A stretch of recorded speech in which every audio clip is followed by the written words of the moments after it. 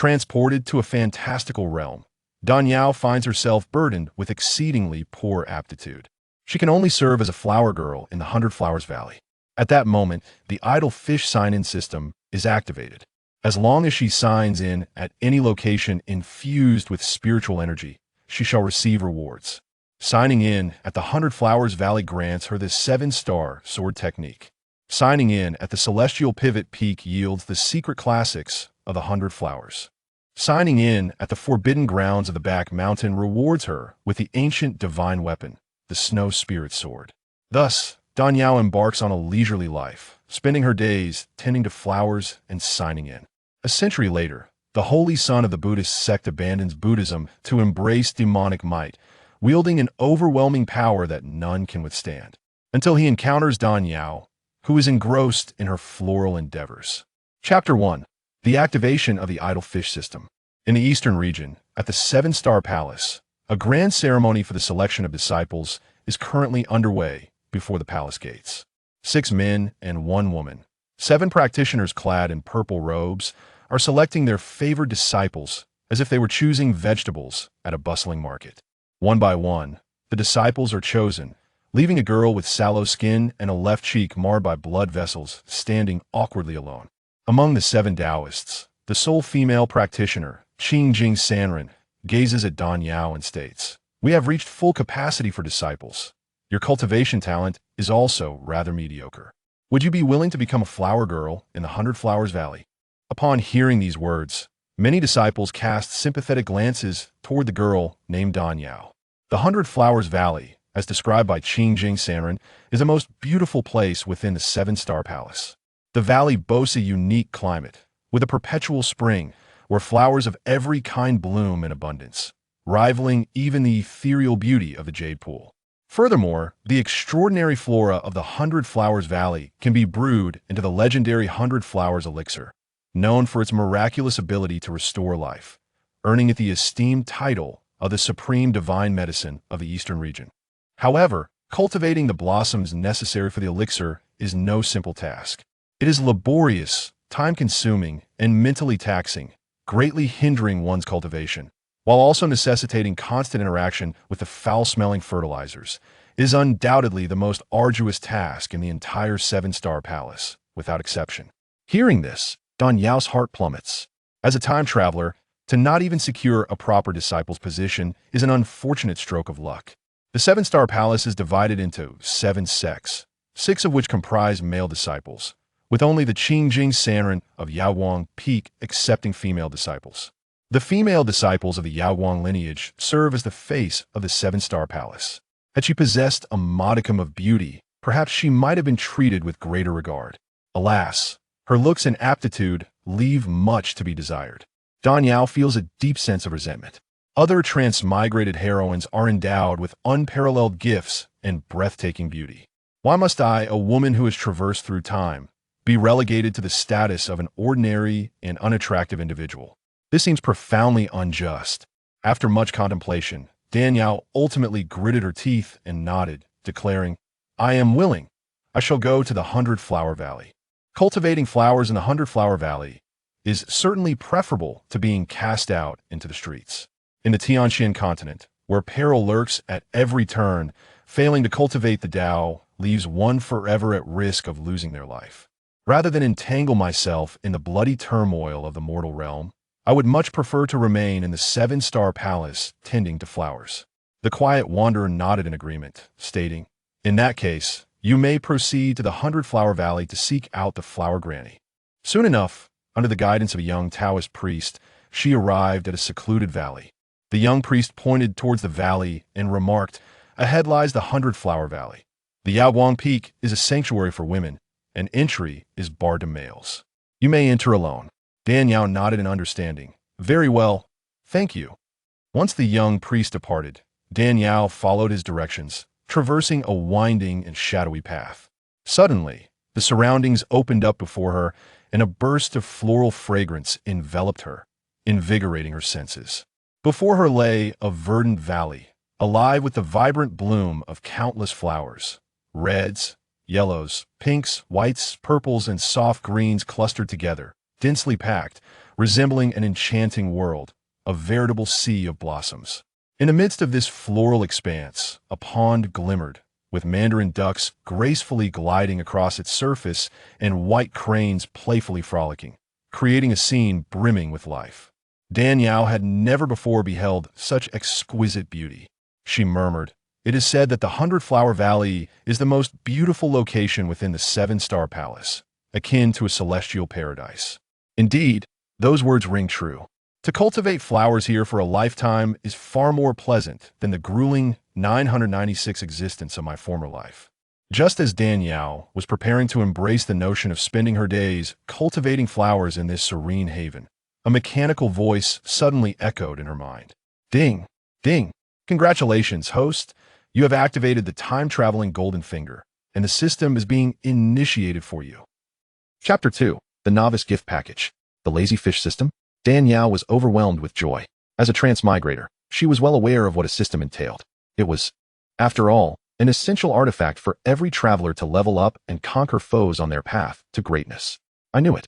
As a fellow traveler, how could I possibly lack a golden finger? This is perfect timing. I was just lamenting my inability to cultivate. Ding. This system is named the Lazy Fish System. As the name suggests, it promotes a life of non-competition and tranquility, allowing the host to receive continuous rewards through daily sign-ins, ultimately leading to the attainment of great accomplishments. Danielle suppressed her inner exuberance and inquired, "So, I merely need to sign in daily without doing anything else to receive rewards?" Indeed, Lazy Fish sign-ins.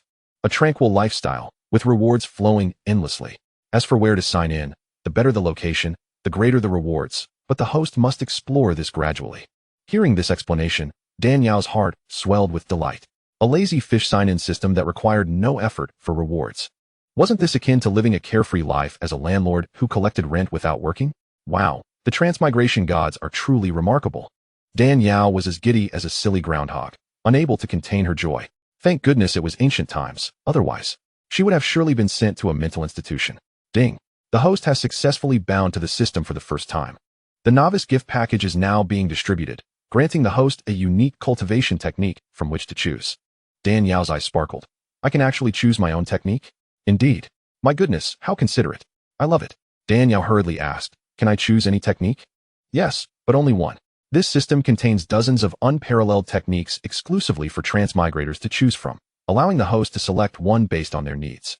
Danielle murmured, "An unparalleled technique, invincible in the world, is undoubtedly the most crucial, but the more powerful the technique, the more time it consumes to cultivate. If I must wait until I am old and frail to achieve greatness, what is the point? System. Do you have a technique that grants invincibility while preserving eternal youth and beauty?" Yes. Is the host certain they wish to choose such a technique? This opportunity is singular, so please choose wisely. Danielle nodded without hesitation. Absolutely. Very well, as you wish, retrieving now. Ding. Congratulations, host has acquired Mingyu skill. Mingyu skill is one of the two supreme techniques of the Tianxian continent, representing the highest and most authentic Taoist heart method, filled with profound mysteries and immense power. Upon reaching the highest realm, one can not only achieve immortality, but also remain eternally youthful. As Danielle listened to the system's introduction, her heart blossomed with joy. Invincibility and eternal youth. What could be more alluring than these two gifts? Especially the allure of eternal youth. What beauty-loving girl could resist the temptation of agelessness? At that moment, Danielle suddenly recalled that she had yet to sign in today. She mentally urged, "System, sign me in at 100 Flowers Valley." Ding. Sign in successful. Congratulations, host has received a 100 Flowers Purifying Pill. The 100 Flowers Purifying Pill, crafted by the first-generation leader of the 7 Stars Palace, is made from countless rare flowers and treasures. Its potency far exceeds that of the 100 Flowers Immortal Brew by tenfold.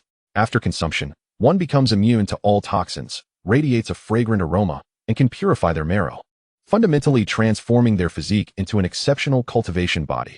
This technique has been lost for 1,000 years. Chapter 3. Granny Flower. Upon hearing the system's introduction of the 100 Flowers Purifying Pill, Danielle was nearly propelled from her seat with excitement. It was precisely because of her poor aptitude and unattractive appearance that she had been sent here to tend to flowers. Now, with this divine pill, she could not only cleanse the toxins she was born with, but also possess the best cultivation physique, becoming a genius among geniuses. Look at that. Didn't they think I was ugly and talentless? Now that I have bound to this system, I can still access the best cultivation resources. Today, Danielle. You may disregard me, but in the future, the illustrious Dan Yao will be beyond your reach. Lost in thought, a frail, elderly voice called out from behind her. Are you the flower girl assigned to me by the tranquil sage? Dan Yao turned around to find an elderly woman clad in a Taoist robe. Her silver hair contrasting with her weathered face, holding a watering can. Observing her appearance, Dan Yao quickly deduced that she was Granny Flower, the head of 100 Flowers Valley, and promptly greeted her. Hello, Granny. I am the flower girl sent by the tranquil sage. Seeing Dan Yao bow in greeting, Granny Flower noted her politeness and upbringing with satisfaction, nodding approvingly. Good. From now on, you shall assist me. Yes. Dan Yao responded eagerly. Granny Flower continued. Though 100 Flowers Valley cannot provide you with exceptional cultivation resources, as long as you work diligently, do not slack off, and remain humble, I shall not treat you unfairly. Unlike the stern demeanor of the tranquil sage, Granny Flower spoke gently, her face adorned with a warm smile, exuding the comfort of a kind grandmother. Before long, Dan Yao found herself engaging in a cheerful conversation with her. Through their dialogue, Dan Yao gradually learned about the cultivation landscape. In this continent, the cultivation realms are categorized from highest to lowest as body refinement, qi training, essence gathering, infant condensation, void exploration, earth sovereign, and celestial lord. Each realm can be further divided into early, middle, late, and peak stages. Body refinement is the most foundational realm, akin to that of ordinary mortals, with a maximum lifespan of only 100 years. Should one break through to the qi training realm, their lifespan would double to 200 years. And from qi training to essence gathering, it would double again to 400 years. From there, the increments continue exponentially, with infant condensation allowing for 800 years, and void exploration exceeding 1,000. As for the legendary realms of Earth Sovereign and Celestial Lord, they are the stuff of legends. To reach the void exploration realm already places one at the pinnacle of the eastern region of Tianxian continent. For millennia, few have managed to break through to Earth Sovereign. The Celestial Lord and higher realms are even more elusive. It is said that in the distant central region, there exist super beings at the Celestial Lord level, yet no one has ever seen them. Whether they truly exist is a matter of speculation. Dan Yao nodded, though her thoughts lingered. Just because no one has seen them does not mean they do not exist. She had read many fantasy novels in her past life. Those ancient beings who had lived for millennia often appeared like chives in the later chapters, popping up one after another to challenge the protagonist. Curiously, she asked, what realm are you currently at? Granny Flower replied, I am at the mid-stage of essence gathering, and I am already 380 years old this year. Essence gathering? 380? Dan Yao's expression shifted. Essence gathering has a maximum lifespan of only 400 years, so. Indeed. Granny Flower smiled bitterly. At most, I have 20 years left before I must drink the Mengpa soup in the underworld. She paused, her tone turning serious. After my passing, 100 Flowers Valley will be entrusted to you. Chapter 4, Resolute Heart. 20 years. Only 20 years left? Dan Yao felt a wave of sorrow for her. Although she had just met Granny Flower, the warmth she exuded felt akin to family. Hearing that she would transcend in 20 years evoked a sense of sadness and helplessness within her. For an ordinary person, 20 years might seem a long time.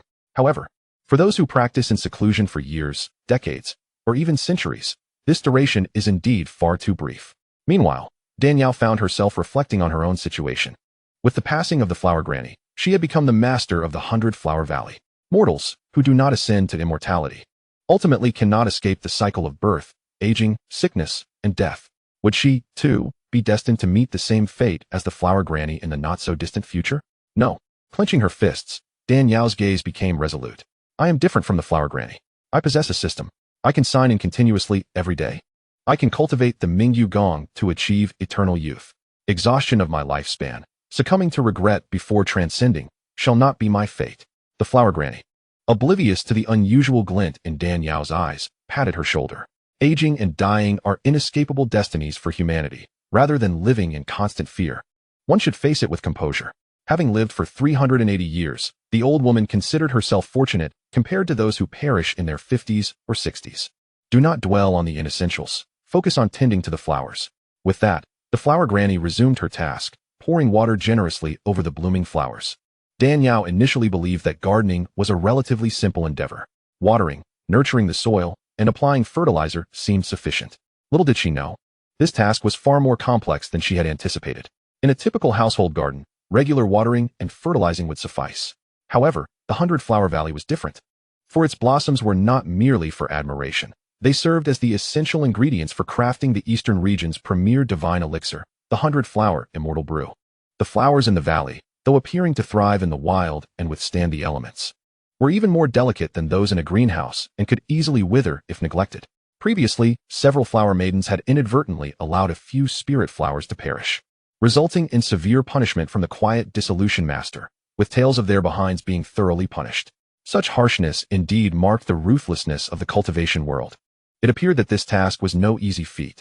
Danielle sighed, but then her thoughts shifted. So what if it was challenging? If it proved too much? She could simply abstain from doing it. After all, she had a system and unparalleled cultivation techniques. If she stayed here to develop her skills for a while and attained significant cultivation, she could leave without enduring any indignities. Yes, cultivation. Strength surpasses all. Power is the ultimate truth. After laboring alongside the flower granny until darkness enveloped the sky, Danielle finally found a moment of respite. The flower granny, having grown weary, finished her work, had her meal, and retired early to her quarters. Observing the tranquil night, with no one around, and the valley serene and secluded, Danielle seized the opportunity to practice in secret, departing the thatched hut to the heart of the flower grove. In the central area of the 100-flower valley bloomed the noble Lioli crown pearl and the jade tower golden green, towering at least half the height of an adult man. By crouching amidst them to cultivate, she could blend her figure into the blossoms, making it an ideal sanctuary for practice. Even if someone were to wander by on a moonlit night to admire the flowers, they would be captivated by the beauty of the Lioli crown pearl and jade tower golden green and would never suspect that someone was hiding there to cultivate. Enveloped in the floral embrace, Danielle grasped the fragrant 100-flower calming heart pill, intending to swallow it. Suddenly, she recalled that any extraordinary elixir would manifest peculiar phenomena upon consumption. Chapter 5. Purifying the marrow and opening the meridians. The 100-flower immortal brew was already the finest divine medicine in the eastern region. How much more potent would the 100-flower calming heart pill be? 100 times more effective? If she were to inadvertently expose this elixir, it might invite deadly peril. With this thought, Danielle hastily instructed the system to contain the energy before carefully swallowing the 100-flower calming heart pill. As soon as the pill entered her body, it rapidly dissolved into her flesh and blood. The overwhelming medicinal power surged through her meridians like a raging river, relentlessly impacting Danielle's vital channels. She could feel her previously blocked meridians gradually expanding. What had once been a narrow pathway was now transforming into a vast thoroughfare. The intense pain from the widening meridians nearly caused Danielle to grind her teeth to dust. After the pain subsided, a refreshing sensation began to spiral upward from her feet, gradually reaching the crown of her head. Danielle sensed a profound metamorphosis occurring within her physical form. If her body had once been a stubborn stone, it was now a flawless and exquisite xianxiaaudiobooks, translucent and radiant. From this moment on, she would no longer be an inconspicuous plain girl, but rather a once-in-a-millennium prodigy. The 100-flower calming heart pill truly lived up to its legendary status, marking a significant turning point in her life. As the saying goes, speak of the devil, and he shall appear. Just as she mentioned the transformation, an unmistakable odor wafted from her body. Initially taken aback, Danielle quickly understood. Purifying the marrow and opening the meridians would inevitably release some impurities from her system. However, she had not anticipated the intensity of the scent. It was far more potent than the herring in a can that she had encountered in her previous life. Several times more overwhelming. Goodness, this odor is unbearable. I must find a place to bathe quickly, or I might suffocate. Holding her nose, Danielle scanned her surroundings and spotted a mountain spring nearby, over 10,000 years old, used daily by the flower granny and the flower maidens for watering the plants. She hurried over and began to wash herself vigorously. Afterward, Danielle felt as light as a swallow, her entire body refreshed. Lowering her gaze to sniff the back of her hand, she detected a lingering fragrance emanating from her very bones. The mountain spring reflected the moonlight, and as Danielle gazed into the mirror-like surface, she noticed that the blood streaks on her face had vanished, revealing a complexion as pale as freshly mined Hittian jade. This was the innate toxin she had carried since birth, notoriously stubborn. To her astonishment, while the 100-flower calming heart pill had transformed her, it had also eradicated this inherent toxin, a delightful surprise indeed. Fragments of broken memories surfaced in her mind, hinting that even the palace physicians had been unable to remedy this poison. The palace? Could it be that the original owner of this body was a woman of some royal dynasty? But what of it? Once a person dies, all is forgotten. The original owner is gone, so why dwell on it? Cultivation, cultivation. The system granted her the Mingyu Gong. It was said to be formidable, intertwining the essence of the moon and jade. She would give it a try? Thus, Danielle returned to the flower grove, seated herself cross-legged, closed her eyes, and began to contemplate the Mingyu Gong mental method recorded in her mind. The Ming represents the sun and moon. The Yu embodies the essence of heaven and earth. To seize the creation of the universe and harvest the essence of the sun and moon is the essence of the Mingyu Gong. The opening passage of the Mingyu Gong sounded quite impressive. However, whether it truly held such power remained to be seen through practice. The Mingyu Gong was said to be divided into 9 levels. Mastering the 6th level, the earthly sovereign realm, would elevate one to a position of power within the Tianxian continent. If one could reach the 8th level, they would become invincible, standing above all beings as the supreme force at the pinnacle of the pyramid. Chapter 6. Congratulations to the host for acquiring the 7-star sword technique. Upon reaching the 9th level, one's entire vital energy would transform into celestial energy, transcending the mundane and achieving immortality. Following the guidance of the mental method, Danyao began her cultivation journey. Initial stage of body tempering, intermediate stage, advanced stage, pinnacle. In just a few short hours, Danyao astonishingly mastered the basics of the Mingyu Gong, undergoing a metamorphosis from an ordinary person to a peak practitioner of the body tempering realm. Such talent, if showcased at the 7-star palace, would not only be unprecedented, but also a once-in-a-millennium occurrence. Should the esteemed Taoist Qingxiu and the elders witness this, they would likely wish to slap themselves twice in disbelief. Is this truly what one would call mediocrity? It is evidently the mark of an extraordinary genius. The Mingyu skill indeed proves to be an unparalleled marvel. Through diligent practice, her vitality and spirit have been revitalized. Regrettably, the Mingyu skill embodies the essence of the most keen and gentle Taoist principles, focusing solely on internal mastery without any external applications. To unleash its formidable power, one must also acquire a formidable external technique. Unbeknownst to her, she had inadvertently practiced the heart technique for an entire night. Upon opening her eyes once more, the dawn had already begun to break. It was the 2nd day, and she ought to be able to sign in again, right? System, sign in, she declared. Ding. Sign in successful. Congratulations, host, you have acquired the 7-star sword technique. The 7-star sword technique is the most powerful sword technique of the 7-star palace. One of the foundational skills established by the founder of the sect. It consists of 49 forms, exhibiting formidable sword energy with astonishing power, capable of slaying enemies from 1,000 miles away when mastered to its deepest level. Moreover, this sword technique can be divided into 7, forming the most powerful formation of the 7-star palace, the 7-star sword array, according to the positions of the Big Dipper. Danyao was troubled by her inability to find an external skill to manifest the might of the Mingyu skill. Just as she was about to doze off, a pillow seemed to present itself before her. She entered a state of cultivation once more. Lacking a sword, Danyao snapped off a branch of flowers to practice with. Initially, her swordplay felt somewhat clumsy, akin to a dance of spirits. Gradually, the essence of swordsmanship delved into her mind, and her technique became increasingly refined, as if a sword immortal had possessed her, revealing the intricacies of the art. After completing a series of sword movements, Danyao found herself momentarily stunned. How could she have mastered the sword technique in such a brief period? Wasn't this the secret manual of the 7-star palace? Surely, it couldn't be this simple. What she did not realize was that her rapid mastery of the sword technique stemmed from 2 factors.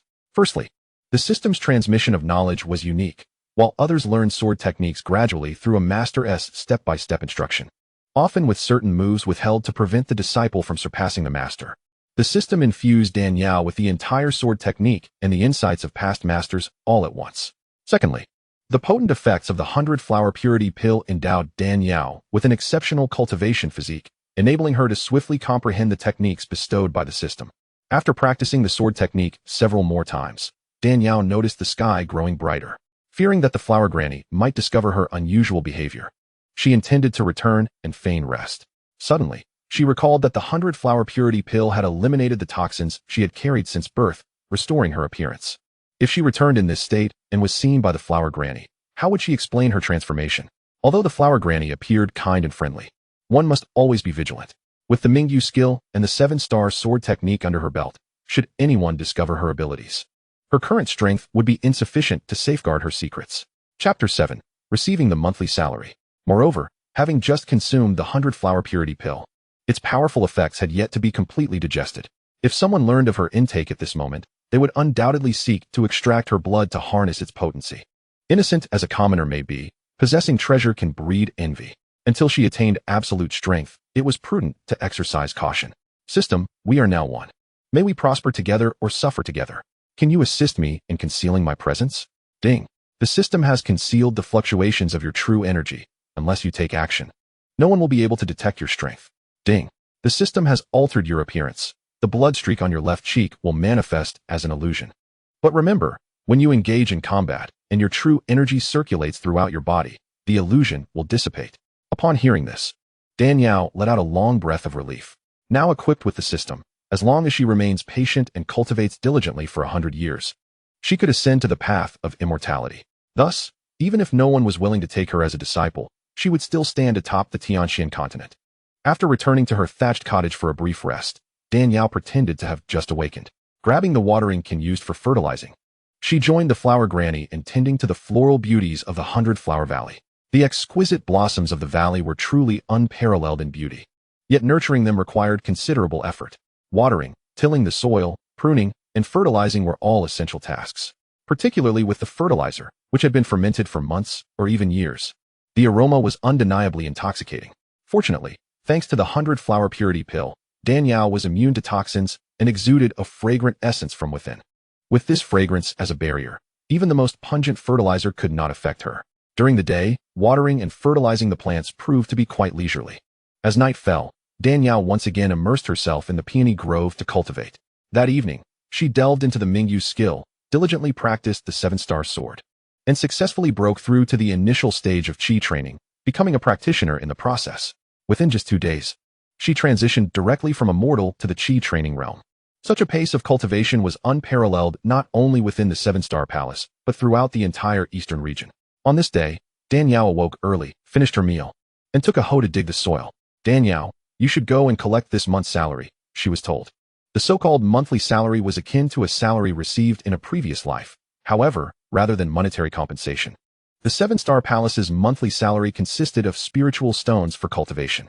Although the 100-flower valley held a lesser status, it was the most crucial source of medicinal materials for the 7-star palace, and the resources provided each month were on par with those granted to other formally trained disciples.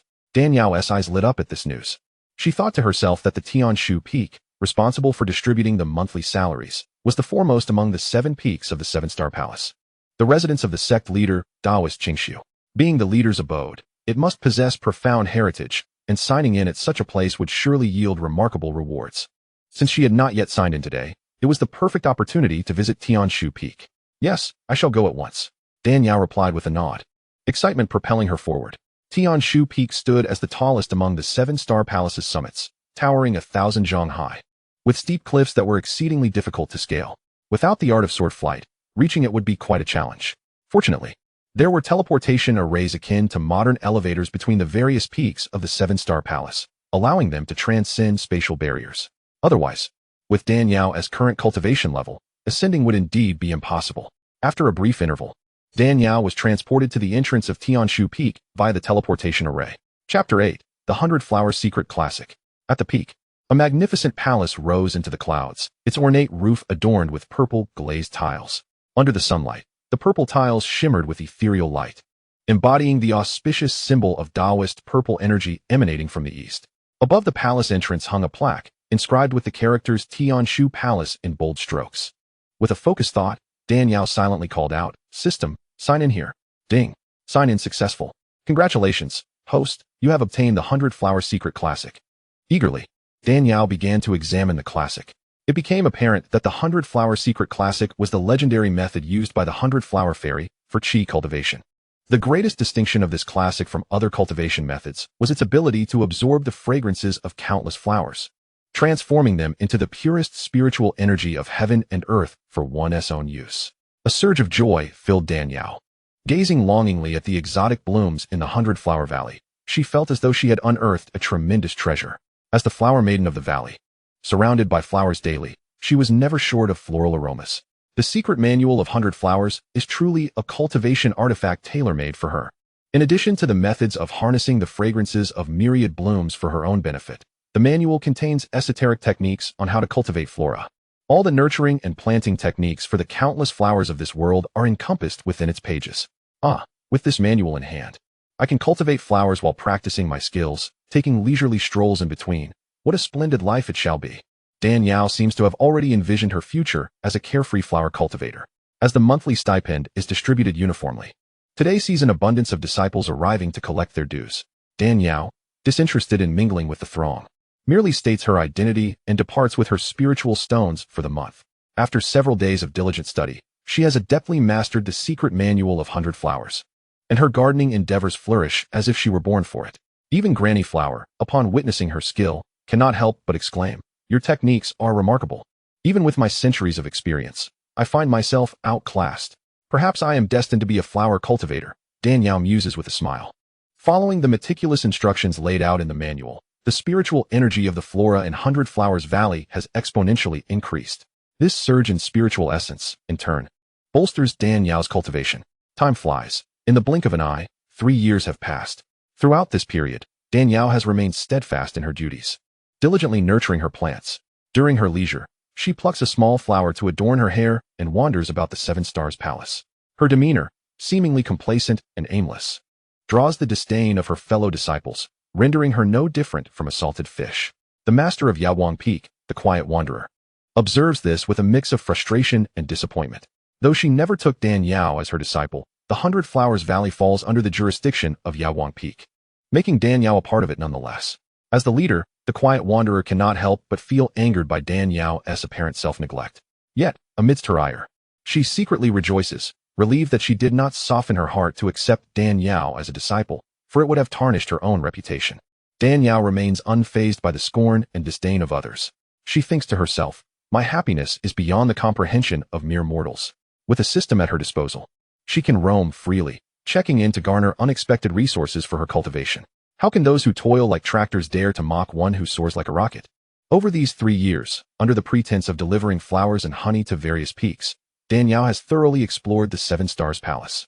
Aside from a few forbidden zones and areas where the sect leader is in seclusion, she is signed in everywhere.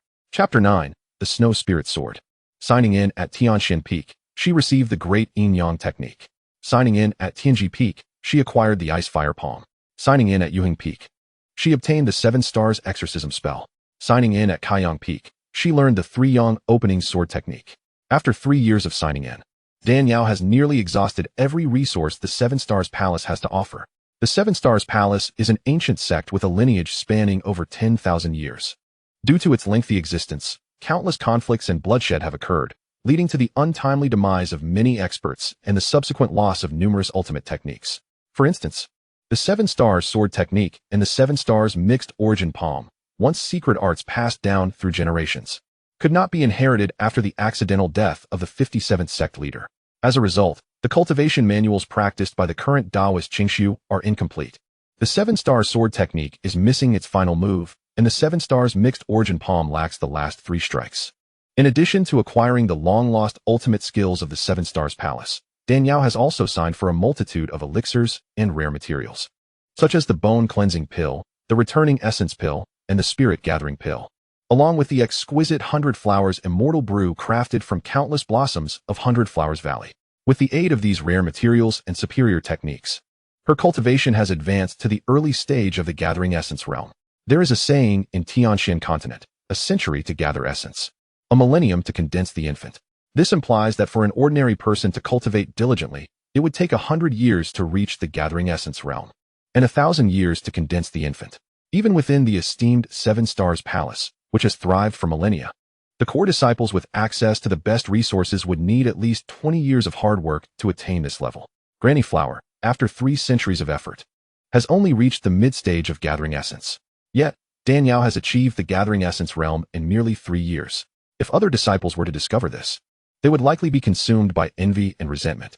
In just 3 years since her entry, she has reached the gathering essence stage. Such a pace of cultivation is simply extraordinary. To put it succinctly, it is like a young calf soaring skyward in a rocket.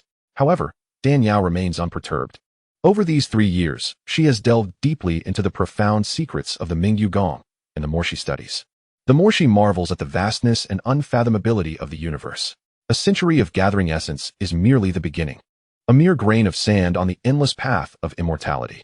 If she were to indulge in pride and arrogance over this, she would never attain true fruition.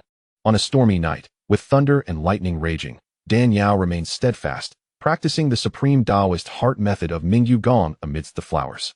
The torrential raindrops, before they can touch her, freeze into ice crystals by the chilling aura emanating from her. Suddenly, she remembers that she has yet to check in today. And with a thought, she calls out, "System, check-in." Ding. Check-in successful. Congratulations to the host for obtaining the Snow Spirit Sword. The Snow Spirit Sword, forged from the ice crystal of a millennium-old snow lotus, is a divine blade, renowned alongside the fire feather sword as the twin swords of snow and fire. Incredibly sharp and immensely powerful, this sword embodies the essence of cold and chill, perfectly complementing the Mingyu Gong when used in conjunction, amplifying its potency manifold. The Snow Spirit Sword. It is indeed the Snow Spirit Sword. In the first year after her arrival, she had heard the elders of the sect speak of it. On Tianxian continent, two ancient divine swords have been passed down, one male and one female, governing yin and yang. The male is known as Fire Feather, and the female as Snow Spirit. The fame of these twin swords is comparable to that of the legendary Heavenly Sword and Dragon-slaying Saber.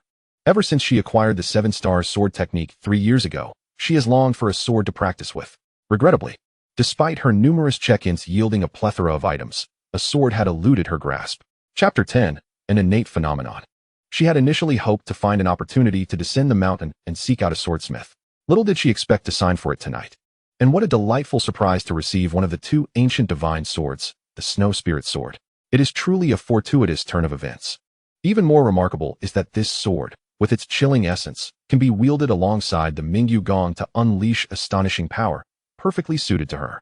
With a mere thought, a sword shaped like translucent jade ice materializes in the void, landing in her hand and solidifying into a tangible form. The Snow Spirit Sword, exquisitely crafted, is a delicate shade of light blue, with an incredibly thin blade, crystalline and pure, light as a feather yet indestructible, emanating an aura of freezing chill. Upon seeing this sword, Danyao immediately recognizes it as a divine artifact. Her heart swells with excitement, and she hastens to practice the 7 stars sword technique with it. At that moment, she suddenly remembers that this ancient divine weapon must possess immense power and destructive capabilities. Should she inadvertently devastate the flowers of 100 Flowers Valley, not only would she face dire consequences, but Granny Flower would also be held accountable by the higher-ups. Thus, she takes the Snow Spirit Sword and gracefully makes her way to a secluded hollow at the foot of Tianshu Peak.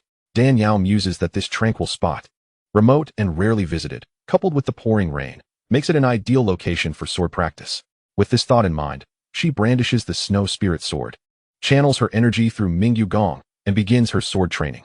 Reciting softly, first style of the 7-star sword technique, the 7 stars chase the moon. With a swift motion of the sword, an extraordinary phenomenon suddenly manifested above the peak of Tianshu.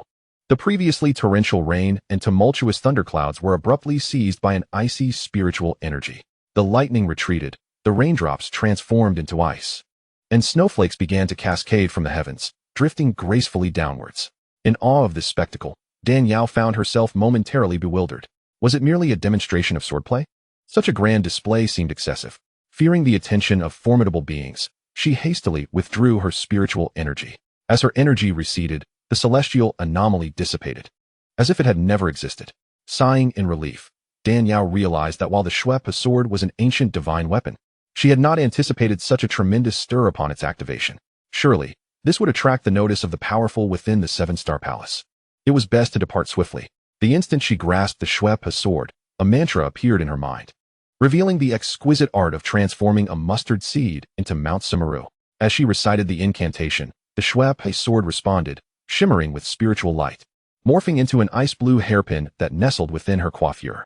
Indeed, a divine weapon possesses an unparalleled uniqueness. Not long after Danyao gracefully departed, 6 streams of spiritual light emerged from the void, coalescing into 6 Taoists. These 6 individuals were the peak masters of the 7-star palace, alongside the esteemed Taoist Qing Su. Observing the lingering chill and sword aura in the surroundings, Taoist Qing Su spoke. "Brothers, I trust you have sensed this?" Taoist Qing Yang, the master of Tianshu Peak, remarked, "This sword aura appears to be the hallmark of our sect's 7-star sword technique, albeit with a slight variation." "There is indeed a difference," Taoist Qing Quan of Yuheng Peak pondered. "Among our 7 siblings, 6 cultivate the power of the Yang. Yet only Qing Jing has a proclivity for the Yin. Could it be her?" Taoist Qing Yu of Tianshan Peak glanced around and inquired, "Speaking of which, where is Qing Jing? I do not see her present." Chapter 11. Suspected Predecessor. Taoist Qing Su replied, "Qing Jing has been in seclusion recently, striving to break through to the pinnacle of the condensation embryo stage. She shall not emerge soon, and even if she does, it cannot possibly be her. Taoist Qing Quan, confused, asked, "How can you be so certain, master?" The seven-star sword technique is a closely guarded secret of our sect. Each peak master can only practice one sword corresponding to a star, while only the sect leader can cultivate all 7 swords. The sheer force of this sword aura contains the essence of the 7 stars. How could Qing Jing, who has only mastered the Yaoguang sword of the 7-star sword technique, possibly evoke such sword energy? Moreover, judging by the dispersal of the sword aura, the individual's mastery of the 7-star sword technique surpasses our comprehension, far exceeding any of us. How could Qing Jing achieve such a feat? Taoist Qing Su replied, "You speak truly. Only the sect leader can cultivate the complete 7-star sword technique. Besides you, who else could wield such exquisite swordplay? Furthermore, the spiritual energy within this sword aura is so frigid. Who else could practice such extreme yin and cold powers?" Taoist Qing Yu mused. Could it be that a certain elder, hidden within our sect, has chosen to remain reclusive? Within the 7-star palace, the highest ranking and most powerful individual was the sect leader, Taoist Qing Su. However, as a sect that has endured for over 10 millennia, the depth of the 7-star palace's heritage is profound. Even Taoist Qing Su could not confidently ascertain whether any elders from the previous generation still survived. Contemplating, Taoist Qing Su speculated, perhaps it is so. If an elder from the past indeed exists, their mastery of the 7-star sword technique would naturally surpass ours. Taoist Qing Quan inquired, but what of the chilling spiritual energy intermingled within the sword aura? Among the 7 peaks, only Yaoguang Peak cultivates yin energy. Yet Qing Jing's master and her 2 female elders have long since ascended over a century ago. It is impossible for any elder to remain. Taoist Qing Su lowered his head in thought, remarking, "Old yin gives rise to young yang, and old yang gives rise to young yin. The cycle of yin and yang is perpetual. Perhaps this elder has broken through to a new realm, their pure yang energy, so potent that it has inverted, transforming into an essence of extreme yin and cold." Taoist Qing Quan could not help but rejoice. If this is true, it would be a great fortune for our 7-star palace. Indeed, the greater the strength of the elder from the previous generation, the more capable they will be in safeguarding our sect during critical times. Since the elder prefers not to reveal themselves, we shall not intrude upon their solitude. Let us disperse. Taoist Qing Su waved his hand. Understood. The assembly of peak masters transformed once again into streams of spiritual light, each departing to their respective peaks. Unbeknownst to Danyao, her departure would lead Taoist Qing Su and the others to her sword training grounds, and she had unwittingly been mistaken for a predecessor of the sect. However, the phenomenon triggered by her use of the Shuepai sword and the 7-star sword technique left her deeply unsettled. In the future, unless absolutely necessary, she vowed never to wield this sword again, lest she attract unwanted trouble. Time flew by, and 5 years had swiftly passed. Danyao reclined upon a swing woven from vines and adorned with blooming flowers. A gentle breeze caressed her as the swing swayed gracefully. With her eyes partially closed, she gazed at the sea of vibrant blossoms surrounding her, embodying a sense of serene contentment. Calculating the days, she murmured, "I have lingered in the 100-flower valley for 8 years now." At this moment, she still bore the appearance of a so-called wretched beauty, with the left side of her face marred by blood vessels. Yet, internally, she had undergone a profound transformation. Using the Mingyu skill as her foundation, supplemented by the 100-flower secret and countless rare herbs, she had diligently practiced for 8 years. Now, she had cultivated the Mingyu skill to the 4th level, breaking through to the mid-stage of the condensation embryo realm. Chapter 12, Water Spirit. Currently, the peak masters of the 7-star palace, such as Qing Quan and Qing Yu, had only reached the mid-stage of the condensation embryo realm, fluctuating between the latter stages and the pinnacle of this small realm.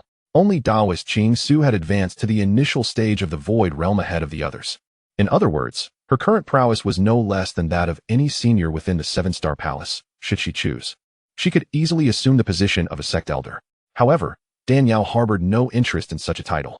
Over the years, she had grown accustomed to her leisurely life of tending to flowers and nurturing grass, content in her leisurely existence.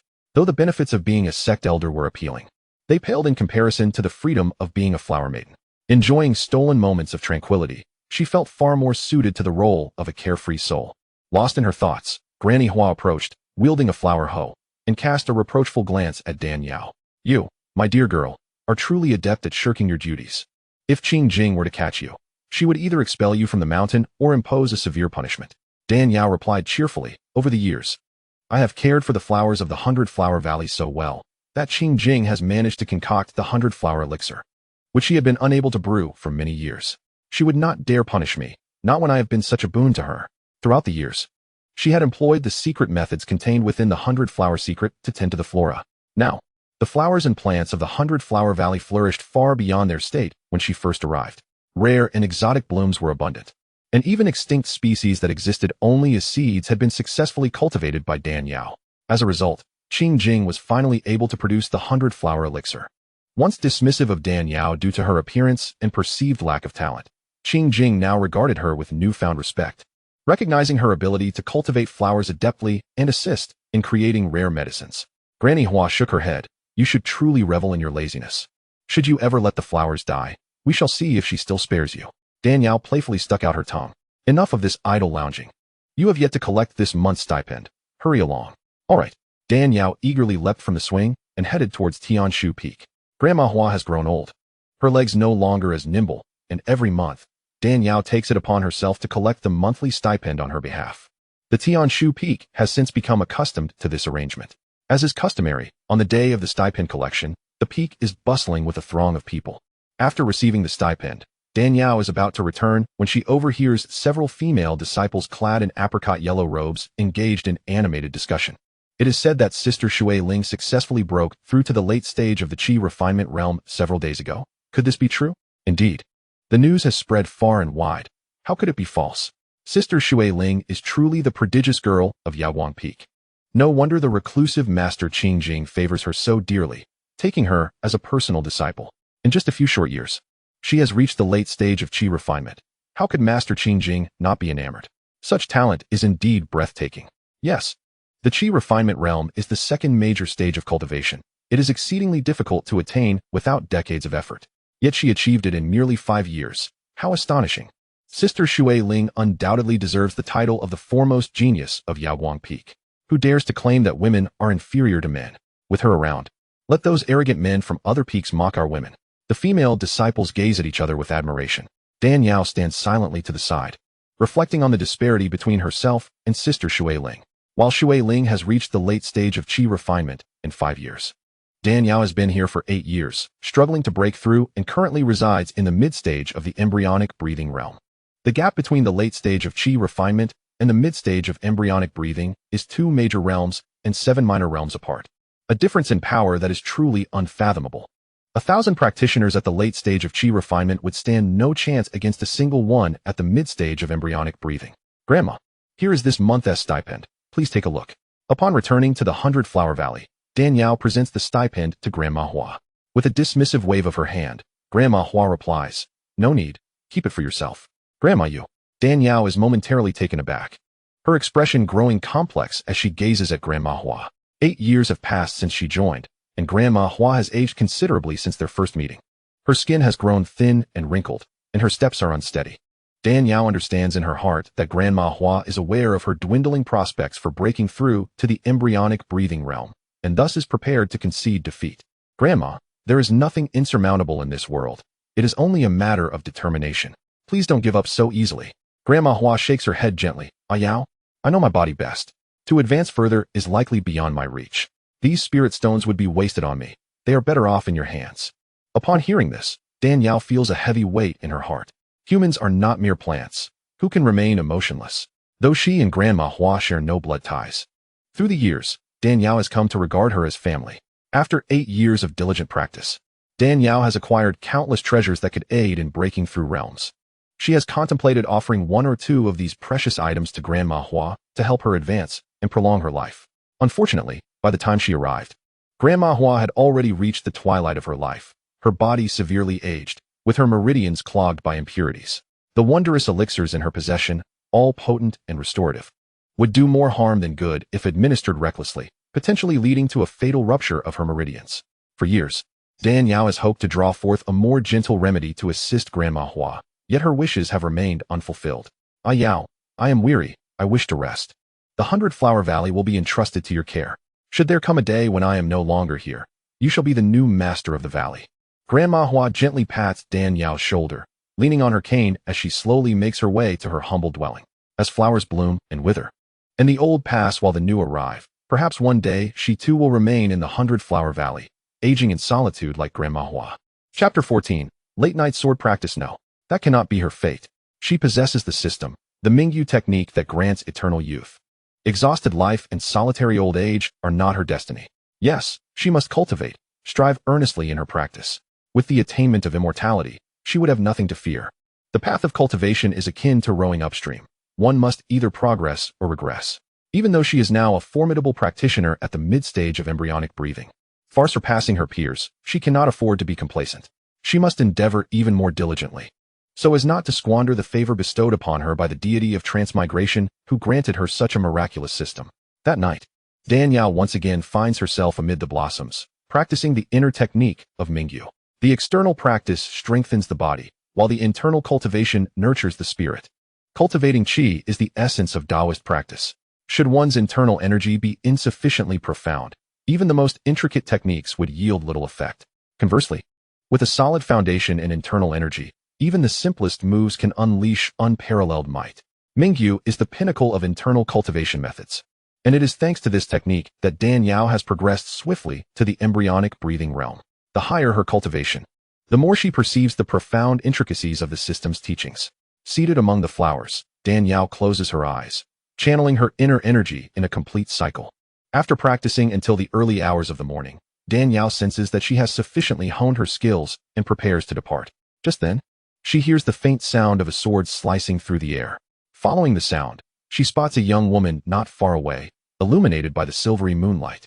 Engrossed in her sword practice, who could be practicing swordplay at such a late hour? Curiosity piqued, Danyao, light as a breeze, glides to perch on the tip of a nearby bamboo stalk. The girl, clad in an apricot yellow robe, possesses a graceful figure, petite and delicate, a strikingly beautiful young lady. She practices with diligence and fervor, her attire soaked with sweat, yet she shows no sign of stopping. Is that her? Danyao recognizes the girl's features and immediately recalls her identity. This is the very genius girl, Shui Ling, whom she had heard the female disciples discussing earlier that day when collecting the stipend at Tianshu Peak. Initially, Danyao had thought that Shui Ling's rapid rise to the late stage of qi refinement in just 5 years was solely due to her exceptional talent. However, it is now evident that behind this halo of genius lies an unwavering commitment and toil. When Danyao delivered flowers to the female disciples at Yaoguang Peak, she had often heard them extolling Shui Ling's remarkable gifts, claiming that she hardly put in the effort, yet her cultivation soared as if propelled by a rocket. Now, she realizes that Shui Ling is akin to a modern-day overachiever. Much like the students who claim to have barely studied for an exam only to emerge with the highest scores, her diligence is not merely a matter of effort. Rather, it is a manifestation of an unyielding commitment to her practice. While everyone else takes respite, she continues to toil away at her swordsmanship. Such extraordinary talent, coupled with an unwavering work ethic, is indeed a rare gem. Surely, she must be practicing the Yaoguang sword from the 7 Stars sword technique, for historically, the adept practitioners of Yaoguang Peak have been women. Their skills, while not as forceful and aggressive as those of their male counterparts, are characterized by their meticulousness and emphasis on defense. The Yaoguang sword is renowned for its formidable defensive capabilities, embodying a graceful yet intricate style, with each move infused with a subtle, feminine strength. In combat, this technique is predominantly defensive, with only 1 out of 10 strikes aimed at offense. Yet, one should not underestimate that single offensive move, as it is cleverly concealed within the defensive maneuvers, often catching adversaries off guard. Chapter 15. The Yaoguang sword is not practiced in this manner. When it comes to innate talent, Shui Ling undoubtedly ranks among the finest of the younger disciples. Regrettably, her overly ambitious nature leads to strikes that are sharp and angular, starkly contrasting with the fluidity and grace of the Yaoguang sword, thus hindering her ability to grasp its true essence and fully master the technique. Danyao has dedicated 8 years to mastering the complete 7 Stars sword technique and has also cultivated the supreme inner method of Mingyu Gong, granting her keen insight. How could she not perceive the obstacles in Shui Ling's swordplay? In the realm of cultivation, the greatest peril lies in encountering such obstructions, particularly for those with exceptional talent. The deeper the gift, the more profound the confusion. Though Shui Ling is still young, even if she struggles to master the Yaoguang sword for an extended period, the quiet sage would likely attribute this to her focus on internal cultivation, never suspecting that his treasured disciple has fallen into a state of confusion. If not resolved promptly, this could inevitably impact her foundational progress. The path of cultivation is also fraught with societal biases regarding gender. Male cultivators outnumber their female counterparts significantly, and for female practitioners to advance is invariably more arduous. The few women who attain formidable cultivation levels are exceedingly rare. Shui Ling possesses exceptional potential. If she can persist in her training, she is destined to make a name for herself in the Tianxian continent, bringing glory to her fellow women. It would be a lamentable loss if such a promising talent were to be hindered by confusion. As a fellow female cultivator and a member of Yaowang Peak, I shall extend a helping hand. Dan Yao retrieves a butterfly-shaped mask from her system space, its icy blue hue radiating a penetrating chill. This ice jade butterfly mask, a product of her system's rewards, not only conceals her face, but also serves to detoxify and restore one's appearance. Dan Yao places the mask upon her face and gently coughs. Who goes there? Shui Ling exclaims, her countenance shifting dramatically as she brandishes her long sword, thrusting it towards Dan Yao with the intent to strike. Noticing Dan Yao concealed among the bamboo tops, unseen for so long, she deduces that this must be a person of considerable prowess and thus remains cautious. The sword thrust is executed with such ferocity that it resembles a frenzied serpent, nearly impossible for an ordinary individual to evade. Yet Dan Yao is no ordinary person. With a mere flick of her finger, she shatters the sword's aura. Following that, she extends 2 fingers, seeming both relaxed and urgent, pinching the sword's tip with effortless ease. What? Shui Ling gasps in alarm, channeling her spiritual energy into the blade in an attempt to retract it. Little does she know, Dan Yao's cultivation level surpasses hers by 2 major realms. The 2 delicate fingers hold the sword's tip as immovably as a mountain restraining the seas. How could she hope to wrest it free? Shui Ling exerts herself, straining against the blade, yet it remains steadfast, unyielding. Dan Yao smiles slightly. Your spiritual energy is insufficient to sway me. With that, she releases her grip, and the sword slips from Shui Ling's control. As Shui Ling pulls forcefully, she suddenly finds herself bereft of strength, nearly stumbling. She retreats several steps, warily regarding Dan Yao. It is well known that this is the esteemed 7 Stars Palace of the Cultivation Sect, where masters abound and defenses are formidable. An ordinary individual could never breach these walls. The fact that this person intentionally drew her attention without inflicting harm. Could they be a senior from the sect? No. The elders of the sect are all cultivators clad in Taoist robes, and this person is garbed in simple attire, which seems incongruent. Despite being a woman, Shui Ling possesses a composure that surpasses many male disciples from other peaks. She inquires, "Who are you, and how did you come to be here?" Dan Yao does not directly address her question, but instead states, "Your swordplay is flawed. The true Yaowang sword is not practiced in this manner." Chapter 16, Offering Guidance. Shui Ling is taken aback. How do you know I am practicing the Yaowang sword? Are you from Yaowang Peak?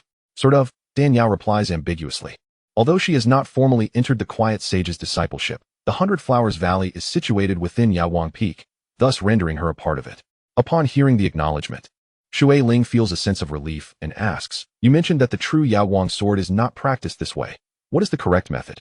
As her words fade, Dan Yao swiftly approaches, seizing the long sword from Shui Ling's grasp. In an instant, she executes all 7 moves of the Yaowang sword from the 7 Stars sword technique. The movements flow seamlessly, like water, not a single thrust aimed directly at the opponent, but rather curving outward and then returning, ultimately forming a perfect, rounded arc. The sword's energy is supple yet devoid of any sound, demonstrating mastery at its pinnacle. Shui Ling stands there, dumbfounded. Dan Yao returns the long sword to her, saying, "The Yaowang sword is a soft, yielding technique that overcomes rigidity. It transforms hardened steel with gentleness. There is a balance of slowness and swiftness. If you pursue speed alone, you will stray from the essence of the sword. Contemplate this well." Hearing these words, Shui Ling experiences a profound awakening. In her practice of this sword technique, had she not been fixated on striking first and hastily drawing her sword, which had prevented her from grasping its true essence? Now, illuminated by Dan Yao's insights, she realizes that the Yaowang sword, practiced by women, leans towards defense. The swiftness of the strike is intended to facilitate better attacks against the enemy, which is contrary to the very principle of defense. With this revelation, Shui Ling finds clarity. The obstacles have been dismantled, and it will not be long before her mastery of the Yaowang sword reaches fruition. "Thank you, Senior, for your guidance," Shui Ling expresses. But as she prepares to convey her gratitude, Dan Yao has already vanished without a trace. The bright moon hangs in the sky, casting a silvery glow, yet her figure is nowhere to be seen. With a sigh of wistfulness, Shui Ling picks up her long sword and resumes her practice. After Dan Yao's enlightening guidance, she has come to recognize her shortcomings. As she begins to practice the Yaowang sword once more, it feels as though her movements flow like clouds and water, smooth and natural, devoid of any stiffness. However, To achieve the fluidity akin to Dan Yao's recent performance, she realizes that it will require at least another decade or two of dedicated effort. As her technique advances in an instant, Shui Ling senses a transformation occurring within her internal energy, heralding another phase of metamorphosis. The pinnacle of the qi refinement stage is beckoning her. After imparting her wisdom to Shui Ling, Dan Yao chooses not to continue her meditation and instead returns to rest. Time swiftly passes, and soon half a month has elapsed. Dan Yao continues her routine of rising early, tending to the flowers alongside Granny Hua. As the moment of ascension draws near, Granny Hua's visage grows increasingly frail, and her movements become more labored. Wishing to spare her any undue fatigue, Dan Yao takes on all the tasks, allowing Granny Hua merely to observe and interject if there are any mistakes. Naturally, Granny Hua appreciates Dan Yao's filial piety. Moved by her kindness and contemplating her impending departure from this world, she decides it is time to make plans for Dan Yao's future. With that thought in mind, Granny Hua speaks. "Ah Yao, are the flowers prepared? Today is the day when disciples from the quiet sage's lineage come to collect them. We must ensure there are no errors. Ready at last, there shall be no further issues. Every 4 years, the tranquil recluse must concoct the 100 flowers elixir. The method of brewing this elixir is shrouded in secrecy, known only to the successive leaders of Yaoguang Peak. The duty of 100 Flowers Valley is to cultivate the flowers essential for the elixir's creation." Chapter 17, Gathering the Flowers. Over the years, with the continuous refinement of flower cultivation in 100 Flowers Valley, the quality of the 100 Flowers elixir has improved significantly. As the most extraordinary remedy in the Eastern domain, the brewing of the elixir is no simple task. It demands a considerable investment of manpower and resources, and the process consumes a vast amount of vital energy. To avoid hindering his cultivation, the tranquil recluse brews the elixir only once every few years, producing merely 2 or 3 jars each time, making those who are fortunate enough to partake countable on one hand. Today, however, the one arriving to gather flowers is no ordinary individual, but rather the most esteemed disciple of the tranquil recluse. The most cherished disciple of the tranquil recluse? Dan Yao couldn't help but recall Shui Ling, who had stayed up late practicing swordplay that fateful night. Could it be that Shui Ling is the one here to gather flowers today? Old Granny Hua chuckled. "Are you pondering the identity of this person? Indeed, nothing escapes your keen senses. You mischievous girl, I know exactly what you were thinking." Old Granny Hua continued with a smile. "Let me reveal the truth. This individual is none other than Shui Ling, the tranquil recluse's most beloved female disciple. Indeed, it is Shui Ling, a prodigious talent with an unyielding work ethic. What master wouldn't take a liking to such a disciple?" Old Granny Hua went on. 5 years ago, while purging demons in the southern wilderness, the tranquil recluse stumbled upon her and brought her into his fold, nurturing her diligently. This young lady has proven herself, cultivating to the latter stages of qi refinement in just 5 years. I heard that during the recent sect assessment, she astonished everyone with her mastery of the Yaoguang sword technique. Truly a genius. You must feel envious of her, don't you? Envious? Heh. Dan Yao smiled silently. Old Granny Hua gazed at Dan Yao, lamenting, "If only I had possessed half her talent in my youth, I wouldn't have had to guard 100 Flowers Valley for over 3 centuries. Given the tranquil recluse's regard for her, barring any unforeseen circumstances, she is destined to become the next leader of Yaoguang Peak and your future superior. You mustn't treat her lightly when the time comes." Dan Yao feigned indifference, nodding slightly. "I understand." Old Granny Hua spoke earnestly. "Ah Yao, my days are numbered. The flowers of 100 Flowers Valley, aside from being used to brew the 100 Flowers elixir, can also be refined into rare perfumes and cosmetics, which, while not beneficial for cultivation, are adored by the young women of the younger generation. Remember to take a few extra boxes for her. A sweet gift can help you forge a good relationship with her, making your future days a tad easier. That is all I can do for you." Touched by her meticulous arrangements, Dan Yao felt a pang of emotion. Previously, those who came to 100 Flowers Valley for flowers were merely ordinary disciples. This time, however, the tranquil recluse had arranged for Shui Ling to come. Undoubtedly with old Granny Hua's assistance behind the scenes, the two waited for about half an hour. Suddenly, a lady riding a spirit bird gracefully approached. It was Shui Ling. Disciple of Yaoguang Peak, Shui Ling has come to gather flowers at the behest of her master. Old Granny Hua said nonchalantly, "Come in. I have been waiting for quite some time." Upon hearing this, Shui Ling dismounted from her spirit bird and approached slowly, bowing to old Granny Hua. "Greetings, old Granny Hua." "And greetings, senior sister." When Shui Ling's gaze fell upon Dan Yao, her expression momentarily froze. Could it be that her exhaustion from training had induced a hallucination? Why did this senior sister, whose face bore traces of blood, seem so strikingly similar to the figure who had guided her sword practice that night? Noticing the peculiarity in Shui Ling's gaze, Dan Yao remained composed, standing still, allowing her to observe. Chapter 18, Doubt.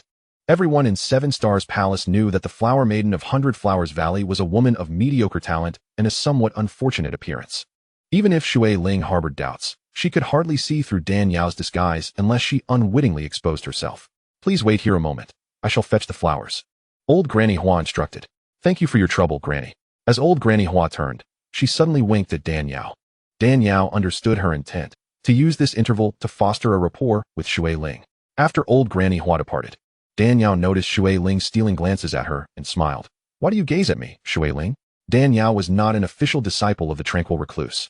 Merely a flower maiden of Hundred Flowers Valley, and thus their statuses differed, making it inappropriate for her to address Shui Ling as a sister. However, having imparted guidance to Shui Ling, she felt no need to adhere strictly to such formalities. Shui Ling, feeling somewhat embarrassed, stammered, please don't misunderstand, senior sister. I just thought your figure resembled that of the esteemed figure who instructed me. Esteemed figure? Dan Yao laughed heartily. Sister, you jest. Look at me. How could I possibly be some revered master? Upon hearing Dan Yao's words, Shui Ling was momentarily taken aback, only to quickly realize. It was well known that the people of Hundred Flowers Valley were those who had been filtered out during the sect's selection of disciples for their mediocre talents. She had entered the sect relatively late, and, although she had not participated in the 8-year recruitment ceremony, she had heard that Dan Yao was sent to Hundred Flowers Valley as a flower maiden due to her poor aptitude and unfortunate appearance. The esteemed woman who had guided her in mastering the Yaoguang sword technique was a profoundly skilled individual of exceptional vision. How could someone of Dan Yao's caliber possibly be that esteemed figure? It seemed she had indeed made a mistake. Shui Ling, who had encountered obstacles in mastering the Yaoguang sword technique that even her master, the Tranquil Recluse, had failed to perceive, had been effortlessly seen through by that esteemed woman, indicating that the latter possessed strength surpassing that of her own master. Reflecting on this, Shui Ling felt a mixture of embarrassment and deepening admiration for the revered figure. Not at all, senior sister. I apologize for my rashness. Dan Yao waved her hand dismissively. It's quite all right. You must be overly fatigued from your rigorous training, leading to such a vision. Shui Ling nodded. Perhaps. Suddenly, a realization struck her. Wait, the people of Seven Stars Palace only knew of her remarkable talent, that she grasped magical arts effortlessly and excelled in practice. Yet no one was aware of the arduous sweat that lay behind her genius. Aside from that esteemed figure from that fateful night, no one knew of her clandestine training efforts. How could this half-blooded woman with traces of blood on her face know of her diligent practice? Could it be that she truly was that mysterious revered figure? Yet she was barely in her 20s, having only been in the sect for 8 years. How could she possess such profound cultivation? Shui Ling smiled faintly at Dan Yao, thinking to herself that it seemed she would need to frequent Hundred Flowers Valley more often. Old Granny Hua emerged with the flowers and, seeing Shui Ling smiling warmly at Dan Yao, assumed that Dan Yao had successfully forged a bond with her through the gift of perfume. This girl, who usually slacked off, certainly did not falter at a critical moment. Excellent, truly worthy of nurturing. After chatting for a while, Shui Ling took the flowers and departed. Before leaving, she mentioned that she would come to chat with Dan Yao again when she had the time. Chapter 19. Time is running out. Dan Yao smiled lightly, refraining from saying anything further. Madame Hua sighed softly. Ah Yao, this disciple named Shui Ling is no ordinary talent. If she does not fall midway, she is destined to become a formidable force in the future. Cultivating a good relationship with her will yield nothing but benefits. While she is still unrefined, you must seize this opportunity. Furthermore, starting tomorrow, I shall impart to you the strategies for arranging formations to fend off enemies, the methods for concocting perfumes and powders, as well as the self-defense techniques known as Fei Huazhu Dai that have been passed down through generations of the valley's masters. You must dedicate yourself to learning, understand? Dan Yao was taken aback. Grandmother, you. I have little time left, Madame Hua interjected. Your qualifications are rather ordinary, and if you do not grasp this opportunity, it may soon be too late. Over the 8 years since Dan Yao entered the Hundred Flower Valley, Madame Hua had not made a single breakthrough in her cultivation. She remained in the mid-stage of the Gathering Yuan realm, just as she was when Dan Yao first arrived. Cultivators in the Gathering Yuan realm have a lifespan of at most 400 years, and she had already lived for 388. The end of her life was drawing near, and she did not fear death. The only concern that weighed on her heart was Dan Yao. Despite her devoted guidance over the past 8 years, Dan Yao's cultivation had stagnated at the initial stage of the body refinement realm. In contrast, her peers who entered the sect around the same time had progressed to the late stage of body refinement, with several even breaking through to the qi refinement realm. This pace of cultivation was far worse than Madame Hua's own when she began. She worried that after her departure, Dan Yao would not only be unfit to assume the position of the valley's master, but would also be bullied by her contemporaries. Aware of the futility of her own breakthroughs, Madame Hua resolved to use the remaining time of her life to guide Dan Yao diligently, hoping to ease her future path. Dan Yao bore a remarkable technique. How could she be concerned with the trivialities of Fei Hua Zhu Dai? Yet, seeing the gradual decline in Madame Hua's health, she nodded resolutely. Rest assured, grandmother, I shall study diligently and will not disappoint you. In the days that followed, Dan Yao not only engaged in her daily flower cultivation and cultivation practices, but also trained under Madame Hua in the arts of Tao. Fei Hua Zhu Dai was the ultimate self-defense technique of the 100 Flower Valley's masters. It utilized true qi to summon petals from the flowers, creating a formidable protective barrier around the user. Although this technique was powerful defensively, it had significant limitations. It required an abundance of flowers nearby to function. Without enough petals, the protective barrier could not materialize. In other words, this skill could only demonstrate its true efficacy within the 100 Flower Valley. Outside of it, it was no different from any ordinary self-defense technique. In contrast, the Ming Yu Gong that Dan Yao practiced was an unparalleled inner cultivation method of utmost softness and gentleness. Once one commenced cultivation, an automatic protective barrier of true qi would form, with no restrictions on its use.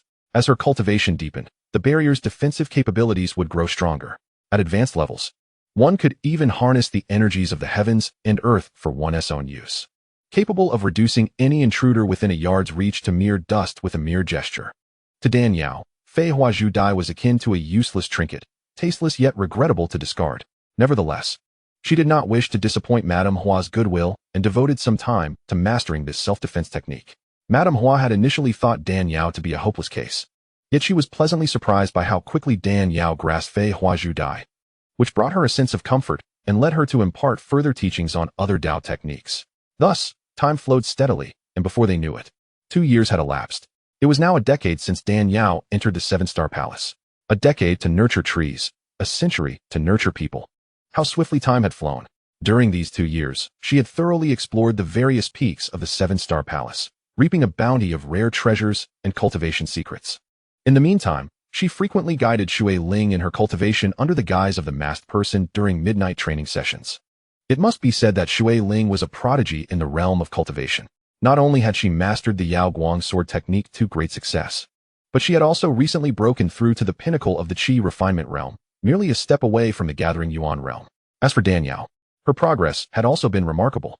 She had obtained AI's Soul Snow Crystal Pill of extraordinary potency, which had inexplicably amplified her spiritual power by centuries. Consequently, Dan Yao was able to break through 2 minor realms, advancing directly from the mid-stage of the embryo formation realm to its pinnacle, now only a step away from the void realm at the summit of the Eastern Domain's pyramid. However, crossing that threshold was not an easy feat. The higher one ascended in cultivation, the more arduous the breakthroughs became. Many peak embryo formation realm cultivators had been stuck at this stage for centuries, ultimately exhausting their lifespans and dying in regret. Dan Yao did not allow herself to become complacent. Instead, she devoted herself even more fervently to her cultivation. One evening, as she completed a full cycle of the Ming Yu Gong method and was preparing to rest, she gazed up at the full moon, radiant and ethereal, captivated by its beauty. The moonlight is so clear and the fragrant air wafts around. This is indeed a delightful benefit of cultivating flowers in the 100 Flower Valley. At that moment, she sensed 2 sinister auras drawing nearer to Yaoguang Peak and smirked coldly, unaware of their impending doom. Outside Yaoguang Peak, 2 shadowy figures hovered in midair. One of them, with a hint of trepidation, said, "Brother, are we really going to make a move?" The one referred to as brother replied, "Of course. Now that we are here, how could we easily give up?" The 2 brothers bore aged faces, their bodies suffused with demonic energy, and judging by the aura surrounding them, they were undoubtedly strong cultivators at the embryo formation realm. The other voiced his concern, "But the 7-star palace is teeming with powerful cultivators. And that old Taoist nun Qing Jing is one of the top experts. What if she discovers us?" "Do not worry," the first replied confidently. "Before we came, I learned that the old Taoist at Tianxian Peak had encountered a mishap in his training, and the other old Taoists, Qing Su, Qing Quan, Qing Yang, and Qing Jing, are all busy assisting him in regulating his true qi. They won't have time to deal with us. Now that you mention it, what are we waiting for? Let us hurry in and seize the 100-flower immortal brew. I've heard it is the foremost divine medicine in the Eastern Domain. If we can snatch a couple of jars, We can not only heal our old wounds, but also enhance our cultivation. Two birds with one stone. I think the same. The old Taoists are currently occupied, blissfully unaware of our actions. Now is the perfect opportunity. Let us move quickly. As soon as he finished speaking, the two brothers transformed into streaks of black light and surged towards Yaoguang Peak. The two villains needed little time to find 2 jars of unopened 100-flower immortal brew in the quiet chamber where Qing Jing usually meditated. However, the moment their hands reached for the jars, the exquisite purple gold and white jade vessels erupted with blinding light, alerting the disciples on night watch. Not good. Someone is stealing the 100-flower immortal brew. The 100-flower immortal brew was the treasure of Yaoguang Peak, and how dare such audacious thieves attempt to steal it? The female disciples on watch cried out in alarm, waking the other sleeping disciples. Meanwhile, disciples from other peaks rushed to assist. Yaoguang Peak was a place for women, and normally disciples from other peaks were not permitted entry. However, with the elders of their sect currently in seclusion to heal, Yaoguang Peak lacked its usual strength. And if help did not arrive, a grave incident might ensue. Before the quiet chamber, a malevolent aura pervaded the air, and blood stained the ground, resembling a hellish battlefield. The two old demons, like vampires, greedily drained the pure Yin essence from the female disciples, transforming them into lifeless husks with aged faces. Ah, what fragrant Yin essence! The 7-star palace truly lives up to its reputation. These female disciples may lack prowess, but their essence is remarkably pure. Such pure demonic blood is hardly inferior to the legendary 100 Flowers immortal brew. Let us first indulge ourselves with a few sips as appetizers, and once satiated, we shall savor the exquisite flavors of the 100 Flowers brew. Ha! The two ancient demons cackled wickedly, their blood-soaked teeth glinting ominously, instilling a chill in the hearts of onlookers. Shui Ling and several elder female disciples, who had remained behind, arrived first and were met with a gruesome sight that ignited their fury. Those damned fiends dare to wantonly slaughter the disciples of Yaoguang Peak. Do they truly think the 7-star palace easy to bully? The two old demons chuckled sinisterly, releasing a powerful and oppressive aura that compelled everyone to retreat in haste. One of the elder women gasped, "You two are the twin demons of heaven and earth." The infamous duo, notorious in the eastern domain as ruthless bandits, were brothers of the same sect, known as Xianxia Long and Feng. The twin demons were insatiably greedy, robbing at will and committing heinous acts, earning the loathing of countless cultivators. Approximately 50 years ago, a formidable rogue cultivator, unable to tolerate their misdeeds, lured them out with a treasure and attempted to eliminate them. It was believed that the twin demons had perished, yet they not only survived, but also infiltrated Yaoguang Peak to steal the 100 Flowers brew. Xianxia Long sneered. "Old hag, your eyesight is commendable, recognizing us even after all this time. Weren't you both supposed to be dead 50 years ago? How is it that you stand before us today?" Upon hearing their acknowledgement, the elder women's expressions grew grave. While the other disciples may have been unaware of the twin demons' brutality, they were well aware. Over a century ago, both demons had already broken through to the nascent baby stage. Together, they could unleash the combat prowess of mid-nascent baby cultivators through secret techniques. With a century having passed, their strength was undoubtedly even more formidable. Among them, the strongest could only reach the peak of gathering essence. How could they hope to contend with such ancient demons? Fools! Have you not heard the saying, "Good men do not live long, while calamities endure for 1,000 years"? We are far from finished playing, and we will not die easily. Feng scoffed. "Indeed, if you wish for our demise, it shall not be so simple. As long as my brother and I live, you shall perish today." Xianxia Long snorted coldly, unleashing a black energy blade from his palm, hurtling it towards the crowd. The elder women and the disciples responded in unison, launching a spiraling sword formation against the black blade.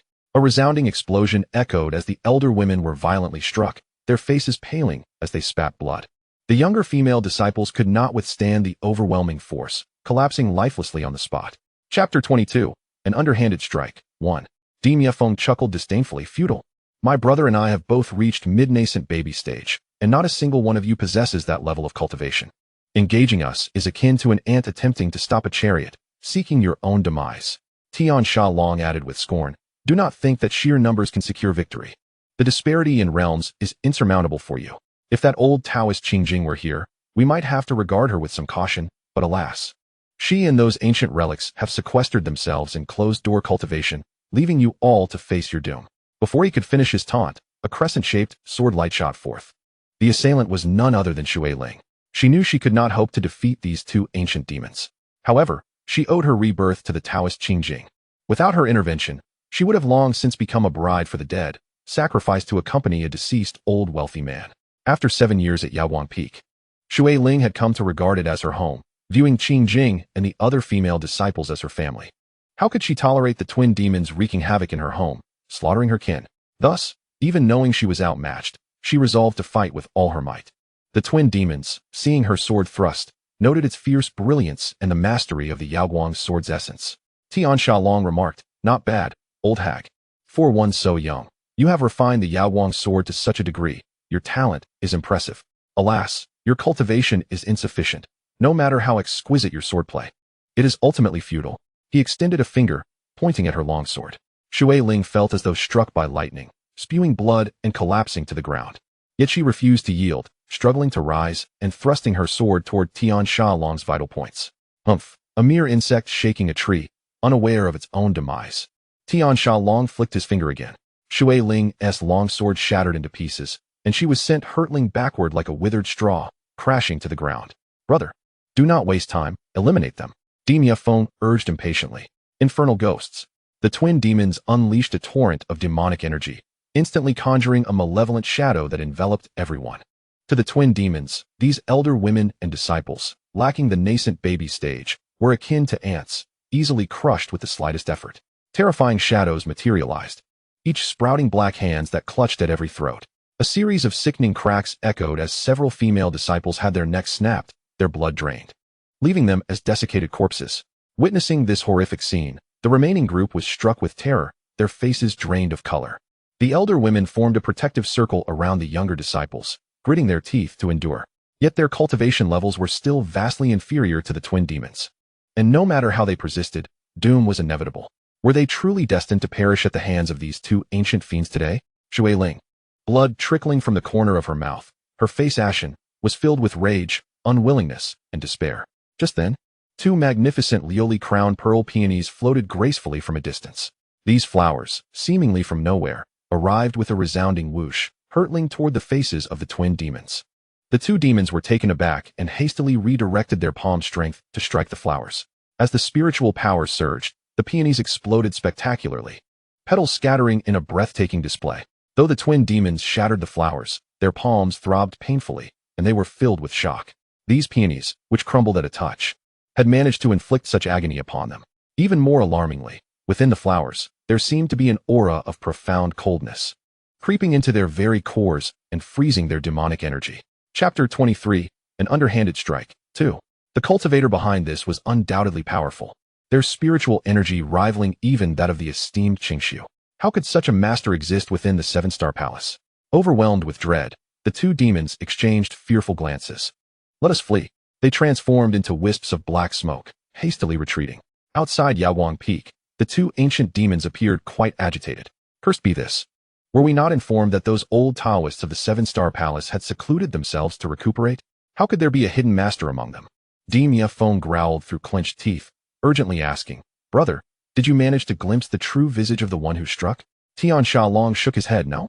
That person never revealed their face, merely used two wilting flowers to injure us. What level of cultivation could they possibly possess?" His expression turned grave. "I do not know. But based on their method of attack and control over spiritual energy, they are at least a Dongshu realm expert." "What? Dongshu realm?" Xianxiafans' face paled. "Was it not stated that only the old Taoist Xianxiu of the seven-star palace is at that level? How could another Dongshu realm cultivator emerge? The seven-star palace has a legacy spanning thousands of years, brimming with talent and profound depth. Who knows how many ancient masters might lurk in the shadows? Those below Dongshu are but ants. Luckily, we fled swiftly, otherwise." Reflecting on the recent bizarre encounter with the two shimmering glass-crowned beads, both individuals remained fraught with trepidation. At that very moment, a chilling voice echoed through the air. "Otherwise, you'll find yourselves in hell, won't you?" Boom. Startled, they exclaimed in unison, "Who goes there? What coward lurks in the shadows?" "Coward?" The voice sneered. "That term seems far more fitting for you two old fiends." Upon hearing this voice, which appeared to emanate from behind them, they spun around abruptly. To their astonishment, a hideous woman clad in floral attire approached gracefully, her left cheek marred by blood vessels, clutching a peony. The sight caused them to draw in a sharp breath, hardly able to believe their eyes. After all, these two were skilled practitioners at the infant condensation stage. How could a mere flower girl possibly materialize behind them? Even more perplexing was the peony she held, which was unmistakably the very glass-crowned bead that had sent them fleeing in panic. Could it be that this girl was the mysterious master? No, that was implausible. This girl was far too young. Even if she had begun cultivating from the womb, she could not possibly be a powerhouse at the void-penetrating stage. It must be an illusion born from their fright at the enigmatic expert, leading them to perceive everything as strange. Yes, that had to be it. The twin fiends of heaven and earth could not fathom that a mere girl could possess such terrifying prowess. After all, the void-penetrating stage was not something to be trifled with. They had devoted hundreds of years to their cultivation without breaking through to that realm. How could a girl who had only recently come of age exhibit such formidable strength? Who are you? Was it you who spoke just now? Xianxialong demanded sharply. Dan Yao nodded, replying, Indeed, it was I who spoke. You wretched girl, do you dare to frighten your grandfather? Do you wish for death? Dimia Feng seethed with uncontainable fury. The twin fiends of heaven and earth, renowned in their own right, found themselves humiliated by a mere girl. Such disgrace was incomprehensible. If word of this got out, how could they ever show their faces in the eastern domain again? Had it not been for their wariness of the mysterious expert lurking in the shadows, he would have already crushed this insolent girl. Dan Yao retorted coldly. It is you who seeks death by daring to wreak havoc in the Seven Stars Palace, particularly on Yaoguang Peak. You believe you can bully us because you think the disciples of Yaoguang Peak are merely women? If you truly think this way, you are gravely mistaken. What nonsense are you spouting, you vile girl? Dimia Feng could no longer restrain himself and launched a palm strike towards Dan Yao's face. Presumptuous, Dan Yao scoffed, blowing on the glass-crowned bead in her hand. Countless petals surged forth, sharp as daggers. Before Dimia Feng could react, his palm was punctured, resembling a sieve. Ah! He shrieked in agony. Wretched girl. Xianxialong, taken aback, stammered, who are you? Do you not recognize me yet? Dan Yao raised the peony stalk. Now devoid of petals. Why you are that mysterious master. Xianxialong's eyes widened in terror. Precisely, Dan Yao affirmed with a nod. Run. Below the void-penetrating stage. All are but ants. This statement was not made lightly. 100 practitioners at the infant condensation stage would struggle to contend with a single void-penetrating master. Moreover, their brotherhood consisted of only one. At that moment, the twin fiends of heaven and earth harbored but a single thought: to flee. Attempt to escape? Dan Yao's laughter was icy and enchanting. The Seven Stars Palace is not a place where you can simply come and go as you please. Having slaughtered so many female disciples of Yaoguang Peak, you shall stay and pay the price. Just as she prepared to draw her Shuepa sword to vanquish these two nefarious old fiends, she reconsidered. The sword's might was overwhelming, and the commotion caused by the twin fiends had already drawn attention. Should she slay them with this blade, it could attract unnecessary trouble. Furthermore, to use such an ancient divine weapon for this purpose would tarnish its sanctity. Thus, Dan Yao retrieved an embroidered needle and a thread from her spatial ring. Though this needle was not comparable to the Shuepa sword, it was no ordinary object. It was a reward for her daily attendance. Even a massive elephant could be pierced by a small needle wielded by a young girl, causing harm. This needle was all but invulnerable, often catching opponents off guard in battle. With a deft flick, Dan Yao threaded the needle and swiftly ensnared the twin fiends of heaven and earth. In a desperate attempt, they clapped their palms together to sever the line. However, unbeknownst to them, the thread was spun from a 1,000-year-old snow silkworm, extremely fine and resilient, impervious to blades. Not only did they fail to sever it, but their hands became ensnared as well. With a tug on the thread, Dan Yao's long needle danced like a serpent, twisting into an arc, the arc seamlessly connecting back upon itself, forming a circle. Transforming the arc into a circle, she utilized the circle for defense while simultaneously launching her offensive, an exquisite technique from the Yaoguang swordplay. Suddenly, cries of anguish echoed as the two were pierced by Dan Yao's needle dozens of times, akin to being pricked by 100 thorns. Each needle was not fatal, yet the cold energy emanating from their tips gnawed at their flesh like a swarm of insects, inflicting excruciating pain. The twin fiends of heaven and earth, overwhelmed by Dan Yao's ferocity, found themselves entranced by the luminous circles of thread before them. Large circles, small circles, straight circles, diagonal circles, each dazzled them, rendering them unable to open their eyes. Before they could comprehend the techniques within the glowing circle, Dan Yao thrust a needle forward. With a soft pop, the needle pierced their spiritual cores, shattering their souls, leaving them utterly lifeless. Humph, this is the consequence of bullying a woman. Dan Yao stored her needle and thread, her figure vanishing without a trace. Chapter 25. The higher UPS in shock. Meanwhile, in the quiet chamber of Yaoguang Peak. Although the twin fiends of heaven and earth had been frightened away by the two glass-crowned beads, several elder women and female disciples had sustained significant injuries. After sitting cross-legged to circulate their energy for a considerable time, they finally regained some semblance of vitality. One of the female disciples opened her eyes and inquired, "Elder, why did those old fiends suddenly flee?" This question echoed the curiosity of the others. The twin fiends were known for their brutality and malice. Why had they retreated in fear when they could have annihilated everyone present? The elder, her face pale, slowly replied. A powerful individual intervened and scared away the fiends using 2 glass-crown beads. A powerful individual? 2 flowers frightened away the fiends? How could this be possible? Elder, those 2 old fiends are formidable masters at the infant condensation stage. In the entire 7 Stars Palace, apart from the headmaster and the peak masters, none can rival them. How could they be scared off by mere flowers? The female disciples were astonished, disbelief etched on their faces. Shui Ling, propping herself up with her sword, approached to pick up a fallen petal, squeezing it gently in surprise. This flower crumbles at a touch. It's a genuine bloom, not a hidden weapon. How could it possess such power? The elder's gaze deepened, revealing the depth of her insight. Precisely because of this, it underscores the unfathomable cultivation of the one who acted. Shui Ling, curious, asked, "But who was that individual?" The elder shook her head. "I do not know. This person's cultivation has transcended imagination. Perhaps only the headmaster and the foremost leaders of each peak can discern the truth. Tonight's events must be reported immediately, lest the 2 old fiends return." As she spoke, the elder dispatched 2 lightly injured disciples to the forbidden area to convey this news. Upon learning about the dual demons of heaven and earth, Qingsu and the others were equally astonished. Qingsu immediately instructed the 2 to remain and assist Qingyu in healing her wounds and restoring her vital energy. He, along with Qingjing and 3 others, promptly broke through the barriers and hastened to Yaowang Peak to assess the situation. Despite being aware of the perilous nature of the battle, the sight of numerous disciples and elders, pale-faced and seated on the ground to recuperate, was alarming.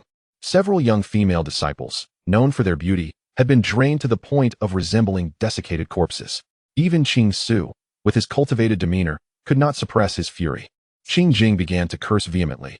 "These 2 gluttonous rogues dare to inflict such cruelty upon my disciples.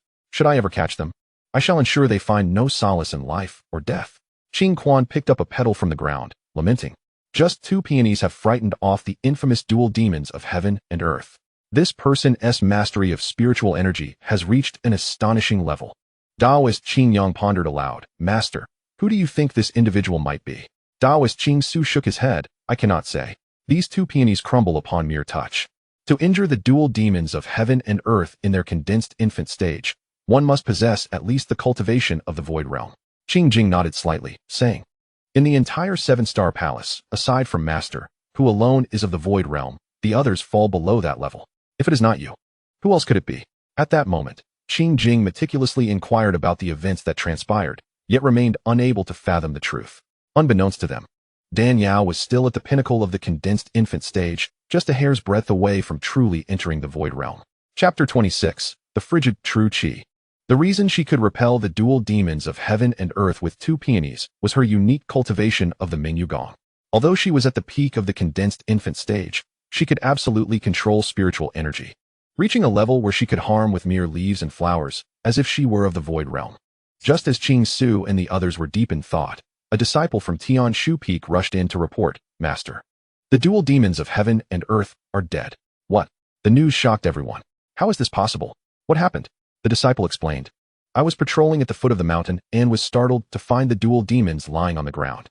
Gathering my courage, I approached to investigate, only to discover that these 2 old fiends had lost their vitality." The venerable Taoists, including Qingsu, immediately utilized their sword flight technique to reach the mountain gate, eager to confirm whether the slain were indeed the dual demons of heaven and earth. It was not that Qingsu doubted the disciples' report. Rather, the dual demons were notoriously difficult to deal with. These 2 old fiends had wreaked havoc in the Eastern Domain's cultivation realm for centuries, their viciousness unparalleled, and their cunning as insidious as a specter. Even a powerful cultivator from 50 years ago could not entirely eradicate these 2 demons. How could they possibly perish at the mountain gate? As they arrived at the mountain gate, half convinced, they indeed beheld the corpses of the dual demons. The 2 old fiends lay lifeless, their eyes wide open, clearly unable to believe they had met their demise at the hands of a mere girl. This scene left Qingsu and the others utterly speechless. It was well known that Tian Xiaolong and Di Miefeng were masters within the condensed infant stage. Upon examining the wounds, they discovered that the demons had been slain by a single needle strike. To kill the dual demons of heaven and earth with a mere needle. How fantastical was that? Taoist Qing bent down to inspect the wounds on the demons' bodies. Although the marks were clearly from a needle, they bore the unmistakable signs of sword energy. The refinement was exquisite and intricate. This was the pinnacle of the Yaoguang sword technique. Taoist Qing's voice was laden with astonishment. Master, are you suggesting these old demons perished under the Yaoguang sword technique? Qing Jing exclaimed in disbelief. Taoist Qing affirmed, indeed, it is the Yaoguang sword technique, employing a needle in place of a sword. My heavens! Upon receiving confirmation, Qing Jing, Qing Yang, and the others could not help but widen their eyes in astonishment. The Yaoguang sword technique is a treasured skill of the Seven-Star Palace.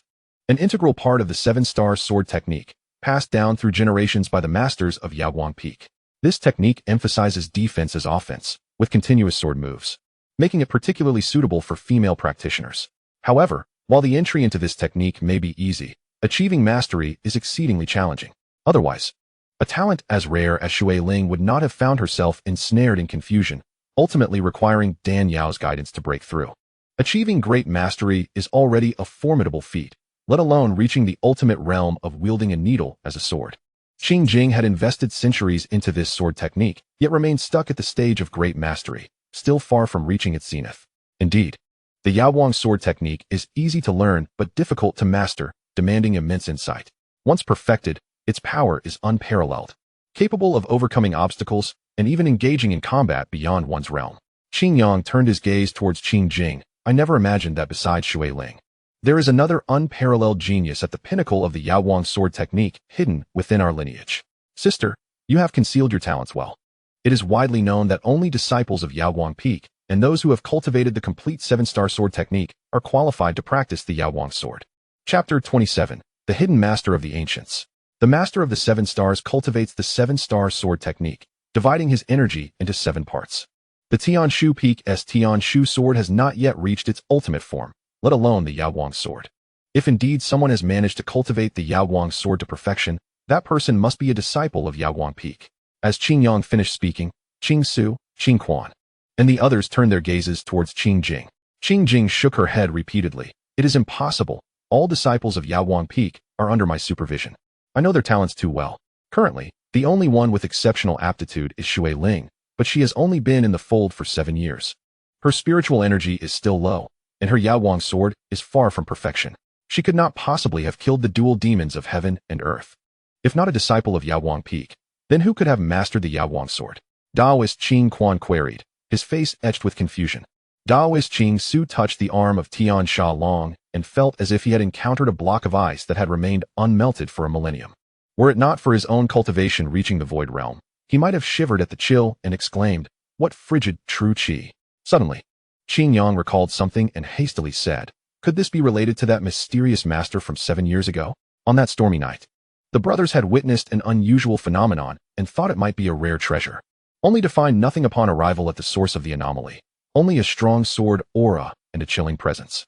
At the time, they searched the Seven-Star Palace thoroughly and found no trace. This incident had lingered in Taoist Qing Su's mind, never forgotten. Now, with the reemergence of this sword energy entwined with the power of ice, he could not help but suspect that the assailant was indeed the same mysterious figure from 7 years ago. Taoist Qing Quan examined the body of Di Miefeng, feeling the stiffening corpse emanating a cold chill, murmuring, "It is quite similar." But the cold energy radiating from these two fiends is 100 times stronger than that of the mysterious swordsman from 7 years ago. Has that individual truly increased their cultivation so dramatically in just 7 years? Taoist Qing Su sighed softly. There are heavens beyond the heavens, and people beyond people. True geniuses possess infinite potential, which is unfathomable. While it is astonishing to grow 100-fold in 7 years, it is not impossible. The serene recluse spoke. It is also possible that the enigmatic figure from years past merely practiced swordplay for leisure, exerting little effort, which is why the chill of that time was not so profound. Today, however, when unleashing their true prowess to vanquish the dual demons of heaven and earth, they have finally revealed their genuine skill. The Taoist Qingshu nodded in agreement. Perhaps that is the case. This individual has attained the realm of Dongshu, and it is highly likely they are a senior of our sect who has long lived in seclusion, with her presiding over the Seven-Star Palace. Which villain dares to act with impunity? The disciples, upon hearing of the hidden prowess within the Seven-Star Palace, were filled with immense joy. In a realm rife with conflict, a sect with profound foundations can better ensure their safety. How could they not rejoice? Little did they know that this so-called elder was merely an inconspicuous flower cultivator, to reward the disciples' fearlessness in their battle against the malevolent forces. The serene recluse presented the 100 Flowers immortal brew as a prize. Each disciple received a share, yet they overlooked Danyao, the one who truly exerted herself. Of course, a carefree soul like Danyao was indifferent to such trivial rewards. Time flowed like blossoms blooming and falling, and before long, 5 years had passed. During this period, Danyao successfully cultivated the 5th level of the Mingyu skill, breaking through to the Dongshu realm, becoming the 2nd Dongshu cultivator following the sect leader Xianxiu. Though she had just entered the Dongshu realm, her mastery of the Mingyu skill was extraordinarily pure, and with the Shuepa sword in hand, defeating Taoist Xianxiu was a trivial matter. One might say she now stood as the foremost figure of the 7-star palace. In these 5 years, Danyao frequently guided Xue Ling in her cultivation. It must be noted that Xue Ling possessed exceptional talent. Under Danyao's tutelage, she successfully broke through to the pinnacle of the Qi refinement stage, becoming the first cultivator to reach the gathering essence stage in the Yaoguang Peak. From a frail mortal to now a practitioner of the gathering essence stage, she had only taken 12 years. 100 years to gather essence. 1,000 years to condense a nascent soul. Though her pace might not rival Danyao's prodigious talent, it was nonetheless among the top 5 in the millennium-long history of the 7-star palace. The process of cultivation was methodical, and Danyao relished in this tranquil and unadorned existence. The only concern weighing on her heart was the frail health of Granny Hua. Since breaking through to the gathering essence stage, Granny Hua had lived for 395 years, and the lifespan of a gathering essence cultivator seldom exceeded 400 years. If she could not break through the threshold of life and death to condense a nascent soul, she would inevitably succumb to the cycle of reincarnation. During this time, Taoist Xianxiu, understanding Granny Hua's tireless dedication to the 7-star palace throughout her life, specially sent elixirs to extend her lifespan. However, Granny Hua graciously declined the sect leader's kind intentions. What good would longevity elixirs do? Without the ability to condense a nascent soul, she could not escape the fate of demise. These elixirs could merely prolong her life, yet they could not halt the aging of her bodily functions. To linger on a sickbed for an extra day was merely to suffer an additional day. Rather than waiting for death in bed, she preferred to embrace her fate. One day, while observing Danyao tending to the flowers, Granny Hua suddenly fainted. Danyao, startled, hurriedly assisted her inside. Upon regaining consciousness, Granny Hua's face was mottled, and with a heavy tone, she asked, "Ah Yao, am I nearing death?" Danyao, moved to her core, tearfully replied, "What nonsense is this about death? You must surely recover." Though she spoke reassuringly, her heart was acutely aware of the truth. Granny Hua's time was drawing nigh, and even if a great Luo golden immortal descended, it would be impossible to wrest her from the hands of the king of hell. Granny Hua smiled gently. "Do not comfort me. I know my own body best. It is futile. Do not weep. Death is an inevitable part of life. If one does not become an immortal, such a day will eventually come. I am merely departing a step ahead of others." She took a shallow breath, weakly stating, "After I depart, you shall become the new leader of the 100-Flower Valley. I know it is a bit of a burden to ask you to waste your golden years on this, but it is unavoidable. Who told you to lack the talent? Although staying here may seem like squandering your time, at least it provides a degree of stability. As long as the 7-star palace endures, you will never have to worry for your life. A simple and unadorned life is not without its blessings. Would you not agree?" Danyao nodded. Indeed. She grasped Granny Hua's hand, suddenly feeling the true essence within her rapidly dissipating, and could not help but tremble. "Granny, you." Granny Hua forced a bitter smile. "The time has come. Today is the day I depart this world. Granny, do you have any final wishes?" "Whatever is within my power, I shall do my utmost to fulfill." Danyao understood that Granny Hua would not survive the day, and refrained from uttering any words that would only deepen the sorrow. Instead, she directly inquired about any unresolved wishes. Granny Hua pondered for a moment before slowly saying, "In my lifetime, I have 2 great regrets. One is that I could not marry my betrothed and grow old together. The other is that I could not stay by my parents' side to care for them in their twilight years. I was too headstrong in my youth, chasing after the so-called path of immortality, and thus I made sacrifices." She coughed violently. "I forsook my betrothed, causing my parents to become disloyal, and quarreled fiercely with my father. From then on, every time I returned home to visit, my heart was solely set on cultivating to become an immortal. In the end, I spent my life in the 100-Flower Valley in desolation. I truly regret not listening to my father and mother." "Ah Yao, do you think they will resent me?" Danyao softly reassured. "How could they? What parent does not cherish their child? Your father quarreled with you only because he hoped you would marry a worthy husband and live a happy life. If he saw you suffering so, he would be heartbroken rather than resentful. That is good, that is good.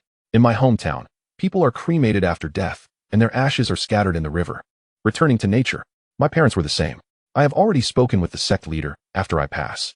I wish for my ashes to be divided into 2 halves, one half buried in the 100-Flower Valley, and the other taken back to my hometown to be scattered in the river that nurtured me.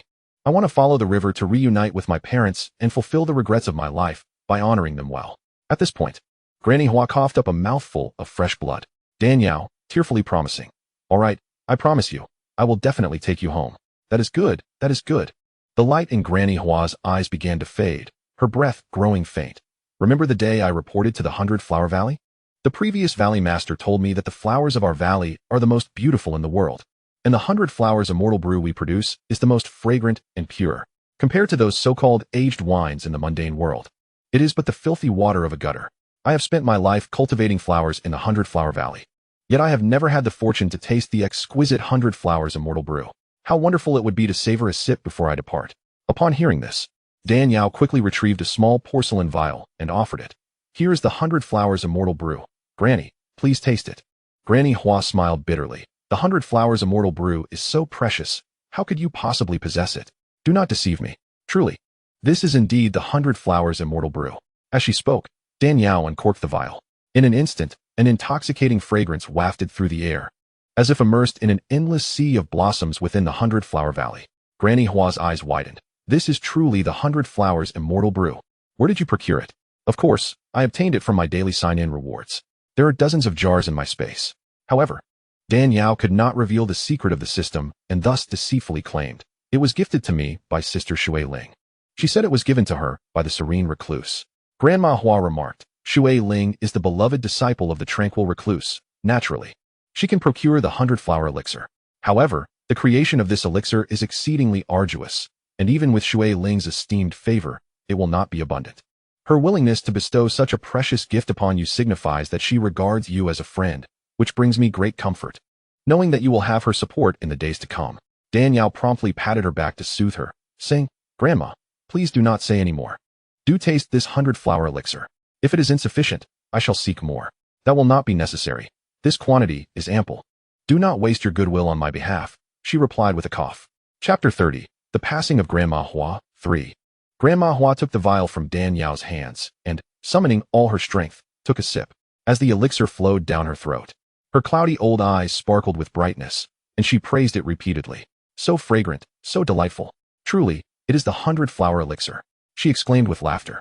Yet, as her laughter waned, her voice grew softer and weaker. Suddenly, her mirth ceased, and Grandma Hua closed her eyes and departed from this world. "Grandma," Danyao knelt down, unable to contain her tears. Soon after, she stepped outside and released a pre-prepared signal rocket into the heavens. The rocket soared into the sky, emitting a mournful wail akin to that of a night owl, echoing throughout Yaoguang Peak. The tranquil recluse, who was meditating, heard the lament and discerned from its direction that Grandma Hua had transcended. In a short while, several beams of light descended upon the house, revealing the tranquil recluse and her disciples. Observing Grandma Hua's lifeless form, the tranquil recluse sighed sorrowfully. "Has Grandma Hua just departed?" "Not long ago," Danyao responded. "Was her passing painful?" Danyao sobbed. "No, she left with a smile." Seeing the smile still lingering on Grandma Hua's lips, the tranquil recluse nodded. "That is good. That is good." Her tone was imbued with deep sorrow. Though Grandma Hua's cultivation was far inferior to hers, and her status incomparable, the tranquil recluse held profound respect for this elder who had devoted her life to the 7 Stars Palace and Yaoguang Peak. "All disciples, come in to bid farewell to Grandma Hua." At the call, the female disciples outside entered to pay their respects. The disciples of Yaoguang Peak, all women, possessed an innate love for beauty, and even female cultivators were not exempt from this nature. These disciples often visited the 100-Flower Valley to admire the blossoms, and Grandma Hua not only permitted them to pluck flowers for their adornments, but also occasionally gifted them small tokens such as honey, pollen, and perfumes. In their eyes, Grandma Hua was a kind and benevolent elder. In light of her passing, the female disciples, led by Shui Ling, were equally engulfed in sorrow. It must be said, while the tranquil recluse was somewhat rigid and had a fiery temper, her heart was nonetheless kind. The disciples she raised were of admirable character. Never looking down upon Grandma Hua or her for being mere flower cultivators, despite being formal disciples of Yaoguang Peak. Thus, after 15 years of living in this manner, Dan Yao, having surpassed all members of the Seven Stars Palace in cultivation, chose to remain in the 100-Flower Valley. She had unknowingly come to regard this place as her home. The tranquil recluse bowed to Grandma Hua and then turned her gaze to Dan Yao. Dan Yao, heed my command. Disciple is present. Dan Yao responded loudly. From this day forth, you shall be the 77th Valley Master of the 100-Flower Valley. You are to fulfill your duties diligently and serve the Seven Stars Palace. Yes. Dan Yao then conveyed Grandma Hua's final wishes to the tranquil recluse. The tranquil recluse sighed. The deceased deserve great respect. I am not devoid of compassion, since Grandma Hua wished for half of her ashes to be returned to her homeland for burial. You shall accompany her on this journey. Yes, disciple obeys. Thank you, Peak Master, for your understanding. Subsequently, the tranquil recluse commanded the disciples to carry Grandma Hua's body outside. They set up a wooden frame on a patch of sandy ground and transferred her body onto it. The disciples then gathered the most vibrant flowers and arranged them in a circle around Grandma Hua, offering their final respects. The tranquil recluse and the disciples bowed several times before issuing the command to ignite the pyre. Dan Yao wept loudly, and others joined her in sorrow. Chapter 31, Jade Xiong Mountain. The next day, Dan Yao departed the Seven Stars Palace, carrying half of Grandma Hua's ashes as she journeyed to her ancestral home. Jade Xiong Mountain. True to its name, Jade Xiong Mountain was breathtakingly beautiful in winter, resembling shattered pear blossoms and exquisite jade. However, as Dan Yao arrived in the springtime, the snow had melted, and the world was awakening, rendering the beauty of jade-like blossoms unseen. Jade Xiong Mountain was the source of the river in Grandma Hua's hometown, a burial ground for the local villagers. Dan Yao soared into the sky, scattering Grandma Hua's ashes, allowing them to flow with the melting snow melt. Grandma, you are home now. Go and find your father and mother. Lost in her sorrow, Dan Yao was unaware of a figure and a cat watching her intently from a distance. The elderly man's face bore an expression of disbelief as he exclaimed, Young master, you cannot be mistaken. This girl is a cultivator of the void realm? Incredibly. The one addressed as young master was the cat cradled in the man's arms. The cat, speaking with utmost certainty, replied, You have not erred. Her cultivation indeed reaches the void realm. But she appears to be merely in her early 20s. How could she have attained such a level? Even those so-called geniuses from the central domain require at least a century of arduous training to reach the void realm. The eastern domain is the least populated among the 5 domains, with the most scarce spiritual energy. How could such a prodigy exist here? The cat's eyes glimmered with depth. This girl possesses unparalleled talent and astonishing bone structure, a rarity through the ages. Heaven has not forsaken me. After all my efforts, I have finally encountered her. The elderly man's face grew heavy with sorrow. Young master, are you truly resolute in this?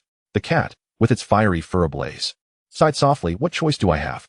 I have been ensnared by treachery, practicing this deadly and unforgiving technique. If I do not disperse my power, not only will my hundreds of years of effort be wasted, but I will also be unable to avenge my parents. The man trembled, but once you disperse your power, you will lose your spiritual energy and perish. The cat retorted fiercely, What does it matter if I perish? As long as I can avenge my parents, I care not. Besides, as long as this technique exists within me, I suffer each day. If I disperse it early, I will be liberated sooner. Yangshu, can you bear to see me live in such misery? The man, named Yangshu, felt tears welling in his eyes. I cannot bear it. But you are the only bloodline of the master and madam. Madam would rather die than see you harmed. I have worked hard to protect your escape. Yangshu, everyone must die eventually, whether early or late, it matters not. What is crucial is to die with purpose. If I transfer my powers to her, I may not escape death, but she will benefit immensely, breaking free from this cursed technique to become the mightiest in Tianxian continent. At that point, she can avenge my family. Yangshu hesitated. We know not if this girl is righteous or wicked, good or evil. If we rashly transfer all our cultivation to her, what if she turns out to be a demoness? The cat chuckled softly. Is she good or evil? We shall discern that through trial. Young master, Yangshu, after I disperse my power, you must look after her well and guide this girl to avenge our family. Do not let me die with my eyes closed. The cat gazed intently at Yangshu. Yangshu wept softly. Yes, old servant obeys, old servant obeys. Chapter 32, The Fierce Battle. After scattering Grandma Hua's ashes, Dan Yao bowed several times at the source of the river on Jade Xiong Mountain. Then, she drew her ice jade hairpin, transforming it into the snow spirit sword, and flew away on her sword. Not long after taking flight, the sound of clashing blades erupted from a nearby forest. The clashing of blades echoed from afar. not only resounding with clarity but also accompanied by the ominous rumble of wind and thunder, indicating that the combatants possessed formidable skills. Intrigued, Dan Yao donned her icy jade butterfly mask, twirled her sword, and made her way toward the forest. In just a few breaths, she alighted upon a great tree. Peering intently, she discerned 5 figures embroiled in combat. 4 of them formed a circle, besieging the 5th. The one ensnared was an elderly man clad in a gray robe, his hair and beard completely white, wielding a ghostly blade and brandishing it with vigorous ferocity. Dan Yao's keen gaze quickly assessed the old man's prowess, clearly recognizing that he had reached the mid-stage of nascent soul, surpassing even the dual demons of heaven and earth. The 4 assailants, equally formidable, each possessed the initial stage of nascent soul. Clad in identical crimson robes, they brandished long swords in unison. Although their individual abilities paled in comparison to the old man's, their coordinated assault with their swords effectively overwhelmed him. In the Eastern domain, those at the nascent soul stage are regarded as top-tier powerhouses, and it was rare to encounter even 1, let alone 5. Witnessing the old man's desperate struggle, with several cuts marring his body and droplets of blood splattering forth, Dan Yao thought to herself, "It appears the old man may not escape this calamity today." One of the sword-wielders shouted, "Old Yang, you cannot defeat us. Hand over that brat Xianxiang, and we shall spare your life." "Never," Old Yang thundered in response. "You 4 treacherous wretches, I treated you well in my lifetime. Instead of remembering my kindness, you repay it with betrayal, persecuting your former master. As a man of Xianxia, how could I conspire with such shameless scoundrels? Even if it means my demise, I shall never commit this act of disloyalty and injustice." Saying this, Old Yang fiercely countered their sword strikes with his ghostly blade. His left hand unleashed a palm thunder, striking the nearest red-robed assailant. Dan Yao was taken aback as she witnessed the palm thunder erupt with dazzling light, summoning dark clouds that churned ominously in the sky, accompanied by a continuous rumble. What a formidable palm thunder! Which sex master possesses such remarkable lightning techniques? The palm thunder moved with astonishing speed, crackling with electricity. The red-robed man hastily evaded, but ultimately was a moment too late. A bolt of lightning struck him, causing a shriek of agony as his body became singed, a foul odor of charred flesh wafting through the air. "You old fool, you seek death." The other 3 roared in fury, raising their swords to the heavens and chanting, "Crimson Lotus Inferno, ignite my sword swift." In an instant, 3 beams of red light shot skyward, transforming the previously thunderous sky into a fiery crimson, as if one were ensnared in a hellish inferno. "The Inferno Red Lotus sword technique," Old Yang exclaimed in astonishment, clearly unprepared for the formidable sword technique these 3 had mastered. Dan Yao was equally astonished. The might of this technique rivaled that of the 7-star sword method, the revered secret art of the 7-star palace.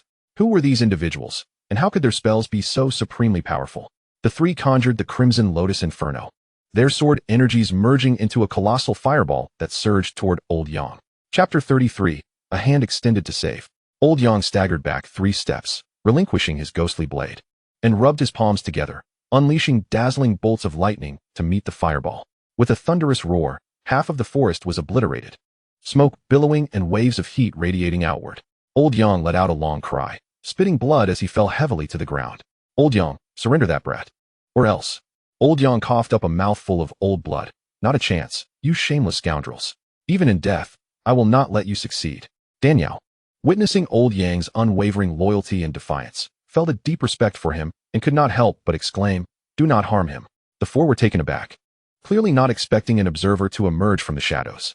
As Dan Yao flew forth, 2 of them lunged at her with their swords, sparks flying as their blades clashed directly at her.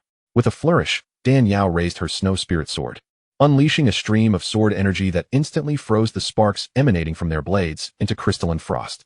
With a swift motion, she struck, and with a clanging sound, their swords shattered into 2 halves. The 4 combatants, witnessing Dan Yao's prowess as she effortlessly severed their swords with her divine blade, were filled with dread. The leader bellowed, "Who are you to meddle in our affairs? You dare hinder our master's grand scheme, a crime deserving of death." Dan Yao replied coolly, "Who I am is of no consequence to you. However, I detest treacherous individuals who sell out their masters and forget their benefactors. Today, your misfortune has led you to fall into my hands." The leader exchanged glances with the other 3 and asked, "Even if we must die, we cannot leave this world without knowing your name. May I ask for your esteemed title?" Just as Dan Yao was about to respond, the other 3 suddenly attacked. One charged at her with a sword, while the other 2, having lost their swords, hurled poison darts from either side, attempting to encircle her. Aware they had encountered a formidable foe, they unleashed their swiftest and most lethal techniques. Dan Yao thrust her snow spirit sword into the ground, clasped her palms together, and summoned her energy, forming a translucent barrier of icy spiritual power. The swords and darts collided with this barrier, instantly shredding and freezing them into icy shards. The four were struck with panic, seeking an escape. Knowing the importance of eradicating threats at their roots, Dan Yao deftly plucked the fallen poison darts from the ground and shot them at the fleeing four. A series of anguished cries echoed as the darts struck their marks, and they fell lifeless to the ground.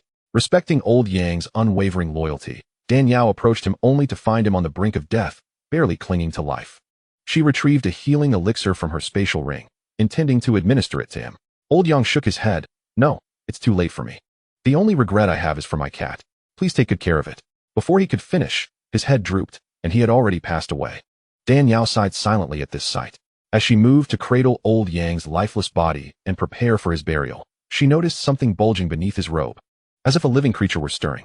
Upon lifting the fabric, she was astonished to find a cat. This feline was larger than an average Persian cat, its fur boasting an extraordinarily rare and striking fiery red hue, with gem-like green eyes that sparkled with vitality, exuding an overwhelming cuteness. Dan Yao, a devoted cat lover, could not resist the urge to reach out and pet the adorable creature. The cat not only possessed an exquisite appearance, but also felt as soft and smooth as the finest silk. Clearly unaccustomed to such affection, the cat let out a few meows in protest. Chapter 34, The Cat with Spirit. Dan Yao gazed down into its gem-like green eyes, recognizing a flicker of youthful infatuation akin to that of a boy encountering his first love. How could a mere cat exhibit such a rich array of expressions? Truly, it was astonishing, Dan Yao pondered, considering that this was a mystical realm of cultivation.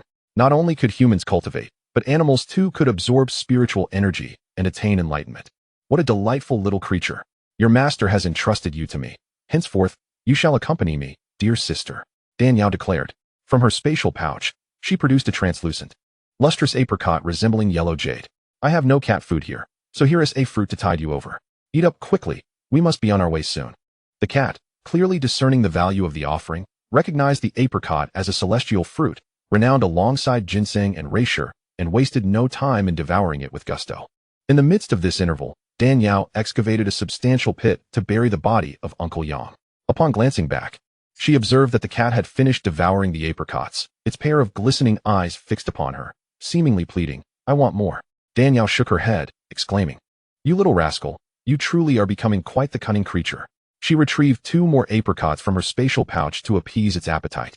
Unbeknownst to Dan Yao, this feline was not merely gluttonous, it was suffering from severe internal injuries.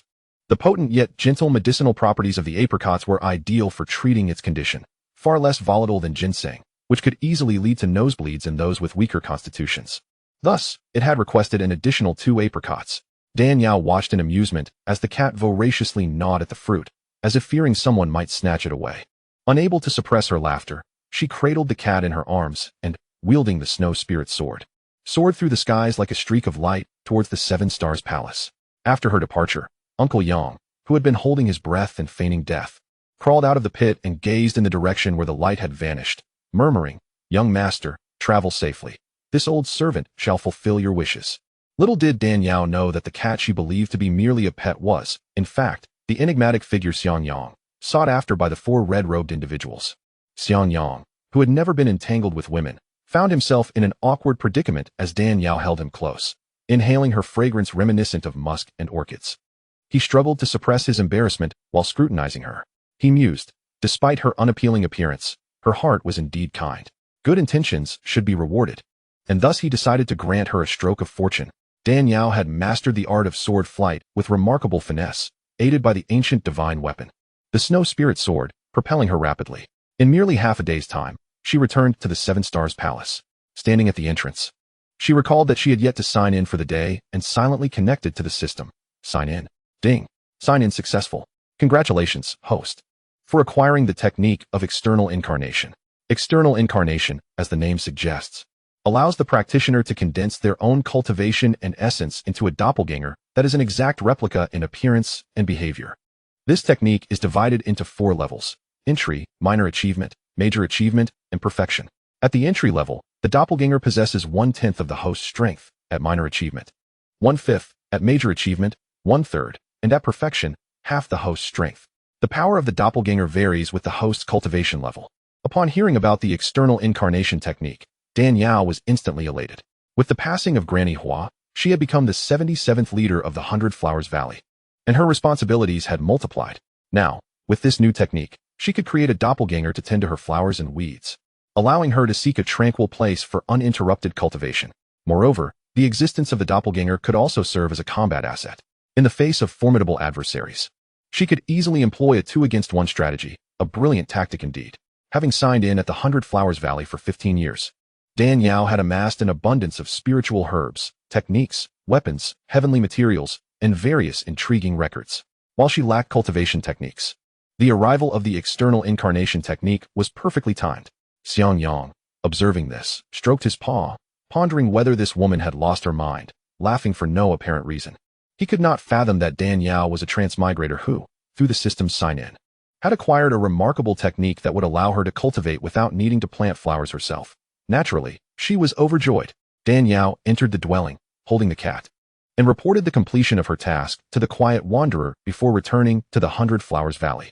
Upon opening the humble abode where Granny Hua had lived, a sense of nostalgia washed over her. Everything appeared so familiar, yet the person who once inhabited it was no longer present, not destined for immortality. One must ultimately confront the cycle of life and death.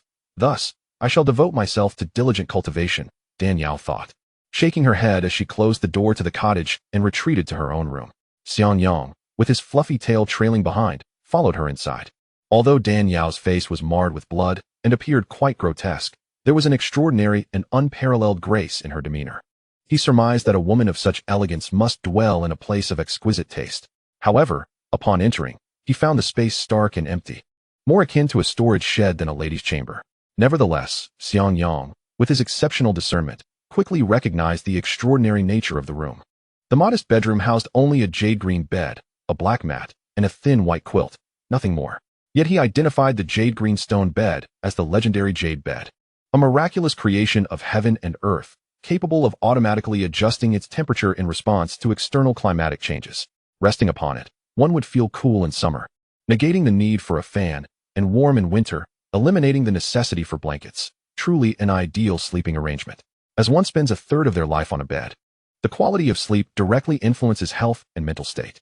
Poor mental health can hinder focused cultivation, diminishing efficiency, but sleeping on the jade bed alleviated such concerns. Additionally, the jade bed possessed another virtue. It facilitated the cultivation of one's spirit, combating external demonic influences, which often disturb practitioners.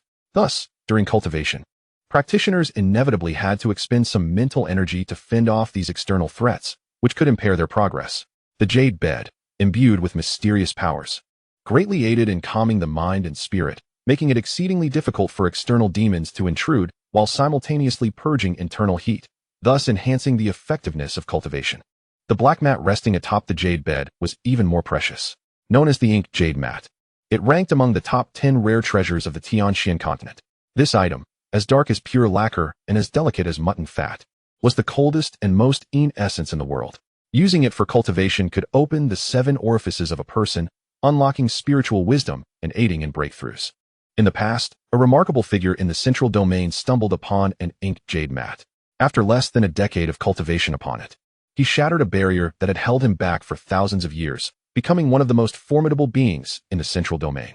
However, that esteemed figure eventually met an untimely demise in a secret realm, and the inked jade mat vanished along with him. Who would have thought that this coveted treasure, sought after by countless powerful beings, would appear here?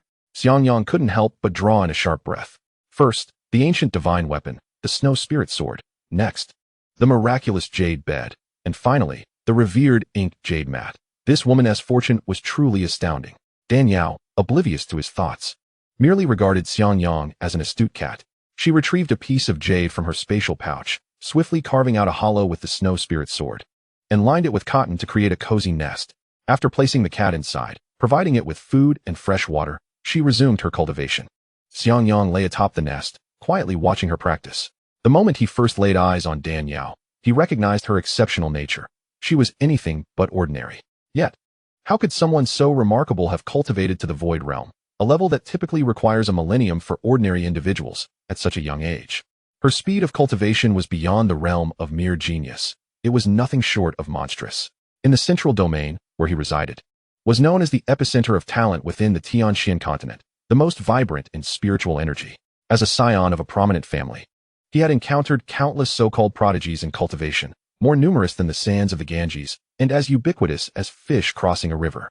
However, none could rival the extraordinary talent of Dan Yao. He contemplated the limitations of human potential. No matter how naturally gifted one may be, time is inevitably required for cultivation.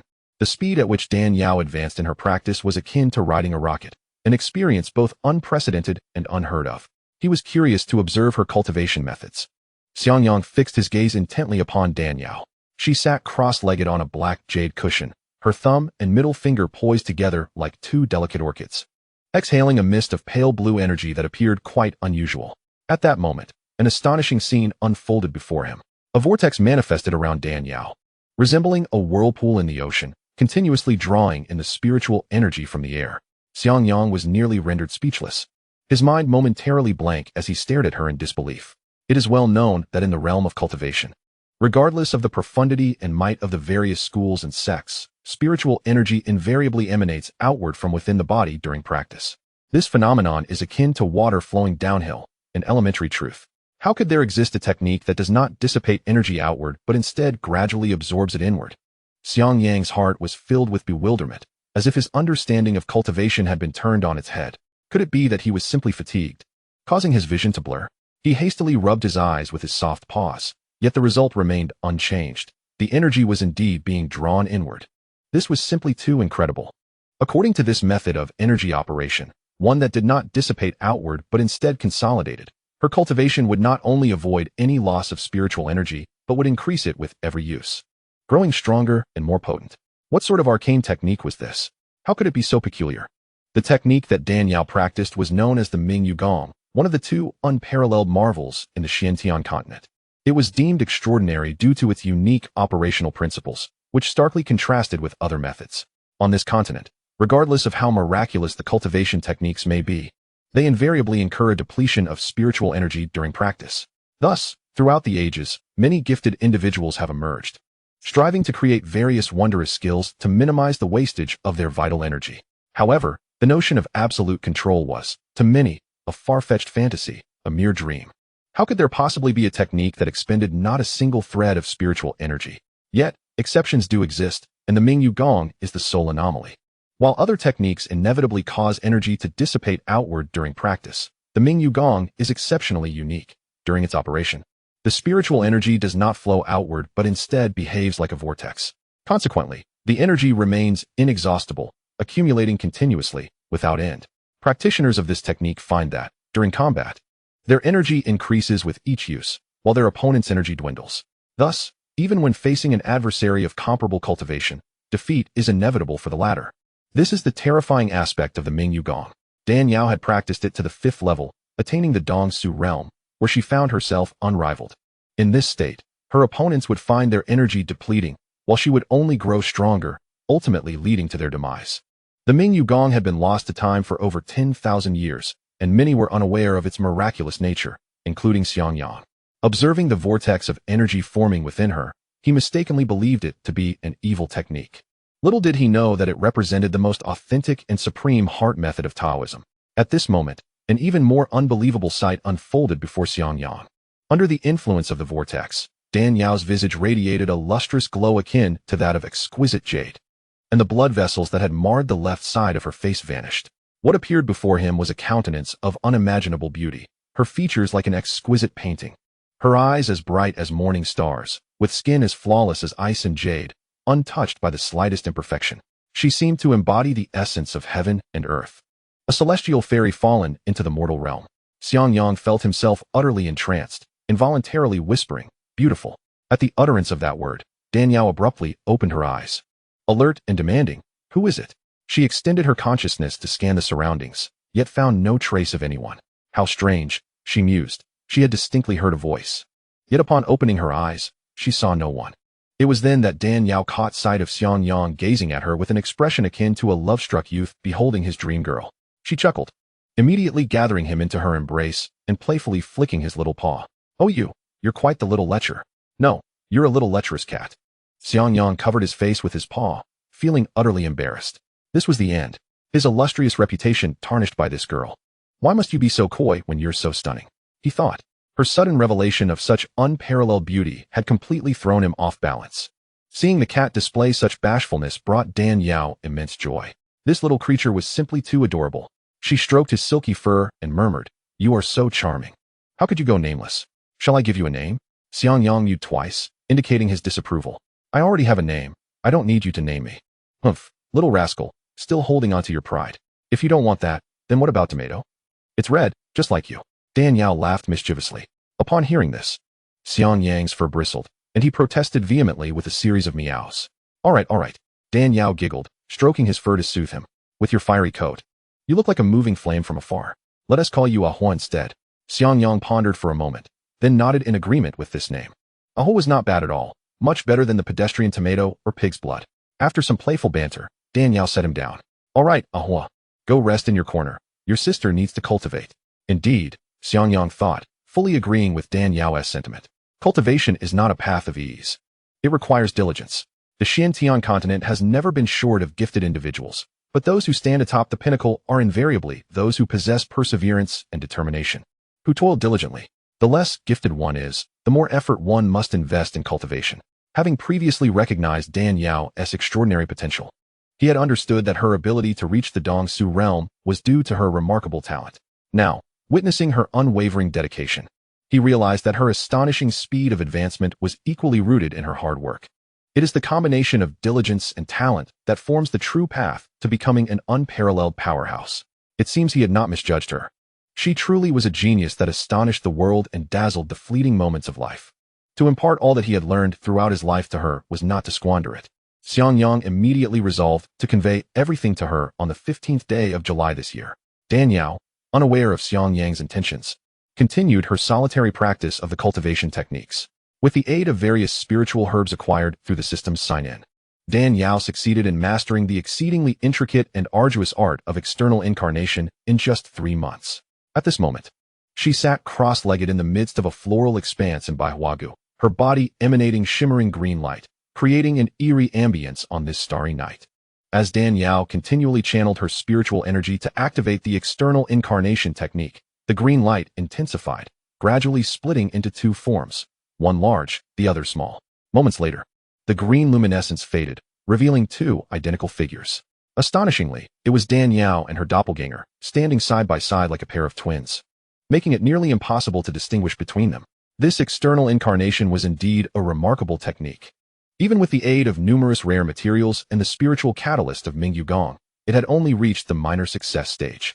The doppelganger at this stage possessed merely 1/5 of Dan Yao's strength. Yet, one should not underestimate this fifth. For even such power from a Dongxu realm cultivator was sufficient to dominate numerous practitioners in the embryo nurturing stage. Dan Yao recited the incantation and pointed at her doppelganger, which then transformed into a beam of spiritual light, diving into her consciousness. This technique of external incarnation, capable of appearing and disappearing at will, was truly exceptional. With this doppelganger to assist in tending to the flowers and weeds, as well as managing the trifles of Baihuagu, Dan Yao's personal life became increasingly liberated. She could now cultivate freely without the worry of being discovered. Chapter 39, Zhongyuan Festival. The time for cultivation slipped away like grains of sand through one's fingers. Before she knew it, the 15th of July had arrived. This day marked the Zhongyuan Festival, commonly referred to as the Ghost Festival. It was a day when the gates of hell swung wide open, allowing the myriad of spirits to roam, and was the most heavy day of the year. For Xiang Yang, who practiced an incredibly yang-oriented cultivation method, this was a day when his spiritual power was at its weakest and most susceptible to influence. However, he chose to turn this circumstance to his advantage, concealing his secret of importation. The Zhongyuan Festival was a day dedicated to honoring deceased relatives. Although the disciples of the Qixing Palace were practitioners of the Tao, they could not escape societal customs. On this day, all disciples were required to gather flowers in Baihuagu to pay tribute to the spirits of those who had perished in the sex conflicts. In previous years, Dan Yao had been overwhelmed with responsibilities, leaving her no time for cultivation. Yet today, with her doppelganger handling these tasks, she could devote herself entirely to her practice. Since creating her doppelganger, Dan Yao had completely shifted her cultivation space from the flower-laden heart of Baihuagu to her own chamber. She settled down, knees crossed, eyes closed, ready to immerse herself in her practice. Suddenly, A loud meow pierced the air, and Dan Yao, thinking a cat was in distress, hastily opened her eyes. Before her stood a dazzling orb of light, bright and crimson, akin to a burning sun radiating searing rays, causing her eyes to sting painfully. Dan Yao's heart raced. On this day of Zhongyuan festival, when the spirits roamed, how could there be such potent yang energy? It was at that moment that a voice whispered in her ear. Do you wish to cultivate into an immortal? Do you aspire to become the mightiest being in the Tianxian continent?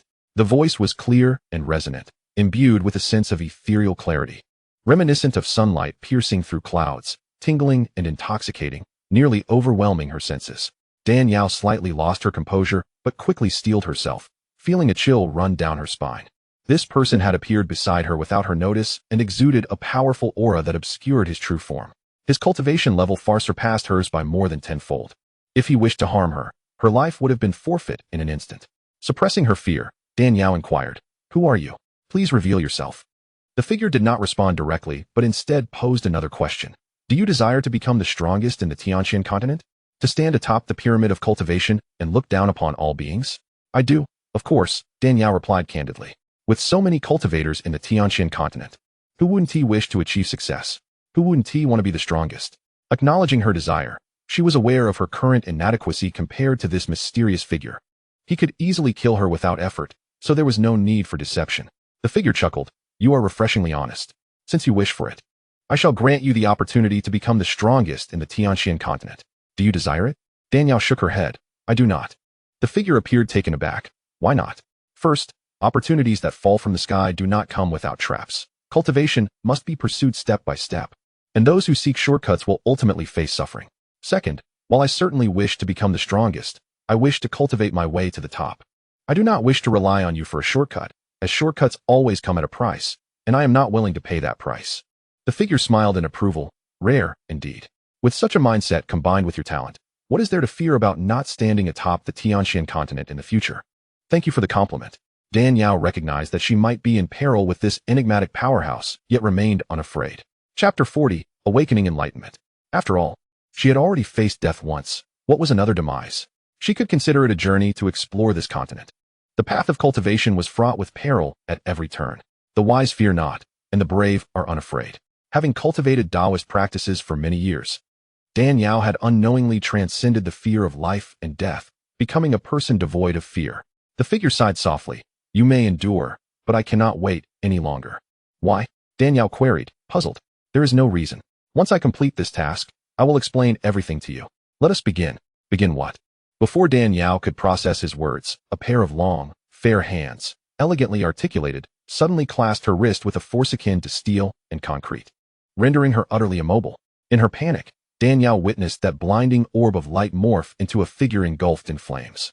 The fiery figure spun its arms, and Dan Yao felt her entire body weaken, flipping in midair until her head met the fiery figure's top, connecting with its crown. In that moment, a chilling realization struck Dan Yao, recalling a peculiar tome she had acquired years ago titled Chronicles of the Extraordinary. This tome detailed a secret method in the Tianxian continent, known as awakening enlightenment, which could transfer a person's cultivation to another through a unique process. However, employing this method meant that while the recipient would gain immeasurable benefits, the one imparting the knowledge would suffer dire consequences, often leading to their demise. The path of cultivation was arduous and littered with danger. Who among practitioners would willingly sacrifice their life to transfer years of hard-earned spiritual power to another? Such an act was tantamount to self-destruction. Generally, only those who found themselves trapped at a bottleneck, unable to break through despite years of toil, and facing the specter of death, would resort to such a desperate method to pass their cultivation to a close companion. Yet, the fiery figure exuded vitality and vigor. His voice a harmonious blend of youth and maturity, enticing yet powerful, clearly indicative of a robust young man. For one of his age, there remained a considerable span of time before he would approach the end of his lifespan. Why would he choose to bestow his power upon her in this manner? Could it be that her understanding was flawed, and he was employing not the method of awakening enlightenment, but rather another sinister technique aimed at ensnaring female cultivators? In a state of uncertainty, Dan Yao suddenly felt a surge of heat atop her head, as a torrent of searing true energy flowed into her body through her forehead, while her palms burned intensely, akin to being pressed against two molten iron branding irons. Scalding. So unbearably hot. What on earth was this peculiar person doing? Did he intend to roast her alive? Dan Yao yearned to voice her inquiries, but discovered that her body was firmly ensnared by his astonishingly potent spiritual power, rendering her utterly incapable of uttering a single word. The true energy flooding into her being grew increasingly intense, exuding a heat reminiscent of molten lava. Dan Yao felt as though she were on the brink of exploding from the unbearable heat, wishing for nothing more than to crash headfirst into oblivion. "Cursed wretch, you are going to kill me." She inwardly cursed this strange individual. Suddenly, a coolness emerged from her dantian, as a wave of icy and chilling true energy began to dispel the overwhelming heat within her.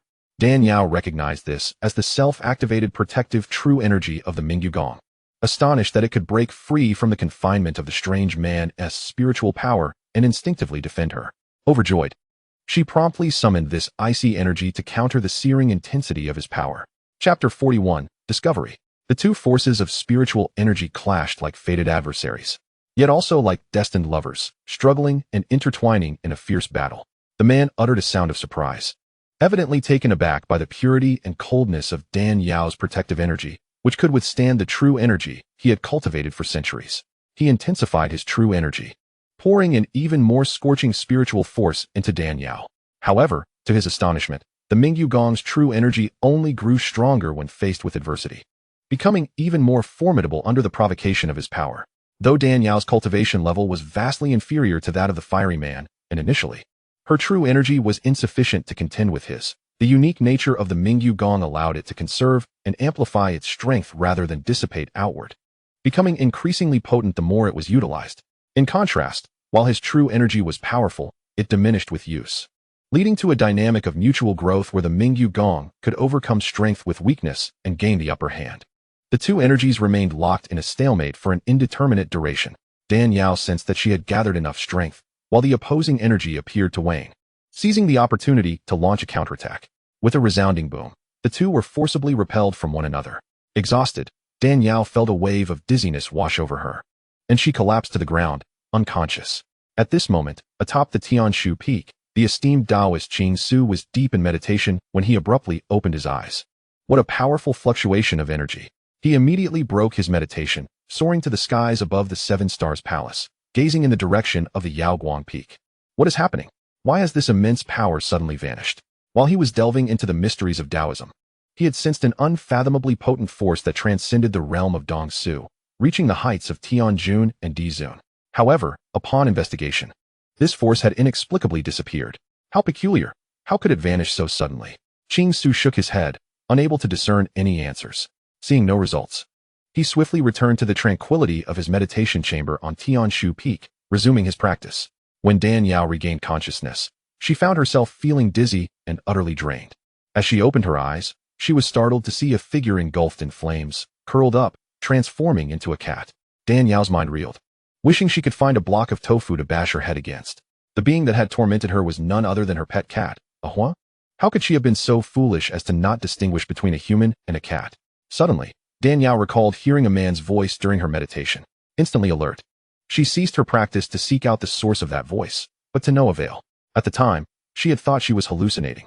How could anyone have spoken in her presence? Now, reflecting on it, she realized that the voice had emanated from this very cat. Only by transforming into a cat could he evade detection by her, his diligent caretaker. With this realization, a surge of anger ignited within Dan Yao, prompting her to draw the hairpin from her hair, transforming it into the shuepai sword, aimed at the feline. "Who are you? Why did you deliberately approach me?" Xiangyang, realizing he could no longer conceal his identity, chose to reveal himself. A flash of red light enveloped him, and in an instant, a tall, elegant man emerged, resembling a slender green bamboo, with a countenance as refined as jade, exuding an air of extraordinary grace. He stood there, strikingly handsome, like a figure captured in an exquisite ink painting. Dan Yao had never encountered such a stunning man before. In her past life, she would have undoubtedly succumbed to a youthful infatuation, her face aglow with delight. Yet now, having cultivated the profound techniques of Taoism, her heart remained as clear as ice, undisturbed by tumultuous emotions. The more handsome he appeared, the more vigilant she became. Chapter 42, You are Tianjun. At this moment, Xiang Yang's impossibly handsome face was marred by bitterness. He spoke softly, "My approach was deliberate, and I have my reasons, but alas, heaven does not favor me." His voice was laden with profound sorrow and anguish, evoking a sense of empathy. Dan Yao found it difficult to empathize, for she had nearly been killed by this man. No matter how handsome he was, without an explanation, she would not let this matter rest. Dan Yao demanded fiercely, "Who exactly are you? What is your purpose in approaching me? If you refuse to speak, do not blame my sword for its ruthlessness." Xiangyang extended 2 fingers and lightly touched the blade of the Shuepa sword. Dan Yao's arm trembled violently, her fingers failing to maintain their grip. And with a resounding clang, the ancient divine weapon fell to the ground. Despite her current cultivation at the Dongsu level and being on high alert, he had effortlessly disarmed her with just 2 fingers, showcasing his terrifying strength. With a sigh, Xiangyang flicked his fingers in the air, conjuring a translucent barrier radiating a faint red glow that enveloped the entire hut. "You are Tianjun." Dan Yao staggered back 3 steps, her expression one of disbelief. The barrier was a technique possessed only by a Tianjun. Xiangyang nodded, affirming her realization. "Indeed, I am Tianjun. This was the most powerful existence among cultivators, the pinnacle of achievement that countless practitioners yearned for. Throughout the history of the eastern region, spanning tens of thousands of years, only 2 cultivators had ever attained the Tianjun realm. These 2 figures had become godlike beings in their eras, standing atop the pyramid of power, basking in the reverence of countless practitioners. It was no wonder Dan Yao was so astounded. A Tianjun was an incomprehensible force. The distinction between the Dongsu and Dizun realms was not merely one of levels, but an insurmountable chasm. A newly ascended Tianjun could annihilate 100 peak Dizun practitioners. However, reaching the Tianjun realm was a daunting challenge, almost an impossible feat. Most peak Dizun cultivators, gazing up at the lofty Tianjun realm, could only sigh in resignation, ultimately meeting their end with unfulfilled aspirations. In nearly 10 millennia, those who had traversed from Dongsu to Dizun could be counted on one hand, let alone those who achieved Tianjun. The Tianjun realm had become a legendary tale, although Dan Yao had progressed from an ordinary mortal to the Dongsu realm in a mere 15 years. She had no inkling of the time or effort required to reach the elusive Tianjun. Never could she have fathomed that the cat she had nurtured was, in fact, a supreme being of the Tianjun realm. Had she not witnessed it with her own eyes, she would have found it utterly unbelievable. Dan Yao gazed intently at Xiangyang, her eyes filled with a multitude of questions. Why would a peerless powerhouse like you, not striving for relentless advancement and breaking through to a higher realm, seek trouble with someone as insignificant as I am? Xiangyang inquired. "I have no desire to do so either, but circumstances compel me," he continued. "Pray tell, what cultivation method do you practice that allows you to withstand my true energy?" Dan Yao smirked. "Why should I divulge that information to you? Who are you to me?" Xiangyang's handsome face darkened. "Dare you remain silent? Do you believe I won't kill you? Go ahead, kill me." Despite being ensnared within his barrier, Dan Yao exhibited no fear. In her eyes, considering his formidable cultivation, killing her would be akin to squashing an ant. "You are quite audacious, girl," Xiangyang remarked, somewhat taken aback. Dan Yao huffed, her expression brimming with defiance. "How about this? Let's make a trade. I shall answer your question first, and then you will answer mine. Does that sound agreeable?" "Fine, but for certain intimate inquiries, I reserve the right to decline," Dan Yao stated. Xiangyang, resigned, nodded. "Very well. If you choose not to respond, so be it." He was perplexed by his own demeanor. He usually maintained a cold and serious disposition, yet since encountering this girl, he had inexplicably softened. Sitting cross-legged, he waved his sleeve. "Ask whatever you wish." Dan Yao focused intently. "What is your name, and why do you deliberately approach me?" Xiangyang replied candidly. "My name is Xiangyang. My intent in approaching you is straightforward. I wish to pass on the cultivation powers I have painstakingly honed over a lifetime." "Excuse me?" Dan Yao was taken aback. She suspected she had misheard him and sought clarification. "You wish to transfer your lifelong cultivation to me?" "Indeed," Xiangyang affirmed with a nod. "Are you out of your mind? Do you not realize that a cultivator's essence is their very life force? Transferring it to another would surely lead to one's own demise. I am aware that once transferred, my fate is sealed, but I am compelled to do so." "Why?" Dan Yao queried, bewildered. Xiangyang gazed deeply into her eyes and explained, "You have shown willingness to save my loyal servant, Uncle Yang, and have expressed intentions to ensure he is not left to rot or be devoured by wild beasts after his death. This reveals your chivalric and benevolent nature. Thus I deem it acceptable to share my secret with you." With a distant gaze towards the horizon, he continued, "I am not a cultivator from the eastern domain, but rather a scion of an ancient cultivation clan from the far-off central domain." Dan Yao gasped in astonishment. "So you hail from the central domain? No wonder your cultivation is so profound. The Tianxian continent is divided into 5 realms: east, west, south, north, and central, with the central domain being the most enigmatic and powerful. while the other 4 domains have toiled for millennia to reach the level of Earth sovereign. The central domain boasts celestial beings and even more formidable entities beyond. Some believe that only the central domain can produce celestial-level powerhouses. However, the central domain is uniquely surrounded by unfathomable seas, entirely cut off from the other 4 realms. Navigating across such vast oceans is akin to climbing to the heavens. Many have perished at the jaws of ferocious sea monsters before even reaching the central domain. You may wonder why I would forsake the bountiful spiritual energy of the central domain to venture across the seas to the eastern domain, Danyao suggested.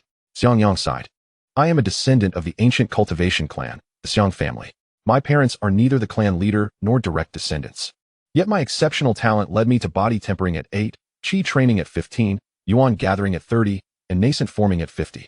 I reached the void realm by the age of 100. Danyao interjected. You entered the void realm at 100?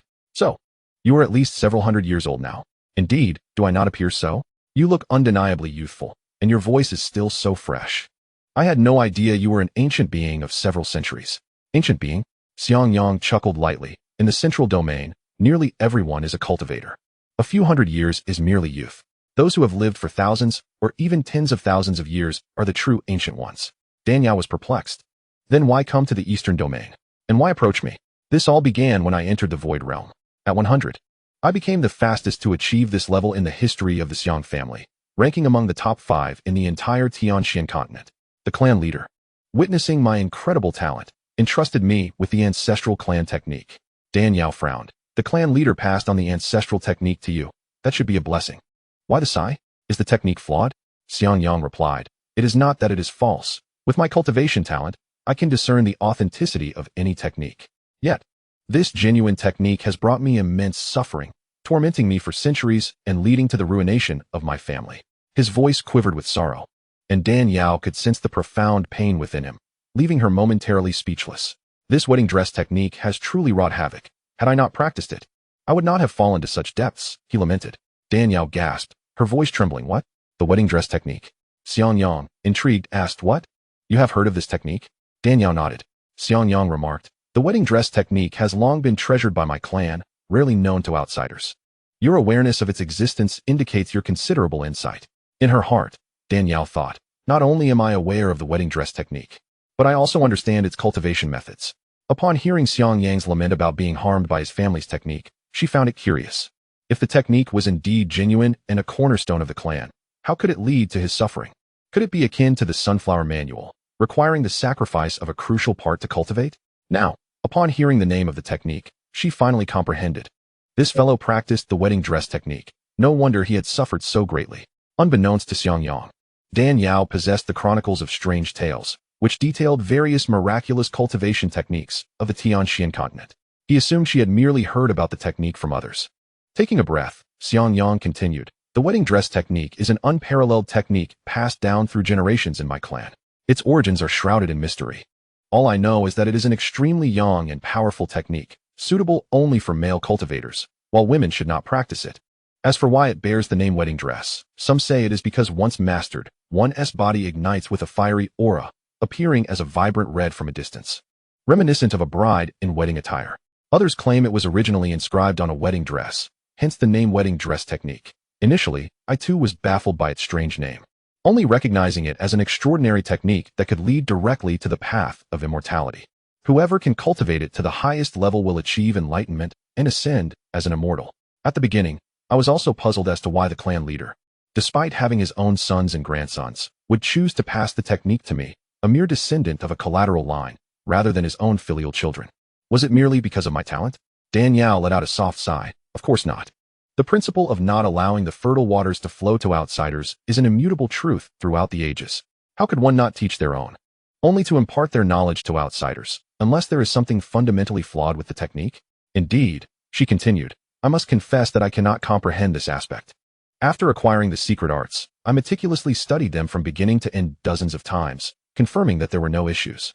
I even perused the family archives, finding records of our ancestors from the Xiang clan who had mastered the divine techniques and ascended to immortality. Ultimately, I could no longer resist the temptation of immortality and resolved to practice it. Danyao could not help but interject. At this juncture, you have truly been deceived. Xiangyang's expression turned woeful. Yes, I have been grievously deceived. I had believed that the technique had not been tampered with, and thus there would be no issues. Little did I know that upon attempting to practice it, I would discover the dire consequences. At the outset, the true qi within me burned fiercely, making it exceedingly difficult to circulate. However, by that point, it had become an inextricable burden, and I had no choice but to persist through sheer willpower. To my dismay, the deeper I delved into this martial art, the more intense the agony became, especially when engaging in combat. My meridians felt as if they were being seared by raging flames. This suffering surpasses any torment imaginable, yet if I were to cease practicing, my vital energy would dissipate, and the purest and most yang essence would surge through my body, leaving me charred to cinders. Therefore, even knowing that this path is akin to drinking poison to quench thirst, I had no choice but to continue. Dan Yao sighed repeatedly. This technique truly is treacherous. Xiang Yang managed a bitter smile. The intensity of this true qi is so overwhelming that even the act of circulating it is fraught with pain. How could I hope to engage an opponent without perishing from my own suffering before I even strike them down? I have long pondered why this technique, so potent, leads to such a fate. I initially believed I had erred in my practice, yet despite my searches, I could find no answers. I endured centuries of anguish and torment. And while I benefited from the technique's divine assistance, transcending to the realm of the celestial monarch, my existence has felt worse than death. He cast a sidelong glance at Dan Yao. Were it not for the peculiar nature of the technique I am practicing, where the circulation of vital energy is accompanied by such torment, I would have been able to unleash the full extent of my power. With your mere cultivation at the void realm, you would have been unable to resist the influx of my true qi. Dan Yao responded calmly. Indeed, if your spiritual power could be fully realized, not to mention a celestial monarch, even an earthly sovereign would be beyond my capacity to withstand. Xiang Yang's wry smile returned. Whether it be a celestial monarch or an earthly sovereign, what significance is there in mastering a technique that cannot be utilized? This dilemma has haunted me for centuries until the day I ascended to the celestial monarch realm. Suddenly, the clan leader summoned me, threatening me with the lives of my parents to transfer the power of the wedding garment divine technique to him. It was in that moment that I comprehended his ulterior motives in imparting the wedding garment divine technique to me. Millennia ago, a great battle severed the foundational veins of the celestial realm. Once these veins were disrupted, cultivators could no longer transform their internal spiritual energy into celestial power through conventional practice, thus rendering them unable to shed their mortal forms and truly achieve immortality. Consequently, even though the clan leader had become the strongest in the realm, he too could not attain the freedom and longevity of an immortal. Fortunately, the heavenly Tao remains just, leaving a glimmer of hope. While ordinary techniques and spiritual herbs struggle to convert a cultivator's spiritual energy into celestial power, there exist two exceptional techniques that can directly lead one to the path of immortality. The wedding garment divine technique, a secret passed down through the Xiang clan, is one of them. The wedding garment divine technique is unparalleled in power, imbued with the might of heaven and earth's thunder and fire. Once mastered, one becomes invincible across the realm, yet its cultivation method is exceedingly unique, hidden within the lines of an ancient poem, bitterly lamenting year after year as I press the golden thread, crafting garments for others, while my own wedding gown remains unmade. Thus, the wedding garment of the wedding garment divine technique symbolizes the toil of impoverished girls who, year after year, sew wedding garments for the daughters of the wealthy, only to find themselves perpetually unmarried.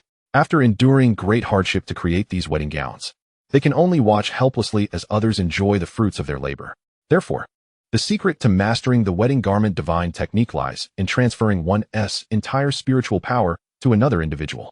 At this revelation, Xiang Yang's eyes burned with rage. Upon learning this secret, I was filled with hatred for the clan leader's malicious intentions, and even more so for my own foolishness in practicing such a harmful technique. My parents, fully aware that once I transferred my spiritual energy to the clan leader, I would inevitably perish from the dissipation of my cultivation, fought valiantly to protect me, shattering their own meridians to injure the clan leader while he was unprepared. His expression turned sorrowful, and his voice grew mournful. Though I managed to escape his clutches, my parents perished as a result. Dan Yao could not help but sigh in sympathy, unsure how to comfort him. Had I known it would lead to this, I would never have practiced the wedding garment divine technique. I have gained nothing but endless suffering, and in doing so, have brought misfortune upon my family.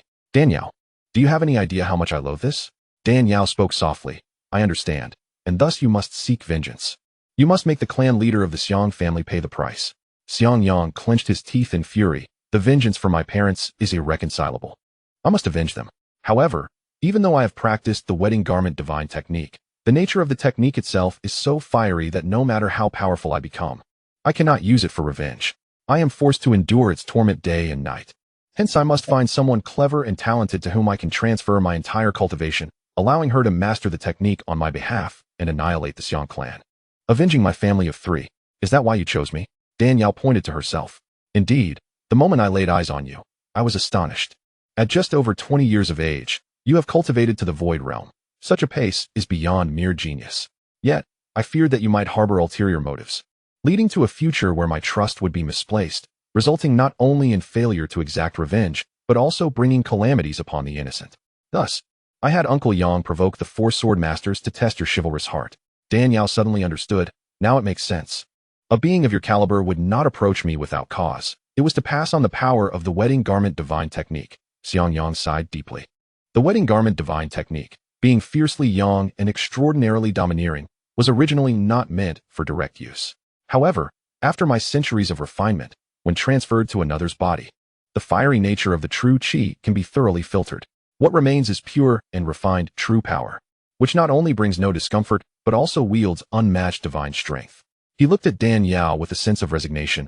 I had intended to leave this for you, but I did not anticipate that your internal true qi would be so unique, daring to confront even my domineering energy head-on. The heavens do not favor me, Danielle recited softly. In a humble abode, I have not yet encountered the fragrance of fine silks, seeking to entrust a good match only to bring harm upon myself, who loves the lofty elegance of romance, while lamenting the world's frugality in adornment, who dares to boast of their skill with a needle, not caring to extend their brows, bitterly lamenting year after year as I press the golden thread, crafting garments for others, while my own wedding gown remains unmade. What a poignant line about making garments for others. It truly pierces the heart. Yet is it not excessively cruel to train in the wedding garment divine technique in such a manner? Xiangyang managed a grim smile. Who could argue otherwise? I have suffered greatly at its hands, believing you might provide me some relief, only to find. Danielle murmured. In truth, the wedding garment divine technique does not necessarily require transferring to another to be mastered. I know that there exists another method that embodies the true essence of the wedding garment as intended by its creator. Xiangyang's eyes suddenly sparkled with hope, as if a candle extinguished in silence had been reignited. Is that true? Danielle nodded. Indeed, there is another way to master this technique. Xiangyang trembled with excitement. Grasping Danielle's hands tightly, what is this method? Please, tell me. His intention to pass on his entire cultivation to Danielle was, of course, fueled by his desire to harness her prodigious talent to master the bride's garment divine art, seeking vengeance for himself and his parents. Simultaneously, he yearned to escape the relentless torment inflicted by this accursed technique. It was driving him to the brink of madness. Suddenly, upon hearing Danielle mention that there existed a second method in this world, one that did not require the relinquishment of his powers to cultivate the art, he was filled with hope. He aspired to annihilate the Xiang clan personally, avenging his parents in the process. Danielle chuckled. Why should I divulge this to you? Who are you to me? I am. Xiangyang initially envisioned passing on his cultivation to her with the hope that she would address him as master. However, with no transfer of skills taking place, it was inappropriate to assume such a title. Xiangyang, with a cunning glint in his eye, retorted, how could there possibly be a second method to master the bride's garment divine art? You're merely boasting. Who says there isn't? The bride's garment. Aside from its connotation of crafting garments for others, also, what else? Xiangyang pressed eagerly. I want to tell you. You think you can provoke me into revealing it? Not a chance. Xiangyang tightened his grip on Danielle's hand, applying a measure of force, and threatened, speak up. If you don't, I'll kill you. Danielle laughed and replied, even if you kill me, I want to reveal it. In this world, aside from me, no one else knows the hidden secrets of the bride's garment divine art. If I die, you can just wait to become someone else's garment. Her words caused Xiangyang to instinctively release her wrist. In truth, Danielle was not a cold-hearted individual. For matters within her capacity, she was willing to assist.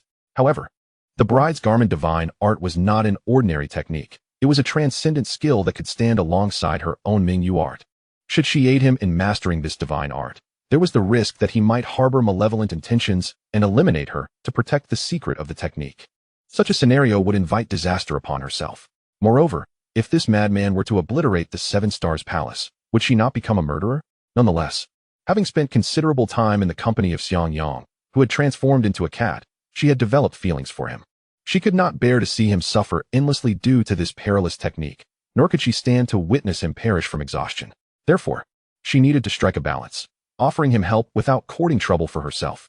If she could extract some benefit from him in the process, that would be even better. The spiritual barrier established by the heavenly monarch isolated everything, creating an impenetrable environment.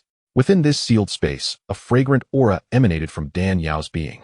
Xianxiang, already fraught with agitation, found himself further unsettled by her enchanting scent, reminiscent of orchids and musk. What must I do for you to reveal the secret? Dan Yao's eyes twinkled as she replied, I need to ponder this carefully. How long will that take? Xianxiang inquired. Dan Yao rested her chin in her hand. Perhaps 100 or 80 years. After all, for those of us in the cultivation world, we have plenty of time. No need to rush. Xianxiang nearly spat blood. If it took another 100 or 80 years, he would likely be driven to madness first. He shifted the conversation, asking, what cultivation method are you practicing? Why can't my domineering and fiery true energy penetrate it? Want to know? Fine. I'm practicing the Mingyu art. What? The Mingyu art? Xianxiang exclaimed. His shock palpable. Isn't that technique believed to have been lost for over 10,000 years? Where did you learn it? Dan Yao smiled. Where I learned it is of no concern to you. I'm surprised you don't question the authenticity of my words. What if I were practicing another technique? It is the Mingyu art, it must be, Xianxiang asserted confidently. A glimmer of envy and admiration flickered in his gaze. I should have realized that. Aside from the extreme yin and coldness of the Mingyu art, no other technique could rival the bride's garment divine art. You are indeed fortunate. The bride's garment divine art and the Mingyu art were two supreme and extraordinary techniques passed down from ancient times. Each walked an extreme path, one embodying utmost yang and fierceness, while the other represented utmost yin and coldness. They both complemented and countered each other, wielding equal power. Legend has it that the creator of these two remarkable arts was an astonishingly beautiful and enigmatic female immortal. This nameless female immortal possessed talents that could shape the heavens and earth, wielding unfathomable techniques, yet her temperament was exceedingly peculiar, having suffered emotional setbacks. She loathed the fickleness of men while harboring compassion for infatuated women. Thus, under her spiritual influence, the bride's garment divine art and the Mingyu art emerged, exhibiting particular cruelty towards men while favoring women.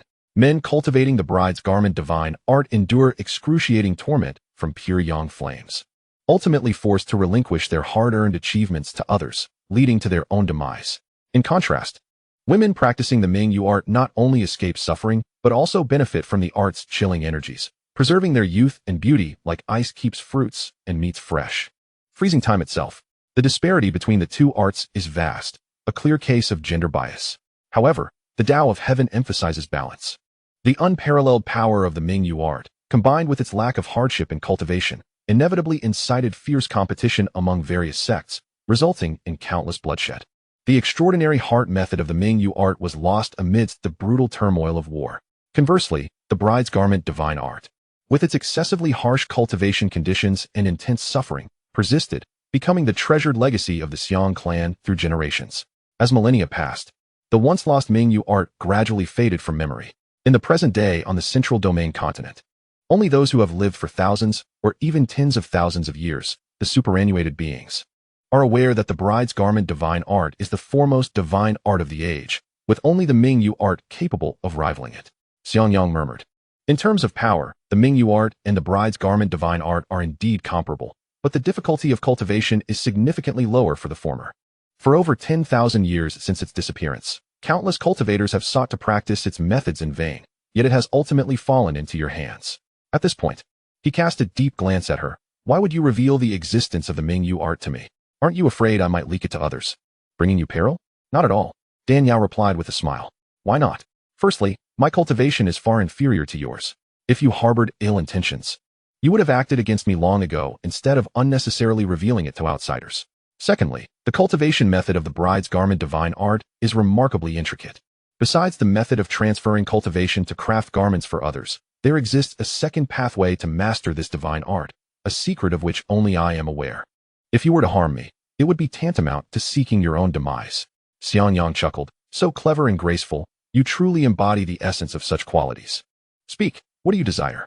As astute as he was, he could see through Dan Yao's intentions. She wished to reveal the secret of the bride's garment divine art, but was reluctant to make it too easy for him. Her roundabout approach clearly indicated that she sought some advantage from him. Dan Yao smiled. It's simple. I want you to swear before heaven that you will never disclose my secrets to anyone, including the matter of my disguise and the practice of the Mingyu art. Very well, I agree, Xianxiang proclaimed. raising 3 fingers. I, Xianxiang, swear before heaven that I shall never reveal any secrets of Miss Danielle. If I do, may I suffer a terrible death and never attain rebirth. As the vow was uttered, a dazzling bolt of lightning streaked across the sky, signifying that the heavens had accepted Xianxiang's pledge. While the common folk may take oaths lightly, for cultivators who seek to comprehend the mysteries of the cosmos and the celestial path, a vow is a binding commitment to the natural order and should not be made carelessly. Should one breach such a vow, divine retribution would descend upon them, exacting a grievous toll. With a playful smile, Xianxiang retracted his finger and addressed Danielle. The vow has been made. You may now reveal the secret of the wedding garment technique. Still skeptical, are you? Why so? Danielle replied. Though bound by the vow, your cultivation still surpasses mine. If I divulge the secret and you master the wedding garment technique, what if you decide to eliminate me? I certainly wouldn't stand a chance against you. What do you propose then? Danielle's eyes twinkled with mischief as she cheerfully suggested. It's simple. You guide my cultivation, and once I reach a comparable level, I won't fear your potential betrayal, and I shall disclose the secrets of the wedding garment technique. Chapter 50. The deal is sealed. Xianxiang chuckled wryly. You have only recently entered the void realm. There are still 2 major realms separating you from the celestial monarch. If we wait until you break through to that level, I fear I might be incinerated by my own raging true qi long before then. Danielle laughed lightly. How could that be? Did you not claim that I am a rare genius in cultivation? With my exceptional talent, diligent practice, and your guidance, I am certain to ascend to the celestial monarch realm in no time. She was not intentionally challenging Xianxiang. The realms above void realm, earth sovereign, and celestial monarch, were notoriously difficult to breach. In the heavenly mysterious continent, the cultivation levels escalate from easy to difficult in a gradual progression. The void realm serves as a watershed. Below this realm, as long as one possesses decent talent and ample resources, attaining the void realm is not excessively arduous. However, the realms beyond, earth sovereign and celestial monarch, represent a stark contrast, with their cultivation difficulty increasing exponentially. It is somewhat akin to the Gaokao college entrance examination below the void realm. Securing a position in the top 1,000 of the province is challenging yet feasible through hard work. In contrast, reaching the earth sovereign or celestial monarch level resembles the challenge of placing in the top 10 of the province, where not only strength but also a modicum of luck is required. Even the most diligent top students cannot guarantee a spot among the top 10. Although Danielle had leveraged the sign-in system to expedite her progress, achieving the void realm in a mere 15 years, she remained uncertain how many years it would take to conquer the formidable chasm that separated her from the earth sovereign and celestial monarch realms. Even with the aid of countless treasures and elixirs provided by the system, one must stand on the shoulders of giants to see further and higher. With a seasoned celestial monarch in her midst, she was determined to glean insights from Xianxiang's experiences to expedite her own ascension to higher realms. Despite Xianxiang's awareness of his deteriorating physical condition, he could not resist Danielle's earnest request. Ultimately, he harbored a lingering reluctance, a reluctance to pass on the painstakingly honed wedding garment technique to another, to suffer in silence without reaping any rewards, and to meet his end without avenging his parents' grievances. Thus, a pact was forged between Danielle and Xianxiang. He would guide her cultivation towards the celestial monarch realm, and in return, she would share the secrets of the wedding garment technique upon her success. They sealed their agreement with a firm handshake. Unable to suppress her curiosity, Danielle inquired, "Do you truly trust me so easily? Aren't you afraid I might deceive you?" Xianxiang himself was perplexed by the depth of his faith in her. The wedding garment technique was a marvel of extraordinary complexity, a cultivation method passed down since ancient times, known solely for its ability to create garments for others. Never had he heard of anyone mastering such an extraordinary skill without relinquishing their own cultivation. If a second method truly existed, why had no one succeeded in it? The Xiang family had possessed the essence of the wedding garment technique for countless years, yet remained unable to penetrate its mysteries. Little did they realize that human nature is intricate. Some matters are so profound that even the individuals involved may struggle to articulate their motivations. This was reminiscent of Dongfang Bubi, who, prior to mastering the sunflower manual, was the epitome of masculinity. Yet, after embracing the manual, he willingly transformed into a delicate beauty solely devoted to embroidery for his beloved disciple. Chapter 51. From now on, I shall call you Ahua. Xianxiang chuckled. Trust is a two-way street. My choice to select you as my successor was based on your character and talent, and my conviction remains unchanged. Danielle beamed radiantly, her smile akin to the resplendent twilight. Very well, in light of your words, I assure you that I shall not let you down. Xianxiang was momentarily entranced by her smile, then, with a flicker, transformed into a fluffy, crimson cat. Dan Yao curiously asked, "Why have you turned into a cat?" In his feline form, Xiangyang explained, "When that old rogue Xiang Banshan bestowed the wedding garment technique upon me, he feared I might discover various secrets and attempt to escape. Thus, he insidiously placed a curse within the technique scriptures. This curse, forged from his own blood, has seeped into my veins and bones during my cultivation, allowing him to locate me, no matter how far I flee. Fortunately, I am not without allies. A friend of my father's, a master of alchemy, gifted me a beast transformation pill infused with potent medicinal powers to repay my father's past kindness. It was this pill that altered my bloodline, transforming me into an innocuous-looking cat. The original form of the beast conjured by the pill was white, but my intense cultivation of the wedding garment technique's fiery nature has dyed my fur red. Now it makes sense why your fur appears so red." Dan Yao paused before adding, "Yaoguang Peak is a sanctuary for female cultivators, and the 100-Flower Valley strictly forbids the entry of males. Your being a cat will indeed make it more convenient. However what?" Xiangyang inquired. "Your name is quite distinctly masculine. The moment I call you, others will immediately recognize it as a man's name." Dan Yao pondered, stroking her hair. "How about I continue to call you Ahua?" Xiangyang nodded his feline head in agreement. "That works. My name, Xiangyang, contains the character for fire, and the wedding garment technique is also a fire-based method. So Ahua suits me well." "Very well. From this day forth, you shall be known as Ahua." Subsequently, under Xiangyang's guidance, Dan Yao re-entered her cultivation state. Previously, while practicing the Mingyu technique, she had to be wary of being discovered by others. Now, with her doppelganger managing mundane matters outside, she could fully devote herself to her cultivation. That evening, as Dan Yao circulated her qi through a complete cycle, contemplating further practice, she suddenly sensed a demonic presence approaching Yaoguang Peak, heading towards the 100-Flower Valley. Daring to trespass upon sacred ground. How foolish. A cold smile graced Dan Yao's lips as she vanished from the cottage in an instant. From a distance, Xiangyang sensed the approaching cultivator's power. Merely at the gathering Yuan realm, Dan Yao could easily handle the situation, rendering his intervention unnecessary. With a stretch of his paws, he settled into a comfortable position and resumed his slumber. At the foot of Yaoguang Peak, before the entrance to the 100-Flower Valley, a silhouette suddenly emerged, gazing longingly at the flourishing exotic flowers and plants within the valley, a glint of madness flashing in their eyes. TSK. The Seven-Star Palace truly lives up to its reputation as a Taoist sacred ground that has endured for millennia. This seemingly modest valley harbors such an abundance of vibrant and spiritually charged flora. Chapter 52, The Malevolent Spirit. These blossoms are indispensable materials for concocting the 100-flower immortal brew, each possessing astonishingly potent medicinal properties. If I could pilfer a few to consume, even if they do not rival the 100-flower immortal brew, they would surely spare me decades, perhaps even centuries, of arduous cultivation.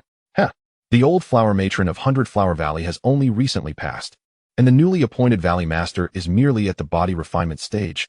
How could they possibly be my match? It is indeed the perfect opportunity to strike. At that moment, a clear and melodious female voice rang out. One should always pick the softest fruit. Taking advantage of the flower matron's demise shows a measure of cunning. Indeed, you ought to consider who I am.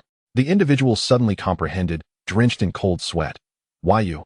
Who are you? And from where did you appear? You inquire about me? Dan Yao replied with a smile. I am the newly appointed Valley Master of 100-Flower Valley, whom you deem merely at the body refinement stage. What? You are the Valley Master of 100-Flower Valley? The individual paused, evidently taken aback by Dan Yao's identity. By the heavens! Was it not said that the new Valley Master of 100-Flower Valley was a cultivation inept? When did they become so formidable that even I, a gathering essence practitioner, cannot discern their true strength? Dan Yao nodded. Indeed, that is I? Splendid. You have arrived just in time. I was just seeking you, as the new Valley Master. You must know the method of brewing the 100-flower immortal brew, correct? In his eyes, 100-Flower Valley was inextricably linked to the brew, and as the Valley Master, Dan Yao should certainly be privy to its secrets. Little did he know, despite her title, Dan Yao was fundamentally just a flower cultivator. The brewing method of the 100-flower immortal brew, the finest elixir of the Seven-Star Palace, was hardly knowledge she could possess. Yet, Dan Yao did indeed know how to brew the 100-flower immortal brew. Not only that, but she was also aware of how to concoct the 100-flower tranquility pill, which was 100 times more potent than the brew itself. This knowledge had been accrued over the years through her relentless daily sign-ins. Dan Yao smiled and nodded. I know, but why should I divulge that to you? If you refuse to speak, I shall kill you. The individual cackled, revealing a vicious countenance. Kill me? Dan Yao scoffed. That will depend on your capabilities. You court death. The individual, enraged and humiliated, raised a ghostly blade and swung it at Dan Yao. Overestimating yourself. Dan Yao pointed her finger, severing not only the blade but the hand that wielded it. The individual let out a chilling scream akin to that of a slaughtered pig.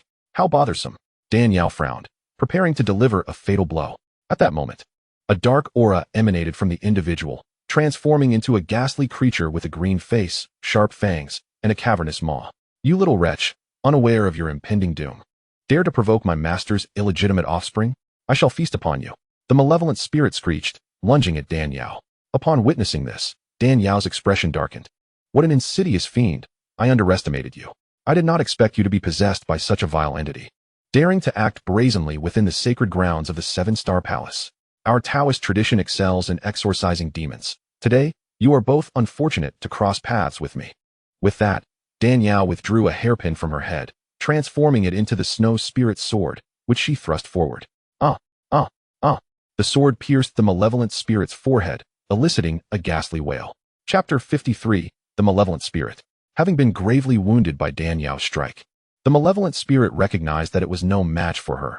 Continuing to fight would only lead to its demise. Such a sinister being, having attained a semblance of intelligence, understood its futility and sought to flee. The malevolent spirit exhaled a foul, rancid breath and transformed into a shadowy figure, darting out of the Seven-Star Palace, vanishing in an instant. Quite swift in your retreat. Dan Yao observed the spirit's escape, but did not pursue it immediately. That last strike had penetrated, and the sword's energy was infused with a pure and frigid essence. She could track it through the cold it emitted.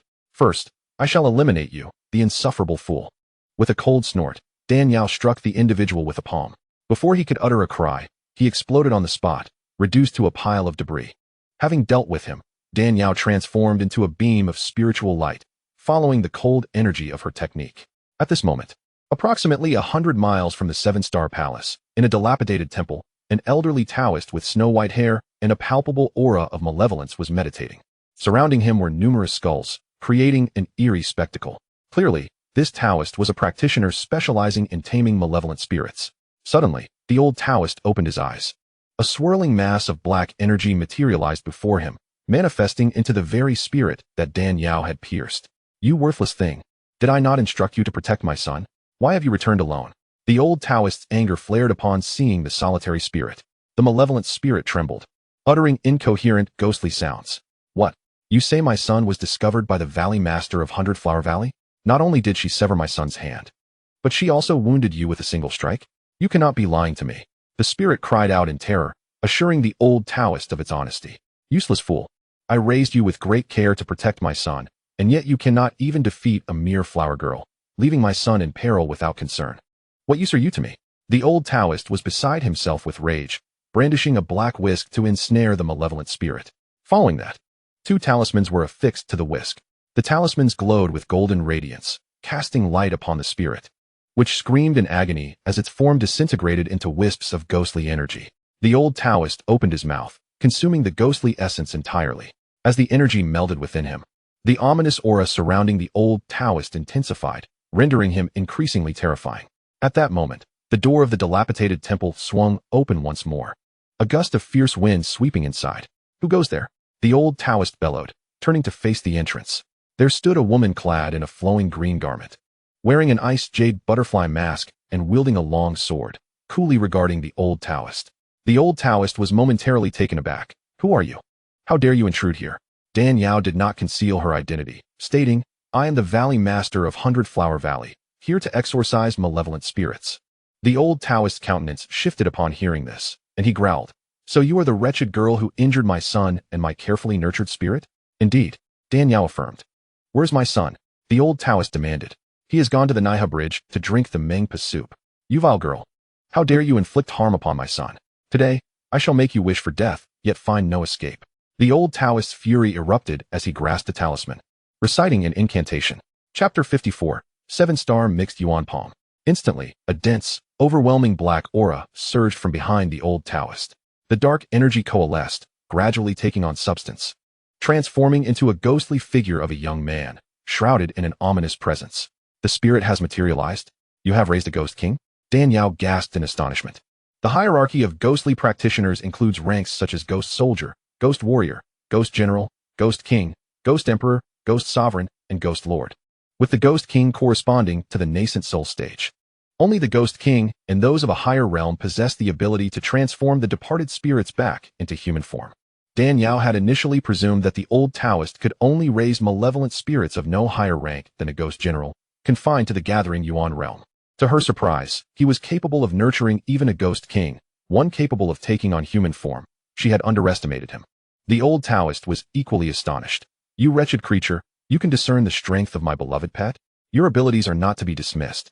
Yet, no matter how formidable you may be, if you dare provoke me, you shall meet your end today. I shall use your flesh and blood to honor my son. Ah Gui, tear her apart. Upon hearing this, the youth named Ah Gui was engulfed by an overwhelming aura of ghostly energy, instantly filling the dilapidated temple with a chilling presence. Dan Yao's expression turned frosty as she scoffed. You think it will be so easy to rend me apart?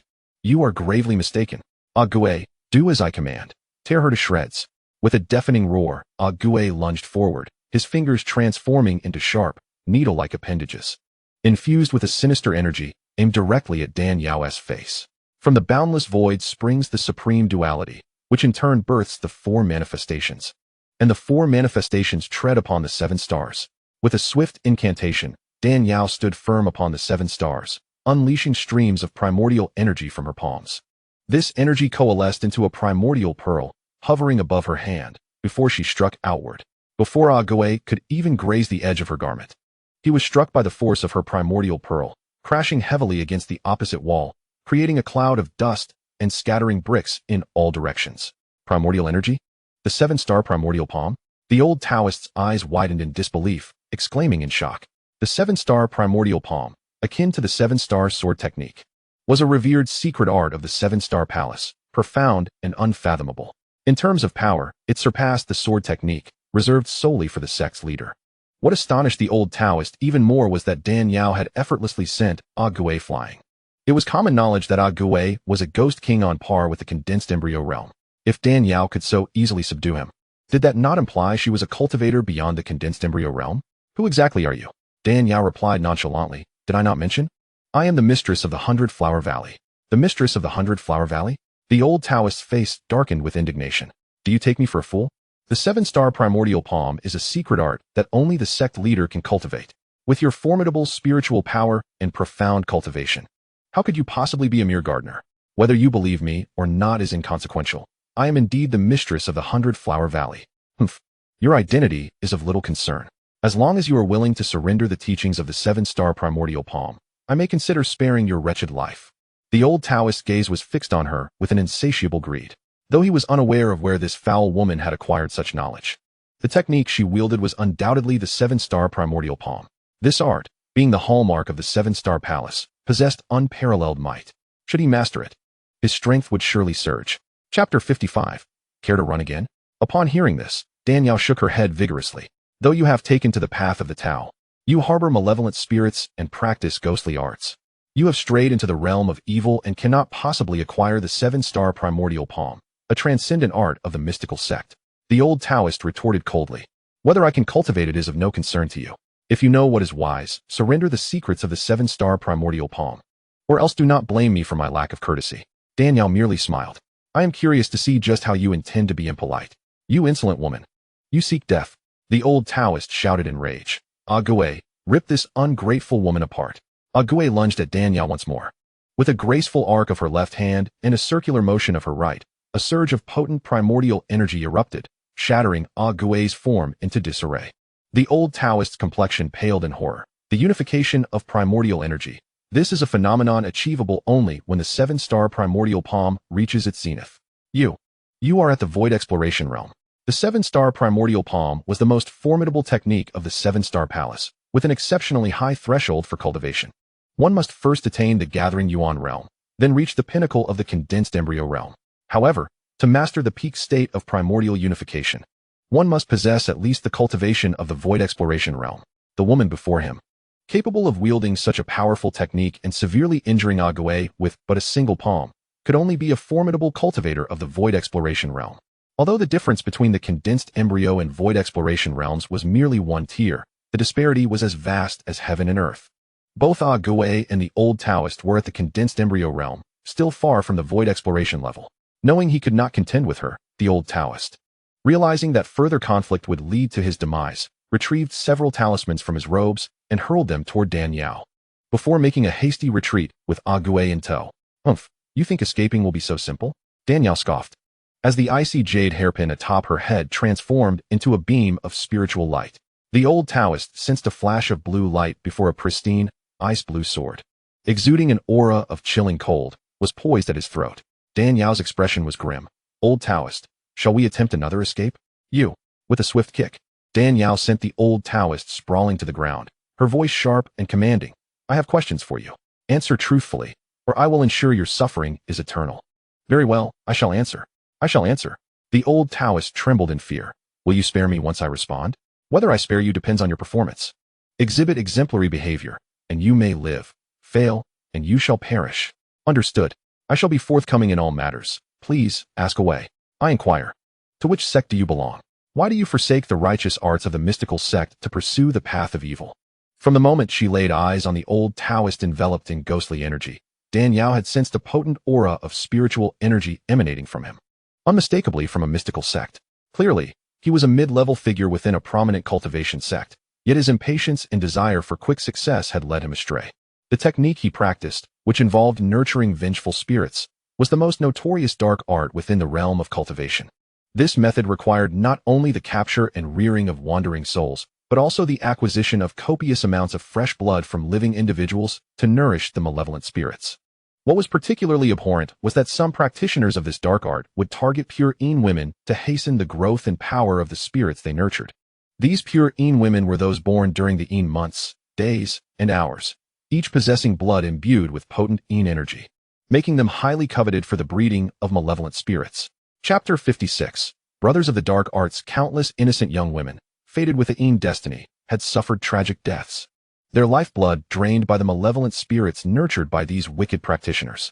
The Ghost King raised by this old Taoist, having existed for barely 2 decades, possessed the strength of a condensed embryo, undoubtedly derived from the blood of numerous pure Yin women to reach such a level. The thought of so many vibrant lives being extinguished by blood-sucking atrocities fueled Dan Yao's rage. Initially, she had considered slaying the old Taoist with a single stroke of her sword. However, upon reflection, she understood that righteous cultivators who dabble in the nurturing of spirits often find their own power diminished. The malevolent spirits they raise typically do not surpass their own strength, lest they risk being devoured by their creations. Given that the old Taoist cultivation was merely at the early stage of the condensed embryo realm, how could he possibly sustain a Ghost King of the same realm? Did he not fear retribution from his own creation? Unless, of course, there was a more powerful dark practitioner lurking in the shadows, capable of controlling Ague. If she failed to eliminate this hidden malevolent force, many more innocent women would undoubtedly suffer. Were this dark practitioner to target men, it would be a different matter altogether. In the realm of Xianxian, the practice of cultivation is predominantly male-dominated. Those who commit wrongful acts are destined to meet their demise, eventually falling victim to the might of powerful male cultivators. Yet, the repercussions have fallen upon women, and as a female cultivator, she cannot remain indifferent. "I am Zhao Busi, a disciple of the Wujiman, and my brother is Zhao Busan, the law elder of the sect. 50 years ago, my brother fortuitously discovered the ancient secrets of ghost nurturing from the ruins of a battlefield. Once belonging to the infamous Yuming sect, enchanted by the esoteric techniques inscribed within, he was tempted to delve deeper. Thus, he clandestinely began to nurture little ghosts within the Wujiman, enlisting me to gather the corpse energy of the deceased and the blood of pure young women to sustain them, while also imparting the ghost nurturing techniques unto me. Following his secret methods, I reared 2 malevolent spirits, a larger one kept by my side, and a smaller one for my liaison with others, resulting in a son." Upon hearing this account, Dan Yao furrowed her brow. The Wujiman, like the Qixing Palace, is a prestigious sect with a lineage spanning millennia. It is unfathomable that such a renowned sect, a bastion of righteousness, would harbor a disgraceful figure willing to harm the innocent for the sake of nurturing malevolent spirits. Dan Yao inquired, "What is your brother's cultivation level? To what extent has he nurtured these ghosts?" Zhao Busi hesitated, but under Dan Yao's piercing gaze, he conceded. "My brother was originally at the late stage of the embryonic transformation realm, but over the last 50 years, he has absorbed the grievances from the malevolent spirits, elevating his power to the peak of the embryonic transformation realm. The spirits he nurtures also reach this pinnacle." He paused before adding, "Though my brother is at the peak of the embryonic transformation, when allied with the ghosts he has raised, He can unleash the strength of a half-step into the void realm. Half-step into the void. Dan Yao scoffed derisively. The Mingyu skill I practice renders me invincible among those of the same realm. I fear neither a half-step into the void nor even a true void cultivator. She continued. The Wujiman is a legitimate sect, utterly intolerant of its disciples nurturing malevolent spirits. Where have you concealed these spirits? Zhao Busi replied. They are hidden within the sacred grounds of our sect leader's cultivation. Dan Yao chuckled coldly. The most perilous places are often the safest. You two brothers are quite clever. Well, my inquiries have concluded, and now it is time for you to depart. Chapter 57, Annihilation. Zhao Busi's complexion paled, and he trembled as he stammered. You promised to spare me if I behaved. You are devoid of honor, she retorted. I only extend my word to virtuous individuals. For a villain like you, who harms the innocent and tramples upon lives, there is no need for trust. Thus, you shall perish. With disdain for further discourse, Dan Yao summoned the Shuepa sword. In a swift motion, she executed the 7 stars chase the moon technique, sending Zhao Busi to the Naiha bridge to join his son in selling spicy strips. With the demise of the master, the ghost king known as Ague broke free from control, becoming even more ferocious. His eyes glinted with malice as he fixated on Dan Yao, drawn to the purest, most extreme blood flowing within her, unable to restrain his salivation. Dan Yao chuckled. Should you desire to taste my blood, you must first prove your worth. She unleashed the 7 stars mixed origin palm. A torrent of overwhelming vital energy converging in her palms, crashing toward Ague. Upon sensing the surge of mixed origin energy, Ague, clouded in confusion, recalled the previous scene where he was struck by Dan Yao's might. Fear etched across his countenance. He unleashed his ghostly energy as a protective barrier, attempting to withstand the force of her palm. However, being merely at the mid-stage of the embryonic transformation realm, how could he withstand the thunderous strike of a cultivator in the void realm? The impact shattered Ague's corporeal form and dispersed his ghostly energy, reducing his strength to a mere fraction. In the next moment, Ague transformed into a wisp of black smoke, fleeing desperately into the distance. Thinking to escape? Not on my watch.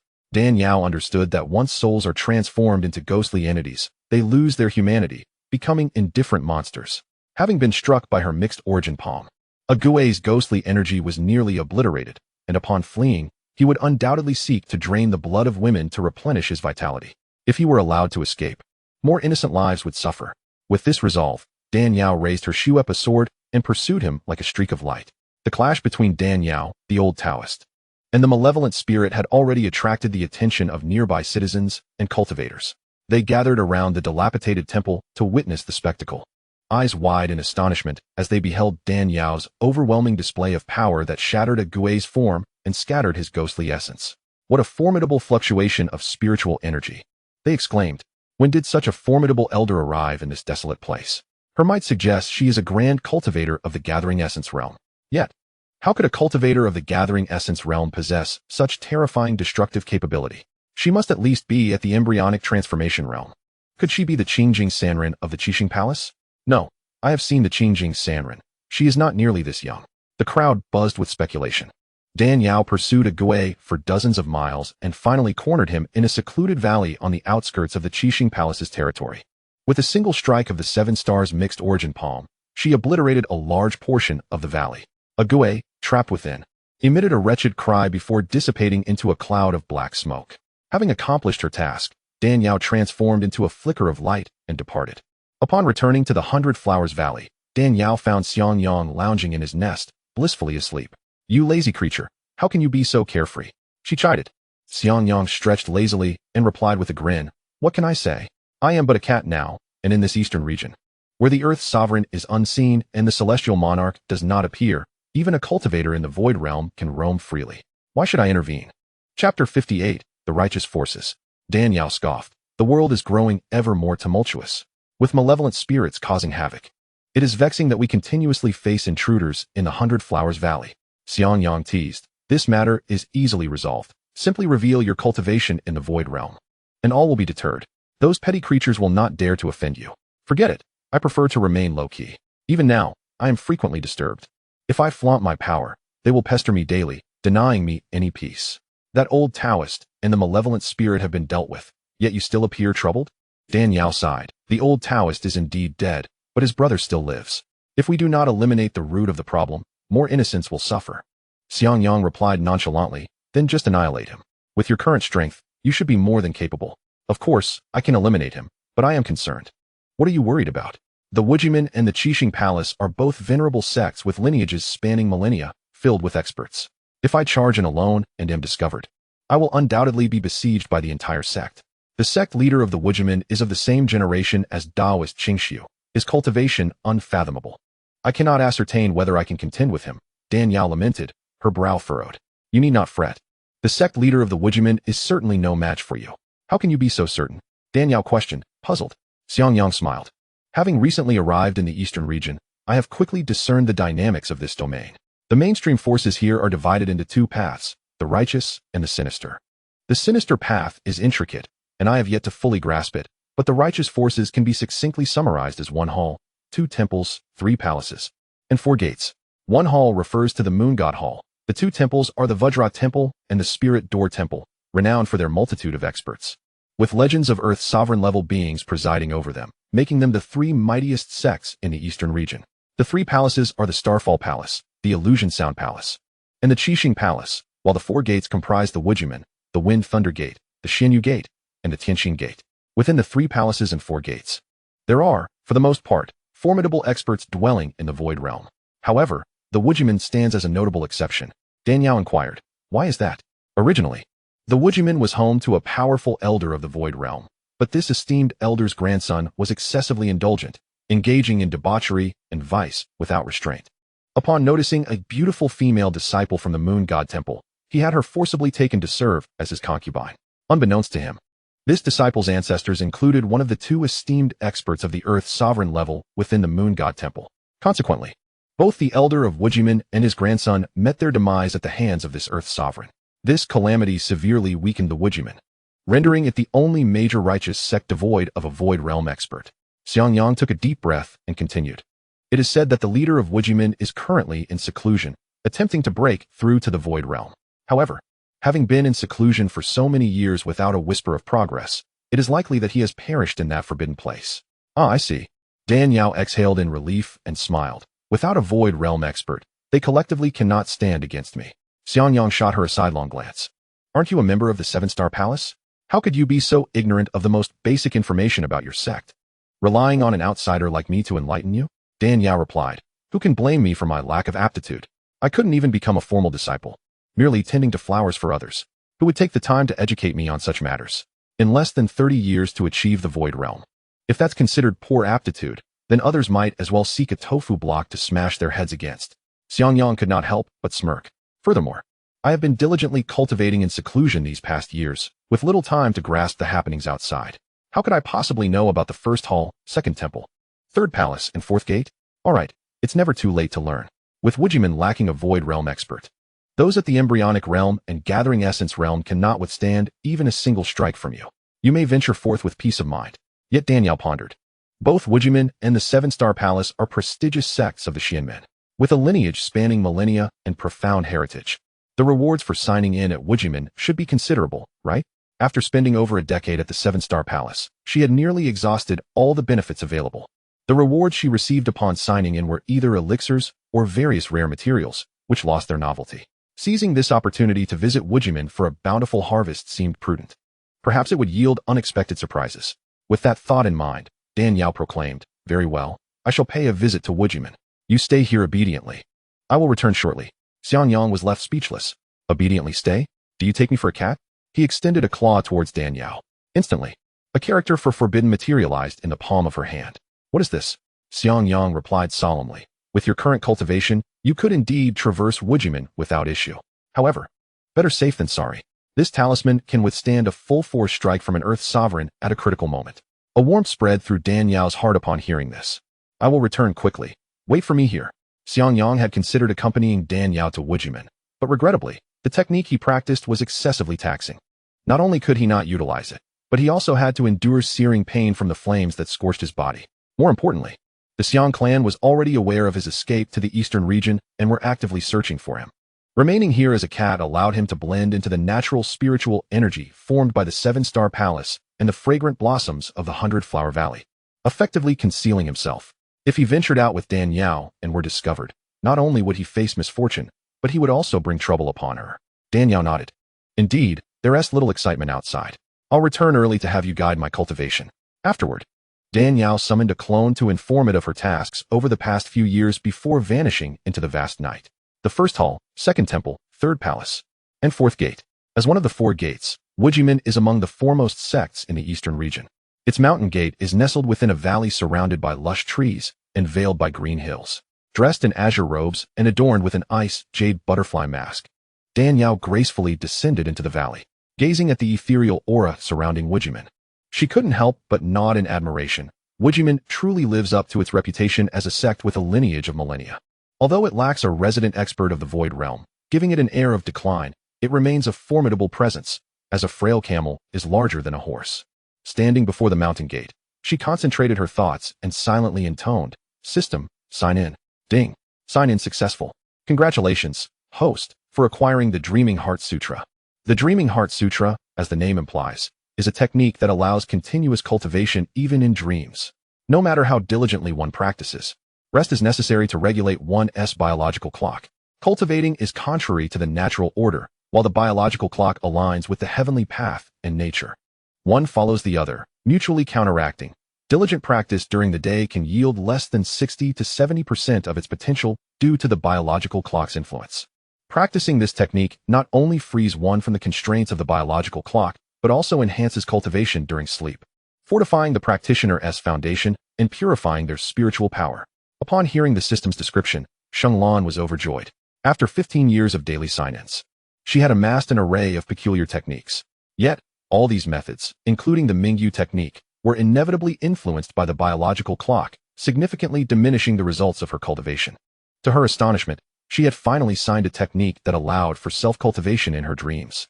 With the Dreaming Heart Sutra, she could not only disregard the biological clock's interference, but also utilize several hours of nightly rest to bolster her cultivation.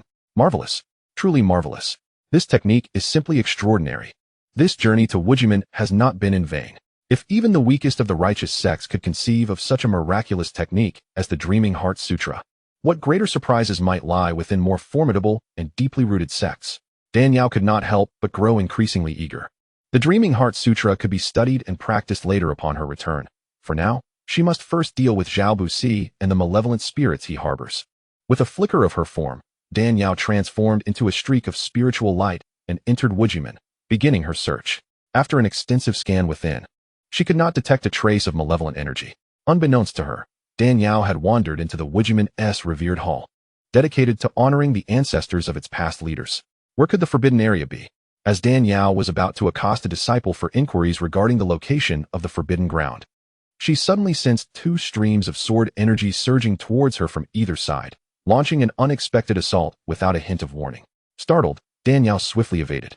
Turning to look, she found that these two streams of sword energy emanated from a black sword and a white sword. The black sword was as dark as ink, while the white sword shone like jade, one black and one white, intertwining to form a taiji diagram. Dan Yao was taken aback. She thought, didn't Wujimin lack experts of the Void Realm? How could someone have discovered me and launched a surprise attack? What she did not realize was that the black and white swords attacking her were no ordinary weapons, but the treasured swords of Wujimin, the Yinyang Wujian, crafted from a rare metal unearthed from a unique valley where water and fire coexist. These swords were forged with the painstaking efforts of the sect's first leader over a millennium. Having been nurtured by spiritual energy for over 10,000 years and wielded by successive leaders, these swords had developed sentience and immense power. It is precisely due to the existence of these two treasured swords that the Wuji sect can operate without a formidable presence from the Void Realm. Unbeknownst to her, she had wandered into the Wuji pavilion, inadvertently triggering the invisible array set in place, which summoned the swords enshrined within to attack her. Dan Yao observed in astonishment as the two swords, devoid of a wielder, autonomously emitted sharp sword energies directed at her. How fascinating! She had not anticipated such formidable blades residing within the Wuji sect. They were indeed not to be underestimated. Today, I shall ascertain whether your swords are superior, or if my Shuepa sword reigns supreme. With that, Dan Yao swiftly removed the ice jade hairpin from her head, transforming it into the Shuepa sword. With a flick of her wrist, a beam of ice blue sword energy shot forth, instantly shredding the sword energy released by the Yinyang Wuji sword into oblivion. After the Shuepa sword dismantled the sword energy, its remaining force surged forth again towards the Yinyang Wuji sword. The latter sensed the chilling and ethereal nature of the Shuepa sword's energy and dared not meet it head-on. Instead, it flickered and evaded the attack. The sword energy collided with the nearby stone wall, erupting in a cloud of dust and flying debris. The disciples stationed at the Wuji pavilion, hearing the explosion, erupted in furious shouts. Who dares trespass? A reckless fool. Do you wish to court death by invading the Wuji pavilion? Their clamorous outcry also alerted the sect master and the elders of the Wuji sect. It is worth noting that the Wuji sect is a renowned cultivation sect within the eastern region, even in the absence of a void realm expert. Its millennia of heritage remains formidable. It was utterly unexpected for anyone to dare intrude upon the Wuji sect, especially in the revered pavilion housing the ancestral spirits of past masters and elders. The sect master, Xianxiafan, and the elders rushed towards the Wuji pavilion like a stream of light. Before long, they had completely encircled the pavilion, not permitting even a fly to escape. Xianxiafan, with an expression of authority and eyes ablaze with fury, glared at Dan Yao. The gazes of the 10 or so elders were similarly fixed upon her, their swords drawn halfway, poised to strike at the moment the sect master commanded. Xianxiafan and the elders exchanged fierce glares, each unleashing their formidable auras, intending to overwhelm Dan Yao with their combined might. However, to their astonishment, even before their energies could graze the hem of Dan Yao's garment, they vanished as if swallowed by an endless ocean. Xianxiafan was inwardly astonished, unable to resist casting a few more glances at Dan Yao. Though masked, her figure suggested she was a blossoming youth. Given her age, even if she had begun cultivating from birth, she could scarcely have reached the gathering essence realm. How was it possible for her to withstand their overwhelming pressure with such grace? Could it be that she is a formidable expert of the embryonic breathing realm? Xianxiafan was filled with uncertainty, yet he dared not underestimate her presence. What is your identity? He coldly inquired. Why do you intrude without a word? As he spoke, he invoked the sword technique of the Wuji sect, summoning the Yinyang Wuji sword to his side. The dual swords hummed ominously before him, conveying a sense of dread to Xianxiafan. His astonishment deepened. The Yinyang Wuji sword was the sect's prized treasure, having faced countless formidable opponents over millennia. It had always been fierce and unyielding, never having known fear until now. Such a blade would only show trepidation in the presence of a weapon even more formidable, suggesting that Dan Yao wielded a weapon of extraordinary caliber. Faced with the collective ire and the sect master's interrogation, Dan Yao maintained her composure. Standing with her sword, she exuded an ethereal elegance, akin to a resplendent ice crystal snow lotus blooming atop the Tianshan Mountains. Even obscured by a mask, her exquisite and transcendent demeanor caused many young male disciples present to flush with admiration and desire. In a voice as cold as ice, she replied, to speak candidly, I have come uninvited regarding matters pertaining to the ghost cultivation of the netherworld. At her declaration, Xianxiafan and the elders exchanged glances of alarm. The ghost cult had perished over a millennium ago. Even if it were to rise again, what connection could they possibly have with the malevolent arts? Xianxiafan retorted, there is a connection. Recently, I encountered an ancient Taoist who practiced bloodsucking to cultivate ghosts. This individual is one of your Wuji sect's elders. What? One of our elders? Xianxiafan furrowed his brow, then vehemently countered, impossible. Whether disciple or elder, every member of the Wuji sect adheres strictly to our tenets, upholding righteousness. How could anyone engage in bloodsucking and the harm of the innocent? The others echoed in outrage. Indeed, the discipline within the Wuji sect is stringent. From the sect master to the most junior of disciples, all abide by the teachings. How could we possibly descend into wickedness? You, woman, speak nonsense. What is your true intention in tarnishing the reputation of the Wuji sect? Not only had she intruded upon the Wuji pavilion, disturbing the spirits of their ancestors, but she also slandered their members as practitioners of dark arts. This was utterly intolerable. Sect master, this woman is far too audacious. We must teach her a lesson, lest she thinks the Wuji sect is a soft touch to be trifled with. The atmosphere was charged with indignation, as many clamored for retribution against Dan Yao. With a resigned shake of her head, Dan Yao remarked, when a scholar encounters a soldier, reason fails to prevail. Perhaps a duel would be more expedient. Who among you wishes to step forward, or shall we all engage together? Arrogant. Allow me to be the first to teach you a lesson. A hot-tempered, portly elder eagerly leaped forward, wielding a whisk that cascaded with countless silver threads, swirling towards Dan Yao. Despite the whisk appearing soft and gentle, it transformed into a lethal weapon under the elder's spiritual energy, sharper than steel needles. A mere sweep would leave even the strongest gravely wounded. Dan Yao smiled lightly. Cultivators use the whisk to sweep away worldly impurities and cultivate tranquility, Your use of such a fierce technique contradicts the very essence of Taoist philosophy. She extended a finger, gently touching the silver threads. With a resounding crack, the whisk exploded, scattering the thousands of silver threads in all directions. The residual force jolted the elder's arm, causing his palm to bleed. What? Good heavens! She actually shattered the elder's whisk technique? The onlookers were left in shock. What manner of person is she to possess such strength? Zhong Wanshan was equally astonished. His curiosity about Dan Yao's identity peaked.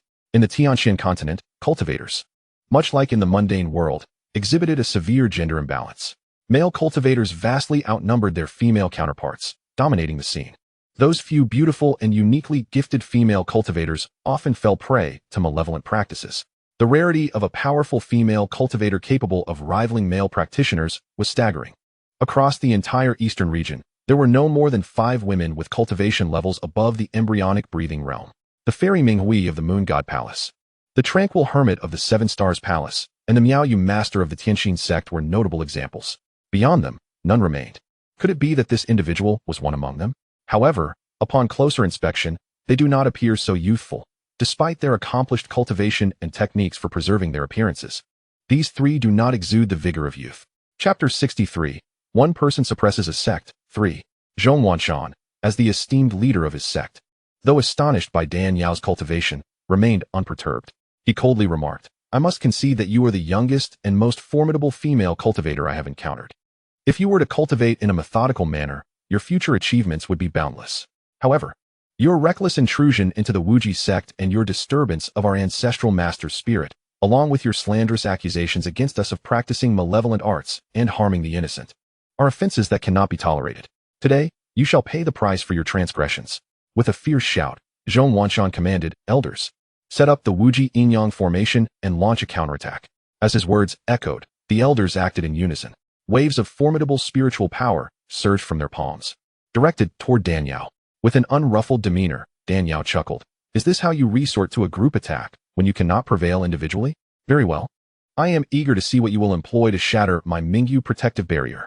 With a flick of her thoughts, Dan Yao's sleeves swelled as if stirred by an unseen wind, and an endless stream of spiritual energy poured forth, coalescing into a smooth, ice-blue protective barrier.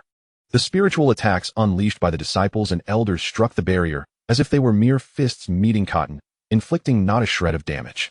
Witnessing this, Zhong Wanshan was left in a state of shock, his countenance paling to a ghastly gray. Although the Wuji sect lacked a master at the Dongxu realm, the elders present possessed formidable abilities at the Ningying realm. Their combined efforts were immensely powerful. Even he, as the pinnacle of the Ningying realm and on the precipice of the Dongxu realm, found it challenging to withstand such a concerted assault. This individual stood still, arms at her sides, merely utilizing her spiritual energy to form a protective barrier that effortlessly deflected the elders' attacks. Her level of cultivation was truly unfathomable. Zhong Wanshan had initially planned to engage this woman in further combat after the elders subdued her, hoping to discern the nature of the sword she wielded that could invoke such fear in the Yin-Yang Wuji sword. However, upon witnessing the extraordinary defensive capabilities of Dan Yao's barrier, he could infer, even with limited intellect, that she was indeed a cultivator of the Dongxu realm. Below Dongxu, all are but ants. Only a powerful individual of the Dongxu realm could withstand the attacks of so many masters of the Ningying realm simultaneously while gaining the upper hand. Stop! Stop! All of you, cease your actions! Zhong Wanshan exclaimed, realizing the implications of a young cultivator having reached the Dongxu realm, and the potential future achievements that lay ahead. He dared not offend her too gravely, lest it bring catastrophic consequences to the Wuji sect. The plump elder, whose whisk was shattered by Dan Yao, resentfully protested, Sect Master, we have not yet lost. Why must we halt? Fool, do you not grasp the situation? Zhong Wanshan nearly succumbed to his anger. Trembling, he jabbed a finger at the elder's forehead. This esteemed personage has effortlessly withstood your combined assault without lifting a finger. If she were to truly engage, would you still be alive? Upon hearing this, the elder's face drained of color. Indeed, if she can withstand the attacks of so many Ningying elders, she must at least be a powerhouse of the Dongxu realm. We must cease at once. Zhong Wanshan, enraged, feared that if Dan Yao were to unleash her wrath, she would eliminate this ignorant group, leading to the inevitable downfall of the Wuji sect. Hearing Zhong Wanshan's furious bellow, the others finally halted, their faces a mix of terror directed at Dan Yao. Zhong Wanshan scrutinized Dan Yao, unable to meet her gaze directly. Wonder and disbelief surged within him like an unstoppable tide. Chapter 64. One person suppresses a sect. 4. Among the female cultivators of the Eastern Domain. The most powerful was Ling Hui, the fairy of the Moon God Palace, who stood at the pinnacle of the Ningying realm, a level comparable to his own. When had a Dongshu realm female cultivator emerged? How had she cultivated? When did she gain renown? And how had she broken through to the Dongshu realm without any prior notice? A cascade of questions flooded Zhong Wanshan's mind, leaving him perplexed. Countless inquiries ultimately culminated in a long, drawn-out sigh. Esteemed senior, I am but a fool who failed to recognize your greatness and have thus offended you. I beg your forgiveness. The dozen or so elders behind him wore expressions of dejection, resembling defeated roosters, their faces reflecting a blend of unwillingness and resignation. What could they do against such overwhelming prowess? In the realm of Xiantian continent, strength reigns supreme. Might is the ultimate truth. Dan Yao, maintaining her tranquil demeanor, spoke softly. Sect Master Zhong, you flatter me. I am merely a humble woman. Nay, nay, had it not been for your mercy earlier, both my disciples and elders would have perished on the spot. As a humble practitioner, I can appreciate your benevolence. Zhong Wanshan's tone was unprecedentedly humble. Yet internally, he felt a bitter pang. Judging by Dan Yao's voice and attire, it was evident she was under 100 years of age. To achieve the Dongshu realm before reaching a century is virtually unheard of, a notion so extraordinary it was hard to fathom. Here he was, the sect leader, feeling inferior to someone who could easily be his great-great-granddaughter. How had he squandered his years? Zhong Wanshan, in deep contemplation, resolved to enter seclusion in the forbidden grounds once this matter was resolved. He vowed not to emerge until he achieved the Dongshu realm. Dan Yao shivered at his constant references to her as senior, feeling uncomfortable. Sect Master Zhong, while I may have reached the Dongshu realm before you, your talent and dedication to study will surely lead you to break through as well. There is no need for such self-deprecation. Please refrain from calling me senior so often. It makes me feel ancient. We both cultivate the rightful path of the mystic school, and you should know the words of the sage Laozi. The highest good is like water, which benefits all things without contention. True competition is non-competition, and non-competition is a form of competition. Non-competition is competition, and competition is non-competition. Zhong Wanshan pondered this phrase, suddenly experiencing an epiphany, as if the heavens had opened anew. The elders behind him, upon hearing these words, also appeared contemplative, entering a state of enlightenment. I understand now. Non-competition is competition, and competition is non-competition. Ha ha. Zhong Wanshan laughed heartily, bowing deeply to Dan Yao. I am immensely grateful for your guidance, esteemed friend. Zhong Wanshan, having distinguished himself among the disciples to become the leader of the Wuji sect, was naturally endowed with exceptional talent. His accumulation of spiritual power and mastery of spells had long met the requirements for breaking through to the Dongshu realm. However, the sudden demise of the Wuji sect's elder at the hands of a powerful entity from the Moon God Palace had left the sect in turmoil. As the leader, Zhong Wanshan was perpetually anxious that the absence of a Dongshu master would lead to the sect's demise, prompting him to hasten his own breakthrough for many years. Yet, in the realm of cultivation, haste begets failure. Zhong Wanshan had the potential for a swift breakthrough, but due to his anxiety, he fell into a vicious cycle. The more he rushed, the more elusive success became. Chapter 65, Search for Me. Now, with Dan Yao's reference to Laozi's wisdom, which conveyed the idea that water benefits all without contention, he had suddenly awakened to a profound truth. The best way to engage in competition is to abstain from it. By calming one's mind, one can observe others in their conflicts. Embracing non-contention leads to tranquility. Sometimes, not competing yields greater rewards. Similarly, one cannot rush to consume hot tofu. By settling one's mind, breakthroughs become more attainable. Dan Yao waved her hand dismissively. It is but a trifling matter. There is no need for such formality. She had intruded uninvited into another's territory, and had she not been discovered, it would have sufficed. Now that the matter has been uncovered, it is evident that the fault lies with him. Offering guidance on his cultivation can be considered a resolution of karma, thus fostering a good relationship. In life, having one more friend equates to having one less enemy, a notion she comprehends well. The absence of formidable warriors in the Wujimin's Dongshu realm poses a grave threat to this ancient sect of cultivation, which has persisted for millennia. Presently, Dan Yao's intervention in assisting Zhong Wanshan to break through is akin to a rebirth for the Wujimin. Grateful yet contemplative, Zhong Wanshan muses on the formidable prowess of this elder. Should she desire to create trouble for the Wujimin, it would be a trivial task. There is no need for her to fabricate tales of nurturing malevolent spirits. Could it be that someone within the sect is indeed practicing sinister techniques to harbor evil spirits to wreak havoc? Upon this realization, Zhong Wanshan's countenance darkens.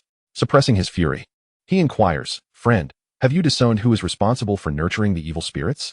I shall not let him go unpunished for practicing such vile arts within the Wujiman. Dan Yao, unwavering, replies, the culprit is none other than your sect's law enforcement elder, Zhao Busan. What? It is him? Zhong Wanshan is taken aback. Elder Zhao? How could it possibly be Elder Zhao? He is known for his amiable demeanor and kindness, never engaging in disputes. He appears to be a paragon of virtue. How could he commit such acts? The others share in his astonishment, chattering in disbelief. It cannot be Elder Zhao. Surely, you must be mistaken? Zhong Wanshan questions. Uncertainty clouding his mind. Dan Yao responds with confidence. I am not mistaken. Zhao Busan's brother, Zhao Busi, was discovered nurturing evil spirits. Before he was brought to justice, he confessed that all of this was orchestrated by Zhao Busan. Zhong Wanshan scans the vicinity, but Zhao Busan is nowhere to be found. He then demands in a stern voice, where is Zhao Busan? The crowd exchanges glances, and the stout elder responds, reporting to the sect leader.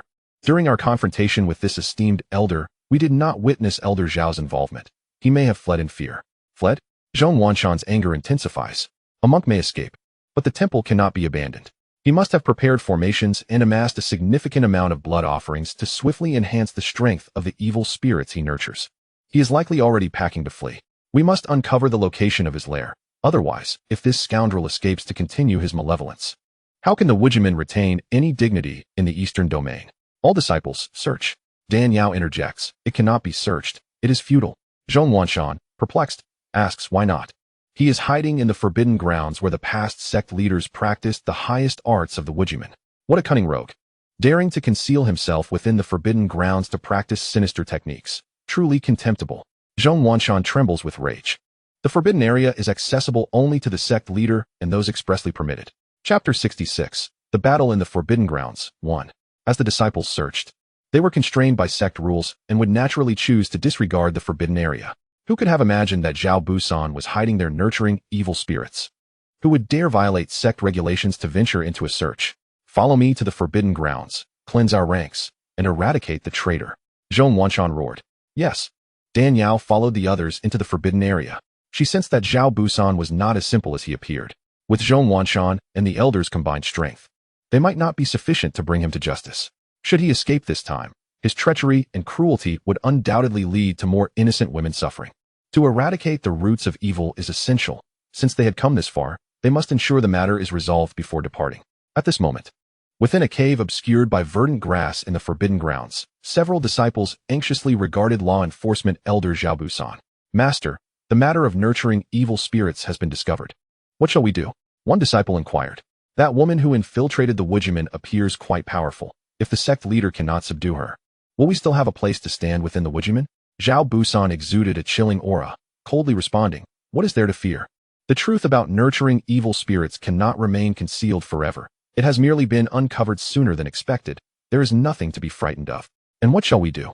Please instruct us, Master, another disciple asked. It is simple. While that witch and Zhong Wanshan are engaged in a fierce battle, we shall launch a blitz attack, eliminating Zhong Wanshan and the elders.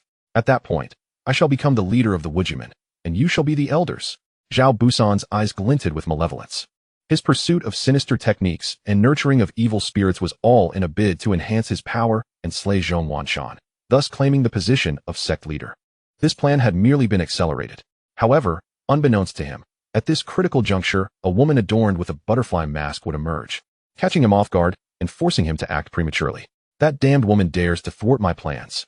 If she has discovered my actions, my brother Zhao Busi has undoubtedly met with her vile hands. The mere thought of this ignited a fierce desire within Zhao Busan to see this obstructive woman meet a gruesome end.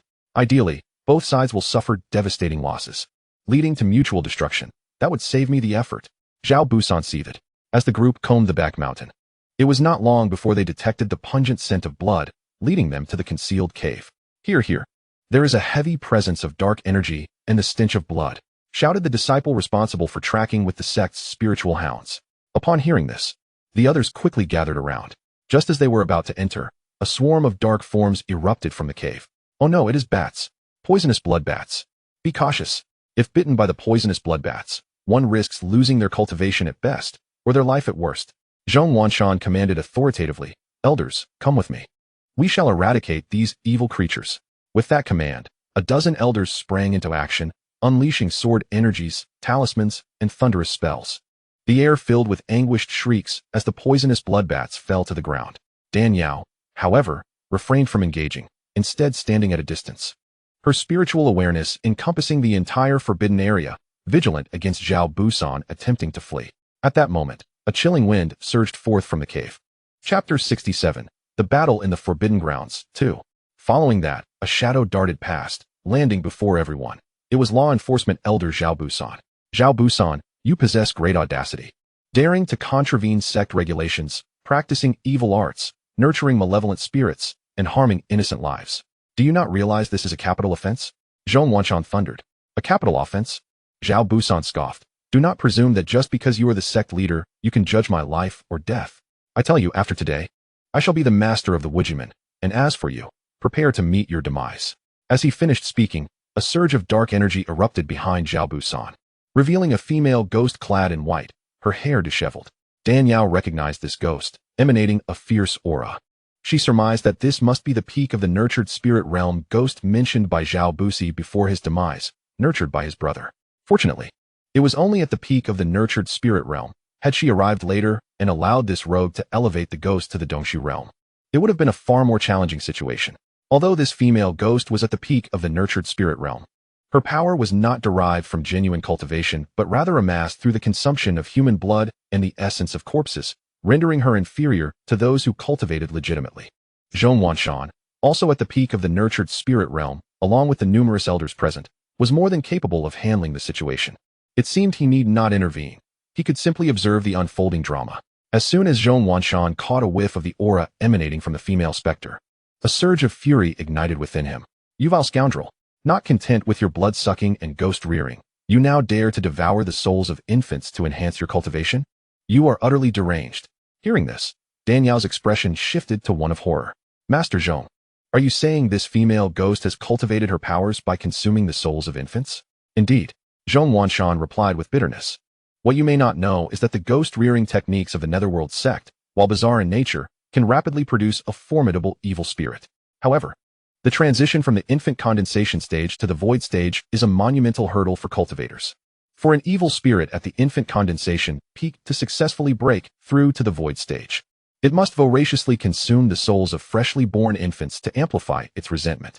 In the past, the Netherworld sect committed heinous acts against infants to cultivate spirits of the void stage, inciting the wrath of the heavens and the ire of righteous sects, which ultimately led to their joint extermination. Dan Yao observed that the female ghost's foundation appeared solid, with faint signs of transforming from the peak of infant condensation to the early void stage, evidently having consumed a substantial number of infant souls to augment her strength. A wave of fury surged from her feet to her head, and she roared, Zhao Busan, you deserve death. The elders and disciples, upon learning the truth, echoed her sentiments with vehement exclamations. Madman, lunatic, inhuman. If I do not slay this disgrace today, I, Zhong Wanshan, vow to forfeit my humanity. With a thunderous shout, Zhong Wanshan unleashed the full force of his peak infant condensation power. Brilliant golden light erupted from his palms. Heaven and earth are boundless. The laws of the universe are just go. The golden light blazed forth like fire and thunder, racing towards Zhao Busan. Just in time. Today, I shall let you ignorant fools witness the might of my little ghost.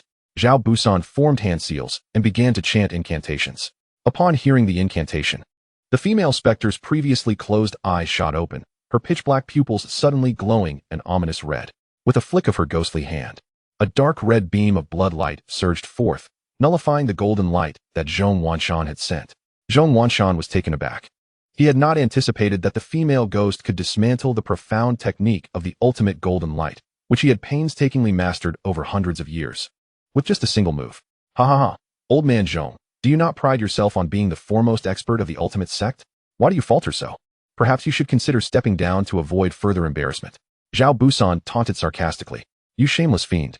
Should I fail to slay you today, I would be unworthy of my position as the master of the ultimate sect, and I would dishonor our ancestors. With a roar that echoed like thunder, Zhong Wanshan stepped into the ultimate stance and recited his incantation.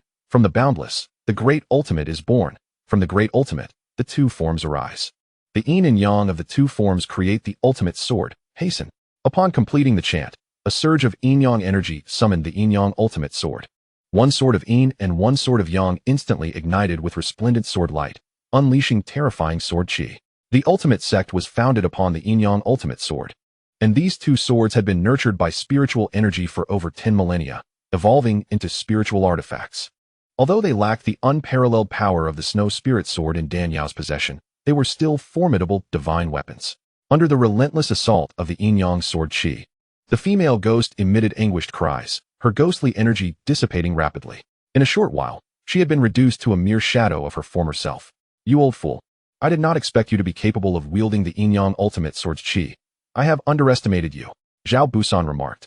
Though the Yin-Yang ultimate sword possesses incredible might, it can only be truly wielded by one who has attained the void stage.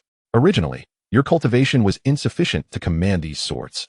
Fortunately, with Dan Yao's guidance, you have touched upon the threshold of breaking into the void stage, enhancing your power further. Moreover, in your fury, you have expended your true essence to forcibly unleash their might. While this may leave you severely depleted afterward, you care not for such trivialities when it comes to cleansing your ranks. Panting heavily, Zhong Wanshan glared at Zhao Busan. Traitor! The evil spirit you nurtured has been vanquished by me. Kneel and confess your sins. Given your years of service to the ultimate sect, I may yet spare your life. Humph, spare my life? Who is to spare whom is yet to be seen. Zhao Busan retorted with a cold smirk. Old man Zhong, do not think that just because you can wield the Yin-Yang ultimate sword, I am afraid of you. You will not see me confessing. As soon as he finished speaking, Zhao Busan began chanting once more. A thunderous crack resonated, and the ground erupted as if a demon had emerged. A chilling, ghostly energy, thick with the stench of blood, surged from the earth. Before them stood a burly man clad in red, with fiery red hair and eyes, his entire form ablaze like an inferno.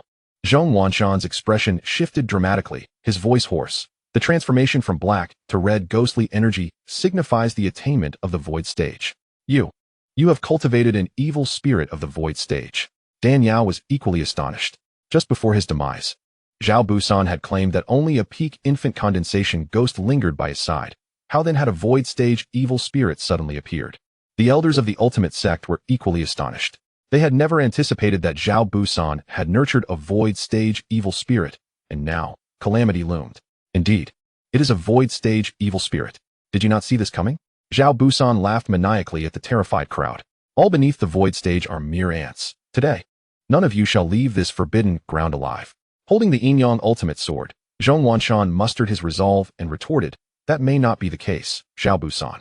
You should know that the ultimate sect's Yin-Yang ultimate sword can only be wielded by those of the void stage to unleash its true power. I have successfully summoned its sword chi to obliterate the ghost you raised. Even if you possess a void stage evil spirit, it shall not escape the retribution of the Yin-Yang ultimate sword. Enough, old man Zhong. Do you think I am unaware? You are still at the peak of infant condensation, and have not truly crossed that threshold. I do not know what method you employed to forcefully activate the Yin-Yang ultimate sword, but infant condensation is still infant condensation, and void stage is void stage. Even if there is but a thin line between them, the chasm is vast. Zhao Busan sneered. Although Zhong Wanshan's earlier invocation of the Yin-Yang ultimate sword had startled him, upon regaining his composure, he realized Zhong Wanshan's breath had become rapid and his formidable aura had diminished drastically. He quickly comprehended that Zhong Wanshan had not truly broken through to the void stage, but had instead forcibly activated the Yin-Yang ultimate sword through some unknown secret technique. While he had successfully slain the ghost, he had also severely depleted his true essence, leaving him as a spent force. Upon hearing this, Zhong Wanshan's face turned ashen. With the emergence of a void stage evil spirit summoned by Zhao Busan, he understood that not only could he not slay him, but the ultimate sect would also face calamity. Thus, Zhong Wanshan had hoped to exploit the characteristic of the Yin-Yang ultimate sword, that it could only be wielded by those of the void stage, to feign that he had achieved such a breakthrough. Hoping to intimidate the deranged traitor, with Dan Yao's guidance, he had approached the threshold of breaking through. With just a few years of seclusion, he could transcend and become a true void stage master. At that point, with his cultivation and the formidable Yin-Yang ultimate sword, eliminating Zhao Busan and this void stage evil spirit would not pose a significant challenge. However, to his dismay, Zhao Busan was cunning and astute, seeing through his facade and offering him no time to attain a breakthrough. A sense of despair began to swell within Zhong Wanshan's heart. Humph, old Zhong. Despite your arduous cultivation for centuries, you remain incapable of breaking through to the void realm. What face do you have left to claim the title of the leader of the Wuji sect? Today, I shall seize your position and transform the Wuji sect into the stronghold of the Netherworld cult. Ha ha. Zhao Busan laughed maniacally, a cold snort escaping his lips. You all shall meet your demise. He affixed a yellow talisman onto the red-clad malevolent spirit of the void realm. An overwhelming aura of ghostly energy erupted from the spirit, instantly enveloping the forbidden grounds in a sea of blood-red ghost domain. Several weaker disciples, unable to withstand such potent ghostly energy, spewed blood and fell lifeless. The red-clad malevolent spirit turned its gaze towards Xianxiafan's, suddenly striking out with a palm, unleashing a ferocious ghostly slash aimed directly at him. Xianxiafans desperately circulated his internal energy, attempting once more to summon the Wuji sword to fend off this lethal blow. It was futile. The previous strike had already drained most of his spiritual energy. With the meager remnants of his true qi, it was impossible to wield the Wuji sword against my ghost king. Accept your fate and perish. Zhao Busan envisioned Xianxiafans being cleaved into several pieces by the red-clad malevolent spirit. The position of the Wuji sect's leader would ultimately fall into his hands. Chapter 70. The Battle in the Forbidden Grounds, 5. At that moment, an extraordinarily frigid sword qi shot forth, appearing before Xianxiafans and shattering the ghostly slash aimed at him. It was Dan Yao intervening to rescue him. 7 stars, sword technique. Zhao Busan's eyes widened in shock, his triumphant laughter morphing into sheer terror. He trembled as he pointed at Dan Yao. Who are you? How can you wield the 7 stars sword technique? Dan Yao replied coolly, why should I reveal my identity to you? Xianxiafans had thought he was doomed this time, but was unexpectedly filled with joy at Dan Yao's timely rescue. Indeed, he had momentarily lost his wits. How could he forget that this mysterious woman was also a formidable practitioner of the Void Realm? This Ghost King, having forcibly ascended through the consumption of blood and the souls of infants, could not compare to a legitimate practitioner of the Void Realm. With this fairy strength and her unparalleled divine weapon that even the Wuji sword would tremble before, she was more than capable of vanquishing this Ghost King. Suddenly hearing Zhao Busan's exclamation of the 7-star sword technique startled him further. The 7-star sword technique was a secret art of the 7 Stars Palace, rarely disclosed to outsiders. Could this fairy be affiliated with the 7 Stars Palace? To his knowledge, only the headmaster, the real person Xianxiu, had reached the Void Realm. How could another practitioner of the Void Realm, especially a female cultivator, emerge? Countless doubts flickered through Xianxiafan's mind. Yet he felt reassured that this enigmatic fairy meant no harm to the Wuji sect. Zhao Busan, infuriated, shouted, who exactly are you? State your name. Dan Yao retorted icily. You, a vile creature who harms the innocent, are unworthy of inquiring about my name. Simply accept your death. Arrogant. I refuse to believe you are truly that powerful. Zhao Busan commanded the red-clad malevolent spirit, tear her apart. This female cultivator possesses pure spiritual energy. By consuming her blood, your power will grow even stronger. The red-clad malevolent spirit sensed the extremely pure and cold energy radiating from Dan Yao, far superior to that of infant souls or the blood of pure women, igniting a primal greed and desire in its crimson eyes. It cackled maniacally, unleashing successive ghostly slashes that stirred up chilling winds, aimed at Dan Yao. With a flick of her wrist, Dan Yao wielded the Xianxia sword, unleashing a barrage of sword qi that shattered the ghostly slashes, its momentum unyielding as it struck the face of the red-clad malevolent spirit. The brilliance of the Xianxia sword illuminated the forbidden grounds. The malevolent spirit, momentarily blinded by the righteous aura of the sword light, reacted too late, losing its left hand to a swift strike. The red-clad malevolent spirit screeched in agony, its cries akin to a night owl, sharp and piercing, nearly shattering eardrums. The once blood-red ghostly energy that enveloped the forbidden grounds dissipated under the radiance of the sword light, replaced by a surge of righteous energy. Zhao Busan, thoroughly terrified, involuntarily stepped back. You are also a practitioner of the Void Realm? Only now do you realize? It may be too late, Dan Yao replied with a cold smirk. Zhao Busan, both astonished and furious, nearly spat out a mouthful of old blood. Earlier, within the Wuji pavilion, Dan Yao had mentioned that someone within the Wuji sect was secretly raising harmful spirits. Feeling guilty, he had hastily fled, not participating in the elders' assault against Dan Yao. Therefore, he was unaware that this sudden intruder into the Wuji sect was indeed a powerful practitioner of the Void Realm. Had he known of her formidable strength, he would not have dared to act so recklessly. Chapter 71. Entangled in one's own web. Xianxiafans and the other elders and disciples stood agape, utterly astonished. They were aware of Dan Yao's status as a practitioner of the Void Realm, her cultivation extraordinarily high.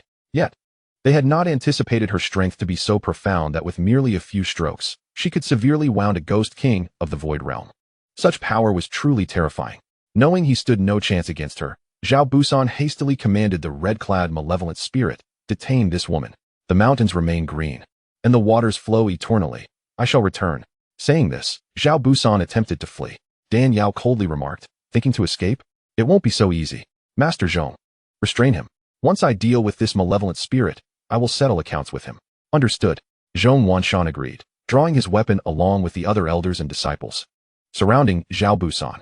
Humph, you think capturing me will be easy? Zhao Busan grasped a dark, ominous banner, preparing to chant a spell. However, a pair of icy hands unexpectedly slithered around his neck. Turning around in shock, Zhao Busan gasped, Wretched beast, what do you intend to do? Blood. I want blood. I want a great deal of blood. The red-clad malevolent spirit, with its eyes wide and bloodshot, greedily fixed its gaze on Zhao Busan, saliva dripping from its mouth. Unbeknownst to Zhao Busan, he had become the target, still believing the red-clad malevolent spirit sought blood as usual. If you want blood, no problem. Just keep that woman busy for me, and I will provide you with as much blood as you desire. Zhao Busan commanded with a sinister expression. Blood. I want blood. I want blood. The red-clad malevolent spirit, deaf to his words, gazed at Zhao Busan with increasing avarice. As Dan Yao severed its left arm with a single strike. The chilling energy of the Shuepa sword had also frozen much of its blood energy. Now, it desperately required a warm, spiritually enriched blood source to counteract the cold energy within it and replenish its lost vitality. Among those present, besides Dan Yao, only Zhao Busan and Zhong Wanshan possessed significant cultivation levels. The malevolent spirit, wary of Dan Yao's Shuepa sword, dared not engage her directly, while Zhong Wanshan had severely depleted his true essence by forcibly summoning the Yinyang Wuji sword. At this moment, Zhao Busan was the most suitable nourishment for it. Impudent. Do you dare to rebel? I am your master. How dare you show me disrespect? Are you not afraid of my wrath? As Zhao Busan sensed the malevolent spirit closing in, an ominous premonition surged within him, causing him to retreat several steps. The more he retreated, the tighter the malevolent spirit pursued him. You wretched beast, I will kill you.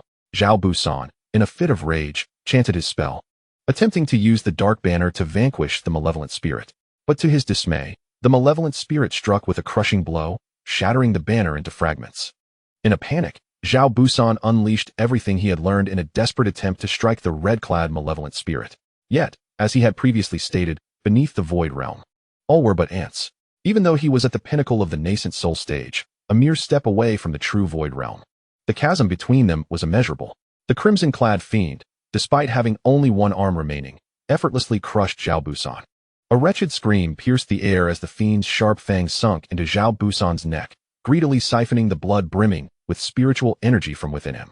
The more agonizing his cries became, the faster the fiend fed. In a short while, the once arrogant Zhao Busan, who had boasted of exterminating all his foes, was reduced to a mere desiccated husk. In his relentless pursuit of becoming the leader of the Wujimen, he had forsaken his moral compass, breeding malevolent spirits to wreak havoc. Chapter 72, Departure. Ultimately, he ensnared himself, falling victim to the very fiends he had nurtured. Observing Zhao Busan's tragic demise, Dan Yao coldly shook her head. Heaven's punishments can be forgiven, but self-inflicted calamities are inexcusable. In truth, even had Dan Yao refrained from intervening, Zhao Busan would have met an inevitable end. The art of nurturing fiends he practiced was inherently a malevolent craft, one that harmed both others and oneself. The fiends birthed through this art possessed neither reason, humanity, nor thought. They were merely bloodthirsty beasts. Thus, the secret tome of fiend nurturing from the Yuming sect repeatedly cautioned cultivators against allowing their nurtured fiends to surpass their own cultivation level, lest they risk being devoured by their creations. Zhao Busan, fixated on usurping Zhong Wanshan to become the master of Wujimen, blatantly disregarded the tome's warnings, persistently feeding the fiends with the blood of the living and the souls of infants. Consequently, the Crimson Fiend broke free from its shackles, ascending to the status of a ghost emperor in the void realm, no longer deigning to regard him, its inferior master, leading to the inevitable act of devouring its creator. Dan Yao's appearance merely expedited this fate. Having drained Zhao Busan's blood and spiritual energy, the fiend not only healed its wounds but also ascended in power, exuding an aura of terror. Disposing of Zhao Busan's lifeless body, its crimson eyes fixed upon Zhong Wanshan and the assembly of elders with a predatory gaze. Fellow cultivators. Zhong Wanshan gazed at Dan Yao in sheer panic. Dan Yao offered a gentle smile, reassuring him, "Fear not, with my presence, he shall not stir up any significant turmoil." With that, Dan Yao summoned the snow spirit sword, its blade gleaming like ice, and thrust it directly at the Crimson Fiend. Having already experienced the sword's might, The fiend dared not confront it head-on and swiftly turned to flee. It was swift, yet the snow spirit sword was swifter. Dan Yao cried out. 7 stars returned to origin. The sword pierced through layers of ghostly energy, embedding itself directly in the fiend's heart. With a piercing scream, the fiend's body erupted, dissolving into wisps of black mist that scattered into the air. Witnessing this, Zhong Wanshan and the elders immediately recited incantations to purify the lingering ghostly energy, ensuring that it would not disrupt the cultivation of the Wujimin disciples. Upon completing this, Zhong Wanshan bowed deeply to Dan Yao. Had it not been for your timely intervention, Wujimin would have surely perished at the hands of that treacherous Xiaobu-san. Such a profound debt of gratitude. How can I ever repay? Dan Yao replied with a serene smile. No need for repayment. I merely could not stand by as the Zhao brothers inflicted harm upon the innocent. If you wish to express gratitude, then from this day forth, strive to do good deeds and benefit the common folk. That shall be my reward. With that, Dan Yao transformed the snow spirit sword into an ice jade hairpin, adorning her hair, and gracefully departed. The members of Wujimin, witnessing her extraordinary prowess yet devoid of arrogance, held her in deep admiration as she resolved the menace and vanished without leaving a name. They followed her retreating figure until she dissolved into the ethereal mist, only then pausing. Upon returning to the 7 Stars Palace, the night had already fallen. Just as she was about to head back to the 100-Flower Valley, she noticed a light still flickering in the secluded chamber where Shui Ling resided on Yaoguang Peak. Dan Yao mused, having ventured out, she might as well pay Shui Ling a visit. In a flash, she transformed into a beam of spiritual light and slipped inside. The moon hung bright in the starry sky, and a gentle breeze caressed her face. All was silent, with Shui Ling seated cross-legged on a mat, diligently cultivating. She was earnest in her practice, yet somehow, her heart remained restless. Chapter 73. Your heart is still unsettled. After several attempts to push through the barriers of her cultivation, she found herself repeatedly rebuffed, leaving her drenched in sweat, her hair in disarray. Shui Ling opened her eyes and sighed softly. Despite my efforts over the past few years, I still cannot successfully break through to the mid-stage of the Gathering Essence realm. Since her breakthrough to the Gathering Essence realm several years ago, she had been stagnant at this level, making no progress. Although her cultivation speed was prodigious compared to her peers in the 7 Stars Palace, she felt it was far from sufficient. The Tianxian continent comprised 5 major domains, with the eastern domain of the 7 Stars Palace being the weakest. Perhaps her cultivation speed was considered extraordinary in the eastern domain, but on the broader Tianxian continent, it was hardly noteworthy. She was not one to settle for mediocrity. Her aspirations extended to the entirety of the Tianxian continent, to the vastness of the Starry Sea. Before entering the 7 Stars Palace, she had endured neglect and injustice due to the societal preference for males, even nearly becoming a bride to an old wealthy man to bring him luck. Embarking on the path of cultivation was akin to being reborn. She refused to face discrimination again. She was determined to cultivate diligently and strengthen herself. Only in this manner could she compete with the prodigies outside. Only in this way could she prove to the male-dominated cultivation world that female cultivators were not mere appendages to their male counterparts. Women could also stand at the pinnacle of the pyramid. Oh Shui Ling, how useless you are. Transitioning from early to mid-gathering essence is merely a small realm. How have you not broken through even after 3 or 4 years? How can you live up to your master's expectations? The more she berated herself, the more agitated she became, seizing the sword beside her to step outside for some practice to vent her frustrations. Just then, a voice, cool and ethereal, echoed in her mind. A settled heart leads to a focused spirit, and a focused spirit clarifies the Tao heart. Shui Ling, your heart remains unsettled. Upon hearing this voice, Shui Ling's brows lifted in delight. Senior, you have come. Over the past few years, this mysterious senior had periodically offered her guidance in her cultivation, each time pinpointing the root of her struggles. This instilled in Shui Ling a firm belief that this senior, donned in an ice jade butterfly mask, must be a hidden figure within the 7 Stars Palace, perhaps of even higher standing than her master, remaining low profile and unknown to the outside world. Her strength surely surpassed that of her master, the tranquil wanderer, for otherwise, she could not have appeared unnoticed. Thanks to this senior's guidance, Shui Ling had advanced to the Gathering Essence realm within a mere 12 years, earning her the title of the foremost prodigy among the female disciples of the 7 Stars Palace. Due to the uncertainty of her identity, Shui Ling could only refer to her as senior out of respect. It has been a long time since we last met. I did not expect your cultivation to rise. Yet your heart seems less steady than before. Dan Yao sighed softly. You must understand that cultivation is an endeavor that defies the heavens. Haste makes waste. Incessant pursuit of speed not only fails to yield the desired results, but also risks falling into madness. Shui Ling listened intently to her admonition, a look of shame crossing her face. Senior, you are right. I have been too impatient. I have been stuck at this cultivation juncture, unable to identify the problem. Dan Yao cast her a glance and remarked, the highest virtue is like water. It benefits all without contention. To strive is to not strive. Not striving is also a form of striving. Shui Ling's issue was akin to that of Zhong Wanshan. Both were too eager. Her accumulation of spiritual power was sufficient, yet her urgency led her into confusion, hindering her breakthrough. Chapter 74, Cultivation in Dreams. As soon as Dan Yao conveyed her thoughts, Shui Ling immediately grasped the essence. Responding joyfully, indeed, I am immensely grateful for your guidance, esteemed senior. Dan Yao, witnessing her swift comprehension, regarded her with a gaze filled with approval. In terms of both talent and attitude, Shui Ling stood out among her peers, and what was even more remarkable was her ambition. Embodying the spirit of a heroic man despite being a woman, she was determined to demonstrate to the world that female cultivators could rival their male counterparts, if not surpass them in excellence and strength. Such a remarkable individual was rare not only among female cultivators, but also among the multitude of male disciples. Making her a true gem, Dan Yao, a connoisseur of talent, could not help but repeatedly offer her guidance in cultivation.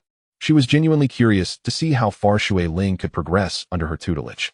If she were to astonish the entire Tianxian continent, it would also bring honor to Dan Yao, who, though without the formal title of master and disciple, had nonetheless fulfilled that role in essence. Subsequently, Dan Yao extended a finger and gently tapped Shui Ling's forehead.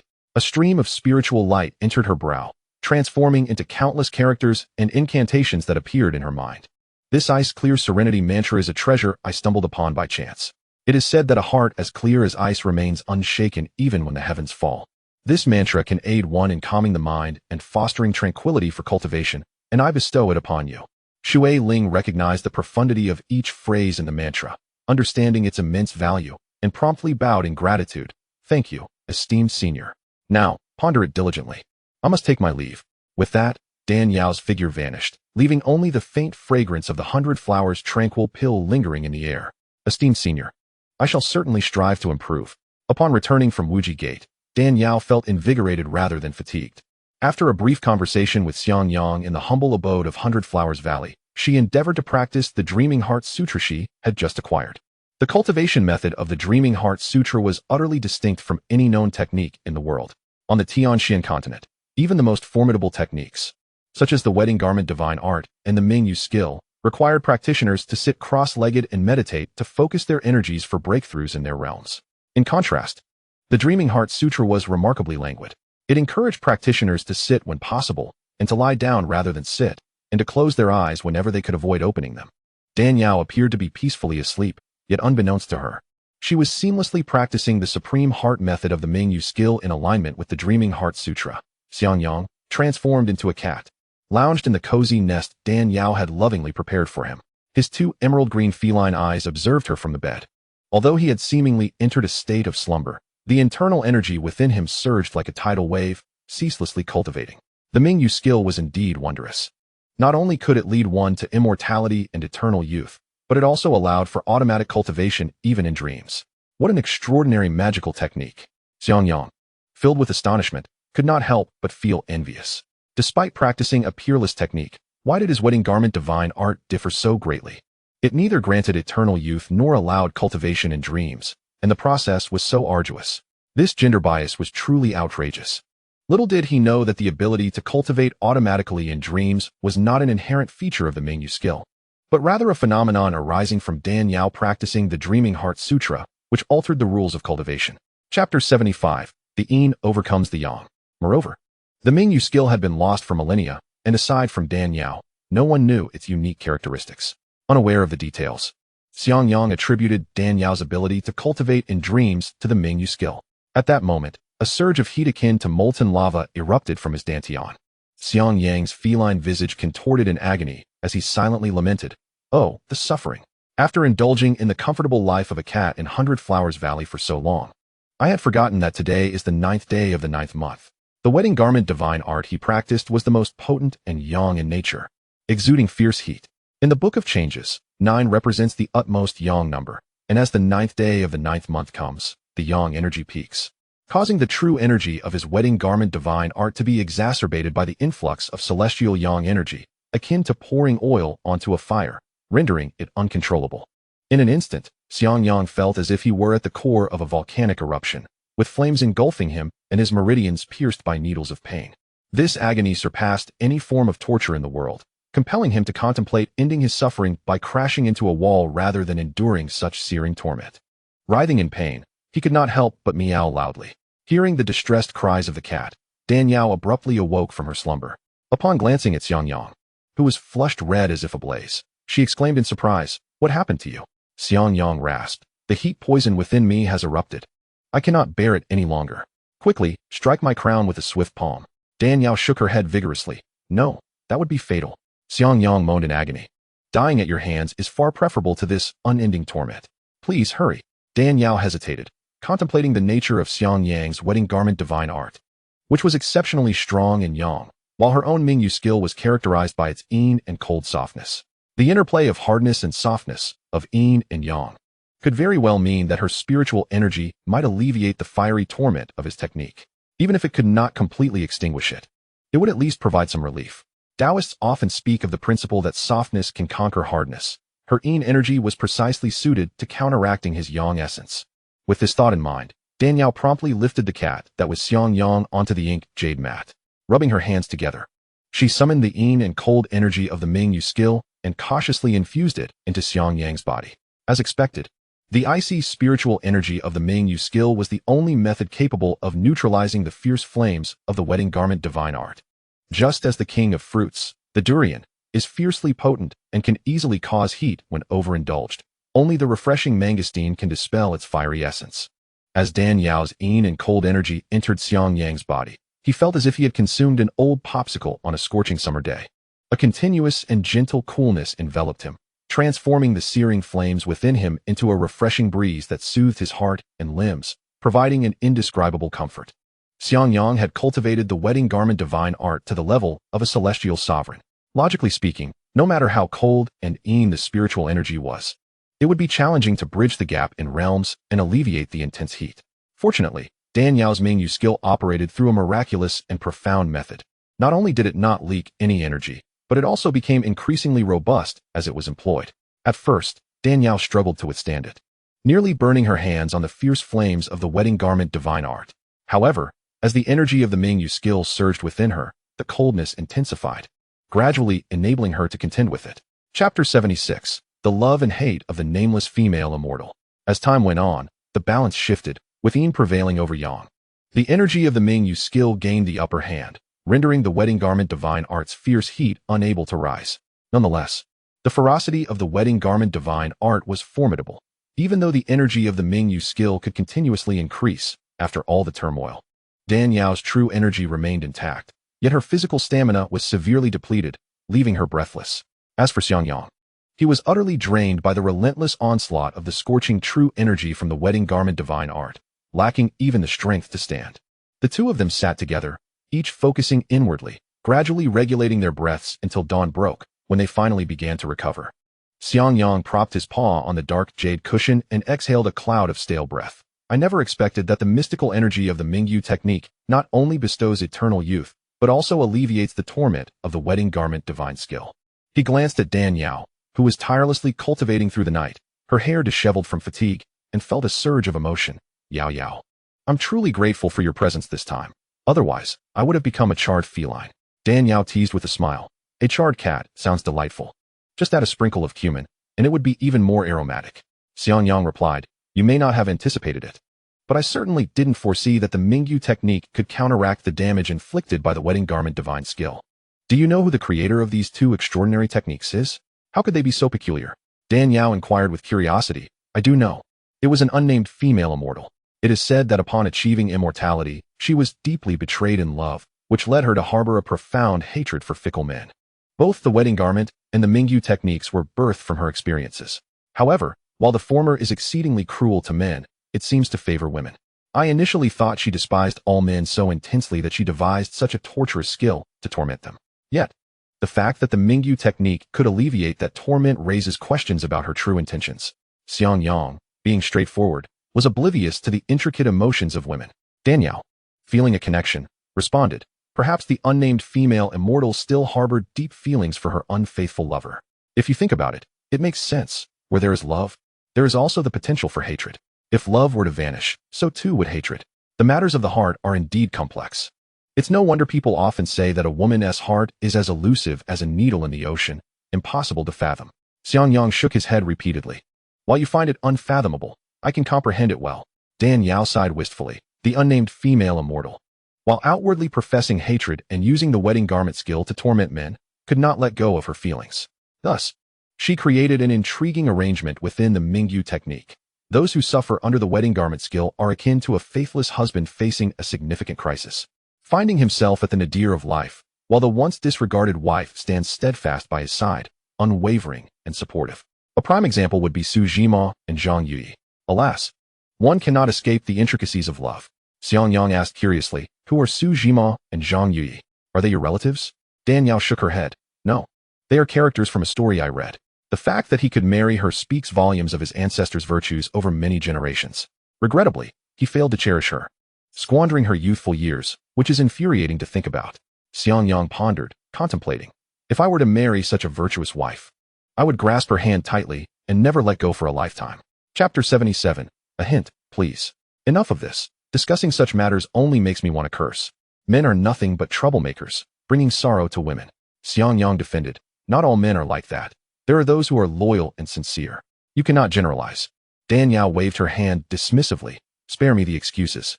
Love brings worry and fear. Those who distance themselves from love know neither worry nor fear. It's not about men. It's better to focus on cultivation and strive for immortality.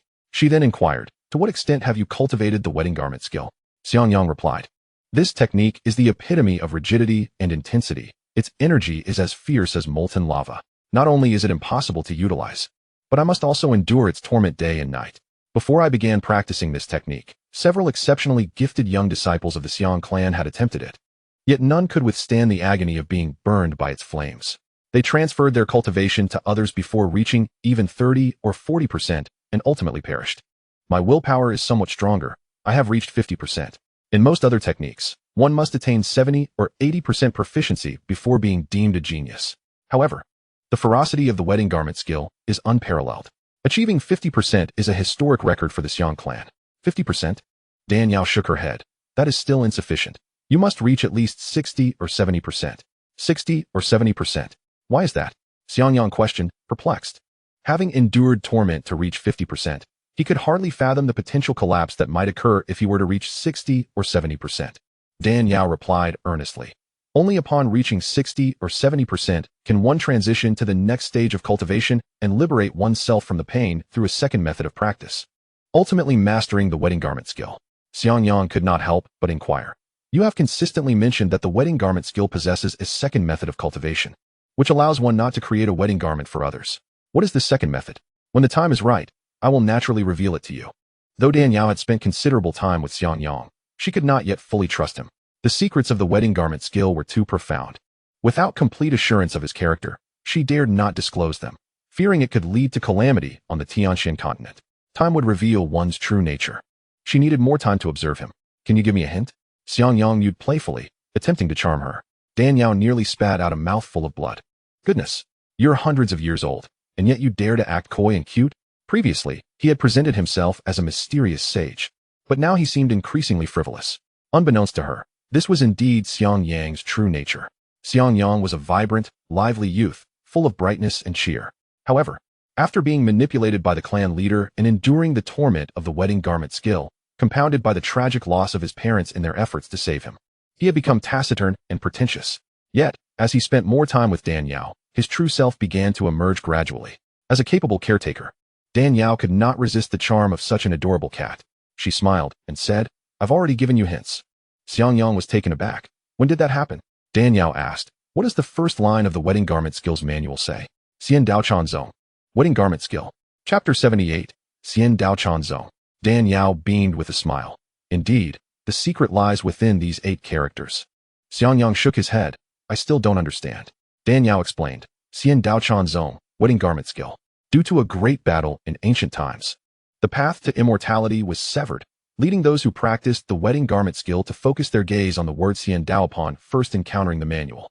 believing that by following its teachings, they could master the skill and ascend to immortality.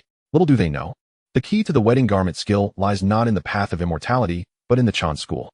Chan school. A jolt of realization struck Xianxiang. Like many other practitioners, he had fixated on the path to immortality. The result was increasing pain and despair as he trained. Countless quiet nights had been spent pondering where he went wrong. The manual was undoubtedly correct, yet the energy he cultivated was excruciating. Although Xiang Banshan, that old rogue, had explicitly told him that the wedding garment skill was designed for the benefit of others, Xianxiang harbored an inkling that there was another layer of cultivation concealed within the wedding garment skill. Unfortunately, the Xiang clan had yet to fully grasp this unparalleled skill, resulting in generations of young disciples transferring their hard-earned energy to others. The true method of cultivating the wedding garment skill remained an enigmatic riddle, and whoever could decipher it would undoubtedly become the foremost figure on the Tianxian continent. In the present moment, upon hearing Dan Yao mention the essence lies in Zen Buddhism, Xianxiang, who had wandered through years like a specter lost in a fog, finally glimpsed a flicker of light. Zen Buddhism, Zen Buddhism. Xianxiang pondered these two characters with great care. The righteous sects of cultivation are dominated by two principal streams, one being Taoism and the other Buddhism, with Zen Buddhism being the most pivotal branch of the latter, founded by the venerable Bodhidharma. This profound art, lauded as the immortal path of Zen, naturally emphasizes sudden enlightenment. Dan Yao remarked, indeed, to truly master the art of the wedding garment, one must possess an exceptionally high capacity for sudden enlightenment.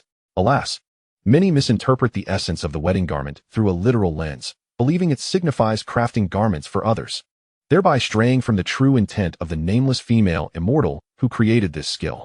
If this art were merely intended for the benefit of others, why would so much effort have been expended in its creation?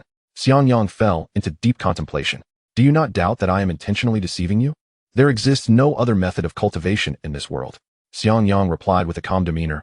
I harbored some doubts previously, yet now I am devoid of suspicion. Why is that? Because of your practice of the Mingyu skill.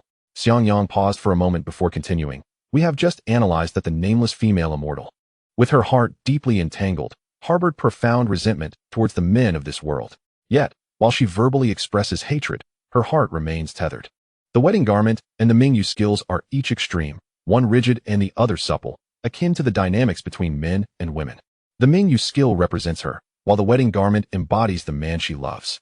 Pray tell, how could the nameless female immortal bear to see her beloved suffer torment until his very essence wanes, only to find release in death? Her true intention was merely to make him experience hardship, then to employ the Mingyu skill to alleviate his suffering, guiding him to recognize who truly cares for him in this world. Thus, the wedding garment must possess an undisclosed second method of cultivation, albeit one that few know. Chapter 79, Speculation.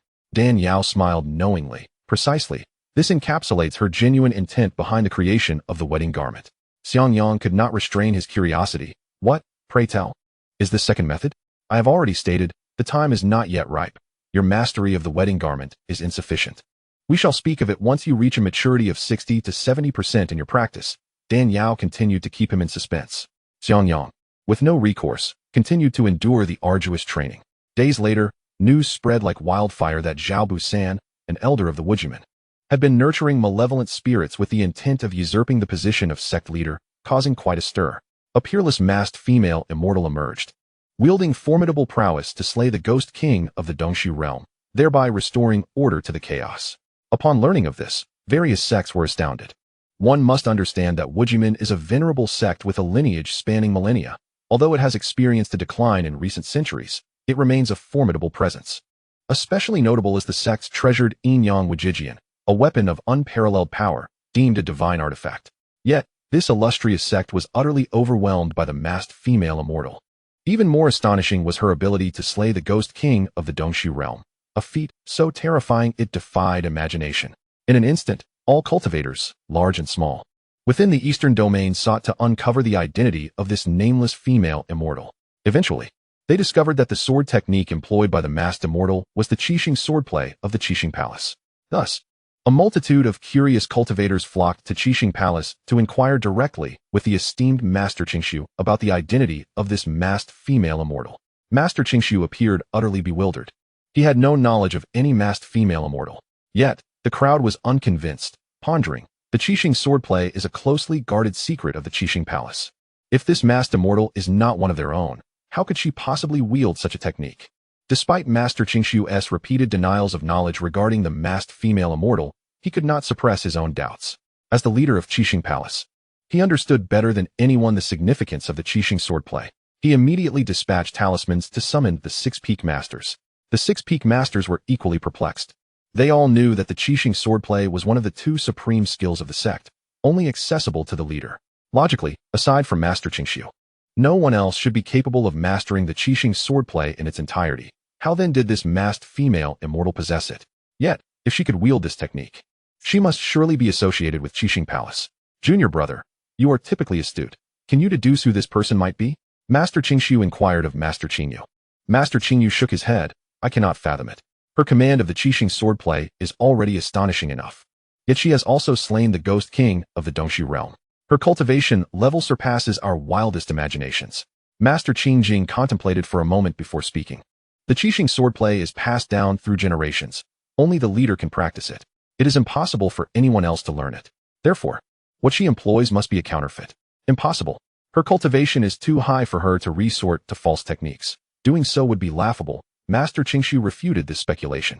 If her swordplay is genuine, then she must be an exceptional figure from our sect. Yet, how come we have never heard of her in all these years? Master Qingyang pondered. Master Qianxiu sighed. This individual dons an ice jade butterfly mask, refusing to reveal her true visage. Her identity is undoubtedly shrouded in mystery. It may well be that even our predecessors were unaware of who she truly is. Chapter 80. Stealing a leisurely hour. Master Qingjing frowned. How should we proceed? Master Qianxiu tilted his head in contemplation. This person suddenly emerged at Wujimen solely to eliminate the malevolent Zhao Busan and the Ghost King of Dongxiu, without harming a single soul from Wujimen, indicating that her actions are righteous and her sense of justice clear. Since she is a figure of virtue, why should we pursue her identity so rigorously? What you say is most astute, Master Brother. As long as her intentions are pure, her identity truly matters little. Master Qingyu replied with a smile. Aside from a few high-ranking individuals, the disciples of Qixing Palace were abuzz with speculation regarding the identity of the masked female immortal. Have you heard? A disgraceful figure from Wujimen, one who nurtured evil spirits, was exterminated by a masked female immortal. I've heard. This news has spread far and wide. That Zhao Busan truly is formidable, capable of raising even a ghost king of the Dongxi realm. Formidable? The true might lies with the masked female immortal, who can directly slay a ghost king. Such cultivation is beyond belief.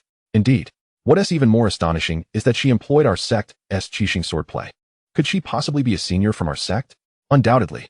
The Qixing swordplay is our Qixing Palace's ultimate technique. How could an outsider master it? I wager she must be a revered ancestor, 2 generations above us. If such a venerable figure exists, it would indeed be a blessing for our Qixing Palace. Shuiling, upon hearing the animated discussions, furrowed her brow slightly. A masked female immortal? The Qixing swordplay? An ice jade butterfly mask? Could it be the female senior who has discreetly guided my cultivation over the years? Yes, it must be her. Who else among the female cultivators possesses such extraordinary prowess? Shuiling recalled the stunning demeanor of the female senior who had slain the Ghost King with a single sword strike, her heart racing with aspiration. She mused. When will I reach her level of cultivation? At this moment, the masked female immortal, the subject of speculation and admiration, languidly reclined like a sloth upon a swing woven from a myriad of flowers, leisurely enjoying the vibrant spectacle of blooming blossoms and dancing butterflies. Stealing a leisurely hour of life. What need is there for a masked female immortal or a peerless master when one can simply indulge in the comforts of idleness? Tending to flowers, weeding, signing documents, and petting cats. Such is a delightful existence. Xiangyang remained a cat of resplendent crimson, its coat gleaming with a lustrous sheen. With a nimble leap, he perched upon a colossal flower of the King of Flowers, gazing intently at Dan Yao. He observed her sitting serenely, effortlessly absorbing the fragrant essence of the myriad blossoms for her cultivation, and marveled at the extraordinary efficacy of the Mingyu Gong. Unbeknownst to him, this method of harnessing floral aromas for training was akin to the techniques found within the Dream Sutra, derived from the secret classic of the 100 Flowers, a tome that Dan Yao had acquired in her earlier years. Outside, whispers circulated regarding the prowess of her 7-star sword technique. How formidable it is! Might you demonstrate a few moves for us? Certainly, Dan Yao exclaimed, springing to her feet, plucking a flower from the blooms, and wielding it as a sword, gracefully dancing with it. After years of diligent practice, she had mastered the 7-star sword technique to an extraordinary degree, rendering it nearly flawless. Even the revered founder of the seven-star sect would find it difficult to match her skill. However, Xiangyang furrowed his brow as he observed her. Your sword technique appears intricate, indeed one of the finest in the eastern region. But, Dan Yao interjected, but what? In the grand scope of the Tianxian continent.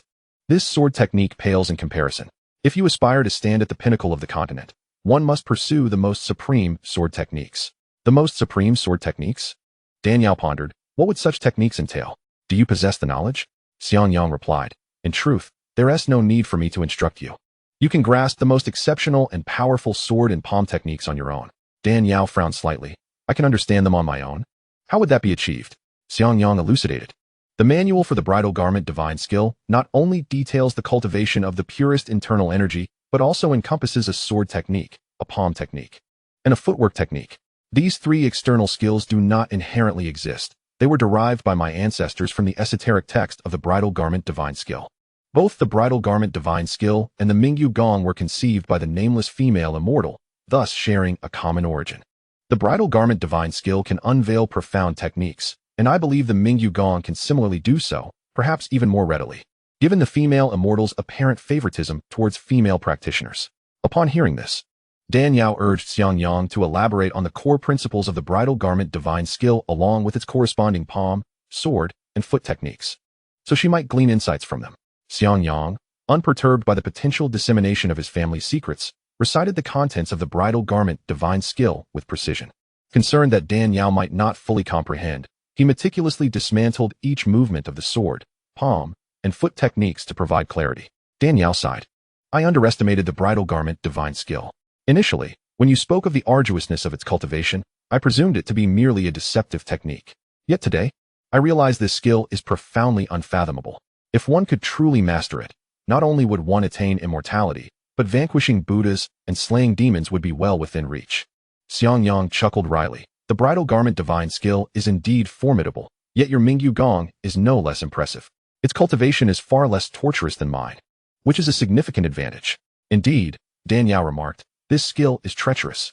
If one were unaware of the true methods, they might suffer to the brink of death for liberation. I wouldn't practice it even if offered freely.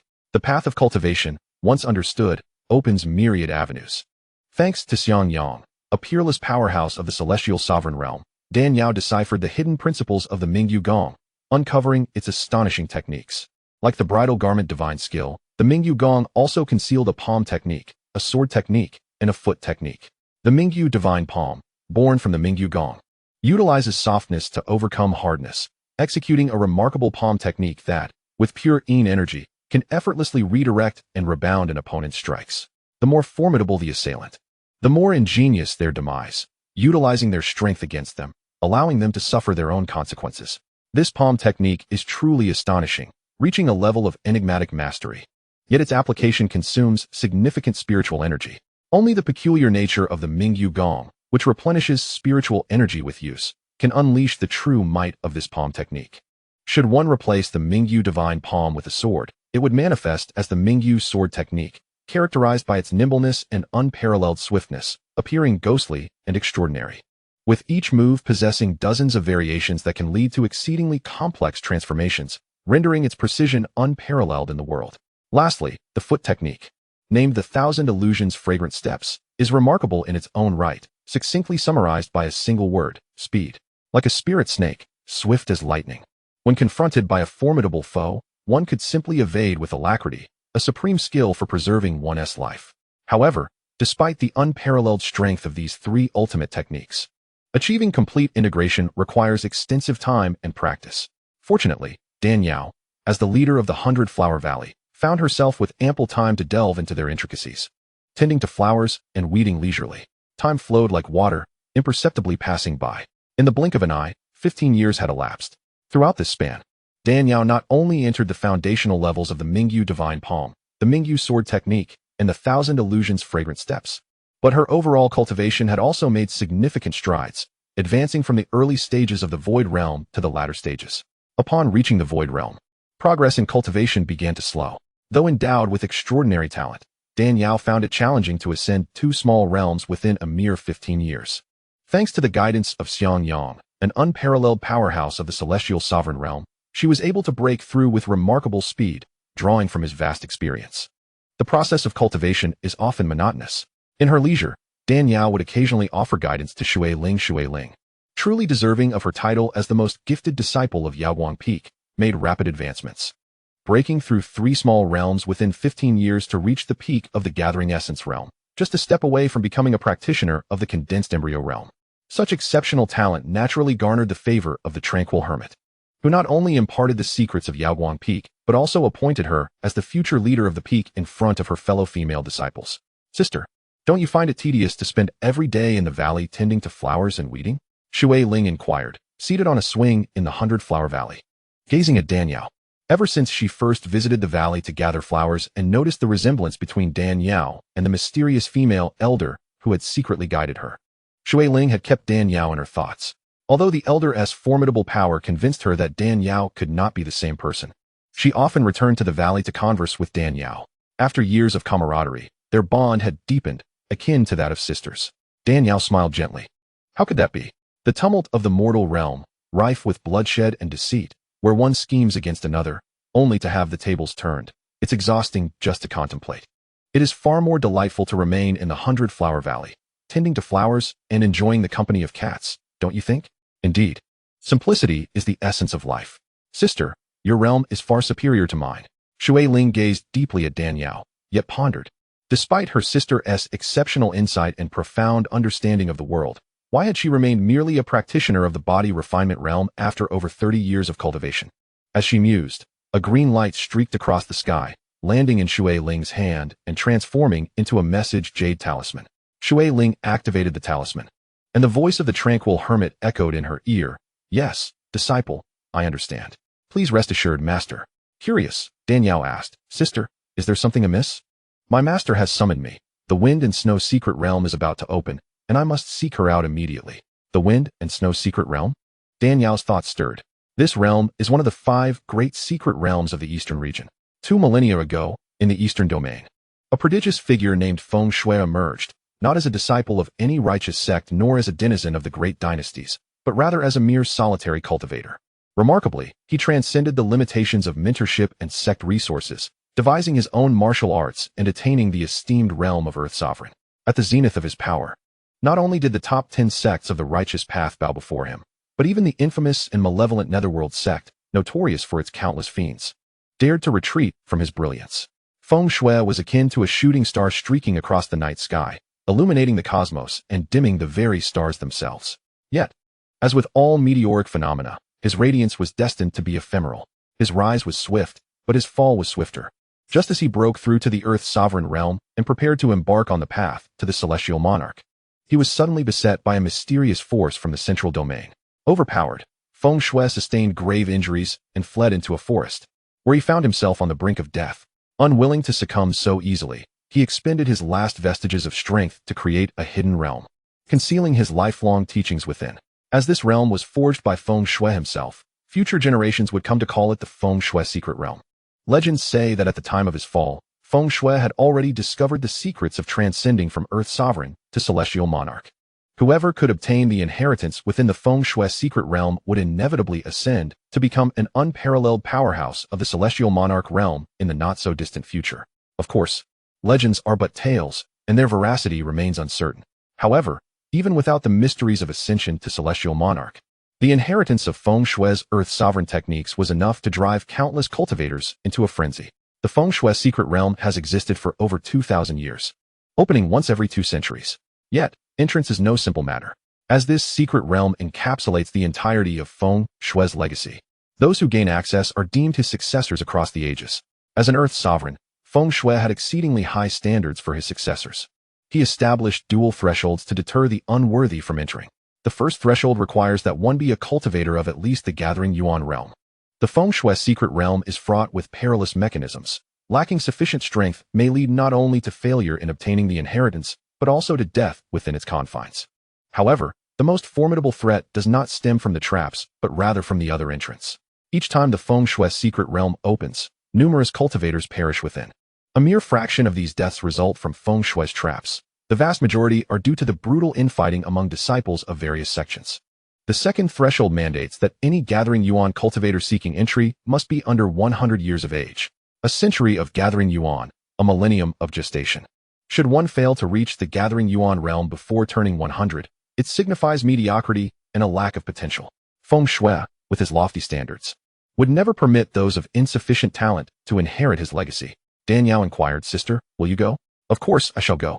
The Feng Shui secret realm opens once every 2 centuries. Should I miss this opportunity, I would have to wait another 200 years. Shui Ling nodded and then asked, Sister, what about you?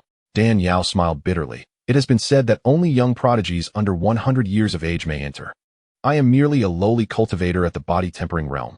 How could I dare to participate? Do I have a death wish? Shui Ling found her words peculiar.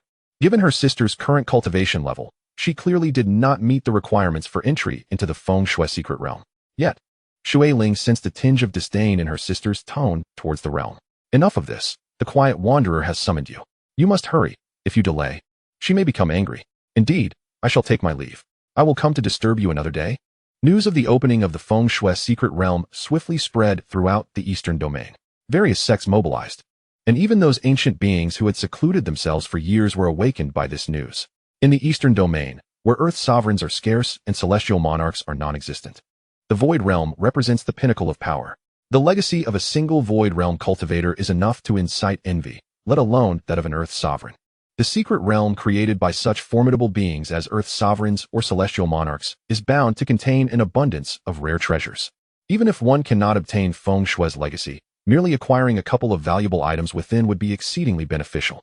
The Seven-Star Palace, being one of the orthodox sects of the Xianmen, naturally would not miss such a grand event. Thus, led by Master Qing Su, the 7 peak leaders dispatched their finest disciples. On one hand, they aimed to seek fortune. On the other, they sought to broaden their horizons and gain experience. Dan Yao, possessing an abundance of rare treasures and martial arts, had reached the late stage of the Void Realm. With the support of Xiangyang, a celestial monarch-level powerhouse, she was not particularly interested in Feng Shui's Earth sovereign inheritance. While Shui Ling and several other junior disciples ventured down the mountain in search of opportunities, she remained leisurely tending to her flowers. Unexpectedly, Xiangyang, in his feline form, became agitated upon hearing of Feng Shui's inheritance and began to meow at Dan Yao. Dan Yao was taken aback. You are an Earth sovereign, while I am a celestial monarch. Could it be that you are still concerned about his inheritance? Xiangyang replied. His inheritance does not pique my interest, but I covet his frost snow pearl. The frost snow pearl? Dan Yao pondered. What is that? The frost snow pearl, also known as the spirit of ice and snow, is one of the coldest substances in existence. The chill it emanates can freeze vapor into ice and encase 3 feet of ground in frost. Not only would it alleviate the searing pain of cultivating the wedding dress divine art, but it would also assist you in refining your soft spiritual energy with the bright jade art, if you manage to acquire it. I assure you will attain the Earth sovereign realm within 20 years. Dan Yao was astounded. Achieving Earth sovereign in 20 years? Is that true? Indeed. I would not deceive you. A surge of excitement coursed through Dan Yao. Although the most powerful cultivators in the Eastern Domain were publicly recognized as those in the Void Realm, she understood that Void Realm was not the apex of strength, nor the pinnacle of cultivation. In an era devoid of celestial monarchs, the Earth's sovereign realm, lying beneath the celestial monarch but above the Void Realm, represented the true elite of the Eastern Domain. If she could break through to Earth's sovereign sooner, she would truly be able to dominate the Eastern Domain. With this thought in mind, Dan Yao declared, Very well, I have not ventured out in over a decade. I shall seize this opportunity to explore. She glanced sideways at Xiangyang. What about you? Care to join me? Xiangyang nodded. Yes, but I must remain in my cat form. Should I reveal my true shape, the yang energy within me would leak, and the minions of that old rogue Xiang Banshan would track me down, bringing danger to you. All right then, I shall carry you out, my little kitten. Dan Yao teased, playfully tugging at Xiangyang's whiskers. After waiting approximately half a month, Dan Yao finally awaited the day of the opening. Utilizing her external body transformation technique, she summoned a doppelganger that mirrored her appearance. After instructing her doppelganger to tend to matters in the 100 Flowers Valley, Dan Yao readied herself to descend the mountain with Xiangyang, who had transformed into a cat. From the foot of the 7-Star Palace, they soared over 300 miles, arriving at the entrance of the secret realm. Following the incident at the Wujiman, the people of the Eastern Domain came to recognize that the masked female immortal donning the ice and jade butterfly mask was a Void Realm powerhouse. To avoid complications, Dan Yao deliberately donned a half-red rose mask, and her attire was a festive red gauze dress. Due to the vast expanse of the Eastern Domain, with sects of all sizes scattered throughout, the master of the Feng Shui secret realm established numerous entrances to attract prodigies. At this moment, near every exit, formidable figures and young prodigies from the Eastern Domain congregated. Dan Yao did not deliberately seek out members of the Seven Stars Palace. She merely chose a random entrance and quietly awaited the opening of the secret realm. While the portal had yet to activate, Dan Yao surveyed the crowd. There were numerous individuals at the gathering yuan and embryonic breathing realms, and even two who had reached the void realm. Indeed, it was a gathering of the strong. However, these were primarily seasoned experts from the older generation. The younger generation, the so-called geniuses and prodigies, mostly lingered around the qi refining and gathering yuan realms. Look, it's young Master Qingyang from the Starfall Palace. At this moment, the majority of the crowd's attention fixated on a young man standing at the forefront of one of the entrances.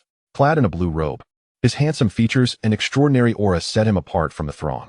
Yet, what was truly captivating was not merely his striking visage, which could easily enchant numerous female cultivators, but rather his cultivation level. Dan Yao shifted her gaze, scrutinizing Meng Qingyang. Early stage of embryonic breathing. A flicker of astonishment crossed Dan Yao's eyes. This individual appeared so youthful, yet had already attained the embryonic breathing realm. These ancient sects, indeed, possessed remarkable heritage, with such high cultivation and exceptional talent. He stood out even among the elite of the Eastern Domain. Could this be the renowned young Master Qingyang, acclaimed as the foremost genius of the Starfall Palace? It was said he was the grandson of one of the elders of the Starfall Palace, born with a mysterious spirit body, not only gifted but terrifyingly powerful. Far from merely formidable, he was a prodigy among prodigies, having tempered his body at 8, cultivated qi at 15, and reached gathering yuan at 30. He was merely in his 70s, yet already a strong cultivator of the embryonic breathing realm. A century to reach gathering yuan, a millennium for embryonic breathing. And he had achieved it at 70. This was indeed a staggering feat. Such talent, one could say, would shine brightly not only in the Starfall Palace, but throughout the Eastern Domain. The older generation of strong cultivators nodded in agreement. The embryonic breathing realm was sufficient to make one an elder even in first-rate sects like the Starfall Palace, Seven Stars Palace, or the Infinite Gate. In the realm of students and teachers, was this not the very definition of a genius? Among the crowd, a girl muttered softly, "What is so impressive? The young Master Tianji from the Moon God Temple is the real genius." Upon hearing the name Tianji, Dan Yao's mind stirred. She had previously heard Shui Ling mention that Song Tianji from the Moon God Temple was heralded as the foremost genius of the Eastern Domain. Possessing a sacred spirit body from birth, he bypassed the tempering stage and began cultivating directly from the qi refining realm, reaching gathering yuan at 20, embryonic breathing at 40. And now, at over 60 years of age, his cultivation was unfathomable to countless elders. Achieving embryonic breathing at 40, he surpassed Meng Qingyang, the top genius of the Starfall Palace, by 20 years. As she pondered, a purple light streaked across the sky like a meteor. Before the purple light arrived, the crowd felt a powerful surge of spiritual energy. When they looked up, they saw that the purple light was an eagle resembling a divine phoenix. On this great eagle stood a figure clad in a robe of purple jade and golden threads, wearing a crescent gold crown, adorned with a phoenix-shaped belt, and wearing dragon boots, his gaze fierce, resembling a deity of death surveying the crowd. Some cultivators with weaker wills were nearly toppled by the oppressive aura emanating from his gaze. "It is Song Tianji, the young master from the Moon God Temple," exclaimed the girl who had previously muttered. "He is indeed the first genius of the Eastern Domain." Dan Yao's sharp eyes narrowed slightly as she gazed at the imposing figure suspended in the air. She could not deny that this so-called first genius of the Eastern Domain lived up to his reputation, without even needing to scrutinize his cultivation. The pressure he exuded spoke volumes about his prowess. Dan Yao's gaze swept over Song Tianji, eager to discern the extent of this first genius' cultivation. To her astonishment, she perceived only a veil of mist. Dan Yao's pupils constricted in shock. It was worth noting that she was a late-stage void cultivator, possessing the strength of a sect leader. If even she could not see through Song Tianji's abilities, did that not imply that his cultivation exceeded her own? Oh, to be so young and already at the pinnacle of the embryonic breathing realm, so close to the void realm. It is astonishing to find such talent in this seemingly backward Eastern Domain. It truly is a rare occurrence. The voice of Xianxiang, who had transformed into a cat, resonated in Dan Yao's ear. At the pinnacle of embryonic breathing, Dan Yao was taken aback and communicated via a secret transmission with Xianxiang. "You say he is at the pinnacle of embryonic breathing? Indeed, is there a problem?" "No. It's just that I cannot perceive his cultivation. How could he possibly be merely at the pinnacle of embryonic breathing? The reason you cannot see through him is not due to your lack of cultivation, but because of the crescent gold crown he wears." "The crescent gold crown?" Dan Yao couldn't help but glance at Song Tianji's head. "What is wrong with this crown?" This crown was crafted by an Earth sovereign using spiritual energy. Not only does it offer protection and life-saving capabilities, but it also conceals one's aura and cultivation, making it difficult to detect. I believe the Earth sovereign of the Moon God Temple treasures Xianxiaaudiobooks, this once-in-a-millennium genius, fearing that other sects would envy his talent and take action against him before he fully matured. Thus, he expended his power to forge this crescent gold crown for him. Unfortunately, while he may fool others, he cannot deceive me. So that is how it is. Dan Yao realized. I thought his cultivation was higher than mine. How could that be? With a talent as monstrous as yours, not only in the Eastern domain, but even in the Central domain, where geniuses abound, it would be hard to find another like you. How could he possibly surpass you at this age? Even so, his talent is formidable. Reaching the pinnacle of embryonic breathing at 60, achieving the void realm is surely a matter of time. Indeed, it may be a matter of time. But the breakthrough is not so simple. I broke through to embryonic breathing at 50 and did not reach the void realm until nearly 100. This final step is exceedingly difficult. Dan Yao pouted. That may not be the case. He reached embryonic breathing at 40, 10 years earlier than you. It seems your genius is not so impressive after all. Xiangyang immediately bristled. You say I am inferior to him? How could I possibly be compared to this fellow? He reached embryonic breathing at 40, but he took shortcuts. The Earth sovereign of the Moon God Temple, seeing that breaking through to the heavenly sovereign was hopeless, imparted some of his cultivation to him, which is why he advanced so swiftly. I, however, have cultivated through my own abilities, true and solid. How could he possibly compare? Dan Yao gasped again. The Earth sovereign of the Moon God Temple cannot break through? How do you know this? Xiangyang proudly twitched his paws. I am a heavenly sovereign, a realm above the Earth sovereign of the Moon God Temple. What could possibly escape my notice? This young man appears quite arrogant. Yet much of his cultivation is the result of shortcuts. When he reaches the void realm and the Earth sovereign realm, he will learn what true difficulty is. As the crowd marveled at Xianxia's talent and charisma, two beams of golden light, intertwined with powerful fluctuations of spiritual energy, pierced through the air. The two beams halted beside Xianxia, transforming into two blossoming golden lotuses. Upon the golden lotuses sat two young monks. One donned a robe, his face solemn, embodying the wrath of a golden warrior. The other wore simple white garments, immaculate and smiling gently, resembling the Buddha's serene smile. It was the wrathful monk Jian from the Golden Vajra Temple and the smiling monk Mingshi from the Lingmin Temple. To think that both the Golden Vajra Temple and Lingmin Temple were present, Dan Yao was equally astonished. Unexpectedly, a secluded realm of snow and wind has attracted the attention of the three most powerful sects, Moon Goddess Temple, Diamond Temple, and Spirit Gate Temple, all boasting earthly, sovereign-level experts.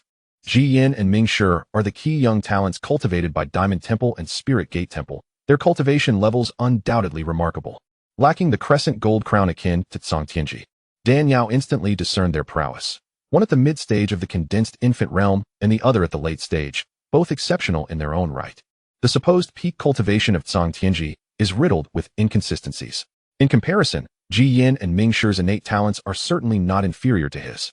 Particularly, the smiling Mingshi, despite being in the late stage of the condensed infant realm, instilled in Dan Yao a profound sense of unease, the source of which she could not articulate. Xianxiaaudiobooks cast a glance at the two. I never imagined you two bald donkeys would show up. Quite a rare sight. He scoffed again. Have you grown weary of your asceticism in the monastery and descended the mountain seeking the charms of flower maidens? Pointed out and insulted as a bald donkey, Jian's face turned a deep shade of blue, resembling an enraged Vajra, as he brandished the beads in his hand. Ready to teach Xianxiaaudiobooks a lesson, Mingshi hurriedly restrained him, smiling. A monk must not act out of unfounded anger. Why must my senior brother be so wrathful? Huh, Mingshi, it's been years since we last met, yet I see you've grown increasingly hypocritical. Xianxiaaudiobooks retorted with biting sarcasm. Mingshi remained unperturbed, joining his palms in a prayer gesture and smiling at the crowd before gracefully descending like a golden lotus. The onlookers, mesmerized by Mingshi's handsome visage and gentle demeanor, felt he resembled not a monk, but rather a dashing young gentleman leaning against the setting sun, surrounded by fluttering red sleeves. Suddenly, amidst the crowd's reverie over Mingshi's charm, a thunderous sound erupted. A stone door appeared from the void, gradually opening. The secret realm has been unlocked. Let us hurry in. The young cultivators above the gathering Yuan realm surged into the secret realm. Ehua, let us go. The cat transformed by Xiangyang leaped onto Dan Yao's shoulder, following her inside. She was eager to discover what treasures lay hidden within the snow and wind realm. Aside from the frosty snow pearl, that would entice so many prodigies to come from afar. Upon entering, Darkness enveloped her. Dan Yao took a few cautious steps in the dark, only to be greeted by a sudden appearance of several beams of light. The crowd divided into multiple groups, entering the light columns. Which one should she choose? In the midst of her indecision, Xiang Yang's voice resonated in her mind. Take the 7th light column.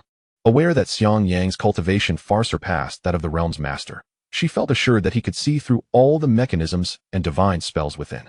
Without hesitation, she proceeded into the 7th light column. Shortly after stepping into the light, a new world unfolded before her. This realm bore little distinction from the outside world, save for an exceptionally dense concentration of spiritual energy, almost tenfold that of the outside. In essence, a year of cultivation here equated to a decade outside. However, no one would squander time on mere cultivation. Firstly, those who could enter the snow and wind realm were all young prodigies under 100 years of age, endowed with exceptional talent. Naturally, their sects would prioritize their training, inundating them with various heavenly materials, earthly treasures, and top-tier spirit stones. Larger sects often possessed their own spiritual veins, gathering spiritual energy through array formations, creating an environment far richer than the secret realm. Secondly, the secret realm was rife with opportunities, opening only once every 200 years.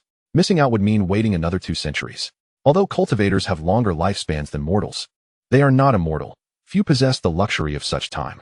Moreover, the restrictions of the secret realm only allowed young individuals under 100 years of age, barring entry to those over 200. Thus, the chance was singular. Once missed, it was irrevocably lost. No one would be foolish enough to waste time in such a place. Upon entering, Dan Yao immediately unleashed her formidable spiritual sense at the peak of the void realm, seeking opportunities. To her surprise, as soon as she extended her spiritual sense, it was met by a golden light barrier from the realm's restrictions. How dare a mere speck of golden light challenge me? With a flick of his paw, Xiang Yang unleashed a crimson beam from his soft paw pad, instantly shattering the golden light. Curiously, Dan Yao inquired, "Aren't you bound by the constraints of the bridal garment divine art?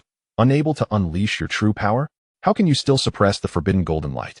Xiang Yang replied, "While I am indeed limited by the bridal garment divine art, and cannot reveal my true strength, dealing with a mere earthly sovereign golden light is well within my capabilities."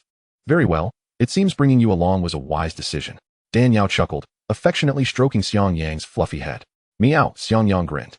With the golden light barrier dispelled, Dan Yao's spiritual sense opened wide, swiftly scanning her surroundings. Before long, she sensed an area rich in spiritual energy. Such potent, elemental spiritual energy. It appeared to be a form of spiritual herb or fruit. With a swift motion, Dan Yao darted toward the source of the spiritual energy. Upon closer inspection, she discovered a blood-red blood spirit mushroom. The blood spirit mushroom, the king of spirit mushrooms, ripens once every 1,000 years and is a miraculous herb capable of reviving the dead. To find such a precious entity within the secret realm was astonishing. Just as Dan Yao prepared to harvest it, several figures darted in with a whoosh. 3 young individuals at the gathering Yuan realm approached. Among them, one with a vicious countenance bellowed at Dan Yao and the others, "The blood spirit mushroom is mine. No one else dares to touch it." As he spoke, an overwhelming aura erupted from him, engulfing the 3. The other 2, their faces pale with terror, realized he was at the pinnacle of the gathering Yuan realm. "Indeed, if you value your lives, you'd best retreat," the man barked. The 2 young men, fresh to the gathering Yuan realm, dared not contend with such a fierce opponent and quickly turned to flee. Unmoved, Dan Yao extended her hand toward the blood spirit mushroom. "You little wench, seeking death." The man roared in fury, condensing spiritual energy in his palm to strike at Dan Yao's forehead. Dan Yao, unfazed, merely brushed her sleeve, effortlessly dissipating his strike. The man, struck by Dan Yao's spiritual force, could not withstand it and spewed forth a mouthful of blood. "Who are you?" he gasped in utter disbelief. Dan Yao too was astonished. Her casual flick, though lacking in force, should have been insurmountable for someone at his level. To her surprise, she had not killed him with that motion. She took a closer look at him and noticed the longevity talisman around his neck shimmering brightly. Yet the white jade within appeared cracked, and she immediately understood. "Heh, so you possess a protective charm. No wonder." The man's face paled in shock upon seeing the crack in his longevity talisman, realizing he had kicked a steel plate. If he didn't flee now, his life would be in jeopardy. He hastily tossed the talisman aside, transforming it into a jade shield to protect himself, then fled without looking back. Humph, trying to escape? Not a chance. Dan Yao retaliated with a powerful strike. This blow was as if Mount Tai were crashing down, or a meteorite plummeting to the earth, shattering the shield and slamming down on the man. He barely had a moment to scream before being reduced to mere fragments. "To dare lay hands on me." truly ignorant of the consequences. Danielle shook her head, turning her gaze back to the blood spirit mushroom. Although her cultivation was high, ordinary heavenly materials and earthly treasures could no longer aid her advancement. However, the blood spirit mushroom, a 1,000-year-old divine herb even more potent than ginseng or red fruits, held tremendous power. As long as it is taken back and refined with other spiritual herbs into a spiritual elixir, it can still elevate her to a slightly higher realm. Carefully plucking the blood spirit mushroom and placing it into the spatial pocket provided by the system, Danielle revealed a hint of a smile. With this blood spirit mushroom in hand, even if she could not find the frost snow pearl, her journey would not be in vain. In the following hours, Danielle used her spiritual sense to discover several spiritual objects. Unfortunately, their medicinal properties were too low. While they might enhance the cultivation of those at the gathering, origin, and infant condensation stages, they were of no use to Danielle, who had already reached the late stage of void breaking. Amid her frustration, Danielle suddenly sensed several auras approaching, accompanied by a heavy scent of blood, which signified conflict and slaughter. In the realm of cultivation, the act of killing for treasures was commonplace, as she had just experienced. If it were not for her superior cultivation, she would have long since fallen victim to that individual. Unfazed, Danielle intended to leave this place of chaos. But she hesitated. The auras of these individuals seemed to be practicing the 7-star heart method. Peering closely, she saw 4 young men pursuing 2 women. The 2 women, unmistakably clad in the robes of the 7-star palace, bore the insignia of Yaoguang Peak. With so many disciples in the 7-star palace, Danielle was not an official disciple and typically resided in the 100 Flowers Valley, leading a reclusive life, hence she did not recognize these 2. However, as a member of the 7-star palace, she could not turn a blind eye to the plight of her fellow sect members. With a graceful leap, Danielle swiftly arrived before the pale-faced women, startling them with her sudden appearance. They initially thought she was allied with their pursuers, but upon hearing Danielle's furious rebuke, 4 grown men, ganging up on 2 women, how shameless. The 2 women realized she was not with their assailants, their fear transforming into relief. Danielle inquired, "Are you both disciples of Yaoguang Peak?" They nodded, affirming, "Yes, this sister is." Danielle hesitated momentarily. "I am also from Yaoguang Peak." The 2 women were astonished, questioning how they had never encountered her before. "With so many disciples in Yaoguang Peak, it's impossible to know everyone," they replied. "Now, enough chatter. Sit down and tend to your injuries." Noticing their breaths were labored and heavy, indicating severe internal injuries, Danielle hastily retrieved a vial from her spatial pocket. "The contents of this vial can heal your internal injuries. Take it quickly." As she opened the vial, a rich and fragrant floral scent wafted into the air. The 2 women gasped in astonishment. "Is this the 100 Flowers elixir?" "Indeed, it is the legendary elixir passed down in Yaoguang Peak," Danielle confirmed. The 2 women shook their heads in refusal. "No, this elixir is far too precious. We cannot accept it." "What's this nonsense? Healing your injuries is paramount. If you do not treat them promptly, even if you recover, it will affect your cultivation." Danielle would not take no for an answer, forcing the elixir upon them. Reluctantly, they each took a small sip of the elixir. Casting a cold glance at the 4 assailants, Danielle turned and asked, "What transpired? Why are these ruffians pursuing you?" Before the women could respond, the leader of the 4 shouted, "Who is this little wretch daring to stand up for these 2 foul women?" His words dripped with disdain. Danielle flicked her finger, and a shard of ice formed from the spiritual energy in the air, piercing through the leader's chest in an instant. The 2 Yaoguang Peak disciples and the 3 remaining assailants were left in shock as Danielle dispatched their leader with a single move. "How audacious! Daring to kill our senior brother. State your name," they shouted in unison. "You are not worthy to inquire about my name. Perish," Danielle retorted coldly, striking down the 3 remaining assailants with a single palm, reducing them to nothingness. "Now, can you tell me what happened? Is Shui Ling safe?" After the secret realm opened, "We got separated from junior sister Shui Ling when passing through the light column." Danielle furrowed her brow. "Then how did you come to be pursued?" "It is like this." As the 2 women recounted their tale with tears in their eyes, Danielle learned the full extent of the situation. The 2 female disciples were indeed from Yaoguang Peak, having entered the 7-star palace in the same year as Danielle. One was named Yun Ran, and the other Chen Shuang. Originally, the disciples from Yaoguang Peak had entered the secret realm together with those from the other 6 peaks. However, upon entering, the narrow passage of the light column caused them to become scattered amidst the throng. Yun Ran and Chen Shuang emerged alongside disciples from Tianshu Peak, Tianquan Peak, and Yuheng Peak through the 7th light column. Upon exiting, they encountered a millennium-old zhugua tree, its red fruits nearly ripe. While the medicinal efficacy of the millennium-old zhugua could not rival that of the blood spirit mushroom, it was nonetheless an exceptionally rare spiritual object, particularly suitable for cultivators at the gathering, origin, and infant condensation stages. What made it even more remarkable was that this tree, having absorbed the spiritual energy of the secret realm for over 1,000 years, had been infused with the realm's Tao rhythm. Thus, the millennium-old Zhugua not only had the potential to enhance cultivation, but could also assist those at the peak of gathering origin in breaking through to the infant condensation stage. Though the probability of a successful breakthrough was low, it was still a precious opportunity. After all, breaking through to the infant condensation stage was the first significant hurdle in cultivation. Countless cultivators at the gathering origin peak found themselves unable to advance, ultimately succumbing to the passage of time. Among 10 cultivators at the peak of gathering origin, it was already commendable if 1 or 2 managed to break through, highlighting the rarity of such an occurrence. The millennium-old Zhugua could aid those at the peak of gathering origin in achieving a breakthrough, and even a 2 or 3% chance was enough to drive one to madness. In this regard, the value of the millennium-old Zhugua tree was on par with that of the blood spirit mushroom. The disciples, realizing the fruit would not ripen for a while, decided to wait beneath the tree until it was fully mature. However, once the fruit ripened and released its spiritual energy, it attracted the attention of disciples from the Wind and Thunder sect, one of the 4 great sections. Not only were the disciples from the Wind and Thunder sect numerous, but their leader also possessed the cultivation of gathering origin peak. In contrast, the highest cultivation among the Yaoguang peak disciples was only at the late stage of gathering origin. How could they possibly stand against such foes? Initially, the disciples intended to abandon the Zhugua tree, but to their surprise, the disciples from the Wind and Thunder sect, intent on silencing them to keep the existence of the Zhugua tree a secret, disregarded the long-standing friendship between the 7-Star Palace and the Wind and Thunder sect and sought to eliminate them all. By the end of their recounting, Yun Ran and Shen Shuang were choked with emotion. The senior brothers from Tian Quan, Tian Shu, and Yuheng peaks could not escape, and one by one, they resorted to the deadly self-destruct techniques of the 7-Star Sword method to protect us. Upon hearing that several male disciples had risked their lives to protect the female disciples of Yaoguang Peak rather than fleeing alone, Dan Yao's eyes glistened with tears. Such camaraderie and selflessness among fellow disciples, truly commendable, as expected of the 7-Star Palace. With a determined flick of her sleeve, she declared, "Let us go." "Go where?"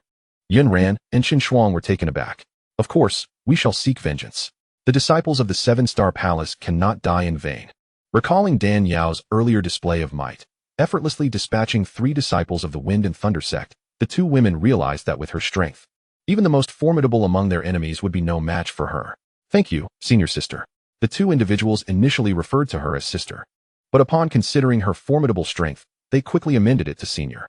They were also perplexed, for within the 7-Stars Palace, only the Yaoguang Peak possessed female disciples. This senior, so extraordinarily powerful, and in possession of the sect's secret elixir, the 100 Flowers Immortal Brew, could not possibly be obscure. Why had they never heard of her? Moreover, for someone from Yaoguang Peak to cultivate to her level, it would typically require several centuries of relentless effort. The Frost and Snow secret realm imposes stringent restrictions on entrance, barring those over a century old. How then did she gain access? The 2 were consumed by grief over the tragic death of their senior brothers, who had perished while protecting them, and their minds were solely focused on vengeance. Leaving no room for such musings, they hastily pursued Dan Yao. Before long, they arrived at the ancient crimson fruit tree, where several disciples from the Wind and Thunder sect were busily climbing to harvest the fruit. The leader, upon seeing Dan Yao and her companions approach, sneered, "Ah, it's you 2 little harlots, daring to return. What audacity! Where are my 4 junior brothers?" Yun Ran and Shen Shuang were about to respond that their brothers had perished, but then they caught sight of a few distant figures, their fallen comrades, who had died defending them, and they could not help but cry out, "Senior brother, what are you crying about? You'll have plenty to lament soon," the leader barked. "Why inquire so much? Once you reach the underworld, you can ask them then." Dan Yao's voice was as frigid as ice. "Are they all dead? Did you kill them?" "Indeed I did. What will you do about it?" "Vile wretch, you seek death." The leader, enraged, lunged forward with his sword. "You're the one courting death." Dan Yao scoffed, flicking her finger, and an ice spike shot forth, shattering the sword into pieces. With unrelenting force, the spike pierced the youth's throat. His eyes widened in disbelief, unable to fathom that someone of such terrifying strength could exist in this realm. "Senior brother." The remaining disciples of the Wind and Thunder sect, witnessing the death of their comrade at Dan Yao's hand, faltered, tumbling from the tree. "Brothers, run. We are no match for this woman." "Humph, think you can escape? Blood for blood. Perish." With a sweeping motion, Dan Yao unleashed a wave of lethal intent, enveloping the disciples. In an instant, they were reduced to mere mist, their bodies obliterated. As they beheld Dan Yao, transformed into a figure of vengeance, the embodiment of a hellish fiend, Yun Ran and Chun Shuang gasped in shock. The disciples of Yao Guang Peak, save for the fiery temperament of the Jingqing hermit, were generally gentle and kind. They had not anticipated that this mysterious masked woman would wield such ruthless power. What are you dawdling for? Come quickly and gather the crimson fruit, Dan Yao urged. Snapping back to reality, they replied, we should first give our senior brothers a proper burial. Very well. You handle their interment while I harvest the fruit. Dan Yao sensed several presences approaching the crimson fruit tree. If they did not swiftly collect the fruit, they would undoubtedly find themselves embroiled in a new conflict. Under normal circumstances, she would not fear such challenges. However, within the secret realm, any delay could allow others to seize opportunities meant for them.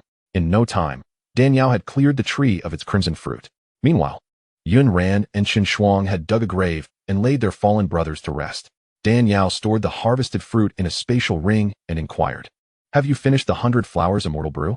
Not yet. There is still half a bottle left.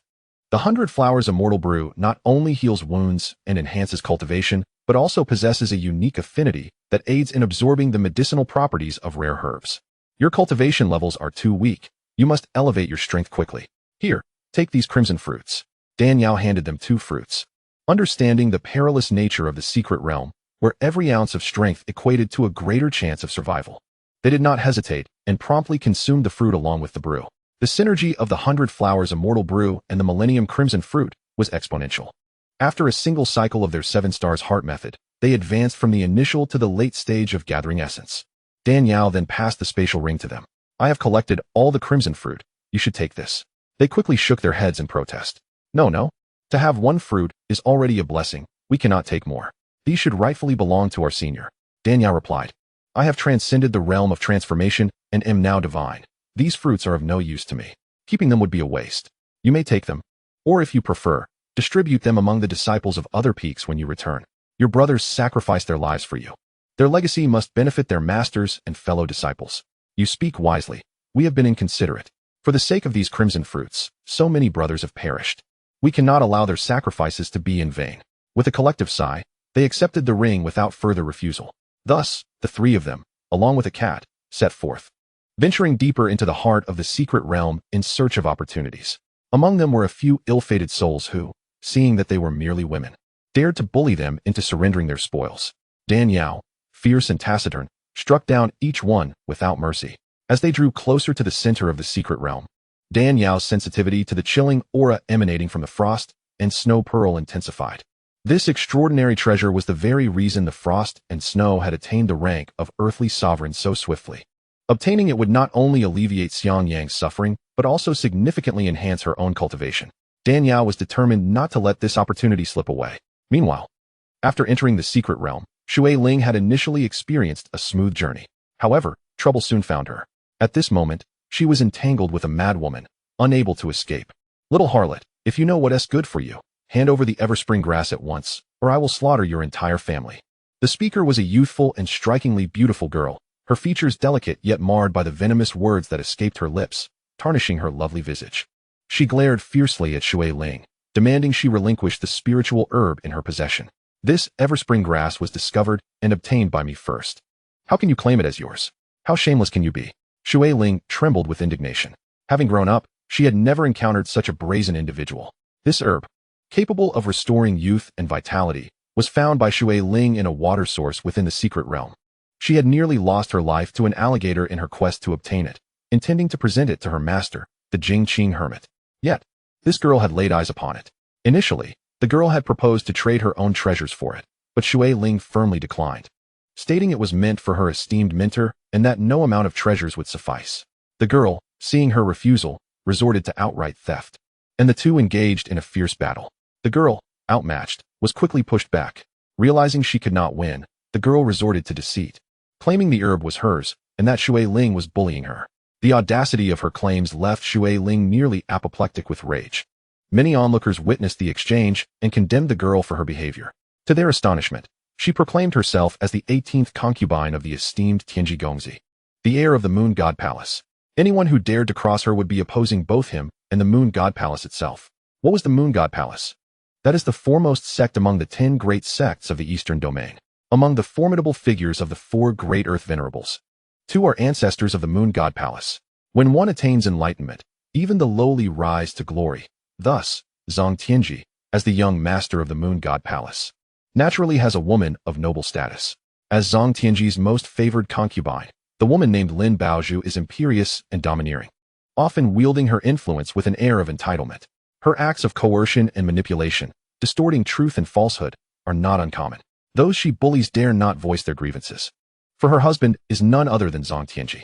Lowly maid, I shall count to 3. Surrender the rejuvenating herb, or when young Master Tianji arrives, I will ensure you have no place to rest in death, Lin Baozhu declared with her signature arrogance. The rejuvenating herb possesses the power to restore youth. What woman could resist such temptation? Especially for one like her, who relies on beauty to garner favor. The herb is essential for maintaining her youth. Had she not been outmatched by Shui Ling, she would have seized it long ago. At that moment, a youthful voice, robust and resonant, interrupted, in broad daylight, engaging in such blatant coercion. Does the seven-star palace truly have no one? Shui Ling turned to see a group of young disciples clad in the robes of the seven-star palace approaching. At the forefront stood Qi Hao, the chief disciple of the esteemed Taoist Qing Su, with striking features and a demeanor as gentle as jade, wielding a white jade sword as he walked forward. Shui Ling gasped in surprise and joy. Qi Shixiang, you have finally arrived. Qi Hao smiled faintly. If I did not come, would our disciples of the seven-star palace be left to suffer in silence? His smile vanished as he cast a cold gaze upon Lin Baozhu. In all matters, precedence matters. This spiritual herb was painstakingly acquired by my junior sister. When did it become yours? Who do you think you are, daring to act on her behalf? Lin Baozhu, furious, retorted, who do you think you are to accuse me, a woman who serves as a concubine? Do you know whose woman I am? Her delicate features twisted in disbelief at Qi Hao's audacity. Indeed, she was a concubine, but her husband was Zhang Tianji, the young master of the moon god palace, an identity of immense prestige. To be a concubine to young Master Tianji was a fortune many could only dream of. This insolent man dared to belittle her. Wait until my husband arrives. You shall regret your insolence, she thought to herself. Qi Hao replied coldly, I care not whose woman you are. Bullying the disciples of the seven-star palace is intolerable. Ah, so the seven-star palace dares to disregard my Zhang Tianji? Lin Baozhu sneered, her arrogance unabated. Suddenly, a moonlit radiance pierced the air, warping the very fabric of reality, and a figure emerged.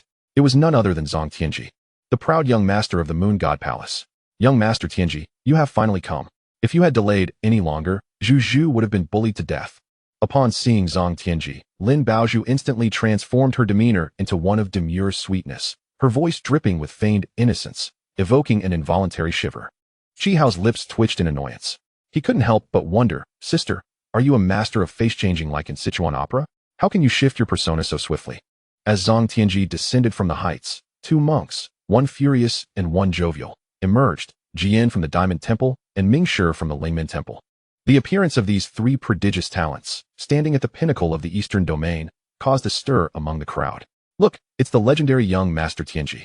Seeing is believing. Young Master Tianji is indeed extraordinarily handsome, and the laughing monk is not to be dismissed either. He exudes grace and charm, and his gentle gaze nearly melts my heart. The prowess of young Master Tianji is unfathomable, far surpassing his peers. The seven-star palace has dared to provoke his woman, and this time, they are doomed. Zhang Tianji cast a sidelong glance at Qi Hao, his voice icy. So you are Qi Hao? The celebrated first disciple of Taoist Qing Su, the so-called foremost among the younger generation of the seven-star palace? Qi Hao nodded. Indeed, I am Qi Hao. This was Qi Hao's first encounter with Zhang Tianji, the foremost genius of the eastern domain.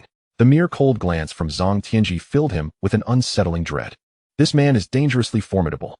Zhang Tianji smirked disdainfully. The so-called first among the youth of the seven-star palace appears unimpressive, yet you dare to bully my woman? You possess quite the audacity. Although Qi Hao felt trepidation in the face of Zhang Tianji's might, he stood resolute, replying earnestly, it is not I who bullied her. It is she who has gone too far, repeatedly humiliating and bullying my junior sister. As the elder brother, I cannot idly stand by while my compatriots are mistreated.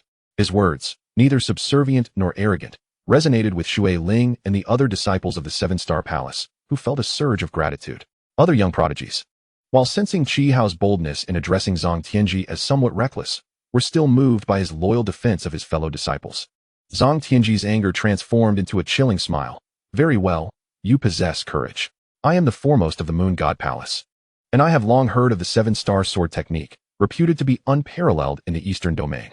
As the foremost disciple of Taoist Xingsu, you must possess its profound secrets. Today, allow me to test the legendary prowess of the seven-star palace. His proclamation sent a wave of astonishment through the onlookers. It is widely known that Zhang Tianji is the greatest talent of the Eastern domain, with unfathomable abilities. Though Qi Hao is the strongest disciple of the younger generation at the seven-star palace, the disparity in their strengths is vast. How could he possibly contend with Zhang Tianji? This challenge was intended to humiliate Qi Hao through sheer force. Qi Hao hesitated. It wasn't that he feared Zhang Tianji, but losing this battle would not only tarnish his reputation, but also that of the seven-star palace. As he is the esteemed disciple of the sect's leader, embodying its honor. What? You dare not accept? So the so-called first of the seven-star palace is merely a coward who talks big, but shies away from battle, Zhang Tianji taunted, his gaze turning icy as he landed upon Shui Ling. Indeed, you are young and beautiful, with remarkable talent. You have offended my woman, and I should have killed your senior brother and crippled you. However, a delicate beauty such as yourself deserves better than such a fate. Thus, I offer you a proposition. If you agree to return with me as my 19th concubine, I shall overlook your transgressions. What say you? Upon hearing this, Shui Ling's face flushed with anger.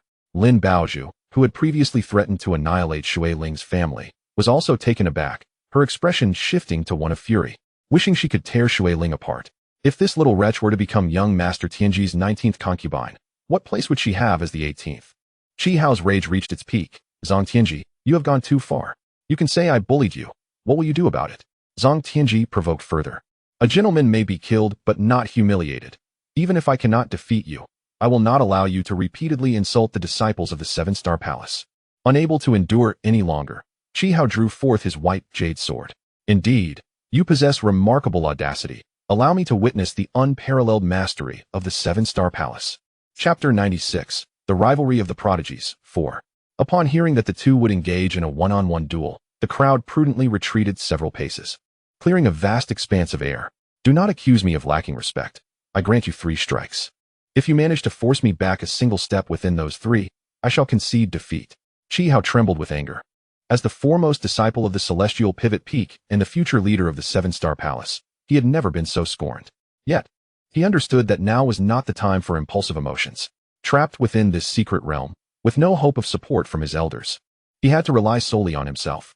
Should he fail to vanquish Zhang Tianji, with his cruel and arrogant nature, not only would his life be in jeopardy, but the lives of numerous disciples of the seven-star palace would also be at risk. Therefore, he could not afford to lose this battle. Zhang Tianji's deliberate offer of 3 strikes was an opportunity for Qi Hao to turn the tide. With this thought, a faint azure glow enveloped Qi Hao, his left hand forming a sword seal while his right hand wielded the long sword, unleashing a flurry of strikes aimed directly at Zhang Tianji's vital points. He executed the celestial pivot sword technique, one of the most formidable forms of the seven-star sword arts. The celestial pivot sword technique, being the most powerful among the 49 forms of the seven-star sword arts, was characterized by its rapid strikes and grandiose momentum. Shui Ling, having mastered the Yao Guang sword technique, recognized the intricacies within Qi Hao's swordplay and could not help but exclaim in admiration. The onlookers, all young prodigies from various sects, recognized the finesse of Qi Hao's technique and spontaneously applauded in appreciation. However, Zhang Tianji merely smiled disdainfully, a pale blue light enveloping him. Qi Hao's numerous sword beams struck the barrier, shattering upon impact like eggs against unyielding stone. Zhang Tianji stood steadfast, not a single strand of hair out of place. How could this be? Qi Hao was taken aback. In his attempt to seize the advantage and surpass Zhang Tianji, he had poured nearly all his spiritual power into that strike, yet it had failed to even budge Zhang Tianji. How is this possible? In just this one exchange, Qi Hao discerned the unfathomable depth of Zhang Tianji's strength. With 2 strikes remaining, if he could not seize the opportunity to gain even a slight advantage, he would undoubtedly face a devastating defeat once the 3 strikes had elapsed. Qi Hao's sword danced like a tempest, lunging towards Zhang Tianji. Zhang Tianji scoffed. Trash is merely trash. He leisurely dodged the next 2 strikes, saying, 3 strikes have passed. It is now my turn to strike. With a flicker of movement, Zhang Tianji unleashed a palm strike towards Qi Hao. Qi Hao desperately twirled his longsword in an attempt to block the incoming force. However, his sword swung through empty air as Zhang Tianji's palm, akin to a sinuous serpent, deftly bypassed the blade and struck Qi Hao squarely in the chest. The ominous sound of cracking bones echoed as Qi Hao was sent flying like a broken scarecrow. He crashed heavily to the ground, violently spitting out a mouthful of blood. Senior brother, Shui Ling and the others rushed forward. Chi Hao's face was ashen, blood seeping from the corners of his mouth as he shook his head. I'm fine. I want to die. The sight left the crowd in shock.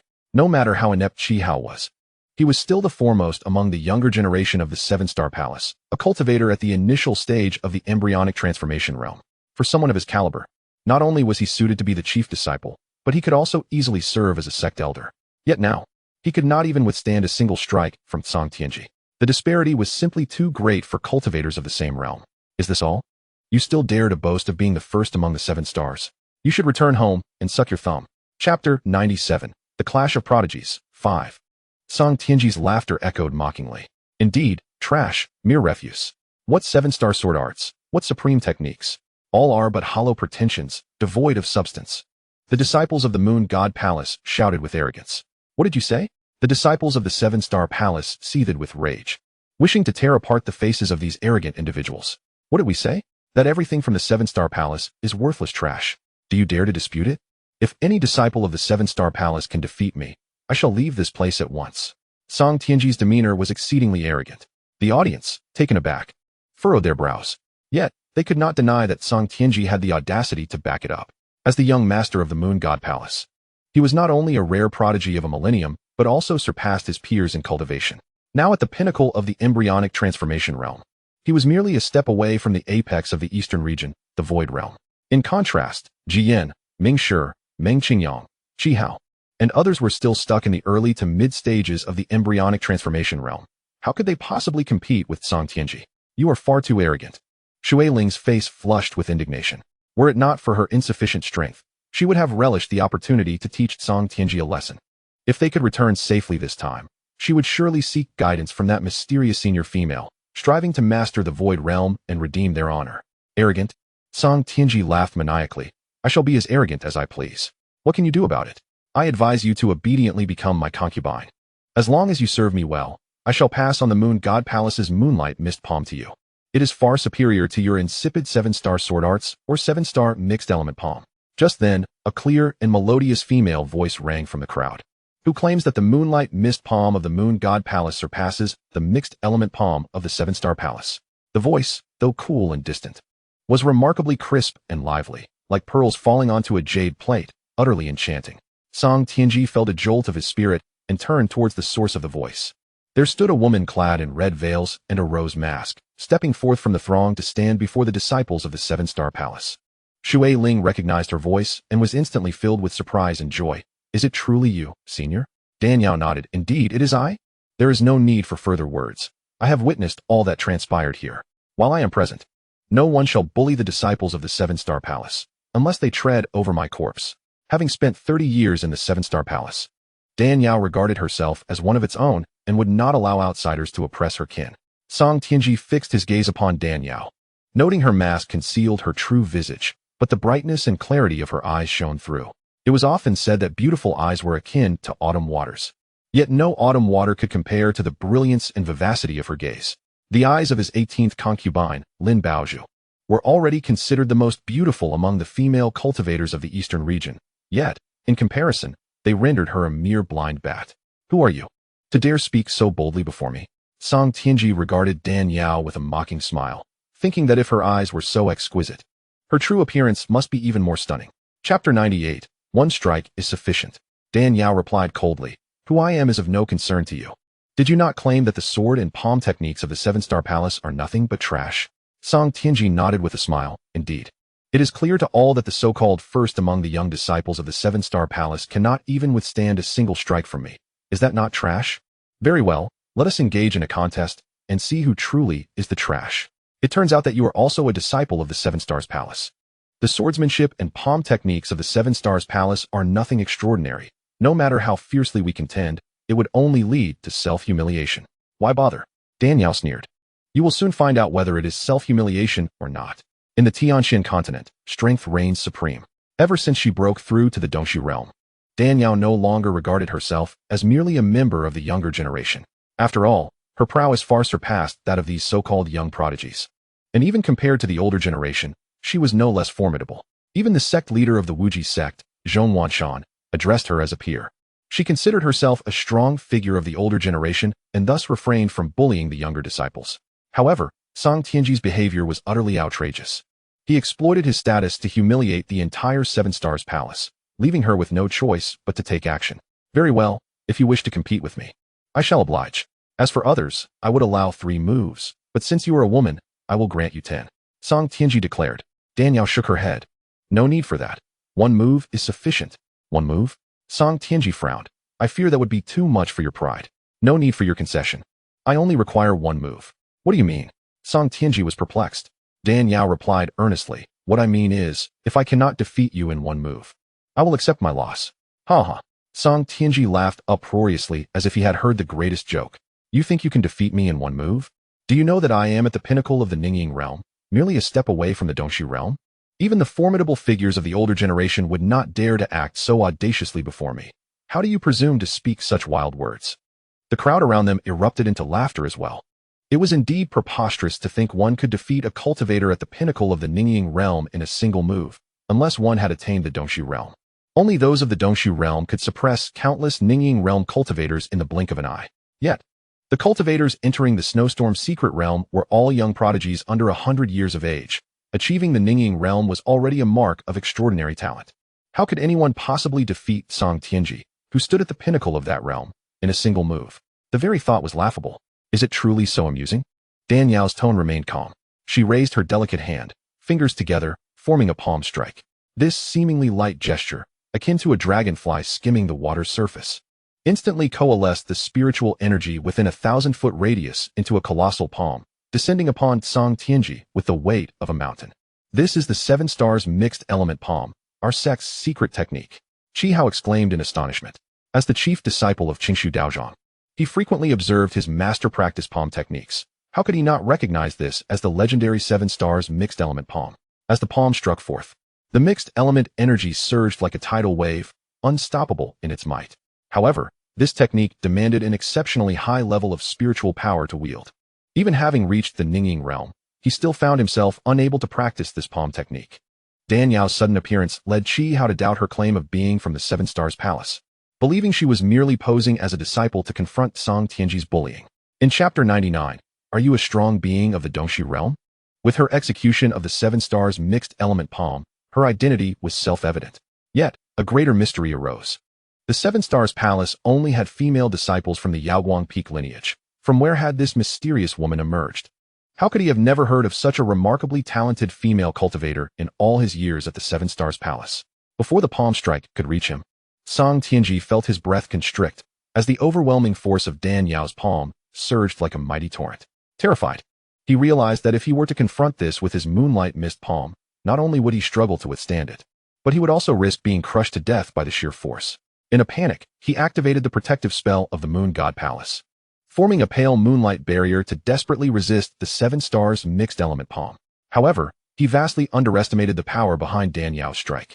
When the palm collided with the pale barrier, it shattered instantly.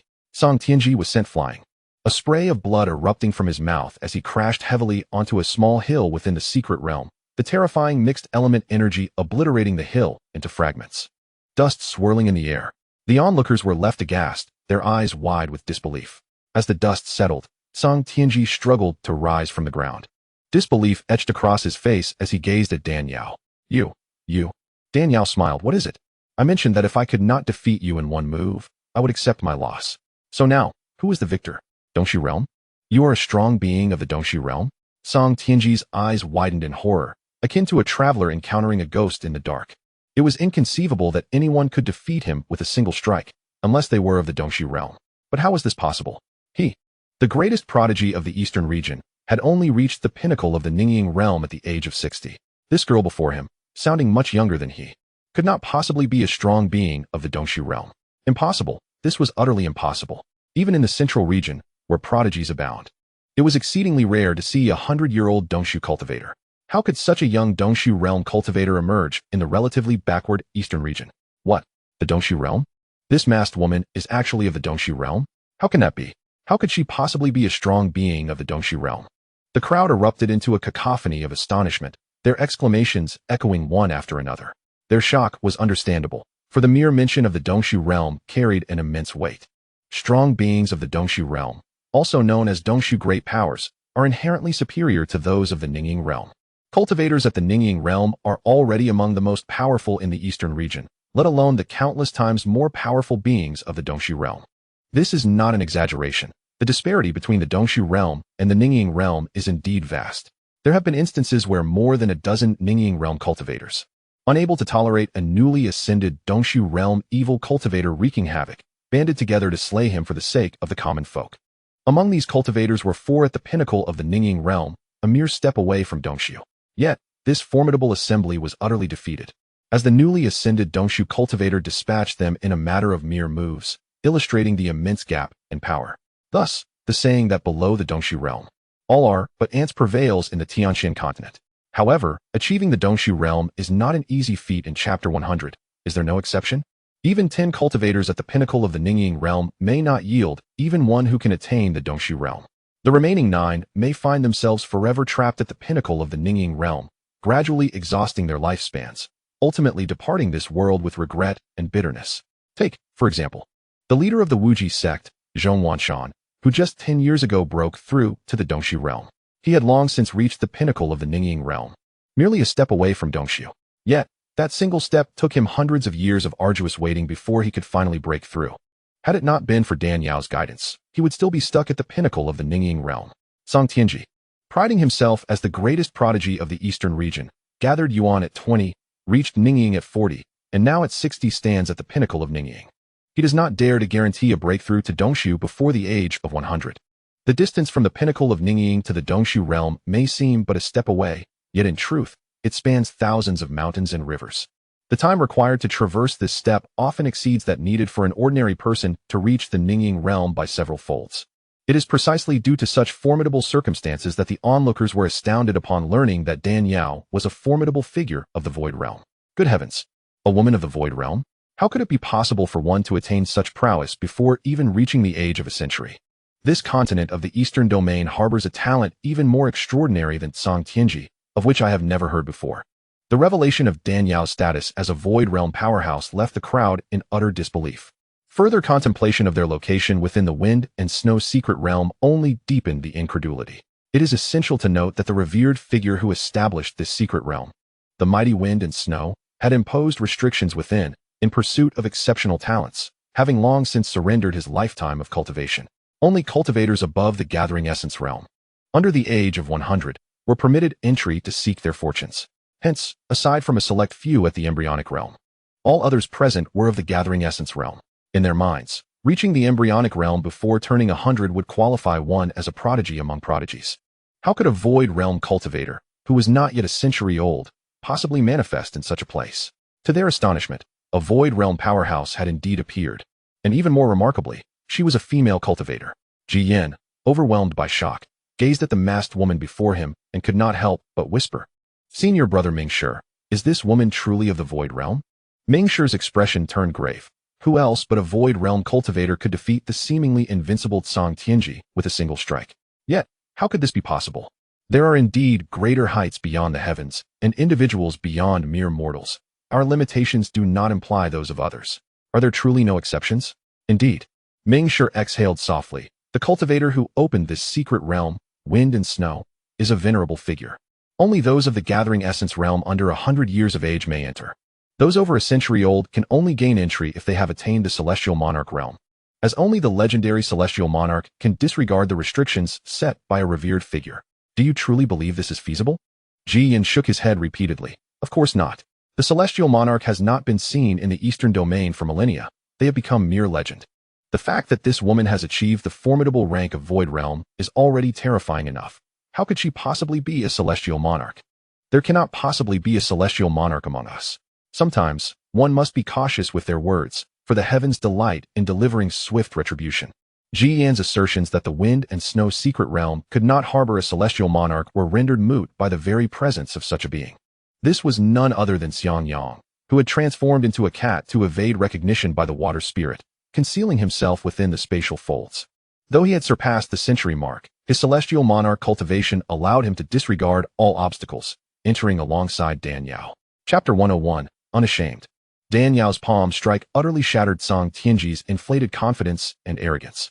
His face flushed with rage as he hoarsely exclaimed, "No. You are far too young to be a Void Realm powerhouse." He had always regarded himself as the unparalleled genius of the Eastern domain and could not accept that anyone, especially a female cultivator, could possess greater talent than he. To him, women and female cultivators alike were merely tools for warmth and playthings in the hands of men. It was intolerable for him to concede that Dan Yao, a mere woman, could be more gifted than he. Gritting his teeth, Song Tianji spat, "You witch. You must have employed some secret technique to forcibly augment your cultivation. I refuse to believe you are truly that powerful." The other disciples of the Moon God Palace echoed his sentiments, their voices rising in outrage. This witch must have resorted to malevolent techniques. Otherwise, she could not have defeated the elder brother. Yes, it must be so. She wears a mask, unwilling to reveal her true face. Surely to disguise the fact that she practices dark sorcery. A witch using wicked arts to enhance her power is not a legitimate victory. Water Spirit, witnessing their blatant distortion of truth, felt a surge of indignation. Song Tianji, a wager is a wager. How can you, as the young master of the Moon God Palace, utter such shameless words? Are you even a man? The disciples of the Seven-Star Palace wore expressions of discontent. Dan Yao had undeniably defeated Song Tianji using the Seven-Star Palace's supreme technique, the primordial palm, yet Song Tianji not only refused to concede but also turned the tables. Displaying utmost shamelessness, the gathering of youthful prodigies observed with furrowed brows. While Song Tianji's words were indeed brazen, they were not entirely devoid of reason.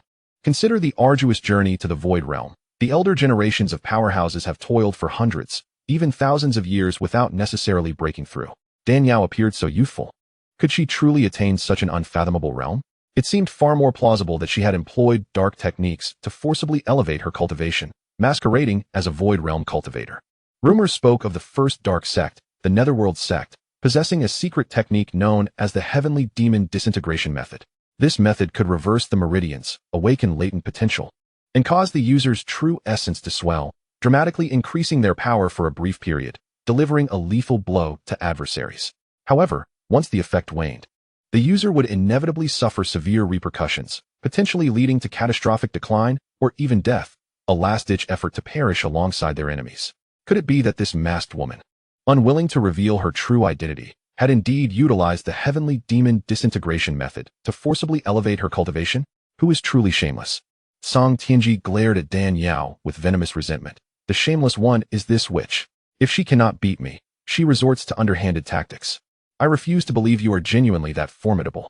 With that declaration, Song Tianji unleashed the full pressure of a peak embryonic realm cultivator. A terrifying aura sweeping across the battlefield and bearing down on Dan Yao. In his estimation, if Dan Yao had truly utilized the Heavenly Demon Disintegration Method to elevate her power, this force could not possibly endure for long. The overwhelming palm strike she had delivered moments ago had likely exhausted her cultivation. Now, she was merely a spent force, a paper tiger, pretty to look at but ineffective. He was determined to force her into revealing her true form. Only then could he uphold the dignity of the Eastern Domain's foremost genius. However, when this terrifying aura collided with Dan Yao, it was as if it struck an invisible wall, vanishing without a trace. Chapter 102. Attempting to flee won't be so easy. Dan Yao remained unfazed, regarding Song Tianji with the disdain one might afford a mere clown. Enough of your empty words. Unleash your techniques, if you dare. You. Song Tianji, accustomed to prideful arrogance, could hardly accept such contempt. A layer of moonlit white energy enveloped him, as boundless spiritual power coalesced in his palms. Striking down towards Dan Yao, Dan Yao smiled derisively. Her sleeves stirred without wind, and a faint blue spiritual energy materialized into a protective barrier, instantly enveloping her form. Boom. Song Tianji's palm strike met the protective barrier, failing to inflict even the slightest harm upon Dan Yao, while the chill emanating from the barrier encased him, leaving him trembling with cold. A flickering candle dares to vie with the brilliance of the full moon? Dan Yao coldly declared. This statement was undoubtedly a humiliation, grinding Song Tianji's pride into the ground. His arrogance ignited a furious response. He repeatedly channeled his spiritual power, intent on crushing Dan Yao beneath his palm. Yet, the force he unleashed not only failed to harm Dan Yao, but was incapable of even severing a single strand of her hair. Those who insult others will invariably be humiliated in return. You should not have dared to disgrace a disciple of the Seven-Star Palace. With a swift motion, Dan Yao struck out at Song Tianji. The surging power of the primordial palm collided with Song Tianji's own. resulting in a cacophony of cracking bones as he let out a pained scream, collapsing like a puddle of mud upon the ground. The other disciples of the Moon God Palace, witnessing this, cried out in unison, "Do not harm the young master, or we shall ensure that not a single soul remains in the seven-star palace." "Dare to threaten me?" Danielle arched an eyebrow, a cold smile gracing her lips. "I despise threats above all else. If you wish for the seven-star palace to be left in ruins, I shall first ensure you meet a most gruesome end." With that, she struck again, unleashing a tidal wave of power that instantly reduced several of the shouting disciples of the Moon God Palace to a crimson mist. Song Tianji witnessed Danielle's ruthless assault, and without hesitation, he resorted to secret techniques to ignite his cultivation, fleeing in a frantic panic. Onlookers gasped in astonishment, taken aback by the unexpected sight of the once imperious young master of the Moon God Palace, Song Tianji, reduced to a desperate escapee. Lin Baozhu cried out in distress. "Young Master Tianji, how could you abandon me, Zhuju? What am I to do now that you've fled?" At this moment, preoccupied with his own survival, Song Tianji could scarcely afford to think of his 18th concubine, Lin Baozhu. Yet escape would not come easily.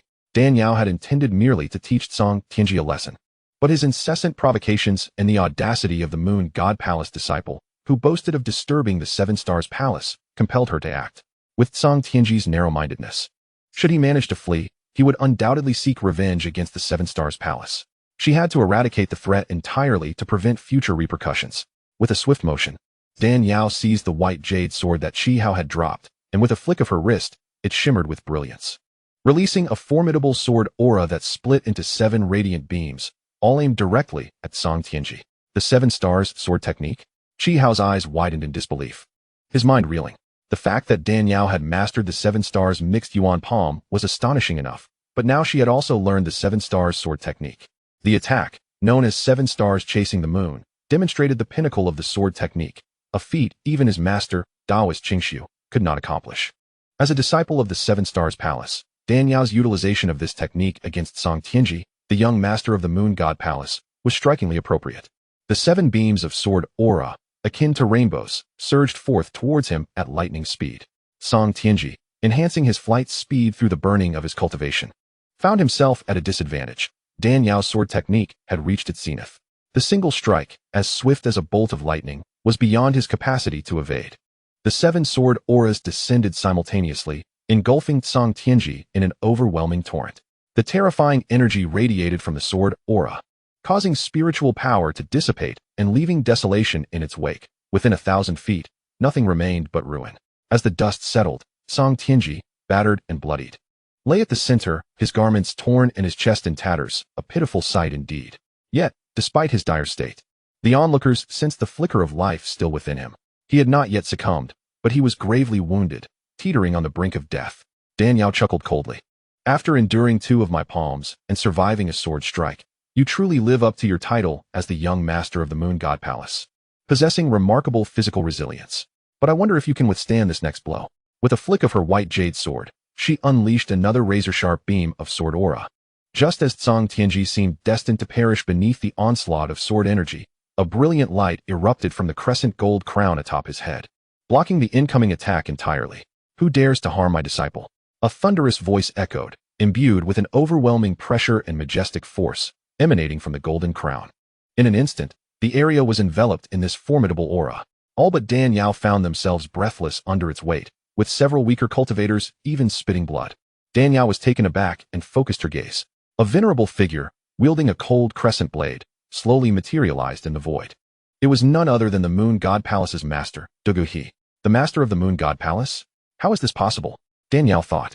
Indeed, the wind and snow secret realm was forbidden to those under a century of age. How could the master of the Moon God Palace be present here?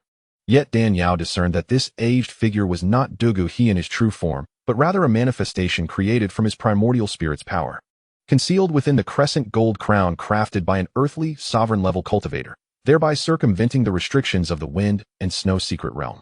The ability to create such a projection was a technique only those in the Dongshu realm could wield. However, utilizing this method depletes spiritual power significantly, and the demise of the projection would severely injure the original. Thus, cultivators above the Dongshu realm seldom resort to such an arduous and thankless endeavor. Dugu He, in his commitment to protect Song Tianji, had willingly exhausted his spiritual energy to craft this projection within the golden crown. demonstrating the depth of his care for his treasured disciple. While the onlookers could not comprehend why Dugu had appeared, his presence ensured Song Tianji's life was spared. After all, the Moon God Palace was the foremost righteous sect, and as its master, Dugu had reached the late stage of the Dongshu realm. Although he fell short of the two earthly sovereign elders who remained in seclusion, he was nonetheless a figure standing at the pinnacle of the eastern domain, even earning the title of the strongest beneath the earthly sovereigns. The crowd could not help but cast a glance at Danyao, pondering the implications of this masked, mysterious woman. At such a young age, having already attained the Dongshu realm, her prodigious talent suggested that, barring any unforeseen circumstances, she would undoubtedly ascend to the earthly sovereign level, with the possibility of even reaching the realm of the heavenly monarch. Alas, she had encountered the master of the Moon God Palace. It seemed her prospects had dimmed considerably. "Master, you have finally arrived. Tianji nearly missed the chance to see you." Song Tianji exclaimed, a mix of surprise and joy flooding his heart as fear dissipated the moment he laid eyes on his master. With a fierce glare, he turned his wrath towards Danyao. "You wretched woman, how dare you attempt to take my life? Now that my master is here, you shall find no refuge." Dugu, with his celestial prowess, stood unmatched, save for the four earthly sovereign elders who were perpetually in seclusion. This vile girl was surely doomed. Danyao replied icily. "It is I who pursues Song Tianji. What do you intend to do about it?" At her words, the crowd collectively gasped. The audacity of this enigmatic woman in red silk to speak so boldly to the master of the Moon God Palace was astonishing. Did she truly not recognize Dugu? Even if she were unaware, she must have heard of the master's formidable reputation, a being of the late Dongshu realm. Though Danyao had displayed formidable strength, no one believed she could contend with Dugu. The gap between realms widened as one ascended beyond the Dongshu realm. Two early-stage Dongshu cultivators could match a mid-stage one. But when it came to the late stages, 5 early-stage cultivators would struggle against even a single mid-stage cultivator. Danyao's aura, merely that of a newcomer to the Dongshu realm, stood in stark contrast to Dugu, who was 2 realms her superior. How could she possibly be his match? Could this woman truly believe her exceptional talent allowed her to act with impunity, disregarding even the master of the Moon God Palace? Until now, Danyao had maintained a low profile, eschewing ostentation, allowing others to underestimate her prowess. Additionally, her previous engagements were with a cultivator at the condensing infancy stage, which further concealed her true capabilities. Thus, the onlookers assumed she was a novice in the Dongshu realm, perhaps someone who had taken shortcuts rather than progressing through diligent practice. Due to her innate ability to shield her cultivation level, Danyao's ascension to the Dongshu realm had been obscured. Thus, aside from the legendary heavenly monarchs, no one could discern her true strength. How audacious for an early-stage Dongshu cultivator to speak so brazenly before him. Dugu could not discern the depth of Danyao's cultivation. Observing the sword energy she emitted, he instinctively deemed her to be at the initial stage of the Void Realm, presuming she had only just entered this domain. Yet, even as a newcomer to the Void Realm, Danyao's formidable talent in cultivation left him utterly astonished. Upon hearing his words, Danyao could not help but scoff. She harbored a profound disdain for those who considered themselves superior, wielding their age as a weapon against others. If this old man had indeed been more formidable than her, she might have accepted it. However, as a fellow master of the Void Realm, how dare he flaunt his prowess before her? Did he truly believe himself invincible? Danyao leapt into the air, meeting him at eye level, and coldly remarked, "If I were to confront you in person, I might regard you with some trepidation. But a mere avatar dares to be insolent before me? Do you truly think I cannot vanquish you?" Dugu was taken aback.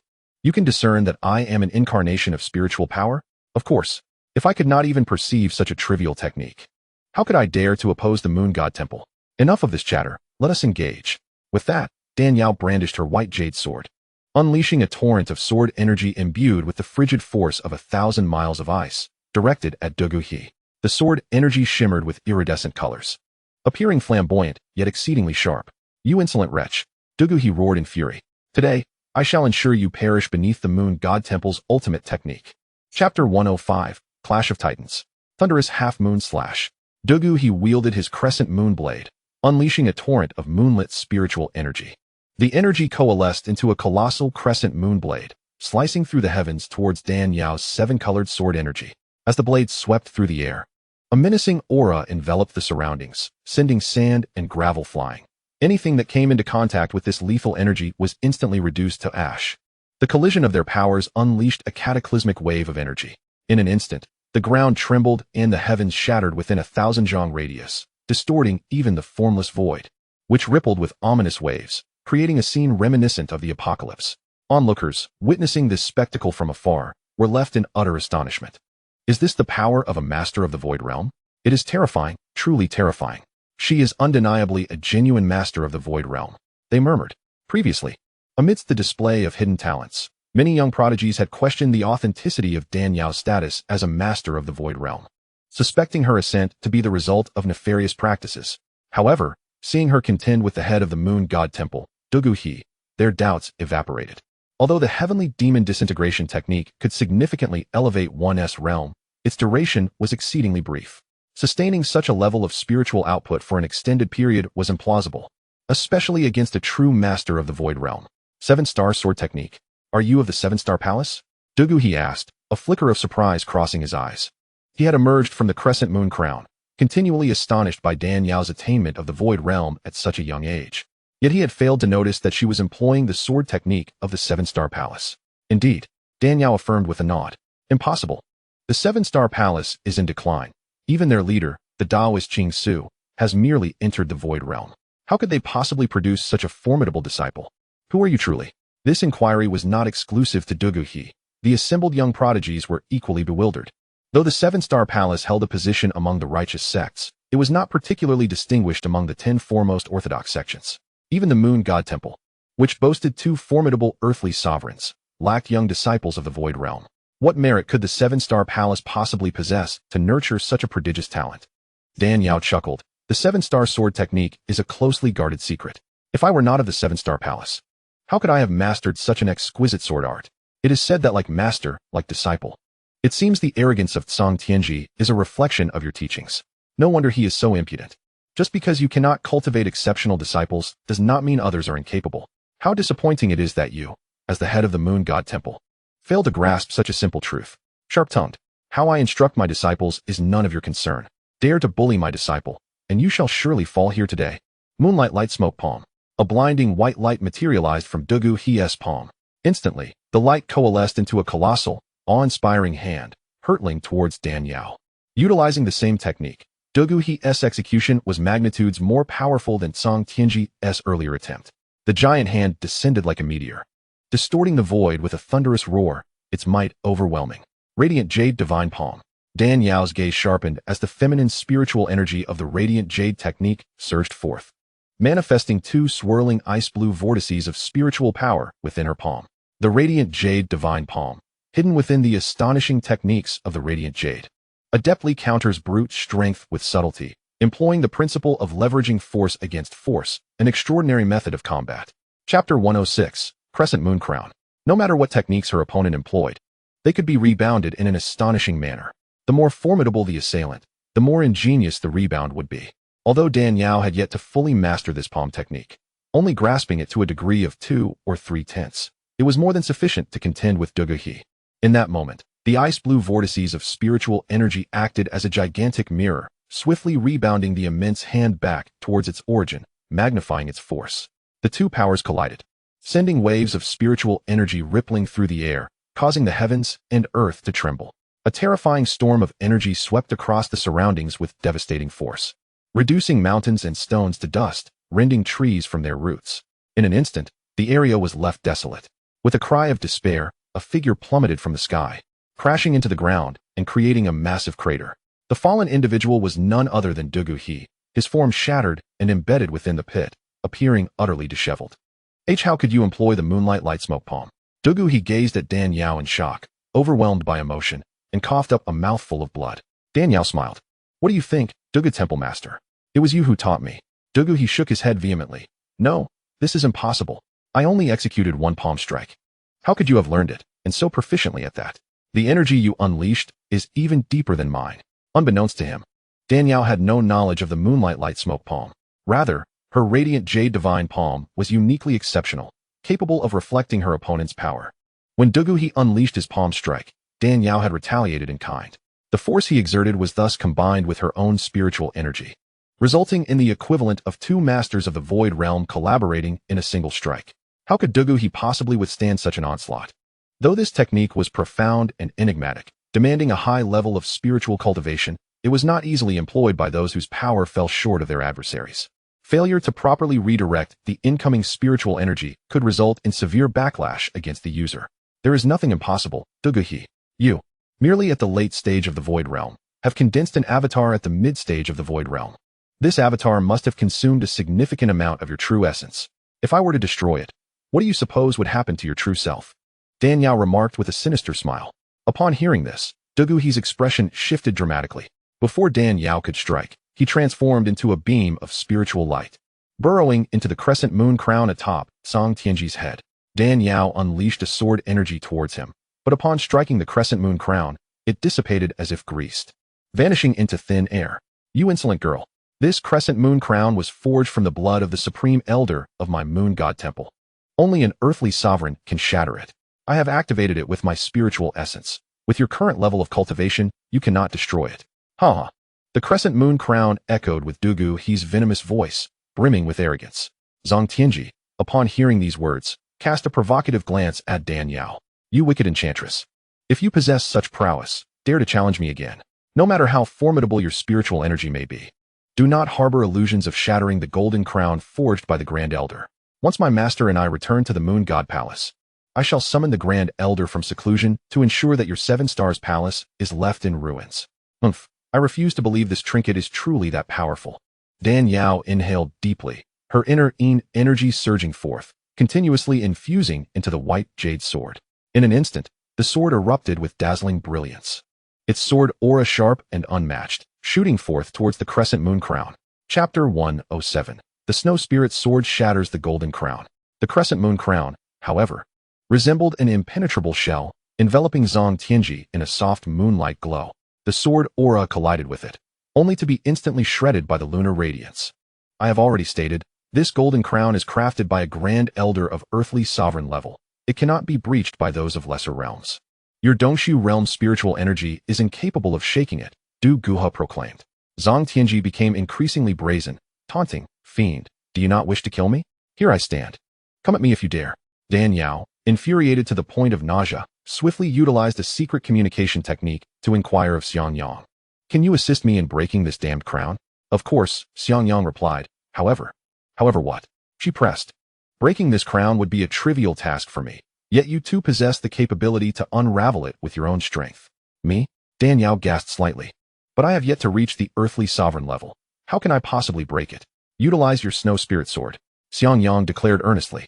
Your Snow Spirit Sword is an ancient divine weapon, although it may not contend with true earthly sovereign power. It can aid you in surpassing the protective barrier of an earthly sovereign's spiritual energy. Upon hearing this, Dan Yao swiftly cast the white jade sword, which flew back to securely nestle in the scabbard held by Qi Hao. Subsequently, she withdrew an ice jade hairpin from her hair, transforming it into a sword of pure ice blue, radiating a chilling aura of frost and snow. You are the masked fairy? A disciple from the Wuji sect exclaimed amidst the crowd. Upon witnessing the sword, they gasped in astonishment. The crowd, taken aback, recalled a tale from 15 years prior, when the Wuji sect's enforcer Zhao Busan, having raised malevolent spirits, attempted to usurp the position of sect master. A masked fairy had intervened, slaying the spirit king who was comparable to the Dongshu realm, thus averting a potential massacre. Following this, the Wuji sect master, under the fairy's guidance, had managed to grasp the threshold of the Dongshu realm. Rumors had circulated that this enigmatic masked fairy hailed from the 7 Stars Palace. Yet the sect leader Qingshu Daoran persistently refuted this, claiming that only the Yaoguang Peak possessed female disciples. The most formidable among them was Qingjing Sanren, who had only attained the pinnacle of the nurturing infant stage. How then could a female cultivator of the Dongshu realm emerge? Various sects remained skeptical of this matter, hesitant to draw conclusions. Now, upon hearing the Wuji sect disciple exclaim the identity of the masked fairy, they realized that this powerful figure before them was indeed the same. Dan Yao did not respond. Instead, she gripped the Snow Spirit Sword tightly. Channeling her spiritual energy, the ice blue blade radiated a fierce cold light, its sword aura soaring towards the heavens. In an instant, the sky darkened, ominous clouds rolled, fierce winds howled, and snowflakes began to cascade down in abundance. What an overwhelming chill. Why is it suddenly snowing? The snow did not descend naturally, but was summoned by the sword of the masked fairy. The mere presence of her sword aura had triggered a phenomenon that shook the heavens and earth. The weapon she wielded must be of unparalleled divinity. The crowd murmured amongst themselves, their initial skepticism regarding Dan Yao's ability to shatter the crown now shifting for with a weapon capable of invoking such celestial upheaval. The circumstances had unequivocally changed. Du Guha, witnessing the sword's latent power, was struck with trepidation. If wielded in conjunction with a formidable sword technique, it would undoubtedly unleash devastating force. Could the crescent moon crown withstand such an onslaught? With this thought, Du Guha felt an instinctive urge to retreat, urgently warning Zhang Tianji to flee. Alarmed, Zhang Tianji took flight, but Dan Yao, brandishing the snow spirit sword, unleashed a blizzard of icy radiance. Chapter 108, Complete Annihilation. Once more, she executed the 7 stars chasing the moon, aiming directly at Zhang Tianji's crown. With a resounding clang, the meticulously crafted crescent moon crown of the earthly sovereign shattered into 2, even cutting a portion of Zhang Tianji's hair. Zhang Tianji stood in shock, paralyzed. The avatar of Du Guha narrowly escaped from the crown, berating him as a fool before hastily seizing him like a fledgling chick, transforming into a streak of light and fleeing. Attempt to escape? Not a chance. You shall descend into the abyss. Dan Yao swung her sword, unleashing a tidal wave of sword energy that rippled through the air, distorting the very fabric of space and freezing spiritual energy into crystalline forms. Zhang Tianji found himself pierced through the back by the sword energy, his body erupting into a violent explosion. Wretched servant, do you dare to kill me? I shall not spare you. Prepare to meet your demise. Du Guha's avatar's furious roar had yet to fade when it was utterly obliterated by the terrifying sword energy. As the avatar was a manifestation of Du Guha's spiritual energy, its destruction caused his energy to dissipate autonomously. The dissipating energy mingled with the sword's aura, transforming into a sinister chill that radiated outward. A throng of young prodigies, sensing the oncoming malevolent chill, hastily pooled their spiritual energy to its utmost, joining forces to resist the overwhelming wave of ominous cold. Beyond the confines of the snowstorm's secret realm, in the distant moon god palace, Du Guha, in the midst of his meditative retreat, suddenly spat out a mouthful of blood. His avatar was slain? How could this be? The avatar was a manifestation of his spiritual essence, possessing the cultivation of the mid-Dongshu realm. Who could possibly bring about its demise? The young prodigies who had entered the snowstorm secret realm were no more than cultivators at the gathering Yuan realm, with the most gifted barely reaching the nurturing infant stage. How could they be capable of such destruction? Could it be that within the snowstorm secret realm, there existed young prodigies of the Dongshu realm? No, that was impossible. Even the distant central domain continent lacked a 100-year-old Dongshu cultivator. How could the eastern domain possibly possess one? He and his avatar shared a telepathic bond. If the avatar had fallen to the hands of another, it would have certainly conveyed a unique sensation in its final moments, revealing the identity of its assailant. Regrettably, as his avatar and Zhang Tianji had ventured deep into the snowstorm's secret realm, bound by the restrictions of the earthly sovereign, he was unable to ascertain the identity of the one who had struck. In the next instant, a surge of backlash surged towards his dantian. His dantian felt as if it had deflated, a torrent of pure qi gushing forth uncontrollably. Damn it! With the death of my avatar, I am now subject to backlash. Du Guha hastily steadied his mind, channeling the moon god palace's techniques to prevent the qi from escaping, though he managed to mitigate the damage in time. The death of his avatar had nonetheless severely weakened his foundation, causing his cultivation to plummet from the late Dongshu realm to the mid-Dongshu realm. Once a cultivator enters the Dongshu realm, their progress begins to slow considerably. Each minor breakthrough often requires centuries of arduous effort. With the demise of his avatar, the hundreds of years he had invested in cultivation were rendered futile. Du Guha was consumed by anguish. Just then, a disciple from the moon god palace rushed in. Breathless with urgency, "Master, it's bad. It's terrible." Du Guha, incensed, retorted, "What is so terrible? The young master's life token has shattered." What? Zhang Tianji was the most talented disciple the moon god palace had seen in millennia, the one with the greatest potential to break through the earthly sovereign bottleneck and attain the rank of celestial monarch. The celestial monarch had become a legend in the eastern domain. Should Zhang Tianji succeed in his cultivation, the moon god palace would unify the eastern domain, becoming the sovereign of this vast region. It was for this reason that Du Guha had taken the grave risk of manifesting an avatar, using his spiritual essence to protect Zhang Tianji. Chapter 109. When falsehood becomes truth, truth becomes falsehood. With the death of his avatar, Du Guha knew that Zhang Tianji was likely facing insurmountable peril. Yet, within her heart, there remained a flicker of hope that Zhang Tianji might escape his dire fate. Perhaps his doppelganger had perished in a valiant effort to protect him from overwhelming foes. Upon hearing from his disciple that the life token of Zhang Tianji had shattered, Du Gu was consumed by immediate fury. Ah, how audacious! To dare take the life of my disciple. He seethed. Wretched being, Should I unearth your identity? Even if you flee to the furthest corners of the earth, I shall drag you forth, flay your skin, and shatter your very bones." His roar echoed throughout the moon god palace. In the frost and snow secret realm, Danyao exerted her overwhelming strength to dominate the arena. The coalition once revered as the Moon God Temple, Spirit Gate Temple, and Diamond Temple was swiftly overshadowed by the singular prowess of the Seven-Star Palace. There was no recourse. The presence of a young cultivator at the Void Realm within their ranks rendered them unparalleled. The young prodigies from other sects trailed behind the disciples of the Seven-Star Palace, their hearts a tumult of emotions as they gazed upon the distant, graceful figure striding ahead. They pondered continuously. The frost and snow secret realm is strictly forbidden to cultivators over a century old. Even the most gifted among them cannot enter. Only those who ascend to the esteemed rank of celestial sovereign may disregard such prohibitions and traverse freely. This lady before them, appearing so youthful yet having attained the void realm, was a marvel in itself, let alone a celestial sovereign. If she had indeed entered with her void realm cultivation, it implied her age had not surpassed a century. Furthermore, the disciples of Wujimin were adamant that this enigmatic woman was the very masked immortal who had slain the Void Realm's Ghost King. Assuming she had just turned 100, subtracting 15 years indicates she must have achieved the Void Realm before the age of 85. In the Eastern Domain, and even in the Central Domain teeming with extraordinary talents, one would struggle to find another of her caliber. Her cultivation aptitude could scarcely be described as monstrous. It bordered on the absurd. How had she cultivated to such heights? Lost in contemplation, the entourage unknowingly arrived at the heart of the frost and snow secret realm. At the core, the resplendent column of light re-emerged.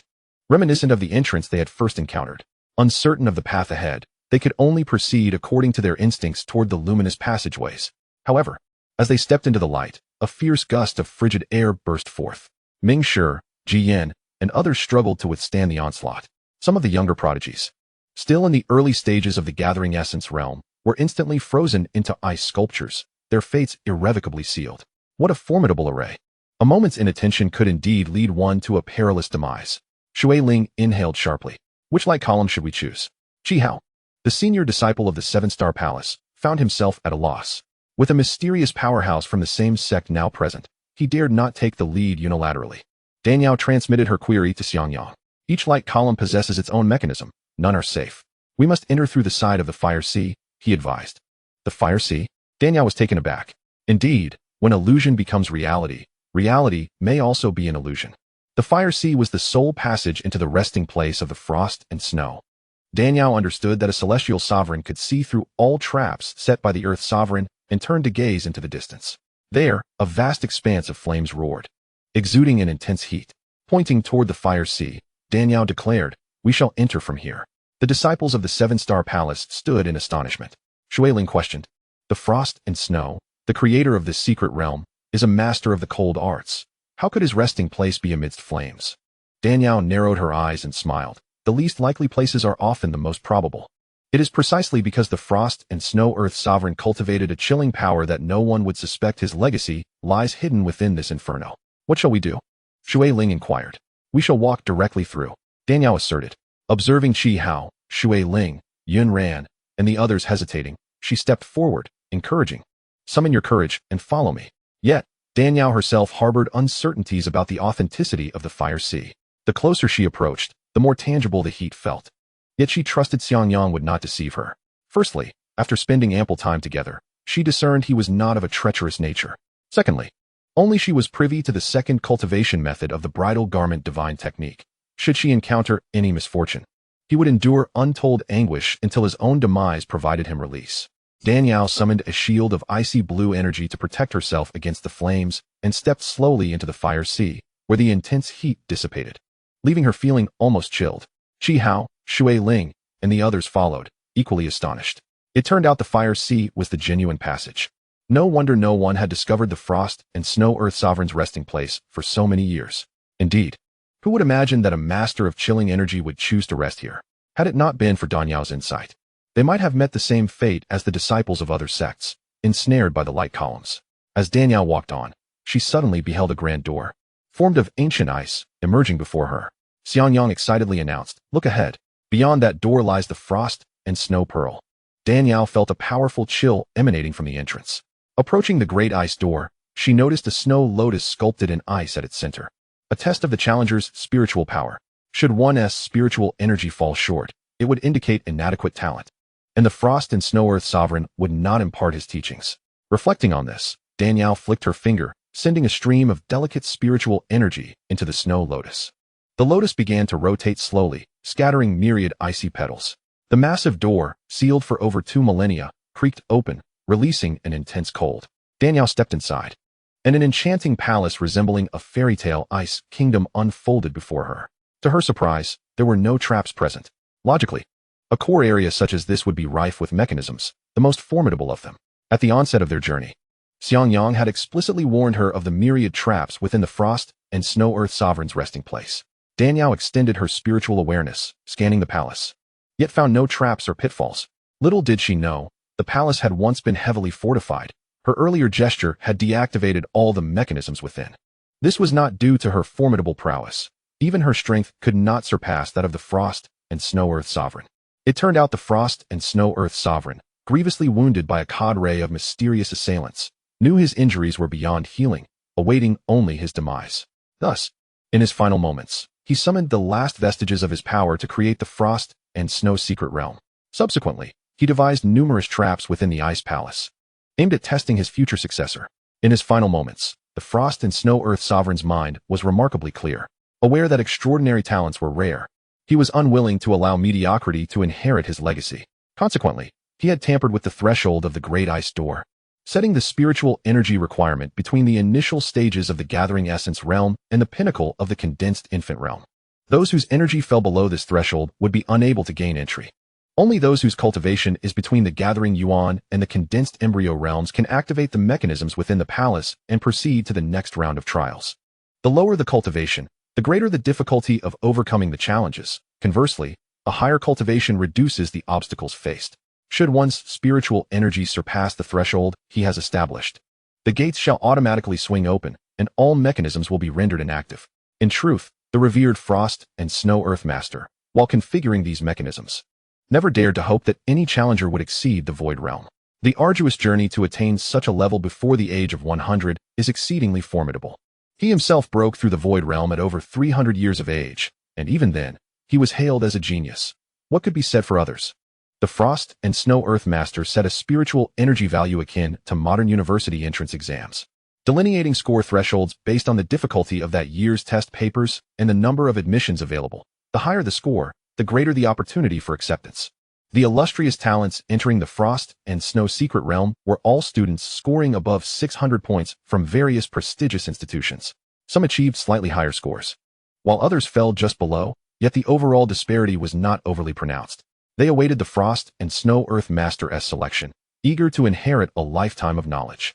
Little did he anticipate that this time, a super scholar, akin to the top scorer of the college entrance examination, would enter the secret realm.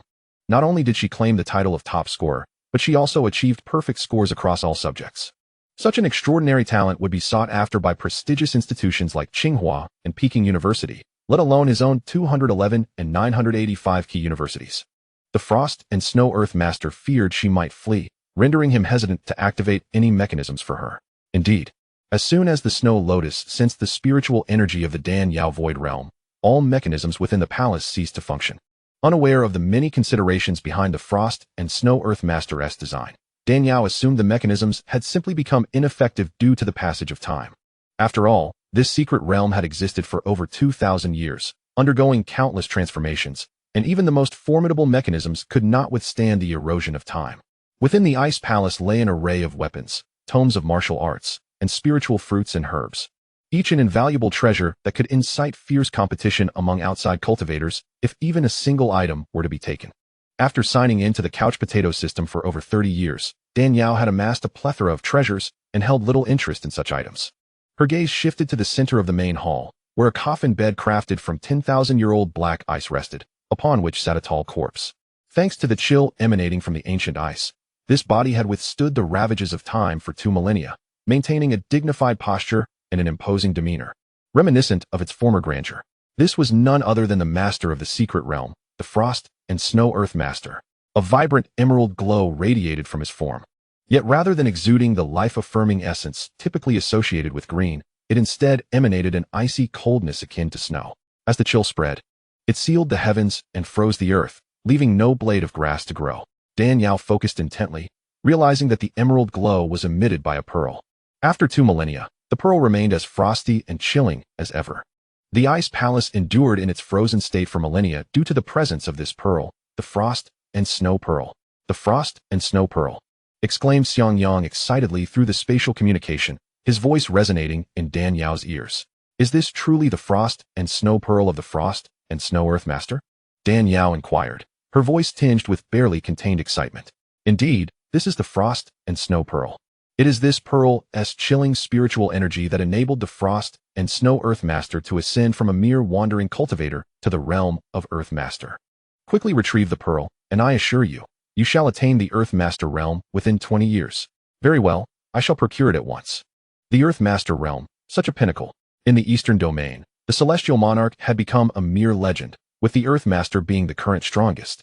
Her audacity to act against the heir of the moon god palace was not solely due to having Xiangyang, a celestial monarch, at her side to suppress the earth master, but also because she knew the frost and snow pearl could assist her in advancing to the earth master realm. As she was aware, the 2 earth master elders of the moon god palace were currently in seclusion, striving to break through to a higher level.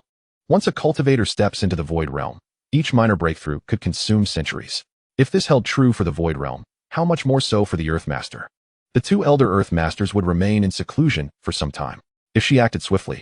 Utilizing the frost and snow pearl to break through to the earth master realm within 20 years, she would no longer need to fear retribution from the moon god palace. Her Mingyu technique, with its boundless spiritual energy, grew stronger with each use, rendering her invincible among her peers at the same realm.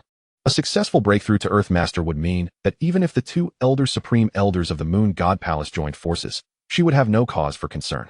Qi Hao, Shui Ling, and others entered and beheld both the Frost and Snow Pearl and the remains of the Frost and Snow Earth Master. Yet, as Dan Yao had not yet spoken, they dared not act to seize the pearl. Dan Yao reached out, but before her fingers could touch the Frost and Snow Pearl, a wave of desolate coldness permeated from the pearl. As the aura spread, a faint mist arose, transforming into a phantom that gradually solidified into the figure of an old man. Clad in a deep green robe, the old man's countenance exuded kindness tempered with authority, his eyes resembling a still pond. Under his gaze, Qi Hao, Shui Ling, and the other disciples of the Seven Stars Palace felt their souls tremble. The headmaster of the Seven Stars Palace, the revered Xianxiaaudiobooks Taoist, was renowned as one of the powerful void realm cultivators in the Eastern Domain. The disciples often listened to his Taoist teachings and had felt his imposing presence. The pressure exuded by this ethereal old man surpassed that of Xianxiaaudiobooks Taoist by more than tenfold. They quickly realized that this spectral figure was none other than the Frost and Snow Earth Master, who had perished over 2 millennia ago. Only a superlative powerhouse of the Earth Master realm could emit such terrifying pressure. Among those present, only Xiangyang, concealed within the spatial realm, could disregard the Earth Master's aura. Dan Yao stood tall, channeling her true energy to withstand the oppressive force, and slightly raised her head to meet the Frost and Snow Earth Master's gaze. In contrast, the others, upon witnessing the Frost and Snow Earth Master, lowered their heads, unable to lift them.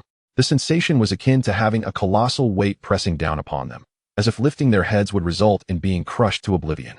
Observing Dan Yao's steadiness under his imposing presence, the Frost and Snow Earth Master's lifeless eyes suddenly sparkled with a peculiar light. Such a remarkable gem, he exclaimed in admiration. I never expected to encounter such extraordinary talent in this world. Heaven has indeed been generous to me. Fearing that his disciple might flee, he urged, Young lady, come forth and pay your respects. I shall impart all my teachings to you. All the treasures within this palace shall be yours, as a token of my acceptance of you as my disciple. To inherit all his teachings, coupled with a bounty of treasures as a gift, what an enticing offer. Qi Hao, Shui Ling, and the others could hardly mask their envy upon hearing these words. After all, this was the culmination of a lifetime's worth of knowledge from an Earth Master. The recipient of such a legacy, provided their aptitude was not exceedingly poor and they did not meet an untimely demise, would have a high likelihood of reaching the Earth Master realm, not to mention the multitude of treasures adorning the palace, each vying for attention. How could one not be envious? Yet Dan Yao shook her head. I am afraid I must decline your inheritance. I have come solely for the Frost and Snow Pearl. What? You refuse my inheritance? The smile upon the Frost and Snow Earth Master's face froze instantaneously.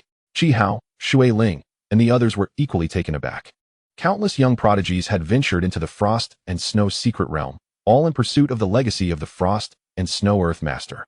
Various factions engaged in both overt and covert struggles, fighting fiercely yet failing to obtain their desires.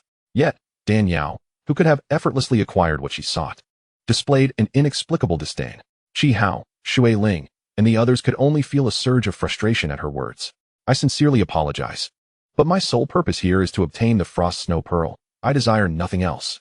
With the Frost Snow Pearl in her possession, she could swiftly ascend to the realm of Earth Sovereign, rendering any need for a master obsolete. Furthermore, no matter how exquisite the techniques passed down by the Frost Snow Sovereign might be, they could never rival the brilliance of her own Mingyu skill. How could she possibly forsake perfection for mediocrity? Qi Hao, Shui Ling, and the others silently screamed, "If you do not want it, I will gladly take it." Nevertheless, such words remained unspoken, for this was the culmination of a lifetime's legacy belonging to the Frost Snow Sovereign.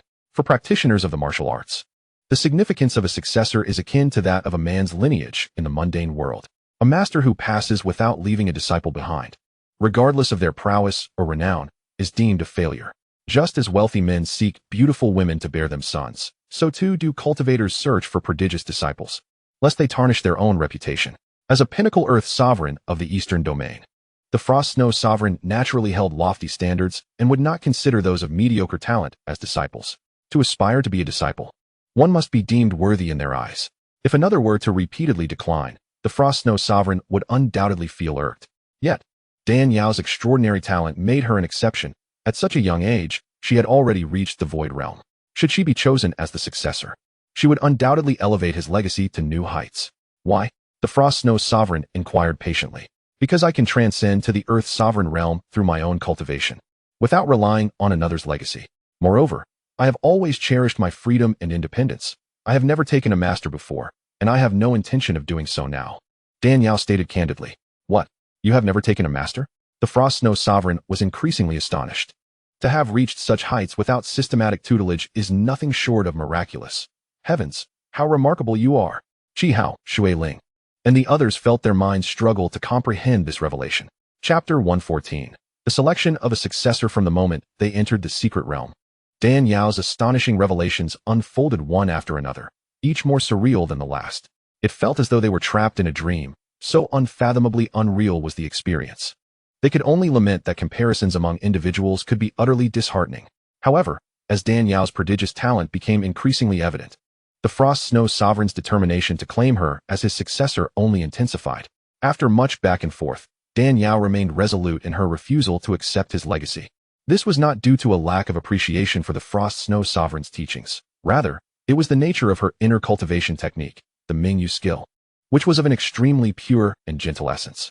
Such a technique possessed exclusivity, allowing for the integration of only supportive methods like the 100-flower secret canon, but not with other inner cultivation techniques.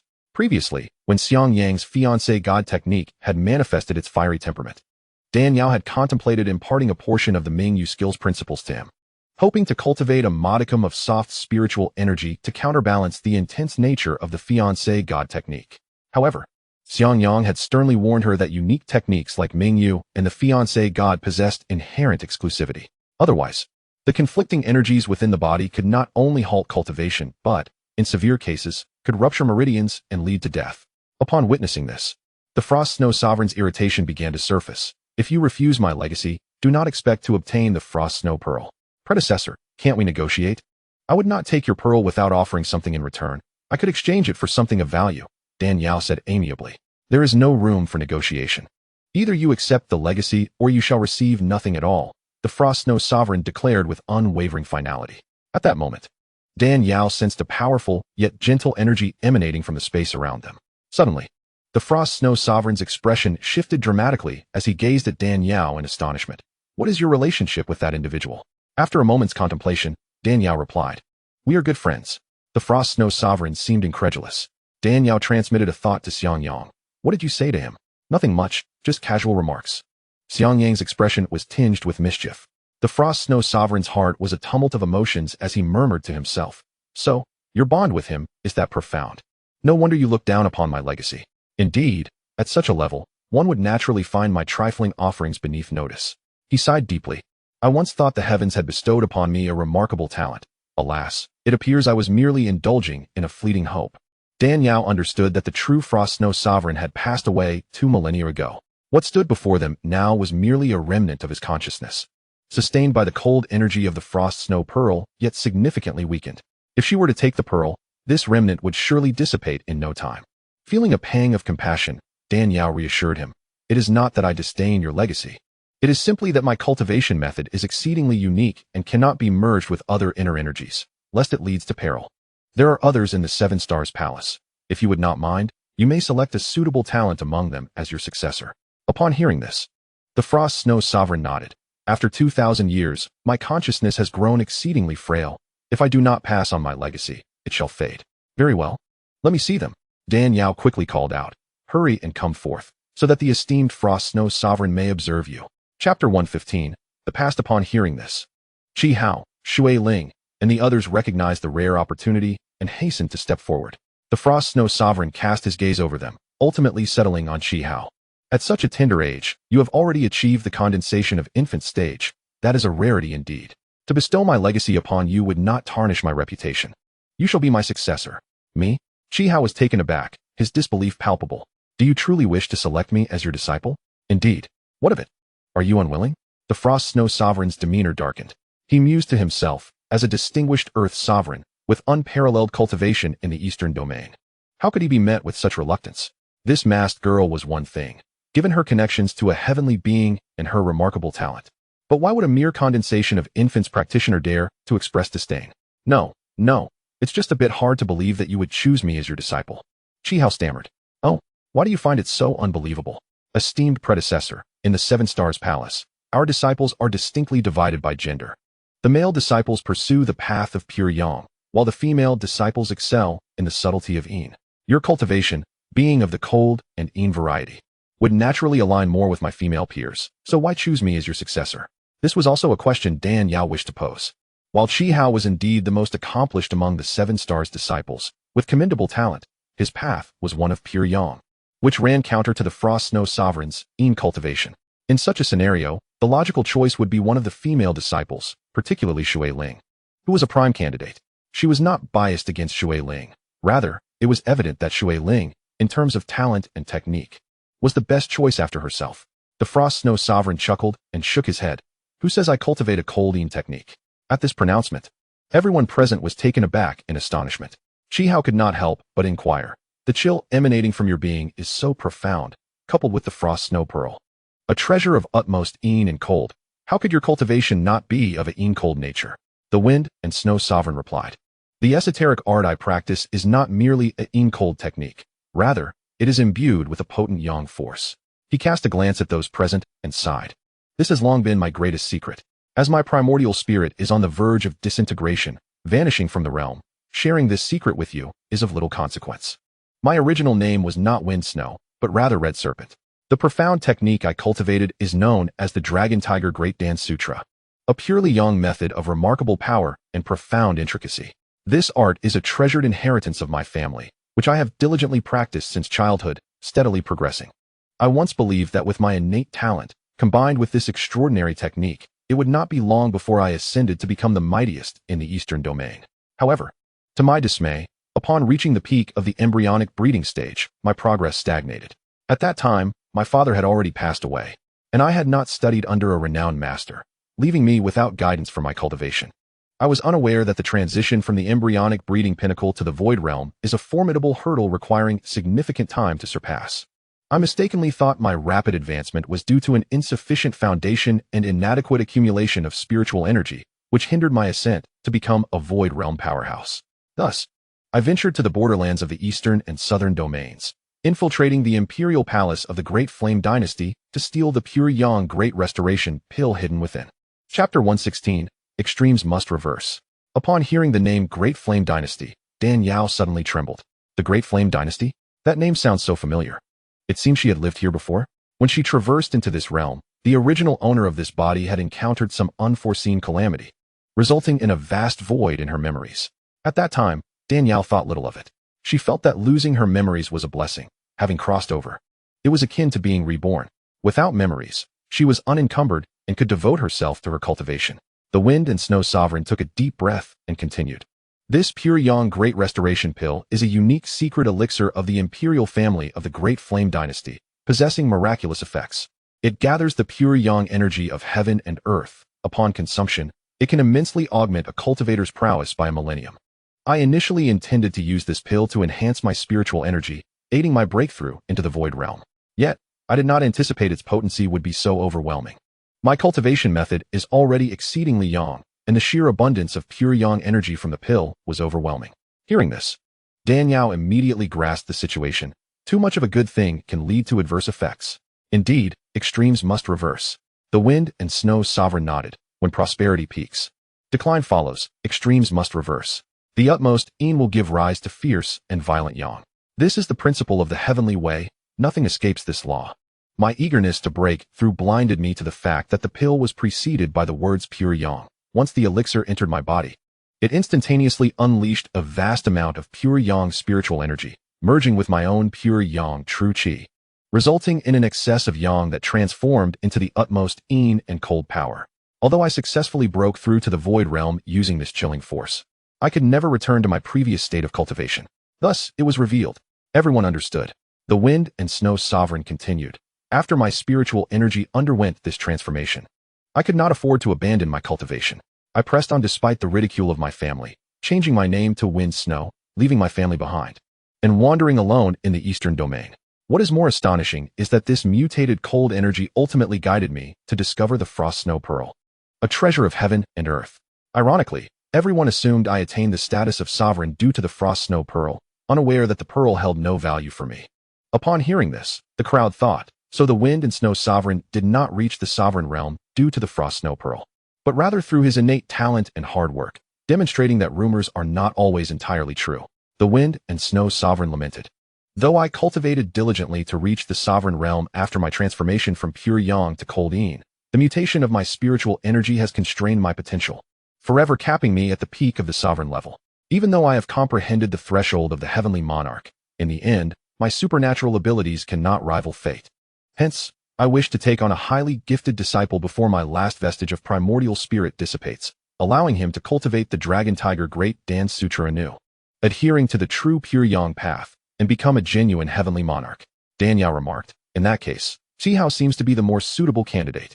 The Wind and Snow Sovereign mused to himself. You are the most fitting, yet fate does not favor it.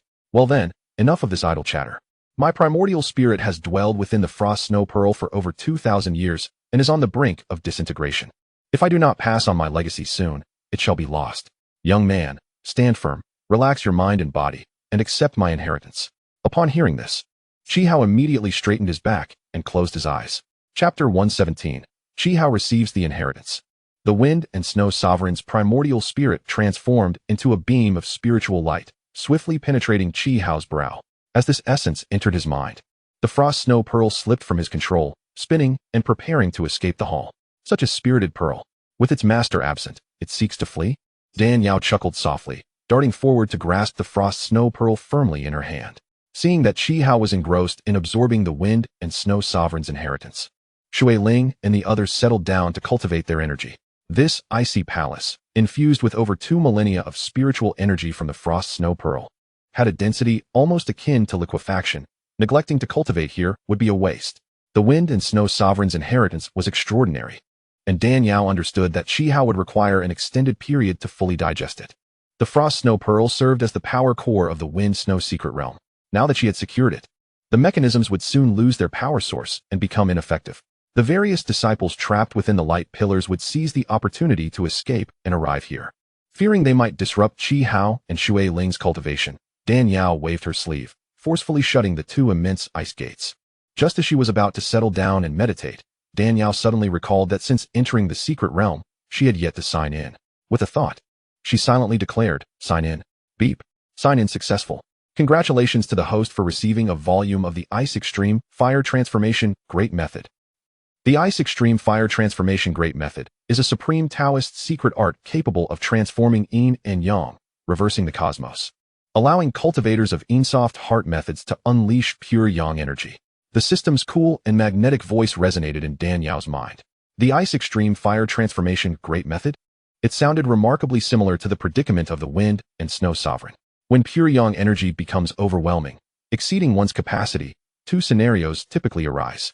One is that the body cannot endure it, resulting in ruptured meridians, the true qi dissipating entirely, leading to death. This is the predominant outcome.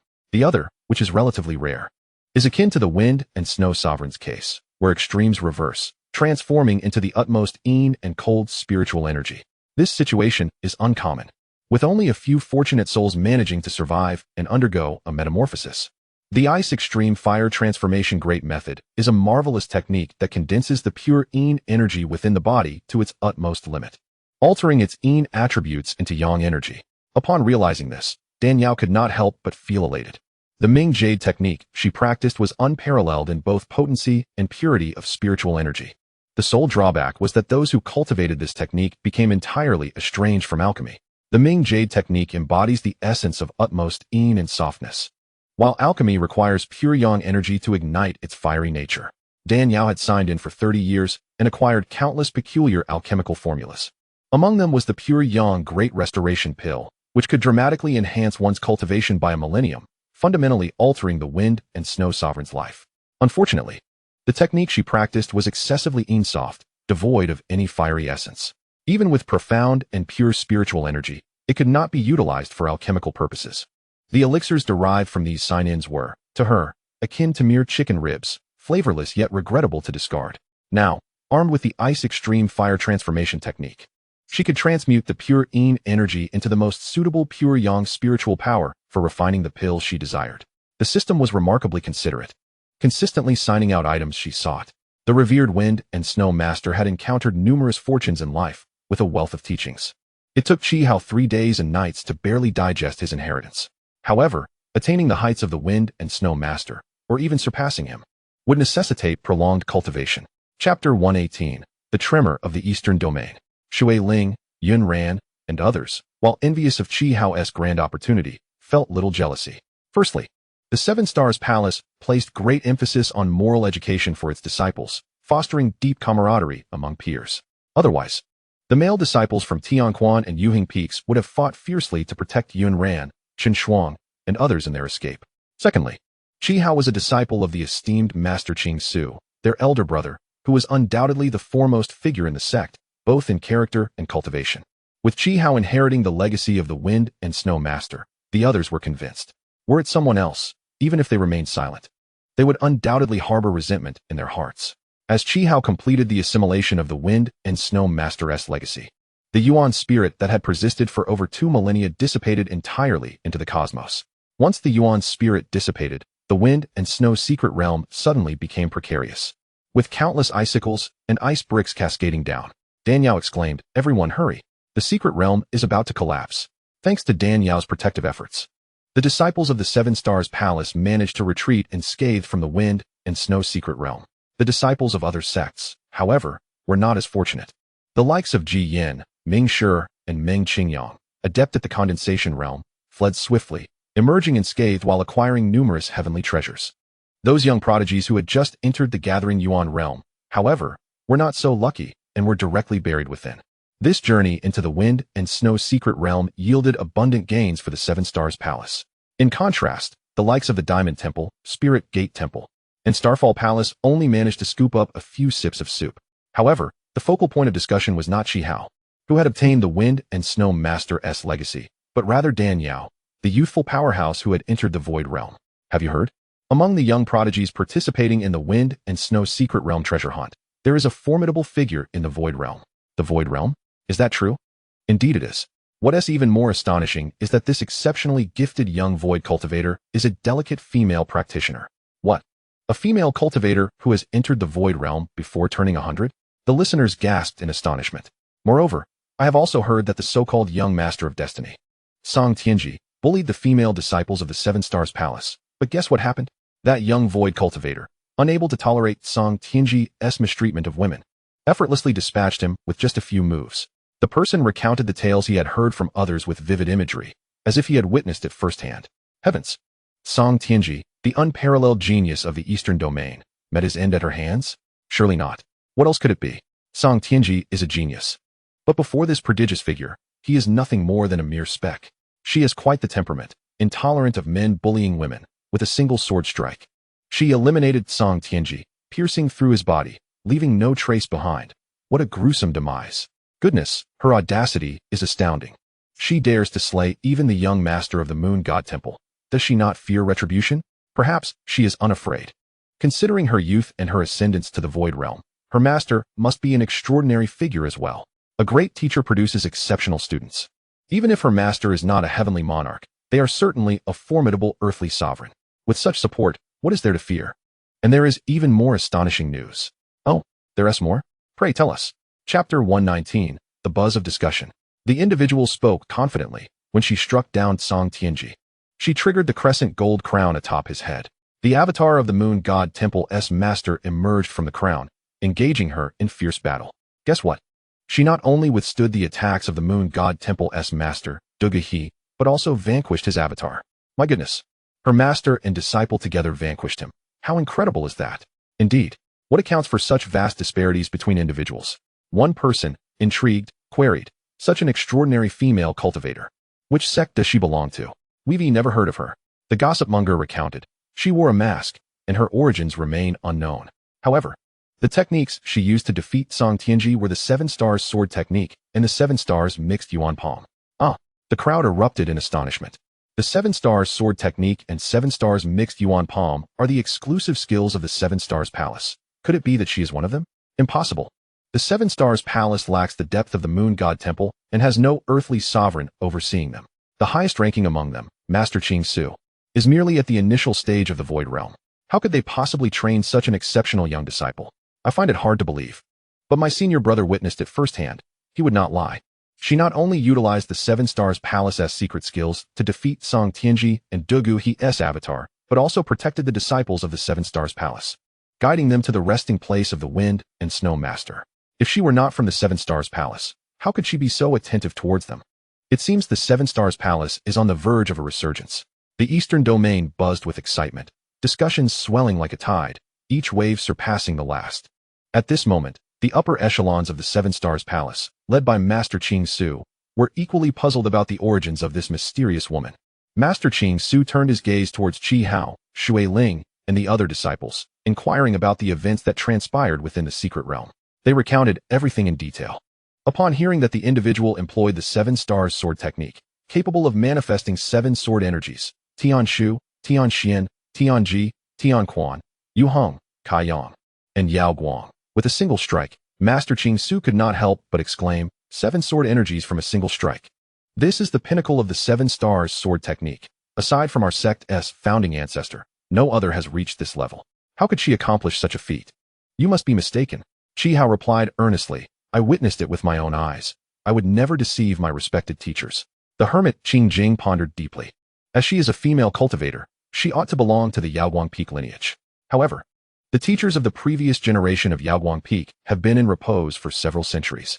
How could they possibly have taken her as a disciple and trained her to such an outstanding degree? The 7 Stars Palace has 7 branches corresponding to the Big Dipper, and only the Yaoguang Peak lineage accepts female disciples. This is common knowledge. Since she is a woman and possesses the 7 Stars Palace's secret skills, she must undoubtedly be from Yaoguang Peak.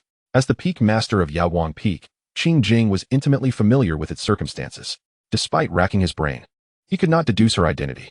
The crowd was left in bewilderment. Finally, Master Xianxiu sighed, saying, this person must be the mysterious expert who, 20 years ago, annihilated the twin demons of heaven and earth. Her repeated assistance to our disciples surely indicates a profound connection to our sect. She is a friend, not a foe, and there is no need to pursue the matter further. He waved his hand. All right, you have just returned. You must be weary.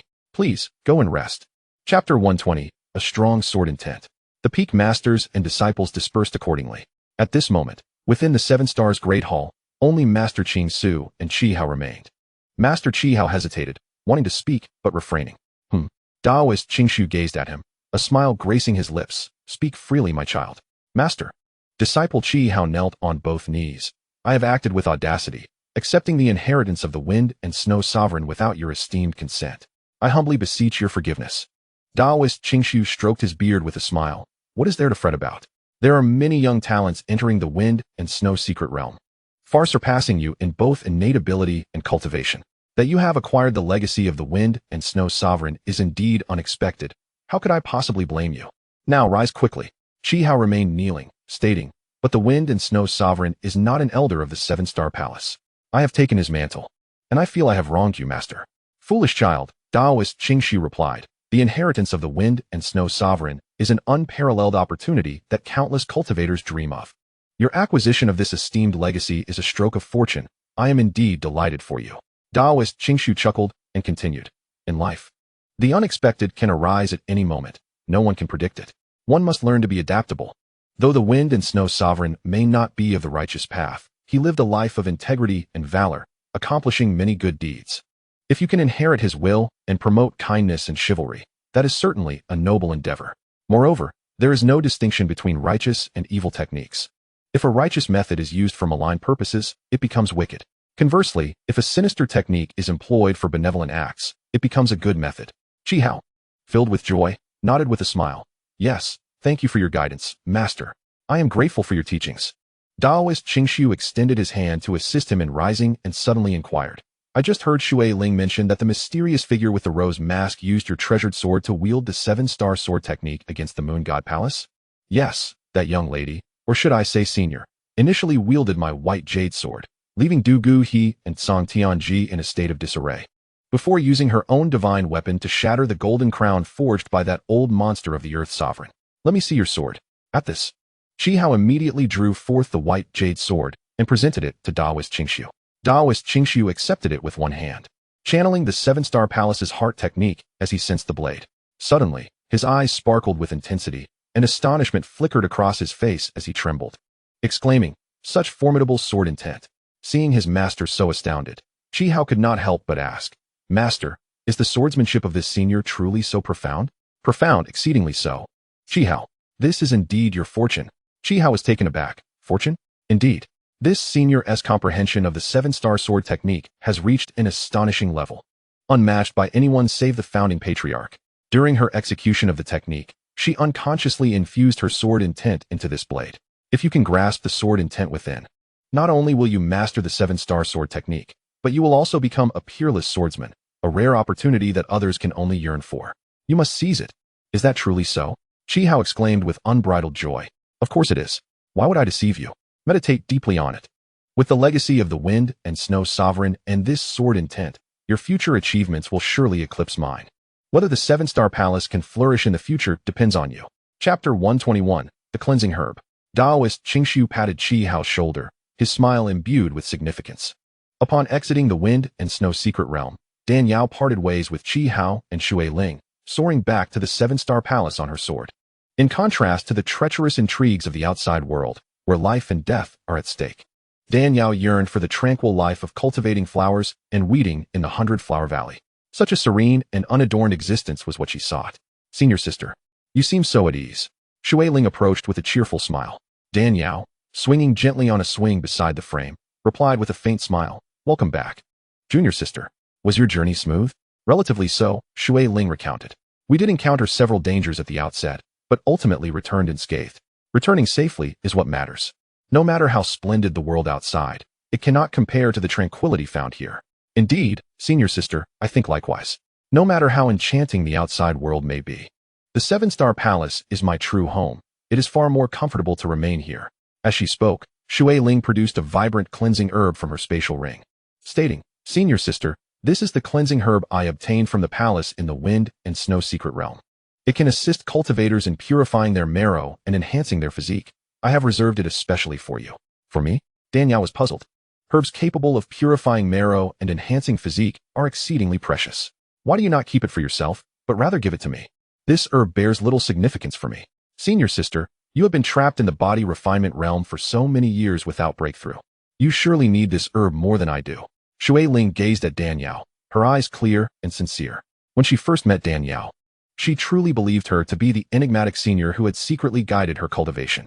However, as she delved deeper, she increasingly felt that the true depth of that senior was unfathomable. Dan Yao entered the Seven-Star Palace through the formal disciple ceremony merely 30 years ago. Even if she had begun cultivating from the womb, it would be inconceivable for her to achieve the Void Realm in just 30 years. Furthermore, Her master, the tranquil recluse, possesses an astute eye. He recognized her potential and could not bear to see her, a gem, tarnished by becoming a wealthy man's sacrificial bride, thus intervening to rescue and nurture her.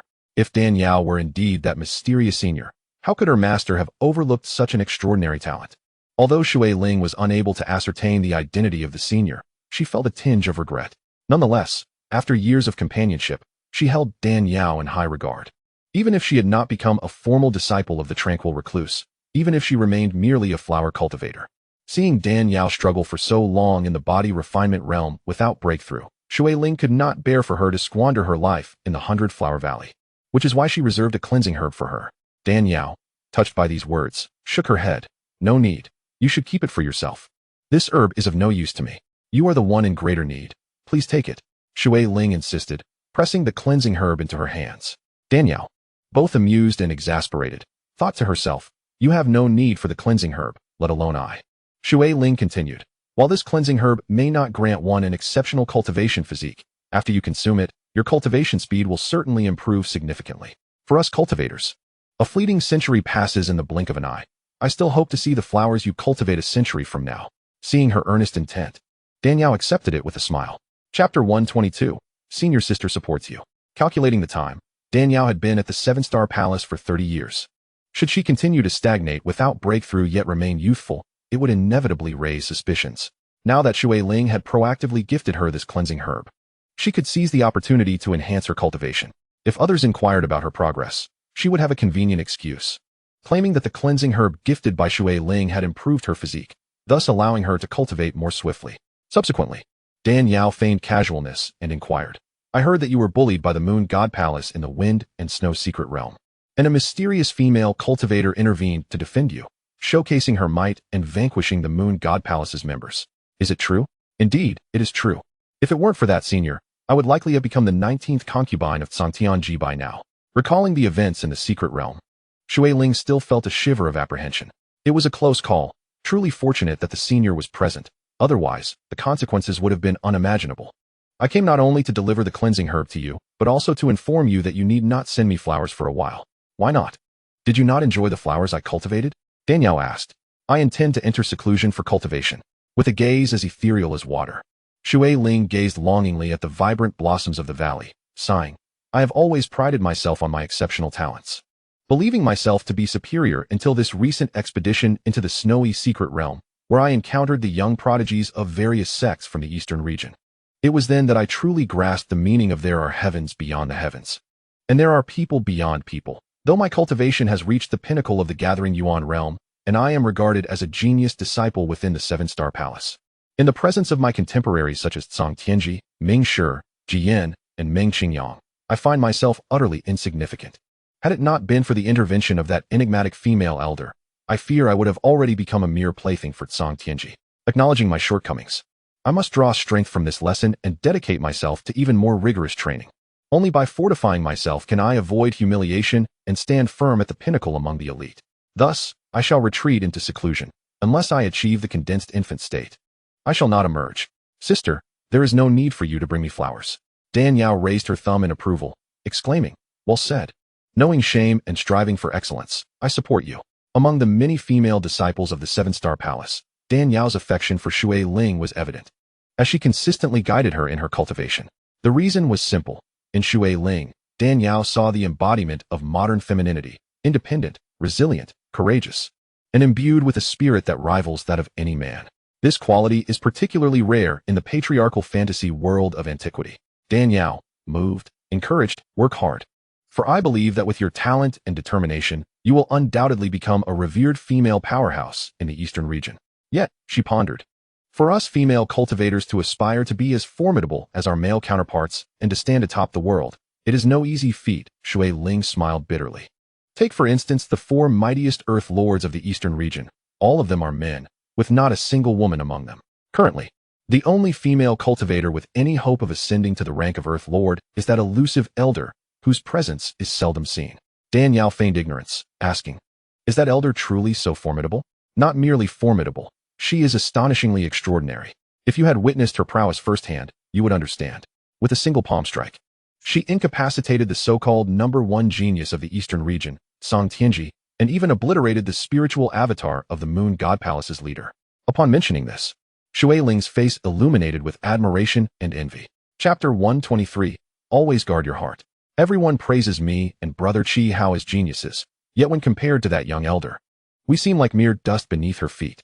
Dan Yao chuckled. You need not belittle yourself. That elder may very well be an ancient creature who has cultivated for centuries. You have only been in the fold for just over 20 years, yet you have already reached the pinnacle of the gathering Yuan realm. Truly a genius. Shui Ling shook her head. No, that elder is quite young, within the snowy secret realm. There are restrictions that allow only those under 100 years of age to enter. A Dongshu realm cultivator who has yet to reach the age of 100 possesses talent that is simply monstrous.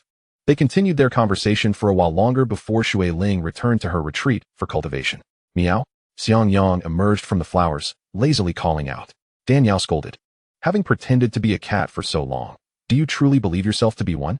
Xiang Yang grinned, observing the cleansing herb in Dan Yao's hand. Your junior sister is quite kind to you.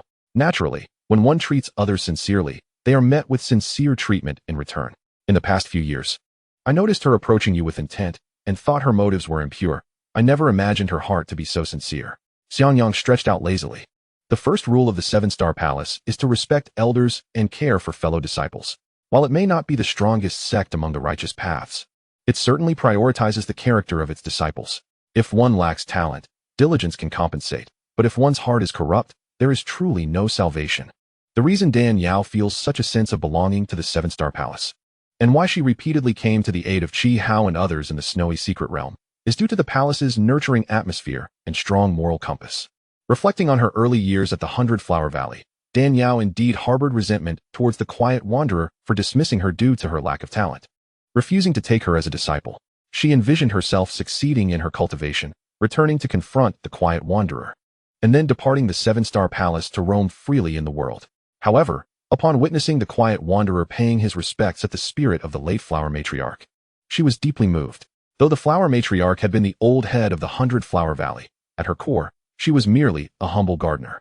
Yet, the quiet wanderer, in a display of humility, personally visited the thatched cottage to mourn for the elderly woman who had devoted her life to the Seven-Star Palace. In that moment, the grievances, bitterness, and anger that had long dwelled within her heart vanished, replaced by a profound sense of recognition and belonging to the Seven-Star Palace. But I perceive that Shui Ling possesses a certain cunning. Are you not afraid of being outmaneuvered by her in the future? Xiang Yang expressed his concerns. One must always be vigilant against the intentions of others, yet I must remain on guard to avoid harm. As for cunning, Dan Yao scoffed. The cultivation world is rife with predators. If a girl like her lacked a bit of guile, she would have been devoured long ago. Xiang Yang, contemplative, sighed. You are right. Without a bit of cunning, one would have perished countless times. I was young and naive once, which is why I fell victim to that old dog. Xiang Banshan, you are far more discerning than I. By the way, that woman named Lin Baozhu is quite detestable. Why did you not eliminate her as well? Xiang Yang suddenly recalled this loose end. Dan Yao smirked ominously. A woman who ascends through her beauty, should I slay her with a single sword strike? Would I not tarnish my own hands? There will be others to deal with her. Chapter 124, Lin Baozhu. Xiang Yang contemplated this and soon understood. Song Tianji was the young master of the Moon God Palace, and now that he is dead, both Dugu He and the women surrounding Song Tianji will surely seek retribution against this troublemaker. Indeed, evil will be met with evil. I need not lift a finger. Dan Yao flicked her sleeves. Enough of this. Let us focus on our cultivation. The ancient ones from the Moon God Palace have likely already learned the identity of Song Tianji's killer. I must hasten to break through to the Earth Lord realm to prepare for the retaliation of those two ancient Earth Lords. Indeed, strength is the foundation of existence. The Frost Snow Pearl is the most keen and cold entity in the world, perfectly harmonizing with your gentle internal force of the Mingyu technique. With this pearl, it won't be long before you become a formidable Earth Lord. As Xiang Yang spoke, he extended a claw, forming an invisible barrier, then retrieved the Frost Snow Pearl. As soon as the Frost Snow Pearl was produced, a dazzling emerald chill shot skyward. Fortunately, Xiang Yang had already established the barrier, shielding the energy. Otherwise, the intense cold emanating from the Frost Snow Pearl would undoubtedly attract the covetous eyes of powerful beings. Dan Yao held the Frost Snow Pearl in her palm, the biting cold penetrating deep into her heart, causing her to shiver involuntarily. Such potent coldness, truly deserving of its title as the most keen and frigid entity in the world. Enduring the excruciating chill, Danyao circulated her Mingyu technique, drawing in the cold energy emitted by the frost snow pearl, transforming it into pure and unparalleled spiritual power. Thus began her formal challenge to the Earth Lord realm. Meanwhile, thousands of miles away, the Moon God Palace was a considerable distance from the eastern region. Furthermore, with Danyao's palm strike annihilating the disciples of the Moon God Palace, when the snowy secret realm collapsed, not a single soul returned to report to the Moon God Palace. It was only several days later that Dugu he heard the various rumors circulating among the eastern region cultivators, revealing that his beloved disciple, Song Tianji, had perished at the hands of Danyao. What audacity from the Seven-Star Palace! Do they dare to slay my disciple? Believing that all the members of the Moon God Palace are extinguished? If I do not obliterate the Seven-Star Palace, would I not disgrace my position as the Lord of the Moon God Palace? Humph, a reckless and unrepentant female cultivator. I shall see just how much prowess you possess to dare slay my disciple.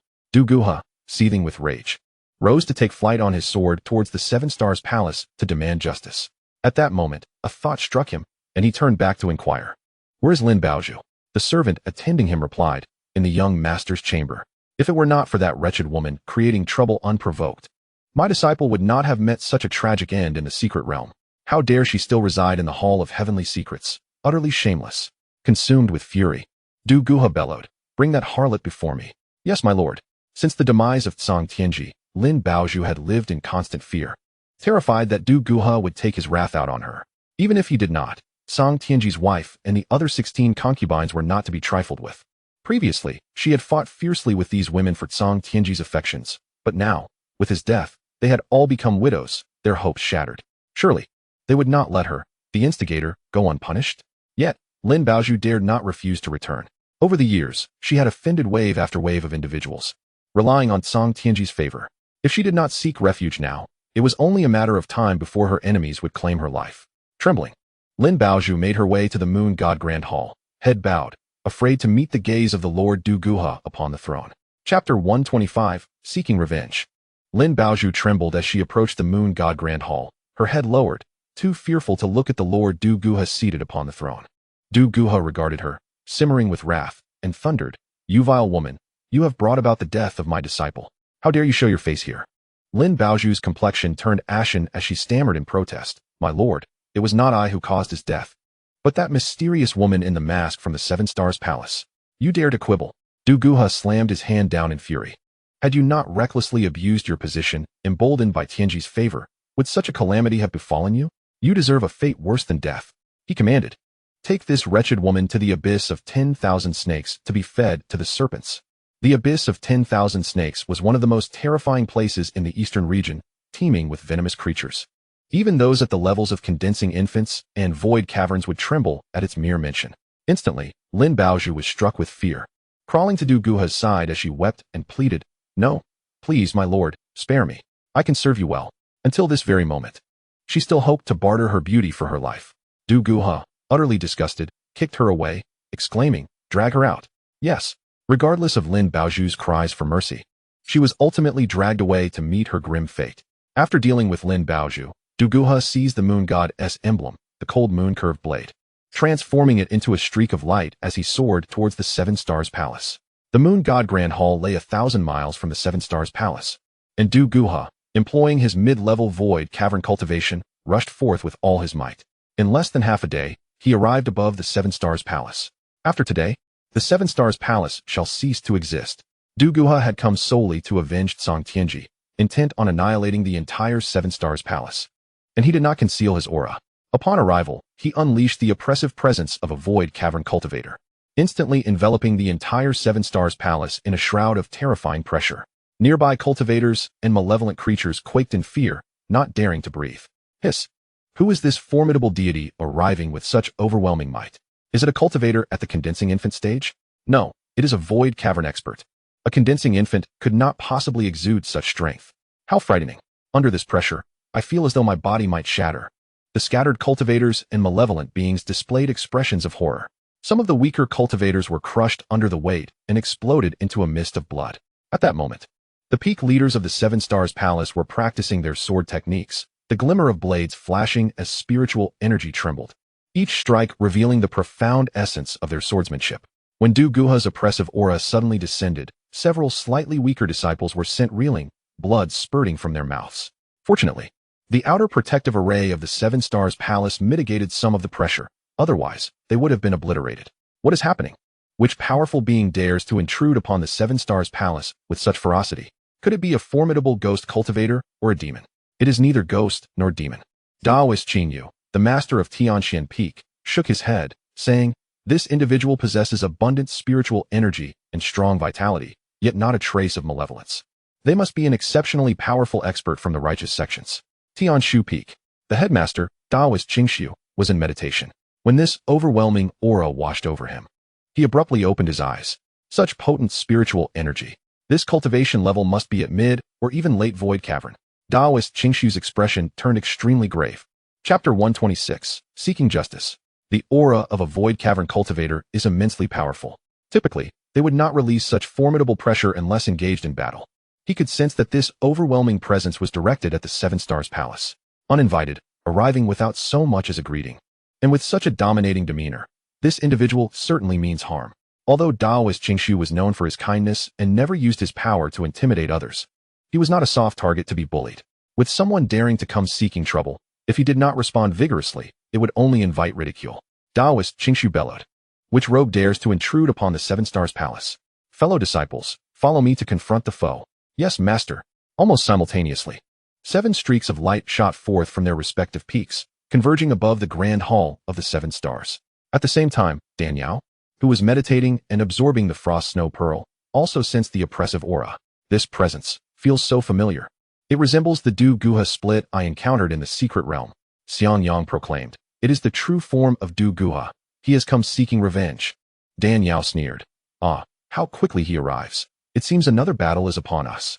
She immediately stowed away the frost snow pearl and rose to engage in combat. Hold on, Xiangyang interjected. Du Guha is the master of the Moon God Palace. Even a mere avatar exhibits such prowess. His true form would be beyond the capabilities of Taoist Qingxiu and the others to withstand. This is my mess, let me handle it. Xiangyang quickly added.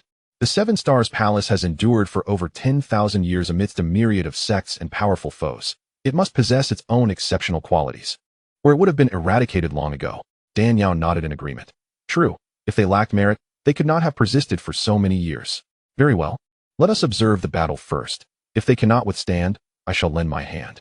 Thus, the two extended their consciousness, piercing through the barriers of space, quietly watching the conflict above the grand hall of the 7 stars. The various peak leaders of the 7 Stars Palace confronted Du Guha in midair. When Taoist Qingxiu recognized the visitor, he was taken aback. Master Du Gu, it is you. Du Guha cast a cold glance at several individuals, his expression rife with disdain and fury. Heh, your 7 Stars Palace killed my disciple. Do you not think I ought to come?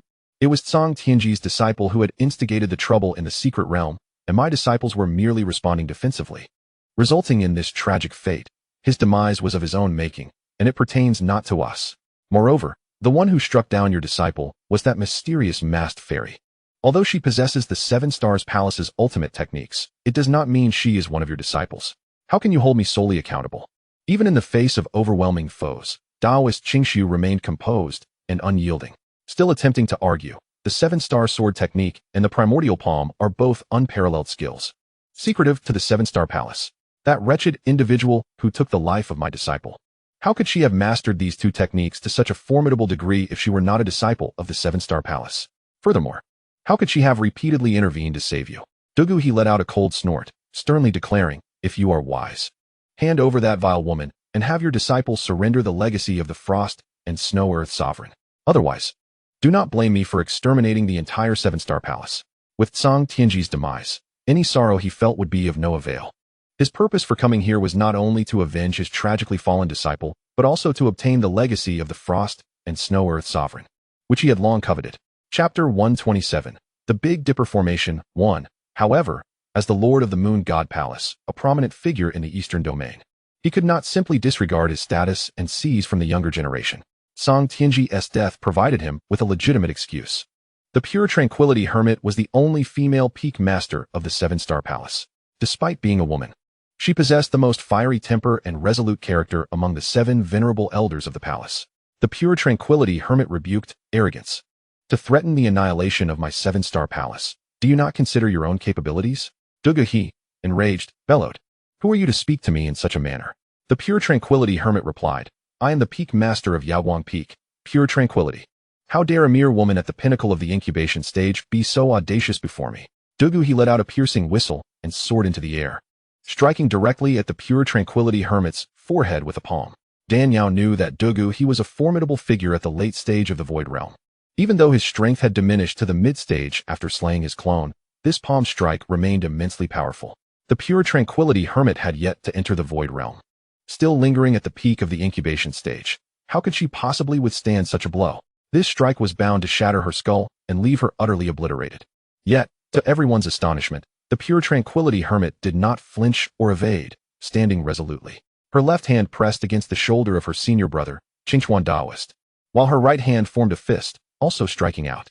This blow unleashed an astonishing surge of spiritual power. As their palms collided, the two forces met with a thunderous clash. In an instant, spiritual energy roared and the void twisted. A terrifying wave of spiritual energy surged forth, sweeping like an avalanche, causing the observing disciples of the seven-star palace below to retreat several hundred meters. Dugu he was profoundly impacted, his stance wavering as he hurriedly flipped to regain his balance, astonished within. He thought, this old nun, her cultivation is merely at the peak of the incubation stage. How can she unleash such formidable palm strength? In his surprise, Dugu he retreated several steps, exclaiming, You are not the Pure Tranquility Hermit. You are that vile woman who caused my disciple's death, possessing her body intentionally. The power unleashed by that palm was evidently on par with his own, far beyond what a practitioner of the incubation stage should possess. It must be that masked woman employing a trick, using her spiritual essence to inhabit the body of this old nun, preparing to strike him unexpectedly. Dan Yao was utterly perplexed. Clearly, she had not shown herself. How could suspicion be cast upon her? Simultaneously, she was filled with confusion. Dugu he, a foremost expert in the eastern domain at the Void Realm.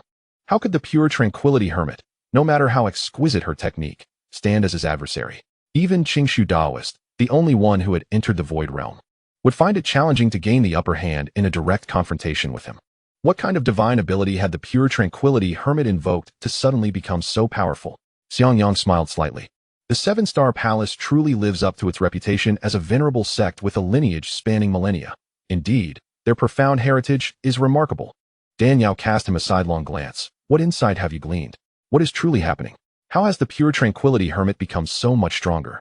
With your knowledge and cultivation, if you observe closely, you will surely discern it. If I reveal it now, it would lack intrigue. Xiangyang feigned profundity. But such an expression on a cat's face appeared particularly comical, making one unable to resist the urge to pet him. Dan Yao let out a soft huff and continued to observe. Chapter 128. The Big Dipper Formation, 2. The Pure Tranquility Hermit smiled. I am Pure Tranquility. Pure Tranquility is I? I do not comprehend what you mean by possession or ghosts. Dugu he grew even more astonished. This old nun's cultivation was far inferior to his. She could not possibly exert such powerful spiritual energy. If it were not for that mysterious female cultivator acting in secret, how could she achieve such feats? It is said that a master reflects upon their disciple. Song Tianji's arrogance and hubris were all cultivated by Dugu he. The Moon God Palace was guarded by 2 Earth sovereigns, the strongest among the 10 major sects of the righteous path. Dugu he was aware that with those 2 esteemed elders present, no one in the eastern domain dared to provoke him, which bred his extreme arrogance. This was also why he dared to confront the mysterious female cultivator who had slain his clone and Song Tianji, even coming alone to the 7-star palace to stir trouble. I refuse to believe that you old Taoists are truly so formidable. Dugu he swung his cold moon crescent blade, unleashing a crimson blade aura akin to a blood-red crescent moon, slashing toward the 7-star palace's 7 disciples. Dan Yao, having previously engaged with Dugu he's clone, recognized that he was employing the Moon God Palace's ultimate technique, the Thunder Half-Moon Slash. This technique wielded immense power, rivaling the 7-star sword technique. As wielded by Dugu he, a mid-stage expert of the Void Realm, the blade aura was razor-sharp, seemingly capable of cleaving the heavens and the earth asunder. Dan Yao was eager to see how xianxiaaudiobooks and the others would withstand this strike. At that moment, she suddenly noticed that the left hands of the 7 old Taoists rested on each other's shoulders, their inner energies connecting, subtly merging into a single entity. A thought struck her. Facing such a grave threat, why were they still so casually leaning on each other? No, this is the alignment of the Big Dipper. They must be setting up a formation. Indeed, Dan Yao's guess was accurate. Xianxiaaudiobooks and the others were indeed forming a formation. They were establishing the most formidable array of the Seven-Star Palace, the Big Dipper Formation.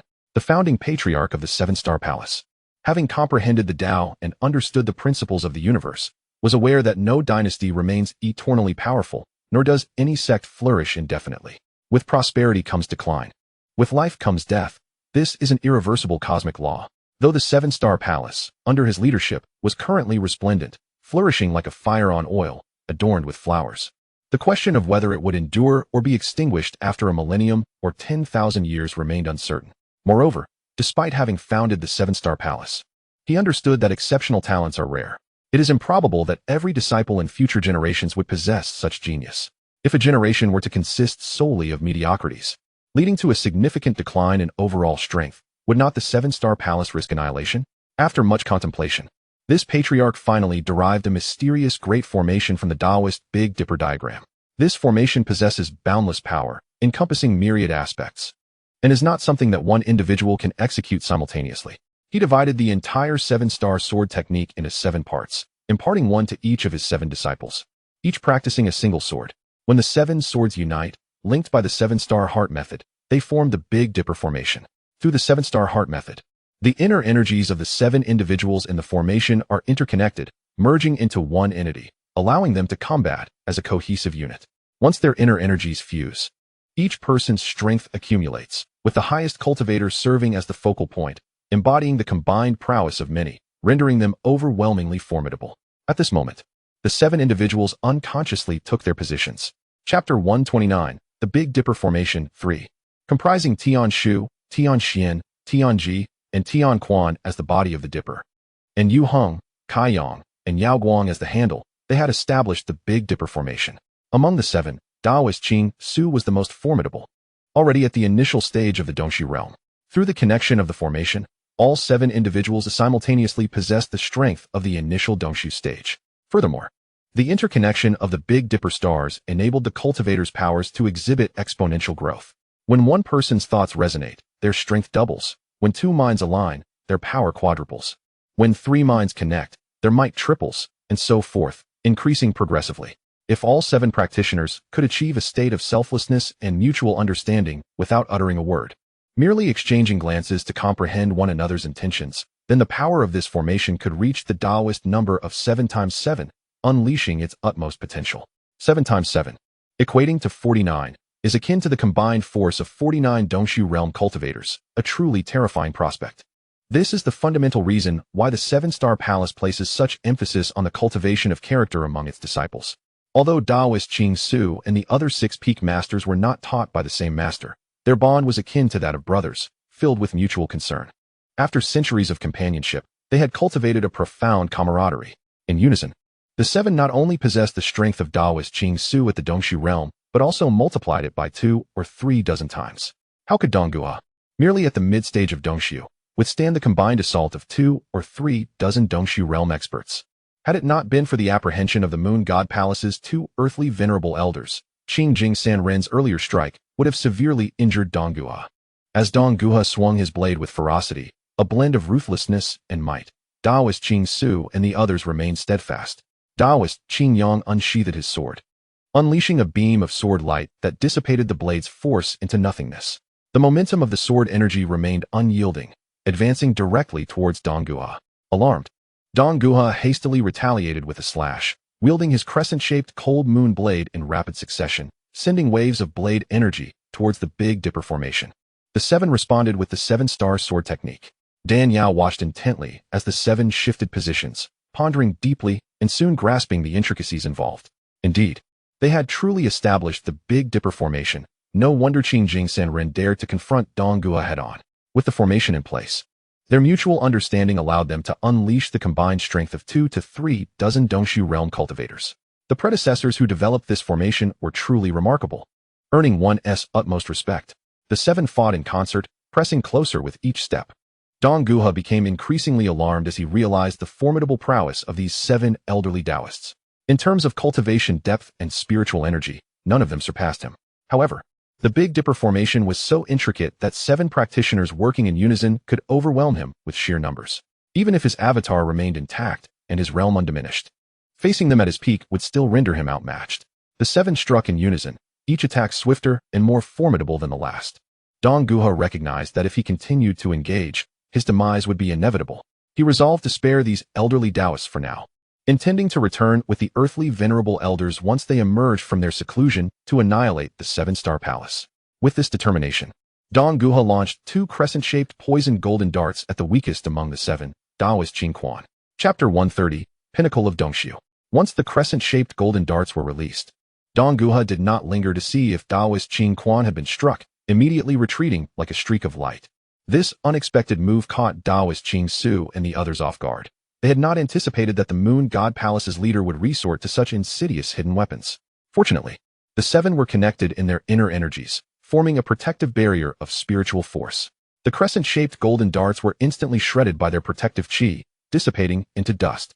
Dong Guha realized that, given the strength of these 7 elderly Taoists, the poison darts would inflict little harm. Their purpose was merely to distract them, facilitating his escape.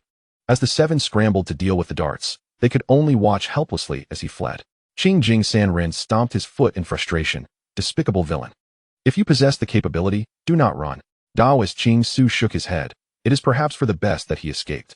Dong Guha's cultivation is profound and his spiritual energy formidable. Had it not been for the Big Dipper formation passed down by our ancestors, we would have perished at his hands today. Removing the weeds without uprooting them allows them to regrow, having let that old rascal escape today. What shall we do when the earthly venerable elders of the Moon God Palace emerge? Taoist Qing Yang expressed his concerns. Taoist Qing Su sighed. Disaster cannot be avoided. While the Moon God Palace is indeed powerful, it does not mean they can dominate entirely. If those 2 earthly venerable elders truly seek to annihilate our 7-star palace, as the leader, I shall fight them to the bitter end, even at the cost of my own life. The legacy of the 7-star palace endures to this day, harboring not only the Big Dipper formation but also a devastating last resort capable of mutual destruction. The leader and the peak masters can wield this technique in times of peril to contend against formidable foes. Even if they cannot achieve mutual destruction, they can inflict severe damage upon their opponents, granting their disciples a glimmer of hope. After Dong Guha's retreat, the 7-star palace ignited a fervent wave of cultivation once more. With the death of Tsang Tianji, the Moon God Palace and the 7-star palace had entered a state of irreconcilable conflict. Although Taoist Qing Su and the others had driven back Dong Guha, the Moon God Palace's true strength lay not with him, but with the 2 earthly venerable elders, who were of an older generation. These 2 earthly venerable elders were superlative beings of the earthly venerable level, perpetually in seclusion, isolated from the world. However, once these 2 earthly venerable elders made their move, none within the 7-star palace would be able to withstand them. Therefore, they must hasten to elevate their powers to better prepare for the impending calamity. As for Danyao, her situation was even more dire. Having slain Tsang Tianji and destroyed Dong Guha's avatar, she had become the Moon God Palace's primary target. If she could not break through to the earthly venerable realm before the 2 earthly venerable elders of the Moon God Palace emerged, and should they annihilate the 7-star palace, how could she continue her cultivation in peace? Summoning her avatar to manage the affairs of Baihua Valley, Danyao settled into her thatched cottage, concentrating on absorbing the chilling essence of the frost snow pearl to cultivate the Mingyu skill and strive for ascension to the earthly venerable realm. As flowers bloom and wither and bloom anew, 15 years swiftly passed. This year, Danyao turned 60. For ordinary mortals, having surpassed the age of 60 approaches the threshold of the afterlife. Yet, in the realm of cultivation, where one might seclude themselves for decades, centuries, or even millennia, 60 is still remarkably youthful. This year also marked the 45th anniversary of Danyao's planting flowers within the 7-star palace. Thanks to the profound cold energy of the frost snow pearl, her cultivation progressed rapidly, elevating her from the late Dongxiu stage to the pinnacle of Dongxiu. Chapter 131, Breaking Through to Earthly Venerable 1. Upon entering the Dongxiu realm, a cultivator's advancement tends to slow. Even centuries of cultivation may not yield a minor breakthrough. Yet, Danyao astonishingly managed to ascend from the late Dongxiu stage to its pinnacle within a mere 15 years, a feat bordering on the miraculous. The transition from the pinnacle of Dongxiu to Earthly Venerable involves an intermediary realm known as half-step Earthly Venerable. This realm is enigmatic, situated between Dongxiu and Earthly Venerable, possessing power that is nearly indistinguishable from that of an Earthly Venerable, capable of effortlessly vanquishing those at the pinnacle of Dongxiu. In the understanding of the cultivators of the Tianxian continent, Only those who have stepped into the realm of half-step Earth Sovereign possess the qualification to tread upon the domain of Earth Sovereign. It can even be said that the half-step Earth Sovereign serves as the ticket to enter the realm of Earth Sovereign. Without reaching the half-step Earth Sovereign, one cannot aspire to become a true Earth Sovereign powerhouse. The heart method of the Mingyu Gong is remarkably unique. It delineates the cultivation levels into 4 stages: early, mid, late, and peak, devoid of any classifications such as half-step Earth Sovereign or half-step Celestial Monarch. As long as one can cultivate to the peak of the Dongshu stage, surpassing it would lead directly to the Earth Sovereign realm. In other words, she, currently at the peak of Dongshu, stands merely a step away from the Earth Sovereign realm. However, traversing that step is no trivial matter. Otherwise, the Eastern region would not have only 4 formidable Earth Sovereigns. To successfully break through to the Earth Sovereign realm, one must possess an amalgamation of talent, comprehension, and spiritual energy accumulation, each element indispensable. Talent is self-evident. Dan Yao ascended from a mere mortal to the peak of Dongshu in a mere 45 years. Her innate gifts are so extraordinary that words fail to encapsulate them, and to speak of them would transgress advertising laws. The accumulation of spiritual energy is also a trivial task for her, though she has only cultivated for 45 years. Her systematic daily practice over decades and the consumption of countless heavenly materials and earthly treasures have endowed her with a vast reservoir of spiritual energy. The depth of her spiritual foundation is such that not only does she surpass a half-step Earth Sovereign, but even a true Earth Sovereign would find it hard to match her. Lastly, there is the matter of comprehension. The most arduous aspect of breaking through to the Earth Sovereign realm is not talent or spiritual energy accumulation, but comprehension. Comprehension is intangible, elusive, and cannot be succinctly articulated. It must be painstakingly pondered over time. Fortunately, Dan Yao has the unparalleled powerhouse Xianxiang by her side. Having successfully transcended the coveted celestial monarch realm that countless cultivators dream of, he is more than capable of guiding her through the Earth Sovereign threshold. Drawing from his insights, Dan Yao swiftly approaches the threshold of Earth Sovereign, preparing for a breakthrough. Xianxiang reclined on a cat perch, remarking, "Ah Yao, the Earth Sovereign realm is distinct from the Dongshu realm. Entering this domain marks one as a top-tier powerhouse, not just in the Eastern region, but throughout the Tianxian continent. The transition from Dongshu to Earth Sovereign is a qualitative transformation, necessitating the baptism of thunder tribulation to complete one's metamorphosis." Thunder tribulation? Dan Yao's expression shifted. Is it formidable? To say it is formidable would be an understatement. To say it is not would be misleading.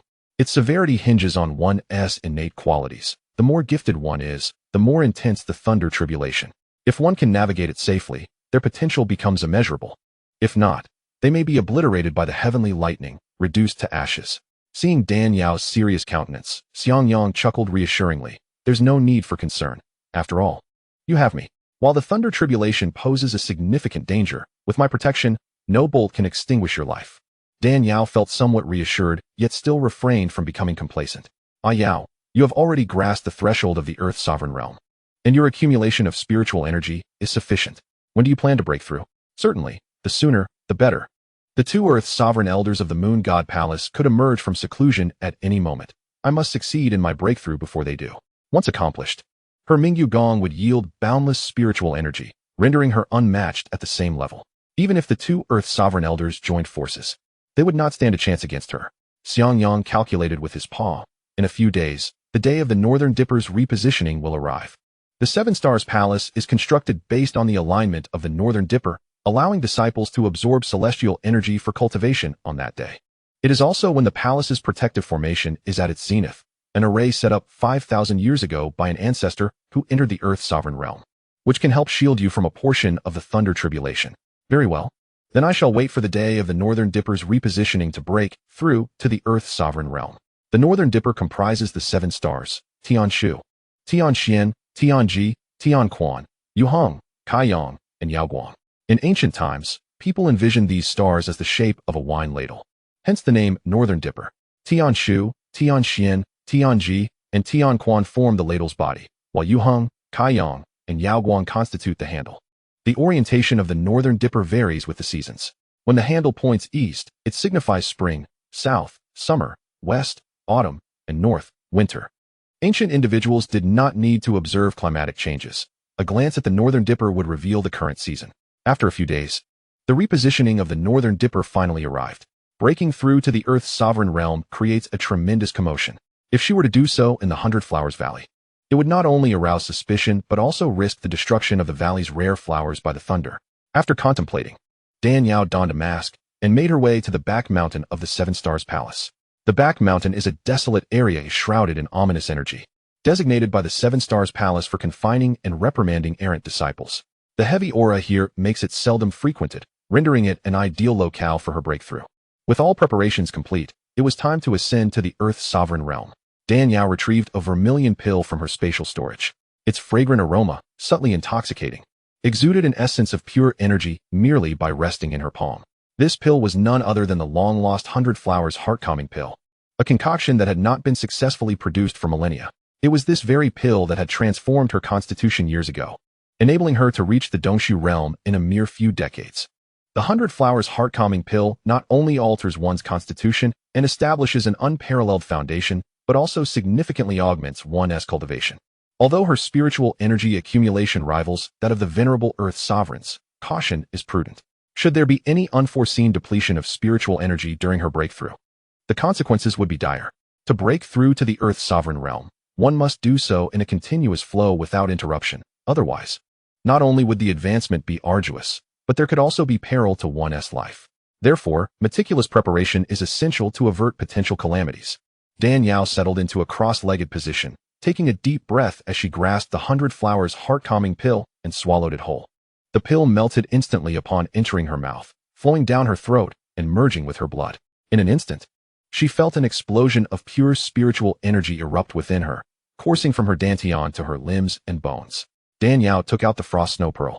Bringing her palms together to cradle the orb, she began to circulate the Mingyu Gong, externally absorbing the chilling essence of the frost snow pearl while internally refining the medicinal potency of the 100 Flowers heart-calming pill. With this dual approach, she commenced her assault on the Earth's sovereign realm. Time slipped by unnoticed, and soon strands of violet light began to emerge from the crown of Dan Yao's head. Wisps of purple aura wafted from her dantian, curling like fragrant smoke, drifting freely in the air. Xianxiang, standing guard beside her, recognized that such ethereal violet aura was a manifestation achievable only through the cultivation of profound Taoist techniques. Throughout history, those who could manifest such aura from their internal cultivation were invariably exceptional talents, unparalleled in their eras. Seeing Dan Yao, so young yet already emanating violet aura, her future accomplishments are boundless. Shortly thereafter, beams of purple light radiated from Dan Yao, dazzlingly brilliant, blinding to the eye. The endless violet light enveloped her, rendering her figure dreamlike, akin to a celestial maiden from the Jade Terrace. Moments later, the purple light gradually faded, replaced by an aura of profound mystery. At first glance, it seemed ordinary, yet in truth, it was as vast and boundless as the starry sea. Suddenly, Dan Yao opened her eyes wide, a brilliant gleam flashing within, her heart swelling with elation. She had entered the Earth's sovereign realm. At last, she successfully broke through to the Earth's sovereign realm. This achievement came 5 years earlier than the 20-year progression that Xianxiang had previously anticipated for her to acquire the frost snow pearl. If others were to discover that she had transformed from a mere mortal into a formidable Earth sovereign in just 45 years, they would surely be left astounded, quite literally exploding from disbelief. Xianxiang, witnessing her effortless ascent to the Earth's sovereign level, was equally taken aback. It is widely acknowledged that in the central domain, where powerful beings abound and prodigies are commonplace, reaching the embryonic realm by the age of 60 is already a mark of extraordinary talent. To attain the Earth's sovereign status at 60 is nothing short of unfathomable. Truly, it is an unparalleled marvel. The youngest recorded Earth sovereign in the history of Tianxian continent was the son of the 13th clan leader of the Xiang family, who entered the Earth's sovereign realm at the age of 130, heralded as the greatest prodigy of all time.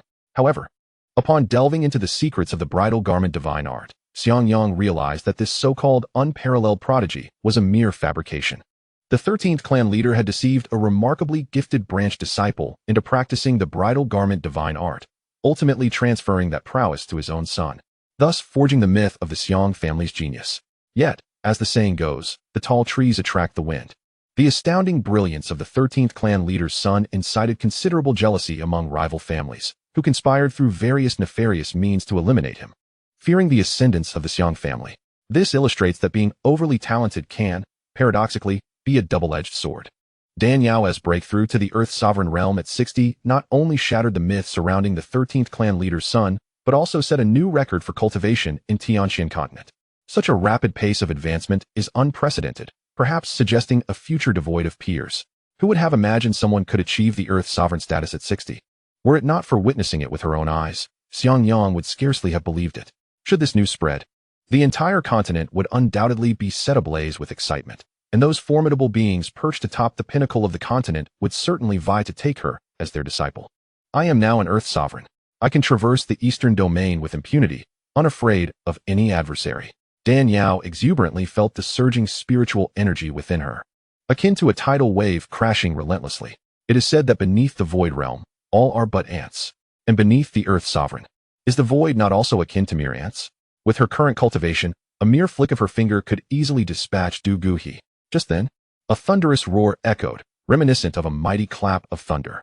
The once starry night sky swiftly darkened, as dark clouds gathered ominously above the rear mountain. Following this, the winds howled fiercely, and lightning flashed as if heralding the apocalypse. Observing the lightning weaving through the clouds like silver serpents, Dan Yao realized that the thunder tribulation had arrived. Although she had crossed the threshold of the Earth's sovereign realm, she had yet to fully embody it. Only by enduring this thunder tribulation and undergoing the baptism of the celestial forces could she truly transform from within and become a genuine Earth sovereign practitioner. Dan Yao had been forewarned of the thunder tribulation's ferocity by Xianxiang and had prepared thoroughly, feeling no trepidation. Noticing that the heavenly thunder had yet to coalesce, she hastily retrieved from her spatial pouch an ominous-looking object resembling a large iron pot, covered in what appeared to be decades of dust. This peculiar item, known as the thunder-gathering shield, was designed to gather and absorb lightning. Years prior, she had inadvertently acquired it, and, disliking its unrefined appearance, had cast it aside as mere clutter. It was not until Xianxiang mentioned the necessity of enduring the thunder tribulation to break through to the Earth's sovereign realm that she recalled its capacity to absorb lightning. With a flick of her finger, she infused the thunder-gathering shield with her spiritual energy. Instantly, it radiated a silvery glow, transforming into a massive cauldron that loomed before her. The sudden appearance of such an extraordinary phenomenon above the seven-star palace naturally drew the attention of Taoist Qingshu and others. A thunder tribulation? How can this be? Taoist Qingshu gazed at the swirling silver thunder in the sky, his expression betraying his astonishment. How could the seven-star palace be subject to a thunder tribulation? Has someone committed an act that has invoked the wrath of heaven? Taoist Qingyu gasped in disbelief. For practitioners, the thunder tribulation is the ultimate taboo. It is viewed as a test from the heavens for cultivators, a punishment for those of the mortal realm. If a worldly person were to exhibit disobedience towards their parents, demanding they kneel, they would be struck down by heavenly retribution. Taoist Qingshu shook his head. It cannot be. If someone had committed a heinous act that drew divine ire, a single bolt of lightning would suffice. It cannot possibly brew so many strikes in the sky. I concur, observing the rolling lightning. It does resemble the tribulation of a cultivator, Taoist Qingchuan remarked. Taoist Qingjing furrowed his brow. Typically, only those above the void realm who are breaking through to the Earth's sovereign or celestial monarch levels experience thunder tribulations. Yet, it has been several millennia since we have seen an Earth sovereign emerge from our palace. How could a thunder tribulation manifest? Almost simultaneously, Taoist Qingshu and the others unleashed their divine senses, scanning the rear mountain to uncover the origin of this thunder tribulation. However, their efforts were in vain. To prevent any interference during Dan Yao's breakthrough, Xianxiang had already erected a barrier around the rear mountain, one that even the divine senses of an Earth sovereign could not penetrate, let alone those of the void or embryonic realms. The seven of them combined their powers to scan, yet they saw nothing but a haze, akin to a veil of smog. Their astonishment deepened. What could have triggered such an enigmatic thunder tribulation? As they pondered the origins of the thunder tribulation, the lightning in the sky had reached its final stage, poised to obliterate the defiant cultivators beneath its wrath. Suddenly, a brilliant bolt of lightning descended directly toward Dan Yao. At that moment, the protective array of the seven-star palace sensed the immense power of the lightning, mistaking it for an intruding foe, and activated itself, enveloping the entire palace in a protective net. Unlike other formations, the seven-star palace's protective array remained dormant against weaker threats, but revealed its power against formidable forces. Typical demons and malevolent spirits could enter without a reaction, but should a force above the void realm charge forth, the array would activate instantly to ward off the intruder. However, this lightning was not emitted by a cultivator wielding thunder techniques, but was the celestial punishment imbued with the might of nature, a force not easily repelled. The tremendous thunderbolt pierced through the protective array and struck the thunder-gathering shield before Dan Yao. Not good. The protective array is breached. Fellow disciples, quickly! Unite with me to cast a spell. Taoist Xianxiu shouted. We must divert the array to avoid the lightning, or else if the protective array is destroyed, the seven-star palace will lose its final line of defense against external threats. With Taoist Xianxiu's command, the leaders of the various peaks sprang into action, channeling their spiritual energies into the protective array, actively evading the lightning. The thunder struck the thunder-gathering shield with a resounding crash, unleashing a cacophony of electric sparks and flames that illuminated the pitch-black night sky as if it were broad daylight. Dan Yao exerted her utmost effort to activate the thunder-gathering shield, which birthed one swirling black vortex after another, resembling a cosmic black hole that voraciously devoured the countless bolts of lightning. Absorb, absorb, absorb. The thunder-gathering shield was an immensely destructive weapon, yet it necessitated the accumulation of formidable electrical power for its deployment. By harnessing the shield to absorb the thunder, she could both withstand the heavenly tribulation and utilize the absorbed lightning as driving energy, truly a twofold advantage. Thus, the first bolt of descending thunder was consumed by the shield. Witnessing this, Dan Yao could not help but exhale in relief. Xiangyang interjected, "Do not rejoice too soon. The tribulation is far from over. This is merely the beginning." Dan Yao gazed upwards at the oppressive dark clouds looming above, readying herself as she continued to channel the thunder-gathering shield. Moments later, a blinding silver bolt descended once more. The second bolt was even more formidable than the first, plunging down like a ferocious silver serpent. Dan Yao promptly activated the shield again, and a series of black whirlpools emerged from its opening, greedily consuming the electrical energy, leaving nothing in their wake. The first two bolts of thunder failed to harm Dan Yao in the slightest. Above, the ominous clouds churned with increasing ferocity. In the next instant, a bolt of silver lightning, broader than the previous two, surged violently towards the rear mountain. Dan Yao expanded the thunder-gathering shield to its maximum, transforming it into a colossal vessel to confront this bolt. With a resounding bang, the shield could not contain such a deluge of electrical power and erupted spectacularly. While it absorbed a portion of the thunder's might, the third bolt's power was significantly diminished. Nevertheless, it still surged fiercely toward Dan Yao. What a terrifying force of lightning! Dan Yao thought in astonishment, realizing that even the thunder-gathering shield, her most adept tool for absorbing lightning, could not withstand the divine punishment of the tribulation. In a moment of panic, she summoned her snow spirit sword. The ice-blue sword tip trembled as a wave of sword energy shot forth, colliding with the third bolt of thunder. The two forces were evenly matched, counterbalancing each other before ultimately dissipating into nothingness. The third bolt vanished, and the fourth bolt descended once again. Oh my, there's more. Above the Seven Stars Palace, Taoist Xianxiu and others observed the relentless onslaught of heavenly thunder with increasingly grave expressions. The terrifying power of divine punishment hinted at a great horror lurking deep within the rear mountain.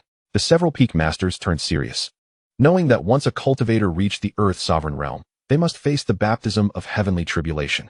Each tribulation contained the might of heaven and earth, and was exceedingly formidable. Ordinary cultivators could withstand one or two bolts and be deemed powerful among their peers.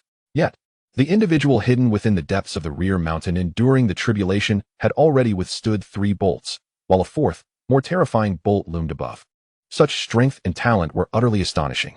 The 7 venerable Taoists, including Taoist Xianxiu, could hardly fathom the existence of such a person in the rear mountain, let alone consider that this tribulator was a disciple of the Seven Stars Palace. Their greatest concern was that should this individual turn against the Seven Stars Palace, it could lead to a catastrophic disaster. Dan Yao was never one to passively endure a beating. Before the fourth bolt could descend, she unleashed a dazzling wave of sword energy to meet it head-on. The divine punishment from the ominous clouds seemed unable to affect Dan Yao, inciting even greater fury from above. In an instant, countless arcs of lightning flickered, with bolts cascading down like a breached galaxy, fiercely charging toward Dan Yao. Upon closer inspection, she counted 5 primary bolts of thunder, with myriad smaller bolts trailing behind them, including the 4 that had already fallen. There were a total of 9 bolts of heavenly thunder. 9-fold heavenly tribulation. It is indeed a 9-fold heavenly tribulation. Xiangyang exclaimed in astonishment. The way of heaven begins with 1, expands to 3, reaches completion at 5, and peaks at 7, culminating in 9. Thus, cultivators under the celestial pathway face tribulations divided into 9 levels. 1 or 2 levels are the most common. 3 to 5 are considered above average. 6 to 7 denote genius.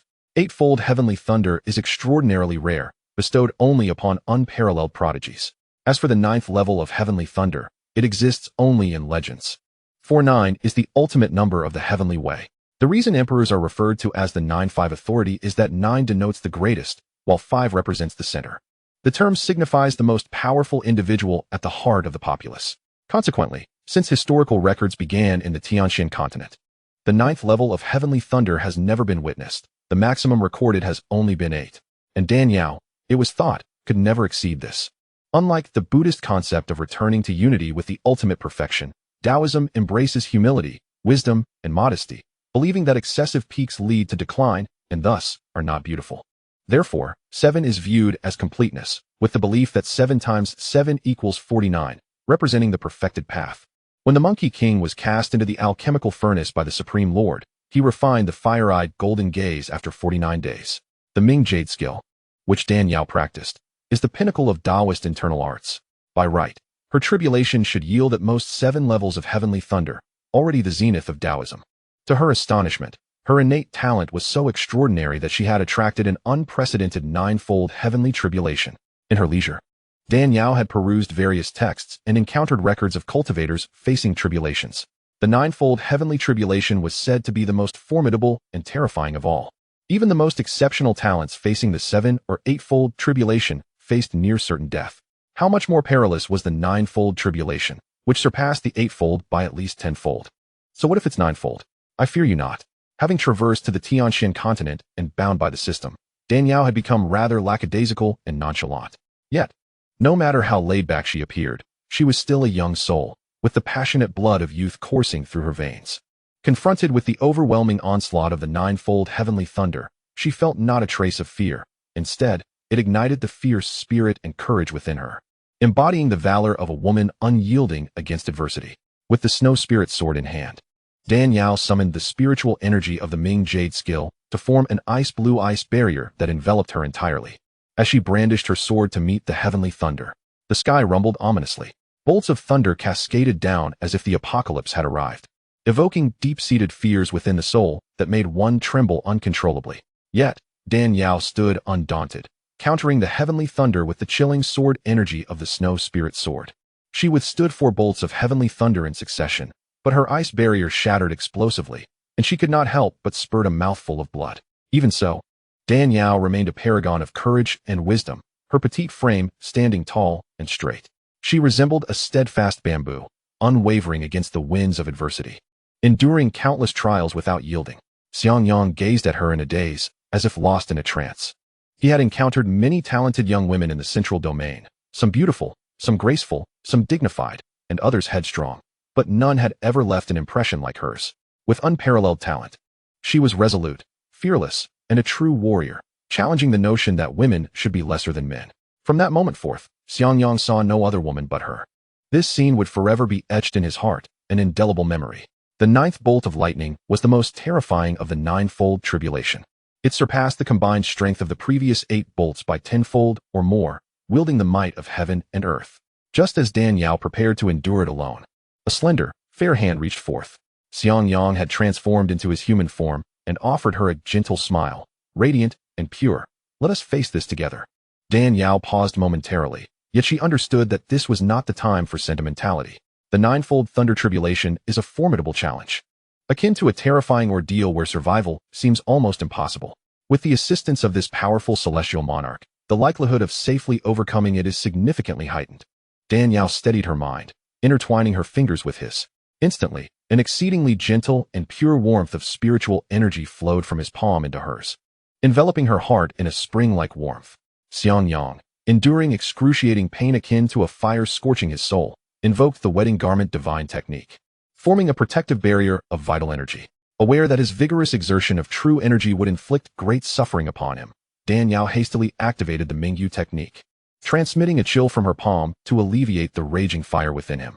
The two displayed their respective talents, harmoniously cooperating.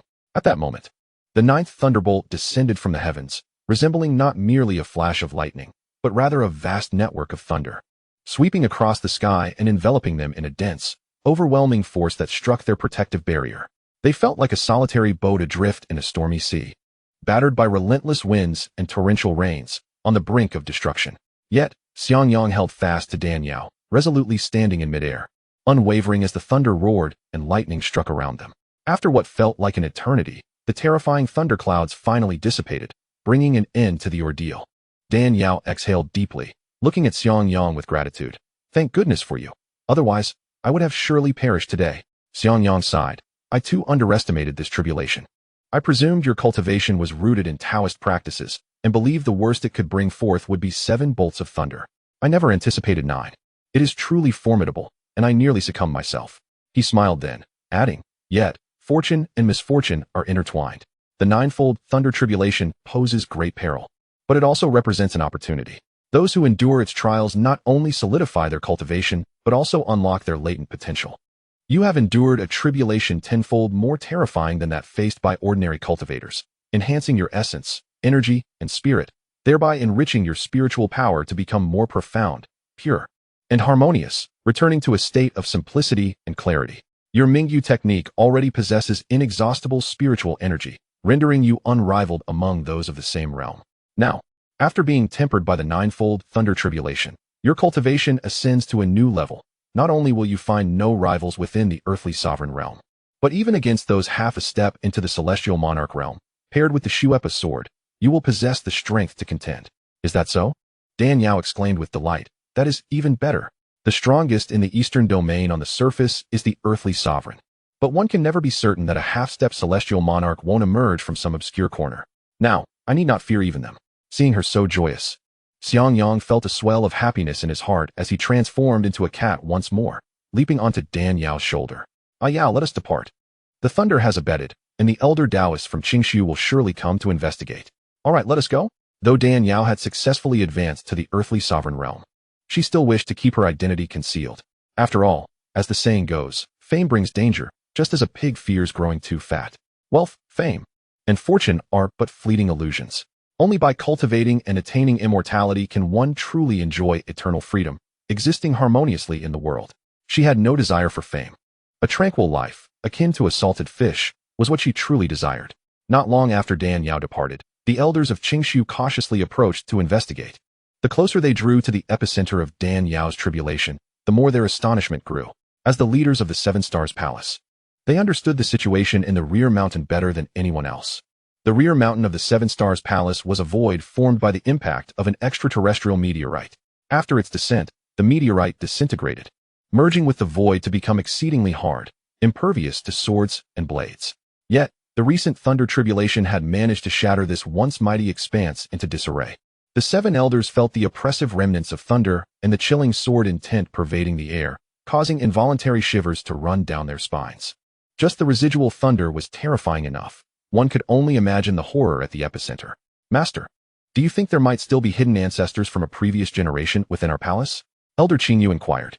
As the leaders of the palace, they were intimately familiar with the history of their predecessors. The masters of the previous generation had largely passed away centuries ago, leading them to believe that no formidable figures remained hidden within the sect. However, witnessing the overwhelming destruction caused by this tribulation, which far exceeded the capabilities of an ordinary earthly sovereign, made Elder Qingyu ponder the possibility that their predecessors might not be entirely extinguished. Perhaps there were still 1 or 2 ancient beings from generations past, much like the 2 earthly sovereign elders from the Moon God Palace, one of whom was the Grandmaster of Duguhi. After all, achieving the earthly sovereign realm grants one a lifespan of thousands of years. It is not unusual for someone to have lived from a millennium ago until now. However, Elder Qingshu furrowed his brow. The 7 Stars Palace has not seen an earthly sovereign for quite some time. The closest one to us was the Tianhua sovereign, who established the mountain-protecting formation 5,000 years ago. It remains uncertain whether any of our ancestors reached the earthly sovereign level. Ascending from the void realm to the earthly sovereign is exceedingly difficult. Among the 10 orthodox sects of the eastern domain, apart from the Moon God Palace, the Vajra Temple, and the Lingmin Temple, which possessed earthly sovereigns, the strongest individuals in other sects were either at the void realm or the nascent soul realm. As for those at the half-step celestial monarch and celestial monarch levels, they had long become the stuff of legends.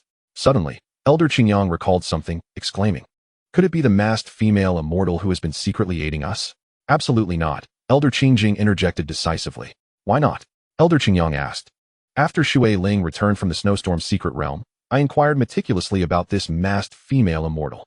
Given her knowledge of our 7 Stars Palace's ultimate techniques, it is highly likely she is a female cultivator from the Yaowang Peak lineage. Shui Ling explicitly informed me that this masked female immortal had clashed with Dugu He's avatar and gained the upper hand, yet found it difficult to completely overwhelm him. Dugu He is a late-stage Void Realm cultivator, and his avatar's strength should fall between early and mid-stage Void Realm. By this reasoning, her cultivation should be comparable to Dugu He, also at the late stage of the Void Realm.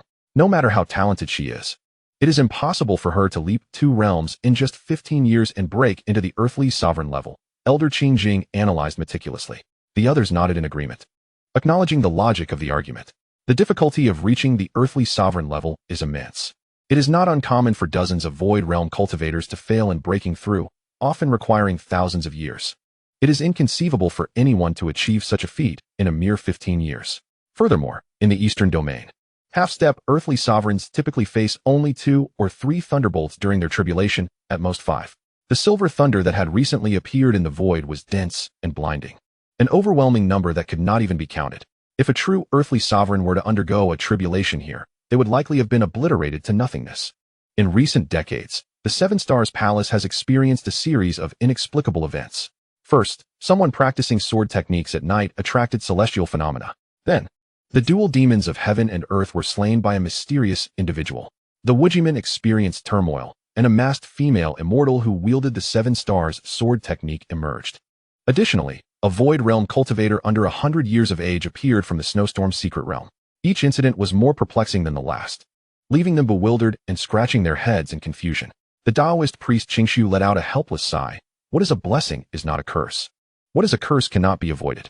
It is imperative for all of you to diligently supervise the disciples under your care in their cultivation, lest they find themselves in dire straits, unaware of how they might perish. Yes, we shall diligently adhere to the Master's directives. Upon returning to the 100-Flower Valley, Danielle sat gracefully upon a black jade cushion, quietly meditating and refining her energy. The ethereal Taoist essence flowed around her like a gentle stream, appearing serene and tranquil. Yet beneath the surface, it surged tumultuously, brimming with lethal intent. Beneath the realm of Earth Sovereigns, anyone who dared to intrude within her 10-foot radius would find themselves mercilessly crushed by her protective aura, leaving them broken and lifeless. The ninefold thunder tribulation, undeniably terrifying, was mitigated by the protection of Xianxiang, a powerful celestial sovereign. Danielle sustained only superficial injuries. Her internal foundation remained steadfast. Chapter 140, Consolidating Cultivation. After 3 consecutive days of adjusting her breath and cycling her internal energy through 49 complete circuits, Danielle finally stabilized her cultivation at the early stage of the Earth Sovereign Realm. She slowly opened her eyes, a gentle smile illuminating her face like the first light of dawn. Having weathered the ninefold thunder tribulation, she had at last ascended to the rank of a true Earth Sovereign. In the Eastern Domain, where celestial sovereigns had become mere legends, she stood as one of the pinnacle powers, towering above the multitude of cultivators, commanding attention with every gesture. At this level of cultivation, taking a life was as effortless as squashing an ant. Furthermore, upon reaching the Earth Sovereign Realm, one's lifespan extended significantly. Those at the Gathering Yuan Realm lived for 400 years, those at the Condensing Embryo Realm for 800, and those at the Void Penetrating Realm for 1600. Earth sovereigns above the Void Penetrating Realm could expect a lifespan of a staggering 3,200 years. Yet, she was merely 60, still at the dawn of her life. Even if her progress in the Earth Sovereign Realm slowed, she possessed ample time to gradually break through to the Celestial Sovereign level. Contemplating this, Danielle was filled with myriad emotions, reflecting on her humble beginnings over 40 years ago when she first entered the Seven Stars Palace. She had been an unattractive girl of modest talent, scorned and relegated to a flower-gathering role at her grandmother's home. Who could have imagined that, after more than 4 decades, she would attain the form of an Earth Sovereign, catapulting herself to be among the most formidable in the Eastern Domain? The thought alone was astonishing. With a soft sigh, Danielle once again immersed herself in her cultivation. The path of cultivation is akin to rowing against the current. If one does not advance, one inevitably regresses. After stepping into the void-penetrating realm, the pace of her cultivation gradually slowed. Upon reaching the Earth Sovereign Realm, the progression became even more sluggish, several times slower than in the void-penetrating realm. A single small realm might take anywhere from several hundred to over 1,000 years to break through. Although she possessed the sign-in system that provided her with a continuous supply of extraordinary materials through daily sign-ins, she could not afford to become complacent. Time flows swiftly, easily casting one aside. The cherries redden, while the plantains turn green. In the blink of an eye, 5 years had passed. Danielle's cultivation remained unchanged.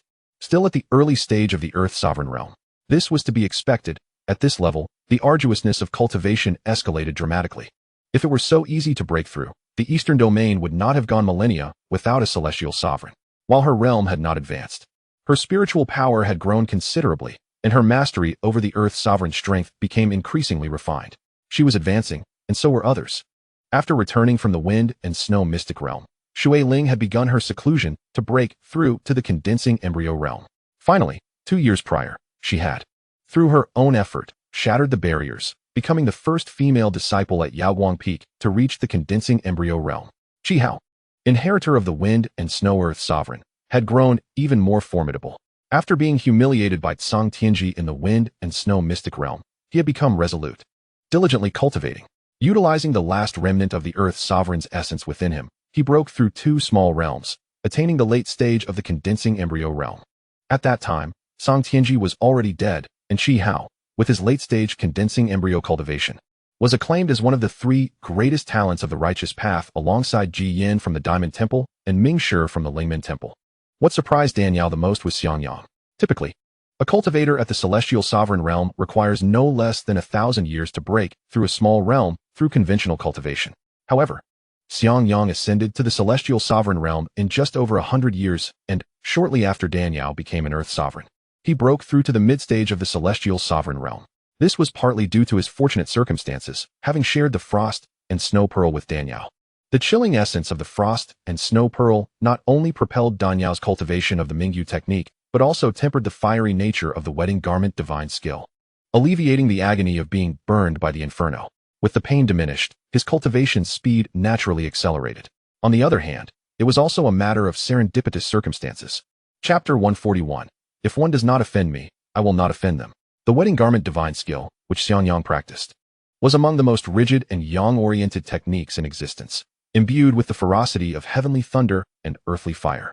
The ninefold thunder tribulation that Danyao faced upon her breakthrough was undoubtedly lethal for other cultivators. Those who could not withstand it would be reduced to ashes. However, for those practicing the wedding garment divine skill, it was akin to a divine elixir, 10 times more potent than rare treasures like blood spirit mushrooms or zhugua. The heavenly thunder entering his body would not cause any harm, but would instead be absorbed by the mysterious energies within him.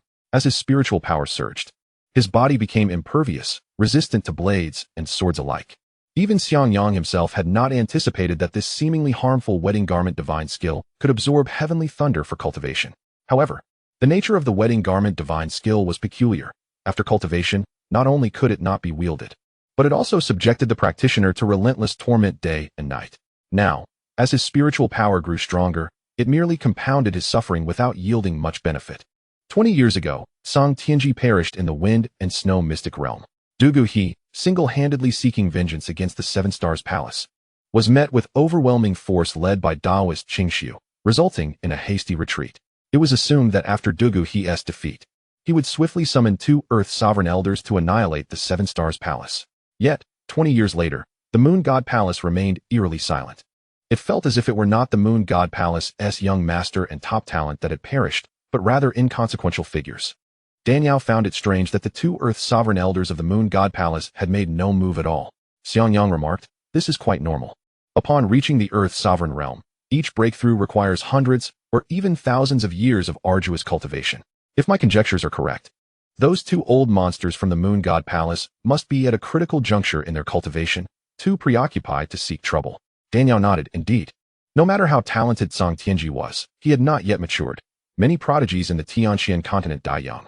It would be no great loss to spend a little more time nurturing another. The Earth's sovereigns, however, are different. Those 2 Earth Sovereign Elders are the pillars of the Moon God Palace. Their strength is the foundation upon which the sect stands. The reason the Moon God Palace can dominate the righteous path is due to these 2 old monsters. If anything were to happen to them, the Moon God Palace would face extermination. Exactly. The Moon God Palace has established countless enemies over the years. These 2 Earth Sovereign Elders are not only the foundation of the Moon God Palace, but also its lifeline. If anything unfortunate were to befall them, those sects harboring grudges against the Moon God Palace would undoubtedly unite to obliterate it. Dugu He is no fool. He understands the weight of priorities and naturally would not disturb their cultivation for the sake of Tsang Tianji's demise, Xianxiang explained. Danyao shrugged. I thought that after breaking through to the Earth Sovereign realm, I could finally enjoy a thrilling battle, but it seems rather dull. Xiangyang chuckled teasingly. If you are truly so eager for action, you could proactively seek them out at the Moon God Palace. Danielle shook her head gently. No. I adhere to the principle. If one does not offend me, I will not offend them. I have grown accustomed to a tranquil existence and have no desire to seek trouble. As long as they do not provoke me, this matter shall be considered settled. Otherwise, they must not blame me for my ruthless hand. With her current cultivation level, she was not intimidated by 2 earthly sovereigns. Even if faced with 20, she would remain unperturbed. Chapter 142. The Journey Down the Mountain. 1. On this day, Danielle concluded her meditative practices. Grasping a pouch embroidered with pairs of flying mandarin ducks, she made her way to the flower bed. Within the pouch lay seeds to be sown this year. With great enthusiasm, Danielle scooped up handfuls of seeds and scattered them across the prepared soil. Senior sister, how carefree you are. Shui Ling, dressed in a flowing blue robe, approached with a radiant smile. Are you envious? Perhaps you would like to join in? Danielle replied with mirth. Certainly. Shui Ling seized a handful of seeds and began to sprinkle them as well. Danielle cast her a sidelong glance and teased. How does it feel to have broken through to the nascent soul stage? Not bad, Shui Ling replied nonchalantly, her demeanor as serene as a placid lake, devoid of any ripples. Achieving the nascent soul stage was indeed a mark of mastery. Many from the older generation of cultivators spent centuries in arduous training without reaching such heights.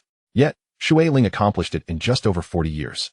No wonder she was hailed as the most talented maiden of the 7 Stars Palace. Shui Ling offered a faint smile. What talent? I merely took a few more steps than others.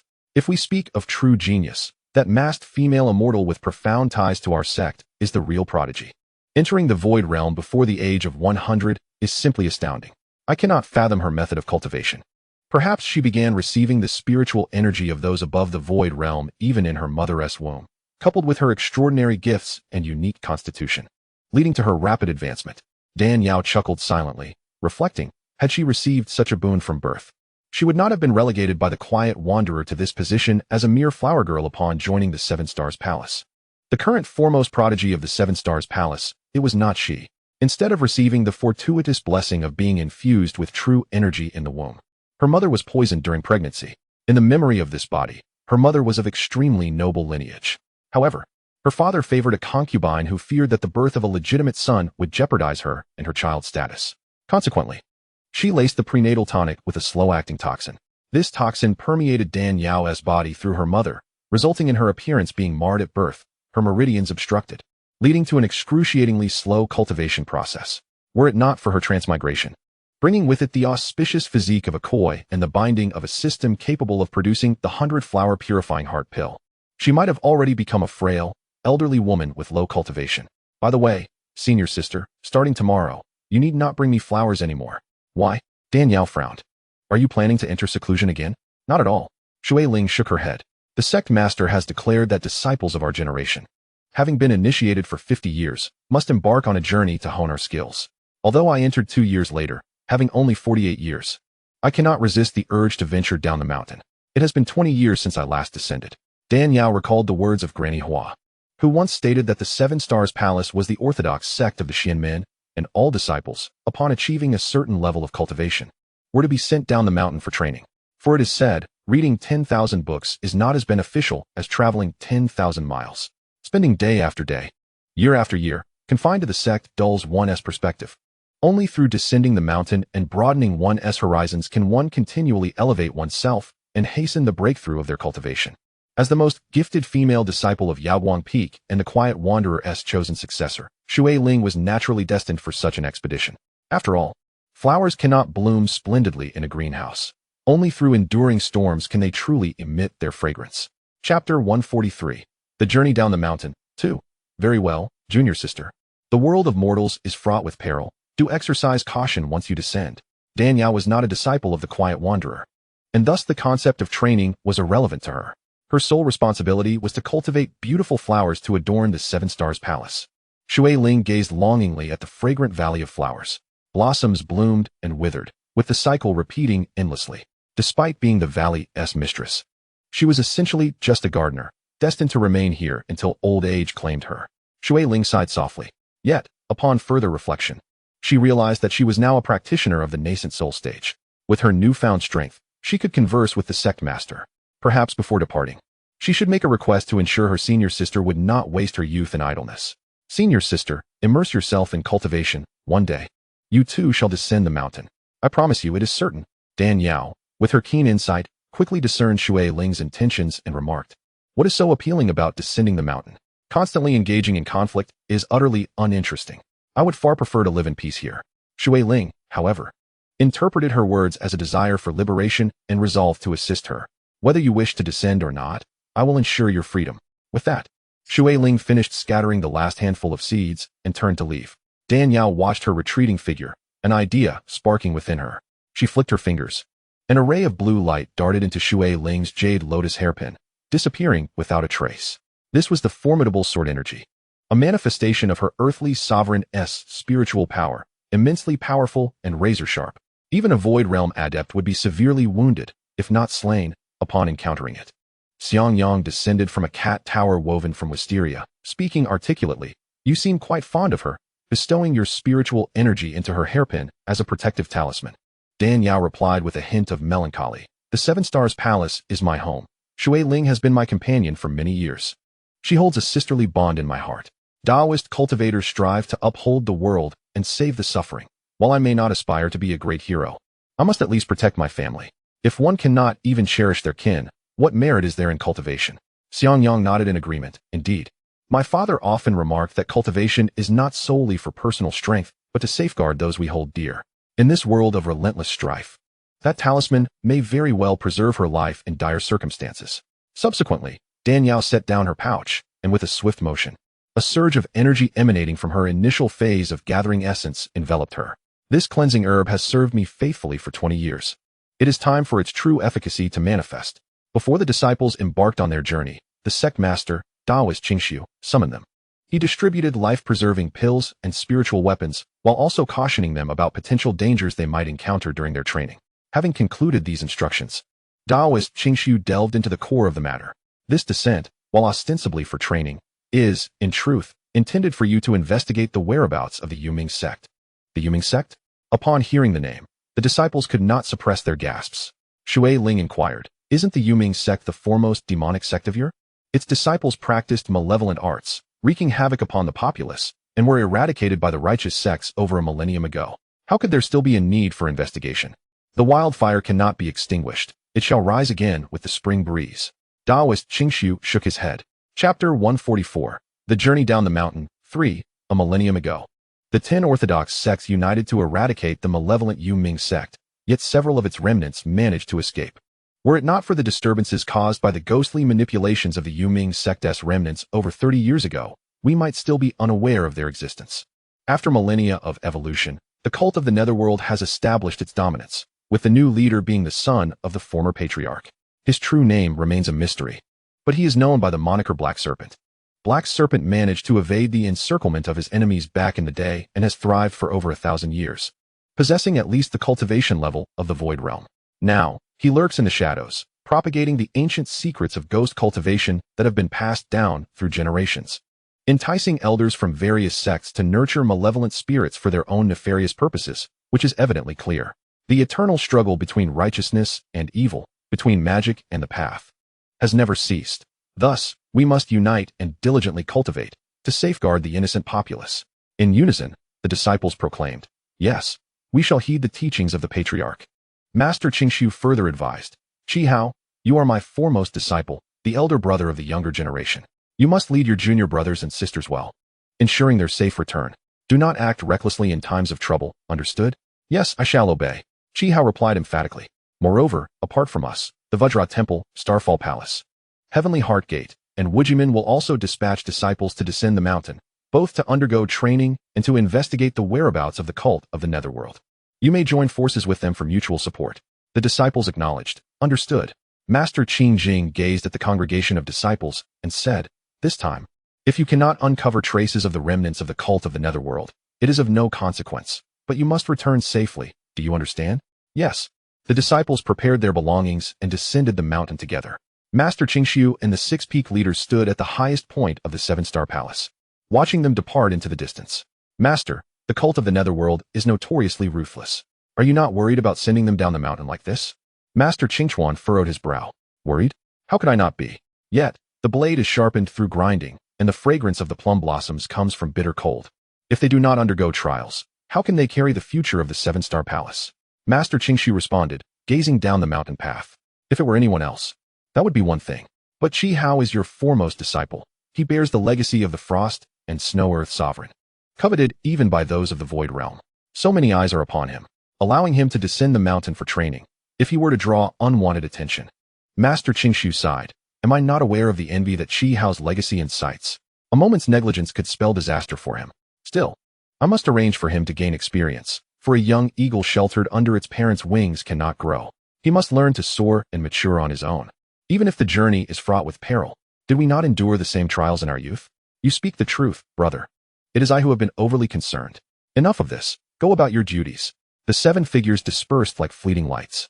Master Qing Jing did not return to Yaoguang Peak, but rather made an unprecedented visit to the 100-Flower Valley. At that moment, Dan Yao was watering the flowers with a ladle.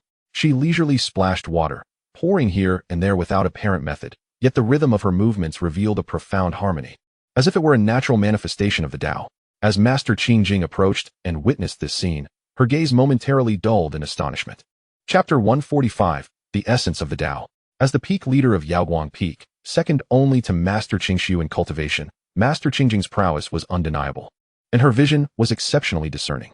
Observing Dan Yao's effortless watering, Master Qing Jing's eyes widened in surprise. She rubbed her eyes and focused intently on Dan Yao, attempting to capture something elusive. Yet, the essence of the Tao flickered and vanished in an instant. How could a mere flower girl exhibit such profound understanding of the Tao? It must be an illusion. Yes, it is undoubtedly an illusion. Master Qing Jing took a deep breath and approached slowly. Dan Yao, noticing her, set down the ladle and slightly bent her knee. Greetings, peak leader.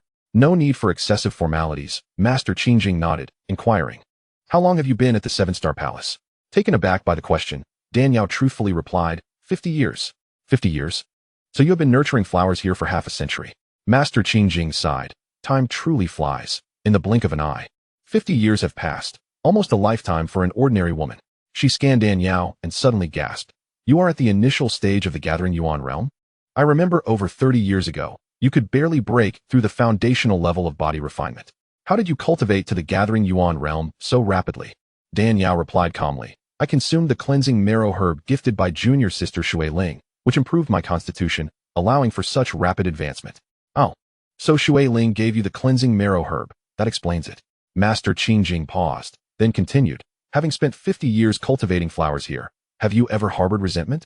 Dan Yao shook her head. I bear no resentment. On the contrary, I must thank you, were it not for your arrangement. How could I have enjoyed such a leisurely and tranquil cultivation time over these 50 years? Dan Yao smiled inwardly, her expression remaining tranquil as a gentle breeze. To remain unaffected by external circumstances is a rare quality indeed. Master Qing Jing observed Dan Yao for a while, self-deprecatingly remarking, I never expected that among my junior disciples, the one with the highest state of mind would be a flower girl. If Dan Yao had tended to the flowers for several centuries like Granny Hua, Master Qing Jing would not have been surprised at her level of understanding. However, when Dan Yao entered the 7-Star Palace, she was merely a girl of 14 or 15. In the prime of her youth, she devoted herself to the menial tasks of watering and fertilizing, day after day, year after year, grinding through the passage of time. How could anyone not feel resentment in such a situation, especially when witnessing peers of the same age embarking on the path of immortality, flying on swords, while she was left to tend to flowers? Such a stark disparity could easily distort a person's mindset, breeding bitterness and even psychological aberration. Yet, Dan Yao not only bore no resentment, but also tended to the flowers of the 100-Flower Valley with meticulous care for decades, nurturing rare blooms that are hard to find in the world.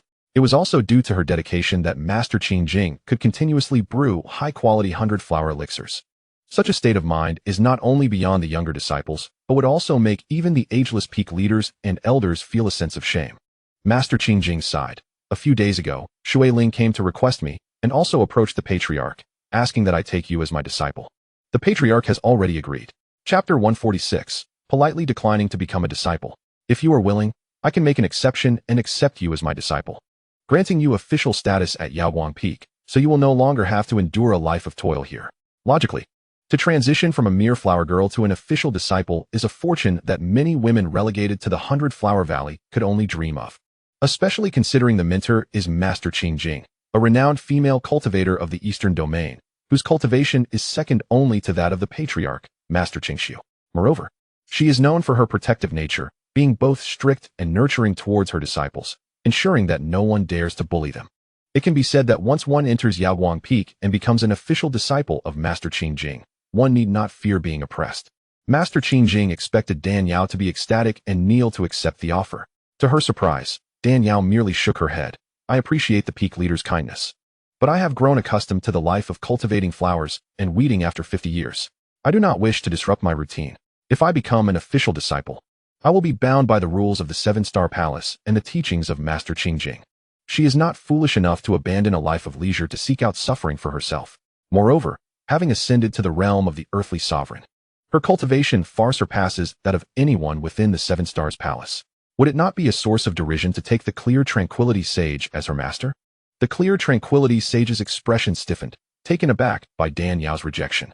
Just as she was about to erupt in anger, chastising Dan Yao for her lack of appreciation, a memory from decades past surfaced.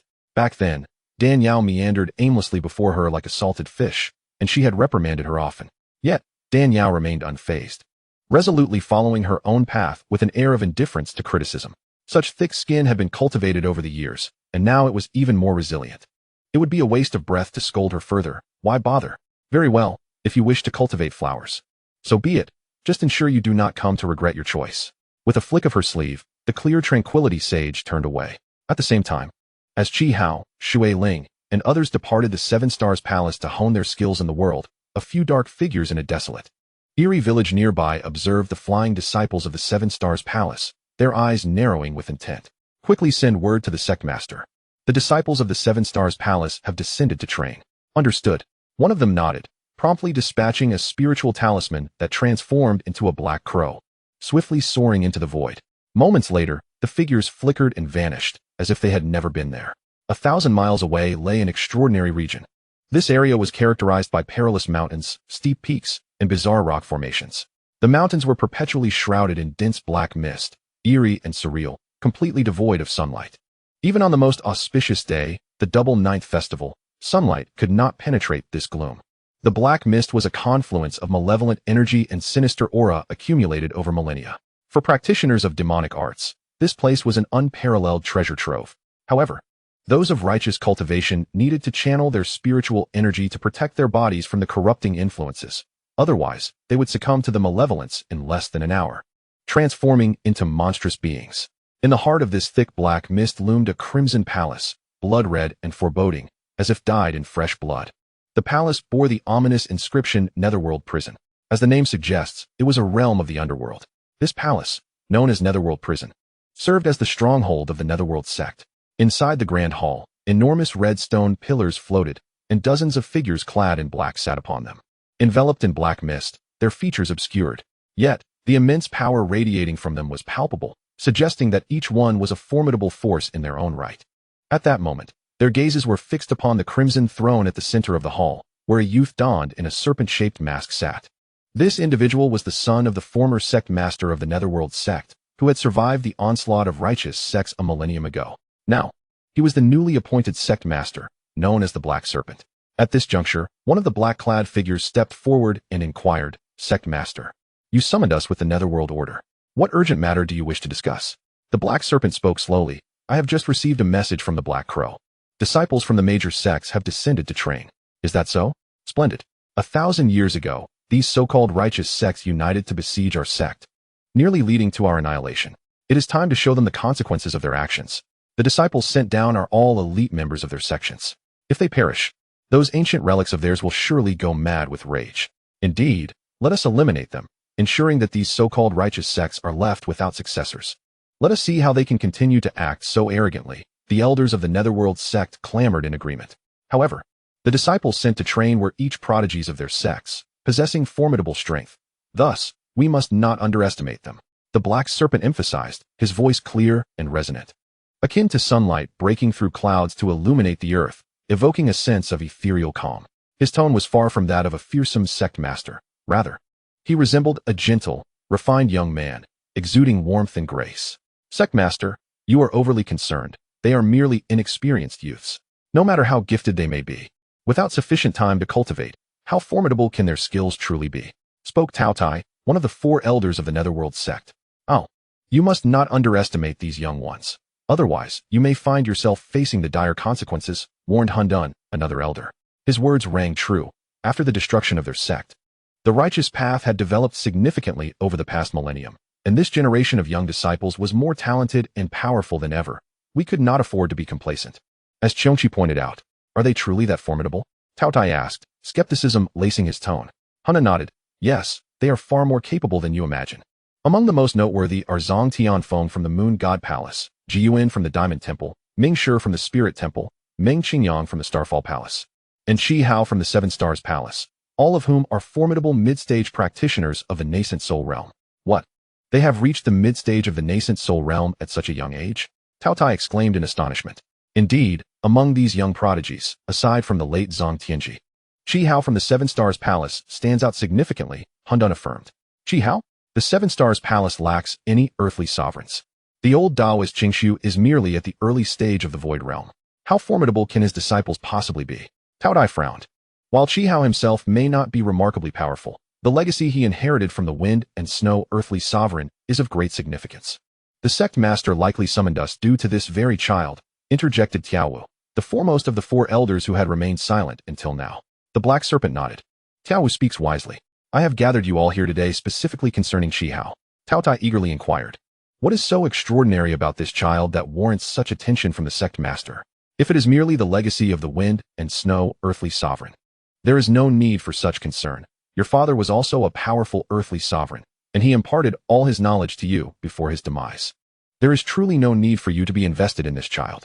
If it were a mere ordinary earthly sovereign legacy, I would not have gone to such lengths. However, what if it pertains to the secrets of breaking through to the celestial monarch realm? The Black Serpent replied coldly. What? The secrets of breaking through to the celestial monarch realm? The entire hall erupted in astonishment. 2,000 years ago, the Wind and Snow earthly sovereign was ambushed by a group of mysterious individuals, ultimately succumbing to severe injuries, leaving behind the legacy of the Wind and Snow secret realm.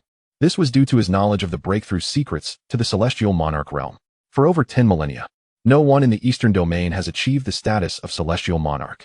Whoever obtains this secret and successfully ascends to the celestial monarch will become the sovereign of the Eastern Domain, ruling this vast territory. The Black Serpent's gaze deepened as he spoke slowly. Now it makes sense. No wonder the Wind and Snow earthly sovereign met such a sudden demise. An innocent man bearing the weight of treasure. Those ancient earthly sovereigns have lived for thousands of years, and as their lifespans dwindle, they cannot resist temptation. Yet, they never anticipated that the Wind and Snow earthly sovereign, being unyielding, would refuse to divulge the secret, ultimately leading to his downfall at their hands to prevent him from becoming a threat after breaking through to the celestial monarch realm. The high-ranking members of the Netherworld sect engaged in fervent discussion. Tiawu furrowed his brow in contemplation and asked, Sect Master, I do not understand. If the Wind and Snow earthly sovereign possessed the secret to breaking through to the celestial monarch realm, why did the old monsters from the Moon God Palace, Diamond Temple, and Spirit Temple not take action, even if their cultivation falls short of the Wind and Snow sovereign, rendering them incapable of forcibly entering the secret realm to unearth its mysteries? They could still target the heir of the Wind and Snow sovereign. Why then have these ancient beings shown no signs of action since Qi Hao has inherited the legacy for so long? Xianxia echoed. Indeed, this is rather peculiar. Could it be that these old monsters harbor no aspirations for the heavenly monarch realm? The Black Serpent replied with a hint of disdain. Their inaction towards Qi Hao is not due to a lack of desire to ascend to the heavenly monarch realm, but rather because they are entirely unaware that the legacy of the Wind and Snow sovereign conceals secrets to achieving the heavenly monarch status. Upon hearing this, the crowd gasped in astonishment. How could this be possible? The 4 sovereign-level experts of the Eastern Domain have lived for over a millennium. In such an extensive passage of time, is there truly anything they do not know? How could the secrets to transcending to the heavenly monarch be hidden from them? The Black Serpent grinned ominously. If the secrets attained by the Wind and Snow sovereign originated from a heavenly monarch of the Eastern Domain a millennium ago, it would certainly evade the notice of the Moon God Palace and the ancient ones of the Diamond Temple. Unfortunately, that is not the case. If it is not a heavenly monarch of the Eastern Domain, then from where does this monarch hail? Taotai inquired eagerly. It is a heavenly monarch from the Southern Domain. The Tianxian continent is divided into 5 major domains. Aside from the Central Domain, only the Southern and Northern domains possess heavenly monarchs. The individual from the southern domain is renowned as the most extraordinary figure in its history, possessing unparalleled talent and capability, though regrettably, he lacked discernment in choosing his disciples. Taking in 3 ungrateful apprentices. Chapter 149, The Burden of Inheritance. The Black Serpent sighed. These 3 unworthy disciples of the sovereign, witnessing their master's life force wane, conspired to murder their benefactor, intending to refine his body into a golden core to attain the threshold of a half-step heavenly monarch. This southern domain heavenly monarch, grievously wounded and nearing death, encountered the wind and snow sovereign before passing. Recognizing the sovereign's pure character and exceptional talent, he imparted all his knowledge, including the secrets of transcending to the heavenly monarch realm. Unexpectedly, the information leaked, and the 3 ungrateful disciples learned of it. They crossed perilous terrain from the southern domain, ruthlessly pursuing the wind and snow sovereign. Outnumbered, the sovereign ultimately succumbed to his injuries, but not before channeling his remaining spiritual energy into the wind and snow secret realm, bequeathing his legacy to a worthy successor. As for the 3 ungrateful disciples, they too faced dire consequences. Although they caused the death of the wind and snow sovereign, they were severely injured by the frost snow pearl, a manifestation of the sovereign's true essence. 2 of them were frozen into ice, unmelting for millennia, while the last, gravely wounded, fled the eastern domain, never daring to set foot there again. Due to this disgraceful event within their sect, the one surviving sovereign naturally kept the truth of his treachery hidden, leading to the absence of knowledge regarding the secrets of transcending to the heavenly monarch among the eastern domain's ancient beings for all these years. The crowd suddenly comprehended. So that is how it is. No wonder the old monsters of the eastern domain remain oblivious. But if others are unaware, how does the leader know? Xianxia questioned curiously. The black serpent cast him a cold, piercing glance. Why I possess this secret is not for you to question. Sometimes, the more one knows, the swifter their demise. Do you understand? Xianxia shivered, stammering, I understand, I understand.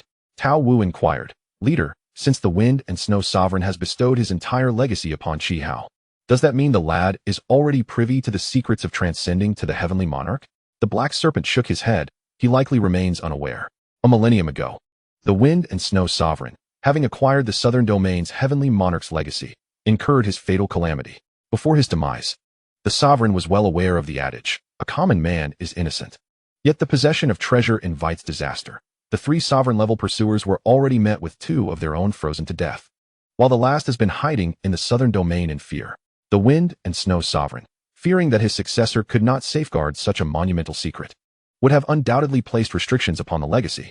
Only when Qi Hao's cultivation is sufficiently high to protect himself will those restrictions be lifted, granting him access to the secrets of the heavenly monarch.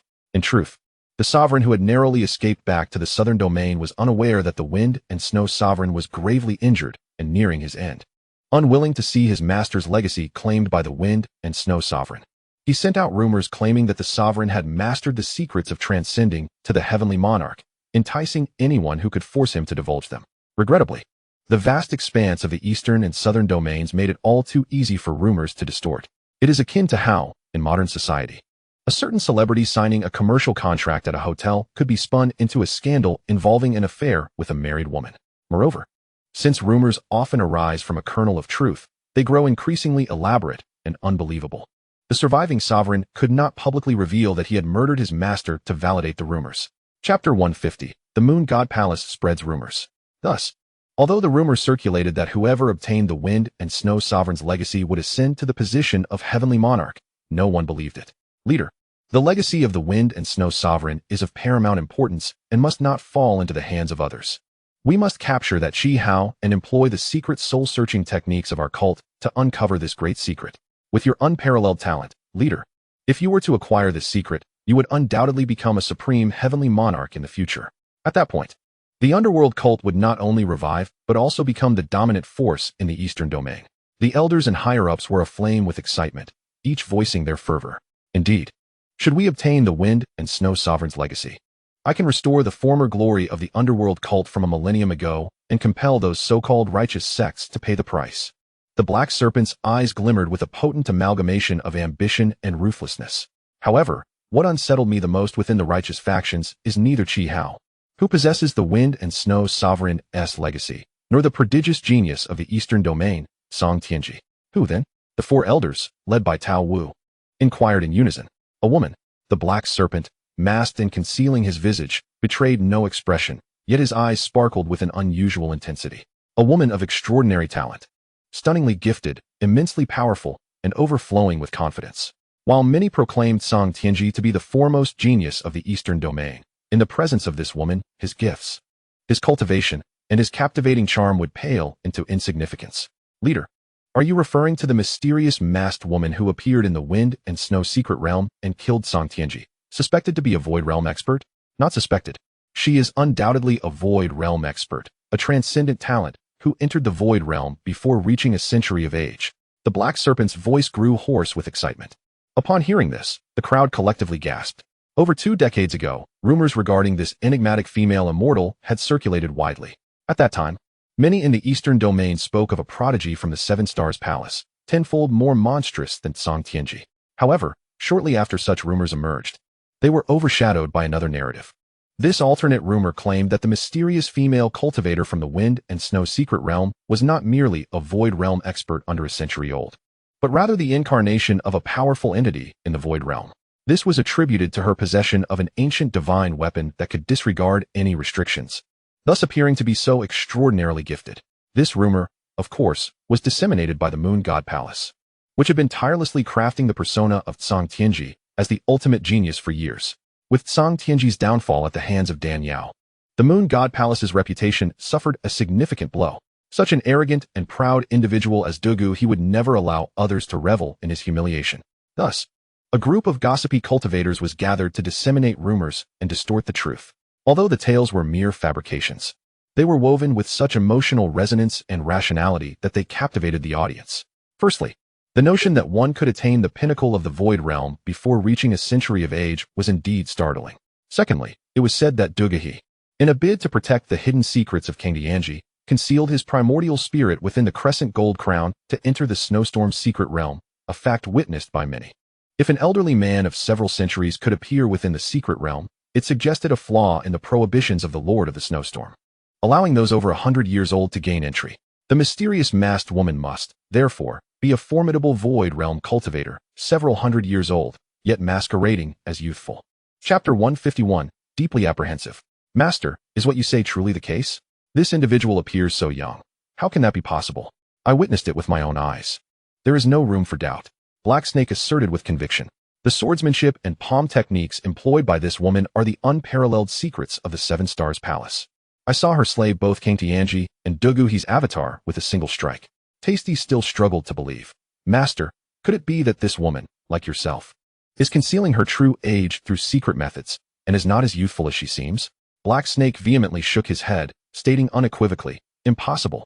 Her spiritual energy is abundant, her vitality exuberant, and her voice as clear as a bell. She cannot be a monstrous being exceeding several hundred years of age. 20 years ago, when I infiltrated the Snowstorm's secret realm, I intended to seize the legacy of the Lord of the Snowstorm in one fell swoop, but her appearance disrupted my plans, forcing me to abandon my pursuit and allowing that brat Xianxiao to benefit instead. Subsequently, Black Snake recounted the events he witnessed in the Snowstorm's secret realm. What? This woman possesses such extraordinary cultivation and wields the Snow Soul Sword, an ancient divine weapon? When did the Seven Stars Palace produce such an exceptional talent? The crowd was increasingly astonished, their faces betraying disbelief. It was no wonder they were so alarmed. Dan Yao's cultivation talent was indeed terrifying. Master, with such monstrous potential, even in the talent-rich central domain, it would be difficult to find another like her. We cannot allow her to remain. Tengu's eyes glinted with a cold intensity. Tengu was right. At her tender age, she had already reached the Void Realm. If given sufficient time to cultivate, she would undoubtedly shatter records to become the first heavenly monarch of the Eastern domain in millennia. In such a scenario, even if the master were to glean the secrets of breaking through to the heavenly monarch from Xianxiao, unifying the Eastern domain would prove exceedingly difficult. Chaos concurred. I too believe that if this woman is not eliminated, she will become a significant threat to our revival of the divine cult. While her wings are still unformed, we must devise a swift means to eliminate her. Otherwise, the consequences of her growth are unimaginable. Xianxia added. The Seven Stars Palace is teeming with talent, boasting youthful prodigies in the Void Realm, as well as Xianxiao, who inherited the entire legacy of the Lord of the Snowstorm. I have also heard that among the younger disciples of the Seven Stars Palace, there is a female disciple named Shui Ling who has recently broken through to the embryonic stage, and she is barely in her 60s. Thus, we must guard against sudden moves from the Moon Goddess Palace, the Spirit Gate Temple, and the Diamond Temple, as well as the rapid rise of the younger generation from the Seven Stars Palace. Upon hearing this, Black Snake chuckled. Why eliminate them? Talents are rare. Would it not be a shame to dispose of them? The eyes of the gathered elders sparkled with intrigue, their smiles shifting to something more sinister. The master is indeed correct. If such talents can be harnessed for our cause, how could we fail to revive the divine cult? Indeed, such unparalleled genius must belong to our underworld cult. They agreed. If they are willing to submit, then well and good. If not, we shall eliminate them without hesitation. Those talents we cannot possess shall not be claimed by those self-proclaimed righteous sects, Black Snake stated ominously. My underworld cult thirsts for talent, should they choose to join us. It would be splendid. However, if they refuse our hospitality, they shall not escape the consequences. With that, he extended a hand, more delicate and youthful than that of many a female cultivator, and gestured to the four great elders. Chapter 152, Heart-Devouring Lotus. Each of the four great elders manifested a peculiar black lotus in their hands. Master, what is this lotus? This is the heart-devouring lotus. Conjured from the sacred texts of our cult, the underworld holy canon, combined with the Buddhist technique step by step, the lotus blooms. It can corrode the heart and manipulate desire. Black Snake explained slowly. Compared to the ancient beings of the Moon Goddess Palace, the Diamond Temple, and the Spirit Gate Temple, I find myself more concerned about the young talents of the Seven Stars Palace, particularly that mysterious female cultivator who has entered the Void Realm. If you capture the young talents from the Seven Stars Palace, you can implant this black lotus into their primordial spirit, and the magic of the heart-devouring lotus will gradually consume and corrupt their souls, leading them to the path of demonic descent, under our control. The four great elders immediately secured the heart-devouring lotus and said in unison, Master, your wisdom is unparalleled. We are in awe. Xianxia exclaimed excitedly, with the Master's heart-devouring lotus, I doubt those youngsters will not comply. Once we have them on our side, along with the legacy of the Lord of the Snowstorm, our underworld cult will surely rise again and dominate the Eastern Domain. My heart-devouring lotus can indeed manipulate hearts. But the young generation of the Seven Stars Palace is formidable. Do not underestimate them, Black Snake cautioned. Indeed, Pengam mused, Master. Our concern does not lie with these young ones, but rather with the experienced elders of the Seven Stars Palace. If they learn of our plans, they will undoubtedly intervene. Especially that old woman, the quiet sage, who has remained unmarried for centuries. She is notoriously protective of her charges. Among our primary targets, 2 are female disciples from Yaoguang Peak, and should they take action, I fear the consequences if the old woman discovers it. Why worry? Black Snake sneered coldly. The quiet sage is indeed fiery and fiercely protective, yet she has only reached the peak of the embryonic stage and has not even entered the Void Realm. Surely, the 4 of you can handle her. As for the mysterious masked female cultivator, I shall devise a separate strategy to deal with her. You need not fret. Afterward, the group each received their assignments and transformed into streaks of black light as they departed. The infernal palace was left desolate, with only Black Snake remaining. He removed his serpent-shaped mask, revealing a visage as radiant as the moon, refined and elegant. No one would have anticipated that the leader of the underworld cult, known to instill fear in countless cultivators, was in fact a strikingly beautiful man, akin to a jade orchid. The disciples of the Seven Stars Palace, having seldom ventured down the mountain, felt a sense of joy, unaware that a tempest was on the horizon. The group soared through the skies on their swords, arriving at a forest several hundred miles away. Senior brother, ahead lies the Demon Ridge. One disciple, tasked with gathering information, pointed ahead to Chi-Hao. Chi-Hao nodded. Very well, let us descend. He guided the young disciples of the Seven Stars Palace downwards. The Demon Ridge is a place steeped in malevolence and ominous energy, once the stronghold of the underworld cult. A millennium prior, a cataclysmic battle between righteousness and evil erupted, resulting in the annihilation of the underworld cult by the 10 major righteous sections. Yet, the Demon Ridge did not fall into desolation. The bloodshed from the battle, where numerous cultivators perished, mingled their spiritual energy and lifeblood with the malevolent aura of the ridge, rendering it even more gruesome and terrifying. Chapter 153, Summoning Spirits. The disciples of the Seven Stars Palace beheld the Demon Ridge awash in crimson, surrounded by a chilling aura of spirits, and a wave of fear washed over them. Chi-Hao steadied himself and declared solemnly, monsters and demons alike deserve extermination. What is there to fear? The day wanes, let us rest here. Yes, senior brother. The disciples responded in unison, promptly halting their activities to establish camp on the spot. As night descended, eerie flames flickered upon the foreboding Tianma Ridge. Chi-Hao surveyed his surroundings and commanded, Tianma Ridge is a place steeped in malevolence, teeming with demons and spirits. We shall take turns keeping watch to avoid being ambushed by these entities. Understood. However, unbeknownst to Qi Hao and Shui Ling, four dark figures hovered nearby, observing them intently. These were none other than the four esteemed elders of the Yuming sect, Tao Wu, Xiongqi, Tao Tai, and Hun Dun. Is that the young man clad in purple whom the sect leader seeks? Tao Tai inquired, pointing at Qi Hao, who donned a flowing purple Taoist robe. Indeed, Tao Wu affirmed. Upon my departure from the Hangu Pass, I sensed auspicious purple energy emanating from the east for 3,000 miles.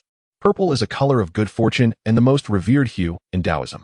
In the entire Qixing Palace, aside from the 7 senior Taoists, including the esteemed Qing Su, only Qi Hao, the designated successor of the Tianshu Peak, is permitted to wear a purple robe. Tao Tai squinted, observing with keen interest. Indeed, his gaze is sharp, and his demeanor is exceptional. He is undoubtedly a person of great potential, precisely the kind of talent our sect requires. Then what are we waiting for? Let us act swiftly, seize the lad, and present him to the sect leader, so he may employ the soul-capturing technique to usurp his xianxiaaudiobooks inheritance. Our mission would then be accomplished, Xiongqi urged eagerly. Tao Wu quickly restrained him, saying, we must not act rashly.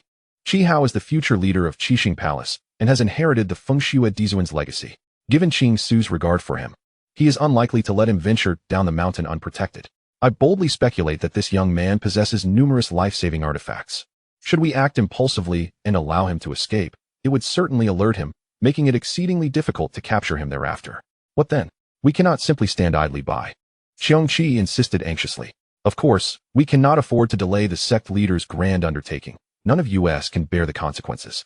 I have already devised a plan. Xiongqi inquired eagerly, what plan? It's quite simple. Have you forgotten our sect's most adept skill? Tao Wu chuckled. Upon hearing this, Xiongqi's face lit up with a grin. Ah, indeed. We have so many little spirits at our disposal. It is the perfect opportunity to test their mettle. The Yuming sect excels in the art of breeding malevolent spirits. Years ago, Xiaobu San, the law enforcement elder of the Wujiman, managed to cultivate a ghost king of the Dongshu realm by obtaining a secret technique from the Yuming sect. Had it not been for Dan Yao's fortuitous intervention, the Wujiman would have been obliterated long ago. Subsequently, the four elders each produced a dark banner adorned with a white skull. With a gentle shake, the malevolent spirits, previously concealed in ambush around Tianma Ridge, surged forth from all directions, encircling the camp. Shui Ling, seated cross-legged upon a massive black stone, was engrossed in her meditative practices. Thanks to the ice-clear tranquility mantra gifted to her by Dan Yao years prior, her senses had become exceptionally acute. Before the summoned spirits could pounce, she sensed their ominous presence. Chapter 154, The Qixing Sword. Shui Ling expanded her consciousness and immediately paled, exclaiming, the malevolent spirits are coming. Everyone, be cautious. At her warning, the disciples, previously in slumber or on watch, instantly became alert. Upon witnessing the swarm of spirits approaching like a plague of locusts, their faces drained of color. Heavens! How much blood must be shed? How many innocent lives must be lost to nurture such a multitude of spirits? The disciples, having spent years cultivating within the Qixing Palace, were removed from the outside world. While they were aware of the Yuming sect's terrifying prowess in breeding malevolent spirits, encountering so many at once sent chills down their spines. Brothers and sisters, draw your swords. We must eradicate this evil. Qi Hao bellowed, brandishing his white jade sword, unleashing its aura to slay the oncoming spirits. Seeing this, the others followed suit, brandishing their long swords and channeling the Qixing heart method to dispatch the malevolent entities one by one. These spirits summoned by the banners were merely low-tier entities, their cultivation equivalent to the Qi refinement stage, with only a handful reaching the Gathering Yuan stage. The disciples dispatched to train were all above the Gathering Yuan stage, rendering these lowly spirits no match for them. Yet, as the old adage goes, a multitude of ants can kill an elephant. Though these spirits were weak, their sheer numbers were staggering. After defeating one wave, another surged forth, akin to whack-a-mole, with one spirit after another emerging.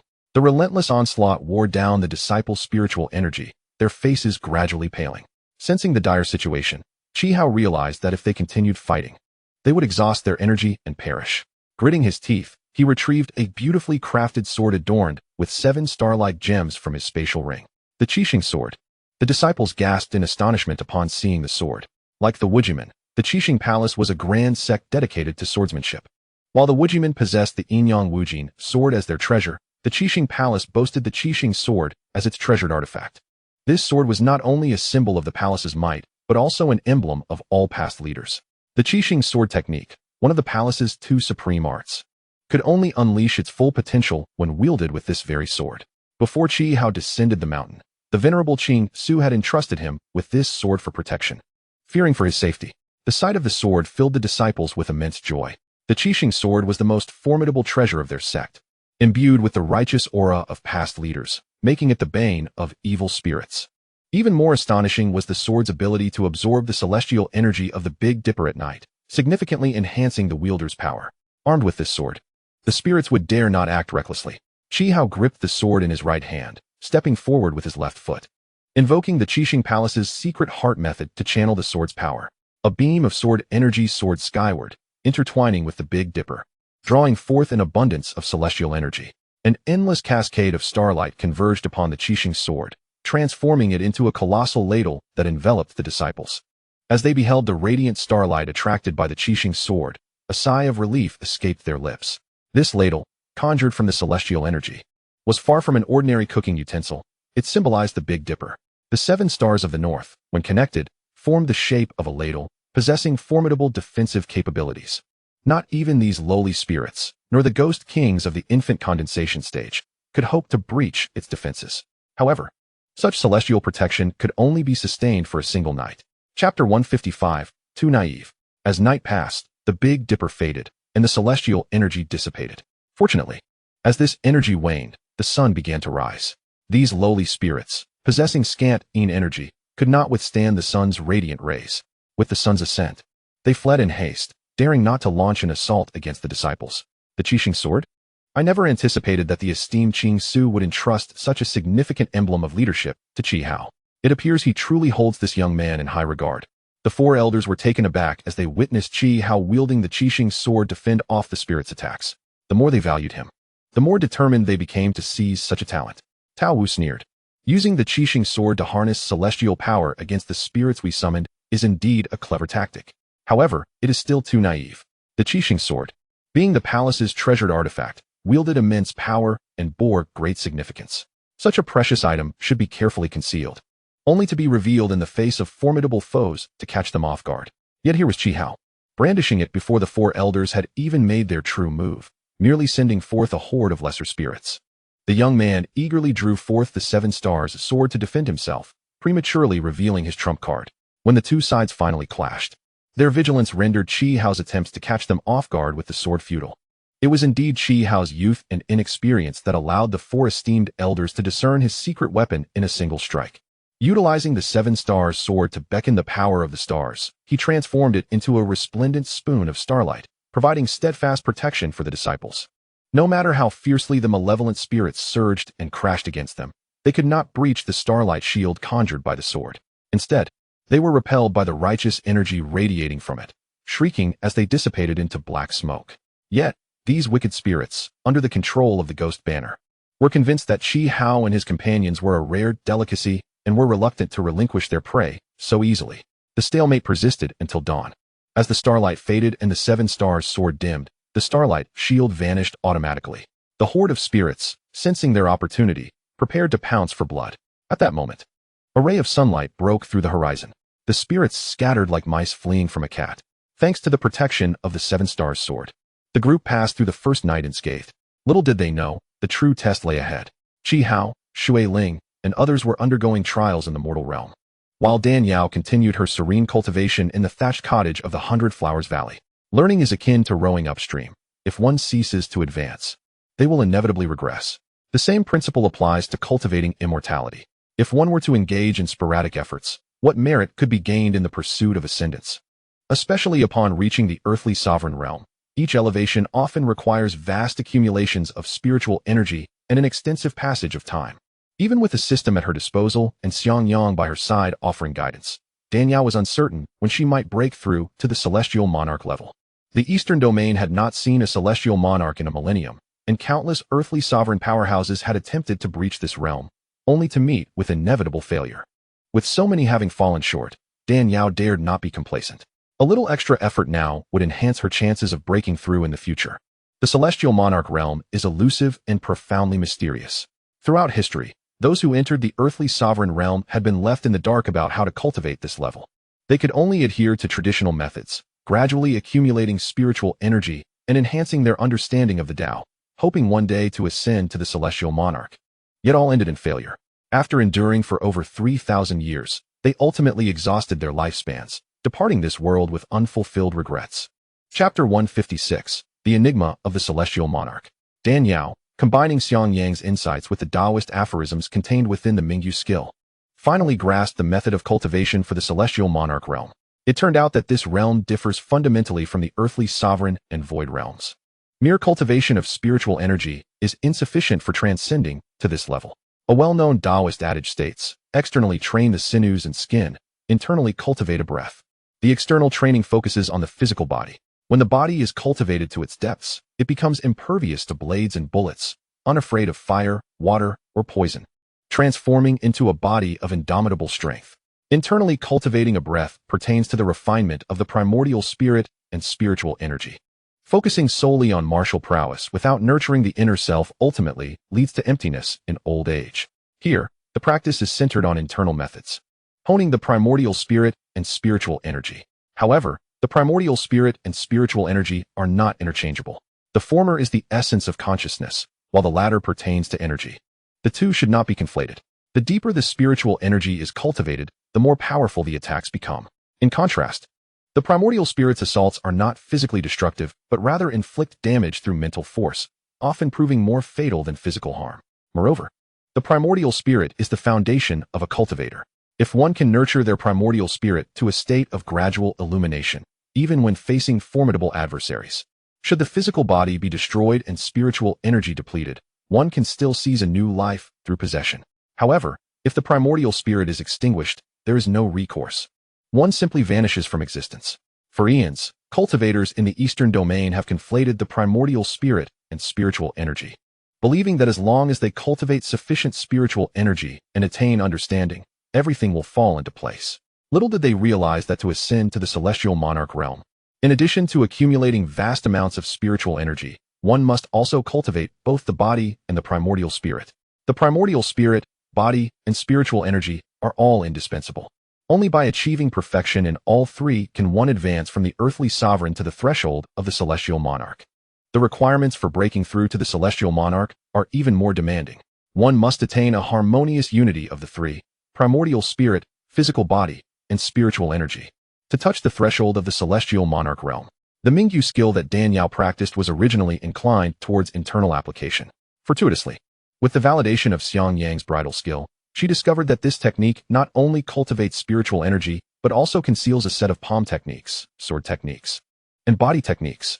The Mingyu divine palm is a technique that utilizes force against force, rebounding attacks, and causing the adversary to suffer their own harm. Even more wondrously, during the cultivation of the Mingyu divine palm, one can harness the spiritual energy from the Mingyu skill to refine the physical body. This refinement does not lead to a bulky physique, but rather allows the practitioner to attain the most perfect form, smoothing out any imperfections, such as pockmarks on the face. Consequently, every inch of skin radiates a lustrous, jade-like sheen, appearing soft as cotton yet as unyielding as iron, impervious to destruction. The inherent restraint of the Mingyu skill grants Dan Yao boundless spiritual energy. The spiritual energy activated by the Mingyu divine palm can also refine a body of ethereal beauty. The only challenge Dan Yao faced was the cultivation of the primordial spirit's power, due to the perception of the primordial spirit and spiritual energy as a singular entity. Many mistakenly believe that cultivating spiritual energy equated to nurturing the primordial spirit. The realms of cultivation are classified into several stages: body refinement, chi training, primordial gathering, embryonic condensation, void, earthly sovereign, celestial monarch, and more. Those newly entering the body refinement and chi training realms, due to their low status, need not consider the primordial spirit's concerns. However, those above chi training, specifically in the realms of primordial gathering, embryonic condensation, and void, rarely attend to the cultivation of the primordial spirit. Chapter 157, Primordial Spirit Pill. For cultivators at the void level and beyond, battles are determined by their spiritual energy prowess. Occasionally, a few with particularly robust physiques engage in close combat, seldom considering that the primordial spirit, which guides spiritual energy, can also be wielded as a weapon. Thus, Even formidable earthly sovereigns possess relatively feeble primordial spirit power. Unbeknownst to them, the lack of cultivation in primordial spirit power is the fundamental reason the Eastern domain has not seen a celestial monarch for millennia. To shatter their own limitations and ascend beyond the earthly sovereign realm, these cultivators must cultivate primordial spirit power that rivals the strength of their physical bodies. Through the power of the primordial spirit, they can connect with the natural world, receive the cleansing of celestial energy, and ultimately master the forces of nature. The might of celestial monarchs arises from their ability to command the power of the cosmos. In the face of the earth-shattering, mountain-toppling forces of nature, a cultivator's body and spiritual energy become insignificant. Even a peak earthly sovereign is no more than an ant before a celestial monarch wielding such power, easily crushed with a mere flick of a finger. To command the forces of the cosmos, one must cultivate a robust primordial spirit. Only by using the spirit to communicate with the heavens can one achieve absolute mastery. For over 5 years, Dan Yao has dedicated herself to the meticulous cultivation of primordial spirit power, yearning for an early breakthrough to the celestial monarch realm. However, the arduous nature of cultivating the primordial spirit proves significantly more challenging than refining the physical body and accumulating spiritual energy. Day and night, Dan Yao perseveres in her training, yet has only managed to attain a modicum of progress. Just as despair began to set in, she suddenly recalled that she had yet to sign in today. At that moment, silently connecting with the sign-in system, she commanded, "System, sign in." Ding. Sign in successful. Congratulations, host, you have received a Yuanling Dan. Upon hearing this, Dan Yao could not contain her elation. The Yuanling Dan. It was indeed the Yuanling Dan. This particular elixir is exceedingly unique among pills. Unlike the Baihuaqing Xin Dan, which can dispel toxins and alter one's constitution, or the Chunyang Dahuan Dan that augments a cultivator's pure yang spiritual energy by a millennium. The efficacy of this Dan surpasses both by an extraordinary measure. It possesses an astonishingly formidable effect, enhancing the cultivation of the primordial spirit. The difficulty of cultivating the primordial spirit is akin to etching characters on stone with mere flesh and blood. The Yuanling Dan resembles the fossil Dan employed by Lin Shaoying, the founder of the ancient Tomb sect, to outsmart Wang Chongyang. For an ordinary corporeal body, attempting to inscribe characters onto a hard stone wall is indeed a Herculean task. However, with the fossil Dan, the stone becomes as pliable as cotton, making the task significantly easier. Similarly, the Yuanling Dan transforms the arduous and esoteric cultivation of the primordial spirit into a relatively effortless endeavor. Once a cultivator ingests this Dan, their comprehension of the heavenly path deepens dramatically, allowing the academically challenged to suddenly excel. Complex subjects like advanced mathematics become mere trifles. Dan Yao was troubled by her primordial spirit cultivation, and to her surprise, she had signed in to receive the Yuanling Dan. The system truly exhibited remarkable empathy. With this elixir in hand, the cultivation of her primordial spirit would no longer be a daunting task. Now, everything was in place, save for the passage of time. With ample time, everything would fall into place, and she could break through to the realm of the celestial sovereign. Overjoyed, Dan Yao could not help but laugh aloud. Xianxiang inquired, "What brings you such mirth? Have you encountered some good fortune?" "Yes, indeed, good fortune," Dan Yao replied playfully. "What kind of good fortune?" Xiangyang's curiosity was piqued. "I shan't tell you," Dan Yao responded with a haughty snort. Chapter 158. The Celestial Sovereign is within reach. The heart of a woman is as inscrutable as the depths of the ocean. Xianxiang shook his head and returned to his slumber. Although the Yuanling Dan was remarkably potent, its consumption required an uninterrupted environment. Any external disturbance could not only nullify its effects, but also inflict permanent damage to the primordial spirit. Dan Yao summoned her doppelganger to handle mundane affairs, and subsequently asked Xianxiang to help erect a protective barrier to isolate all energies. Unbeknownst to Xianxiang, Dan Yao intended to consume the Yuanling Dan. He merely believed she sought to advance from the early stage of Earth Sovereign to the mid-stage without disturbances, hence requesting his assistance in safeguarding her. Xianxiang promptly extended his feline paw and pointed into the void. Instantly, the modest thatched cottage was enveloped in an invisible yet immensely powerful energy shield. Dan Yao, seated cross-legged upon a black jade cushion, took out the Yuanling Dan and swallowed it whole. "The Yuanling Dan? You are consuming the legendary Yuanling Dan?" Xianxiang, being a scion of a prestigious family, was well acquainted with this elixir. The Yuanling Dan is a supreme treasure that assists cultivators in refining their primordial spirit. One single Dan can reduce the time required for such cultivation by tenfold or more. What would ordinarily require hundreds or thousands of years can now be achieved in mere decades. Moreover, the most challenging aspect of breaking through to the celestial sovereign is the cultivation of the primordial spirit. Thus, for an Earth Sovereign cultivator possessing a Yuanling Dan, it is as if they have one foot on the threshold of becoming a celestial sovereign, provided that no unforeseen circumstances arise and time is ample. The breakthrough to celestial sovereign becomes as effortless as quenching one's thirst. This extraordinarily miraculous elixir has been lost to the ages for millennia. Even a powerful and well-established family like the Xiang clan could not procure a single one. To her astonishment, Dan Yao possessed such a treasure, which was truly unexpected. Xiangyang pondered. Given that she could acquire the extraordinary Mingyu Gong, there was likely nothing beyond her grasp. This girl truly had an exceptional stroke of fortune. As the Yuanling Dan entered her body, it immediately merged with her blood. In an instant, Dan Yao felt a peculiar force spreading from her dantian to her limbs. She was transported into the idyllic world depicted in Tao Yuanming's Peach Blossom Spring. The fragrant grass flourished, and petals fell like rain. Paths crisscrossed, and the sounds of chickens and dogs could be heard in the distance, amidst the bustling of farming activities, all contributing to a harmonious existence. This state of unity between humanity and nature, achieving a sublime harmony, was truly beyond words.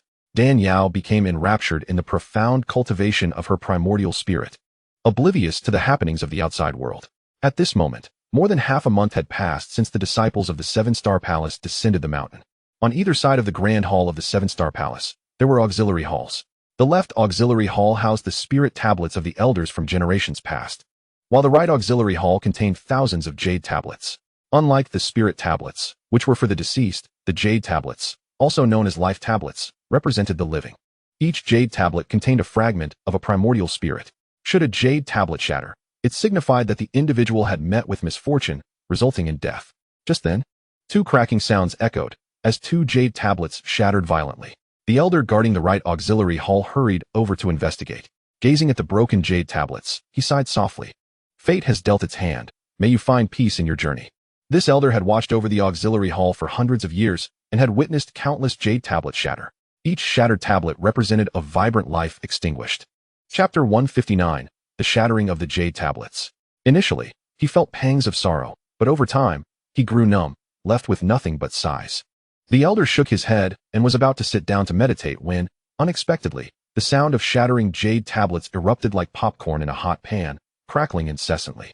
The elder's expression changed drastically, and he rushed to Tianshu Peak to inform Taoist Qingshu. At Tianshu Peak, Taoist Qingshu was seated in quiet meditation, as usual. He had entered the Dongshu realm 150 years prior, becoming a formidable figure in that domain.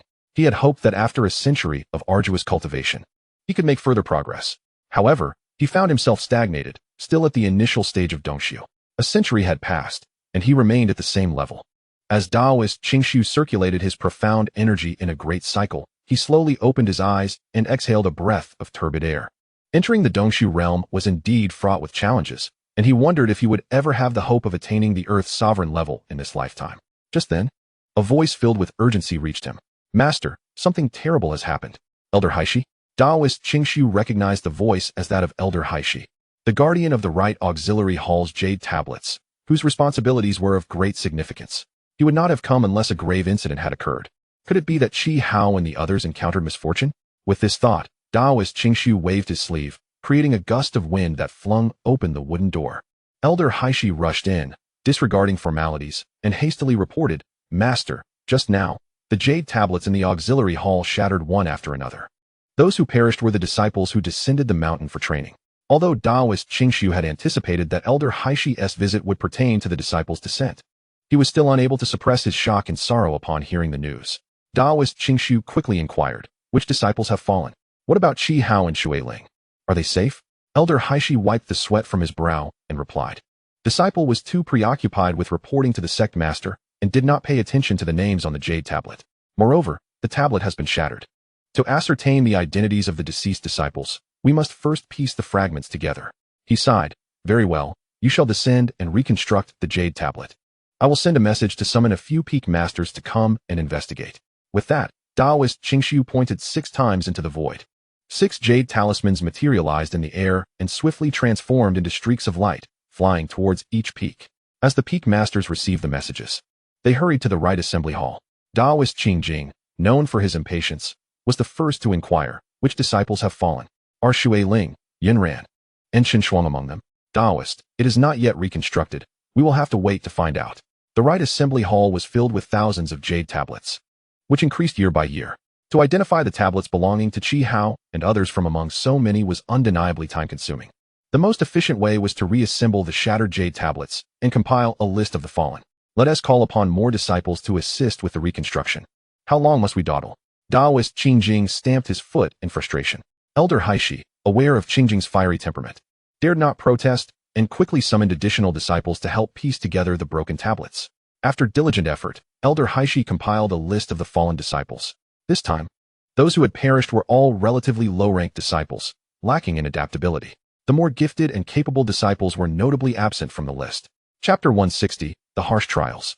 Upon discovering that none of his cherished female disciples were among the fallen, Taoist Qingjing let out a sigh of relief. Taoist Qingxiu, observing that Qi Hao was unharmed, felt a considerable weight lift from his heart, though his expression remained unchanged. Subsequently, Taoist Qingxiu and the others stood vigil by the jade tablets, awaiting any changes. As hours passed, the tablets remained still and silent. Taoist Qingxiu exhaled softly. It appears that Qi Hao, Shui Ling, and the others merely encountered a crisis by chance. A few disciples were momentarily careless, leading to their misfortunes, not a resurgence of the ghostly underworld sect laying waste to our Seven Stars Palace. The other 6 peak masters nodded in agreement. Had it truly been the ghostly underworld sect's doing, with their notorious cruelty, the death toll would have undoubtedly been far greater and the duration of such an attack much longer. Sectmaster, how shall we address this matter? Taoist Qingyu inquired. What else can be done? Taoist Qingxiu replied with a wry smile. Life and death are dictated by fate, and fortune is ever fickle. To venture down the mountain for trials and cultivation, how could one possibly avoid casualties? It is all part of destiny. Taoist Qingyu hesitated, but if we do nothing, we cannot guarantee that greater losses won't occur. Each disciple of the Seven Stars Palace must endure the path of trials. The master leads them to the door. But the cultivation lies within the individual. If we intervene excessively, how can they grow? Taoist Qingxiu sighed. Brother Qingyu, we have all walked this path. We should understand this truth better than anyone. Taoist Qingyu nodded silently. Just as Taoist Qingxiu had previously stated, a sword's edge is forged through sharpening, and the fragrance of plum blossoms arises from bitter cold. Without enduring the harsh trials, these disciples would never undergo transformation and growth. How could they support the future of the Seven Stars Palace? Reflecting on the past, when their generation of disciples descended the mountain for trials, only a fraction, less than 1/10, returned alive. They could only witness their close companions perish before their eyes, powerless to intervene. As Taoist Qingxiu gazed upon the pile of fragmented jade tablets, his heart ached. These were the disciples he had watched grow, the spirited youth, with vibrant and promising lives, now extinguished in an instant. Yet, there was no alternative. The path of cultivation is thus. The pursuit of eternal freedom often accompanies bloody slaughter and brutal conflict. A moment's inattention could lead to death, rendering years of arduous practice meaningless. However, they could not intervene in this trial. Otherwise, the disciples descending the mountain would be unable to truly mature. This concern was not only for the future of the Seven Stars Palace, but also for the lives of each disciple. Their generation was aging. The future belonged to the youth. Should they intervene now, it would foster dependency among the young disciples. When the day came for them to pass on, what would become of these disciples? Would they simply wait in silence for death? The 7 old Taoists sighed deeply and turned to exit the right assembly hall. A month later, news of further disciple fatalities reached them. 7 more jade tablets shattered, all belonging to outer disciples. In the Tianxian continent, disciples are categorized into outer disciples, inner disciples, and direct disciples. Outer disciples are not considered the lowest tier. Inner disciples are the true foundation of the sect. Only direct disciples comprise the core, inheritors of the teachings of the sect master and elders. Upon learning of this, Taoist Qingxiu and the others merely sighed, choosing not to comment. Unexpectedly, calamities continued to unfold. Chapter 161, The Old Versatile Danyao. 6 months later, another 6 jade tablets shattered. 4 outer disciples and 2 inner disciples had perished. A year later, 5 more disciples fell, one of whom was the direct disciple of Taoist Qingchuan, the peak master of Tianxian Peak. The relentless stream of tragic news, although suppressed by Taoist Qingxiu and others, still found its way to the surface. Despite these fallen disciples representing only a small fraction of those undergoing trials, the lack of a published death list left the remaining disciples unaware of who had perished. These fallen disciples could have been close companions or early betrothed partners from Yaoguang Peak, if one returned only to find their absence. How could they endure the subsequent solitude amidst the vast clouds and mountains, longing for someone to confide in? In an instant, The Seven Stars Palace was shrouded in a heavy gloom. Following this, periodically, more jade tablets would shatter in the Rite Assembly Hall. By the third year, the number of fallen disciples had dwindled to half. Observing such losses, the 7 old Taoists felt an indescribable sorrow, their lives devoid of marriage or offspring. These disciples were not only their successors, but also the embodiment of familial warmth, providing for them in their later years. Witnessing the demise of disciple after disciple during their trials was unbearable. The only solace was that Qi Hao and a few other direct disciples remained unharmed. As 2 more years passed, the casualties among the disciples gradually diminished, and by the end, there were no further losses. Taoist Qingxiu and the others felt a sense of relief. It appeared that the remaining disciples had withstood the pressure and adapted to the brutal struggles of the outside world. Without experiencing the bitter cold, how can one appreciate the fragrance of plum blossoms? They began to anticipate how these surviving disciples would return transformed. As the saying goes, reading countless books is no match for traveling thousands of miles. Sometimes, enduring decades of arduous training in the sect yields less than a single year of experiences in the mundane world. Little did they know, the casualty rate among this batch of disciples was artificially controlled. The true bloodshed was only just beginning. In the thatched cottage of Baiwa Valley, ever since consuming the Yuanling pill, Danyao had entered a 5-year-long seclusion. Throughout these 5 years, she had not stepped outside the cottage, nor had she moved her body. She sat quietly, reminiscent of an ancient monk in meditation, radiant blue light swirling around her, exuding an aura of icy desolation. Her skin, as translucent as crystal, revealed the intricate structure of her bones and sinews with striking clarity. Ethereal and frost-like, her icy complexion and jade-like form captivated the heart and soul. After an indeterminate amount of time, this peculiar transparency gradually faded. Her skin regained its natural hue, a delicate blush blooming beneath the surface. While the overwhelming chill of spiritual energy receded, Danyao opened her eyes, gently exhaling a breath of stale air, her gaze shimmering with allure and vitality. How could she have achieved such a breakthrough in merely 5 years? With a resigned sigh, Danyao reflected on her fortune. If other cultivators at the Earth's sovereign level were to witness her expression, they would undoubtedly be infuriated. After all, they had toiled for centuries, even millennia, to achieve a single breakthrough, while she, in contrast, had ascended from the early to the mid-Earth sovereign stage in just 5 years. Instead of rejoicing, she lamented the rapidity of her advancement, a truly infuriating predicament. Beside her, Xiangyang could not help but twitch at the corners of his mouth upon hearing her words. Chapter 162. The moment has arrived. Danyao examined her divine consciousness, a faint smile gracing her lips. Over the past 5 years, she had dedicated herself to honing her spiritual essence. Now, not only had her spiritual strength become remarkably formidable, but her spiritual energy had also inadvertently surged into the mid-Earth sovereign realm. With her spiritual essence, energy, and physical form advancing in tandem, her overall strength had significantly increased. Originally, with her boundless spiritual energy from the Mingyu technique, complemented by the ancient divine weapon, the Shuepa sword, she could contend with a half-step celestial being. Now that her cultivation had dramatically progressed, she felt confident enough to confront a half-step celestial being directly and emerge victorious. Of course, her swift ascent to the mid-Earth sovereign level was also attributed to the Yuanling pill, which had greatly facilitated her spiritual cultivation. A robust spiritual essence deepens one's comprehension of the principles of heaven and earth, making breakthroughs in realms relatively more attainable.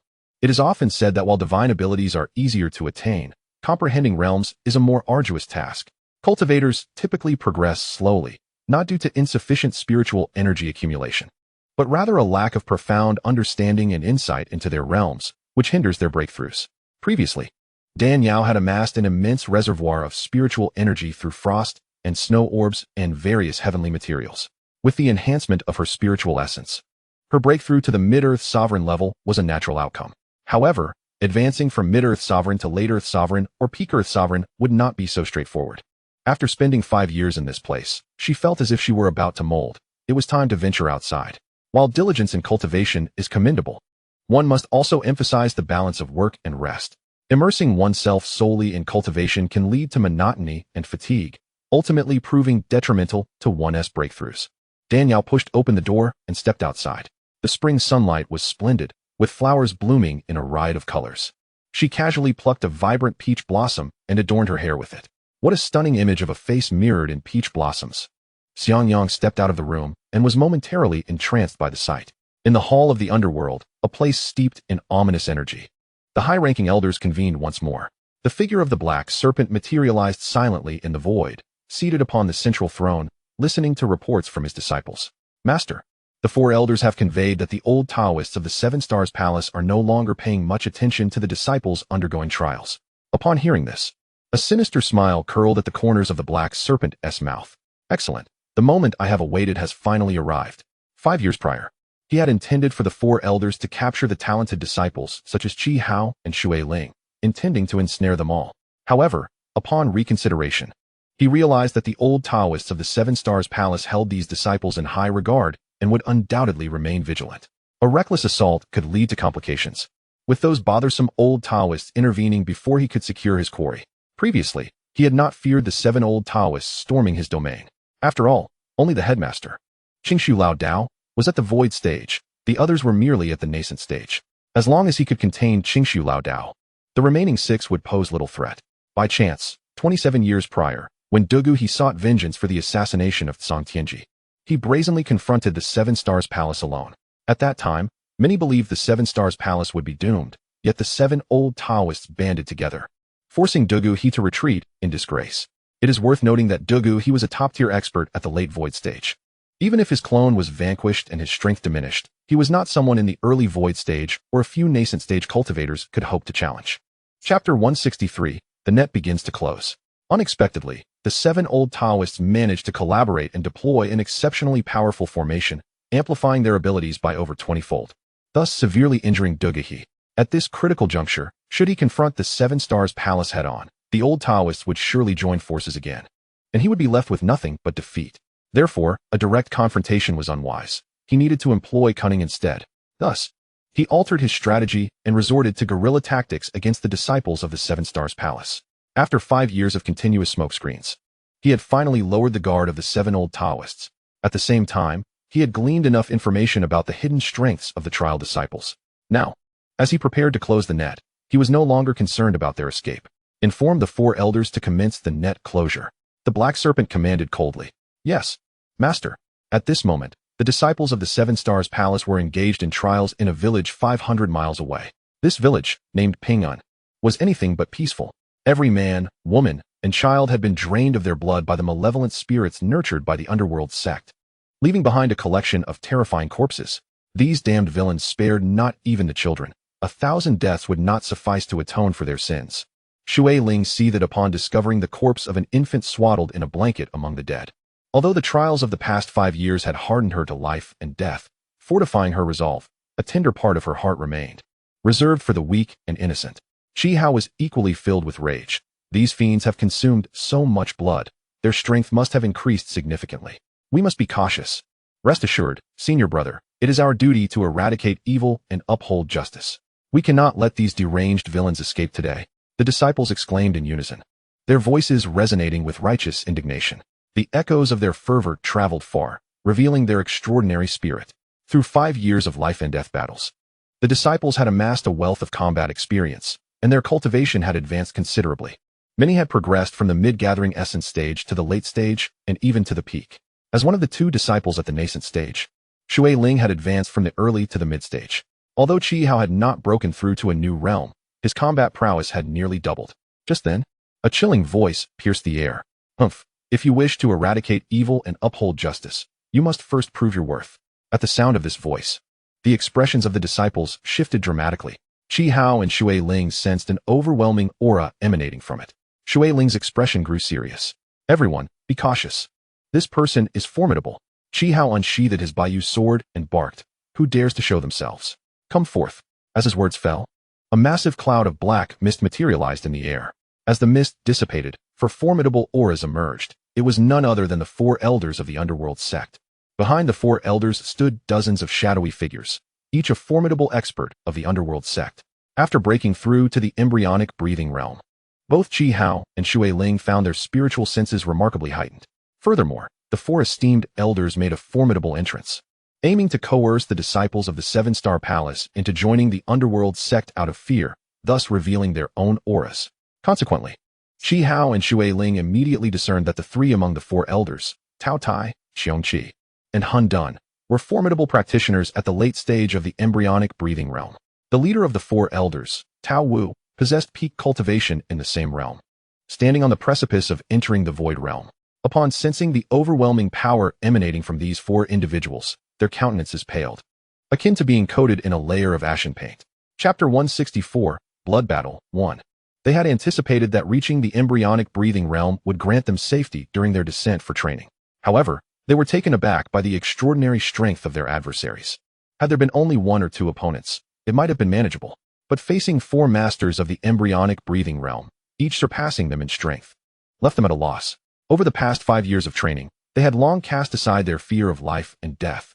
Yet, the thought of their fellow disciples facing inevitable peril filled them with sorrow.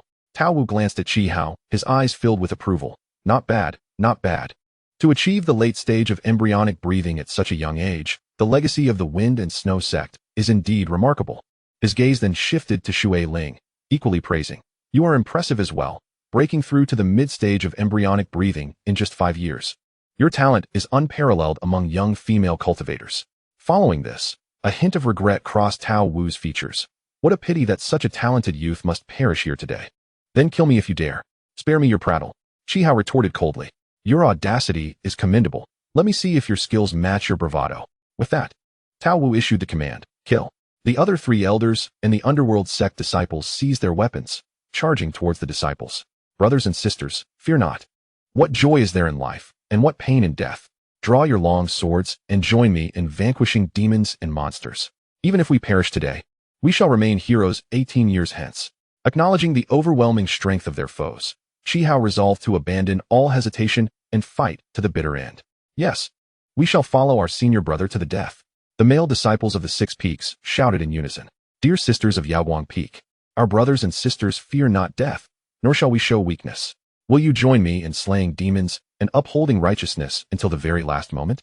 Shui Ling's voice rang clear and melodious, imbued with a resolute spirit that refused to be overshadowed by any man. We are willing, unafraid of life or death. We shall battle until the end. Yaoguang Peak has no female disciples who fear for their lives. Several female disciples raised their voices in unison, their spirits soaring. Not far away, Heishi observed the unfolding scene, a flicker of surprise crossing his eyes.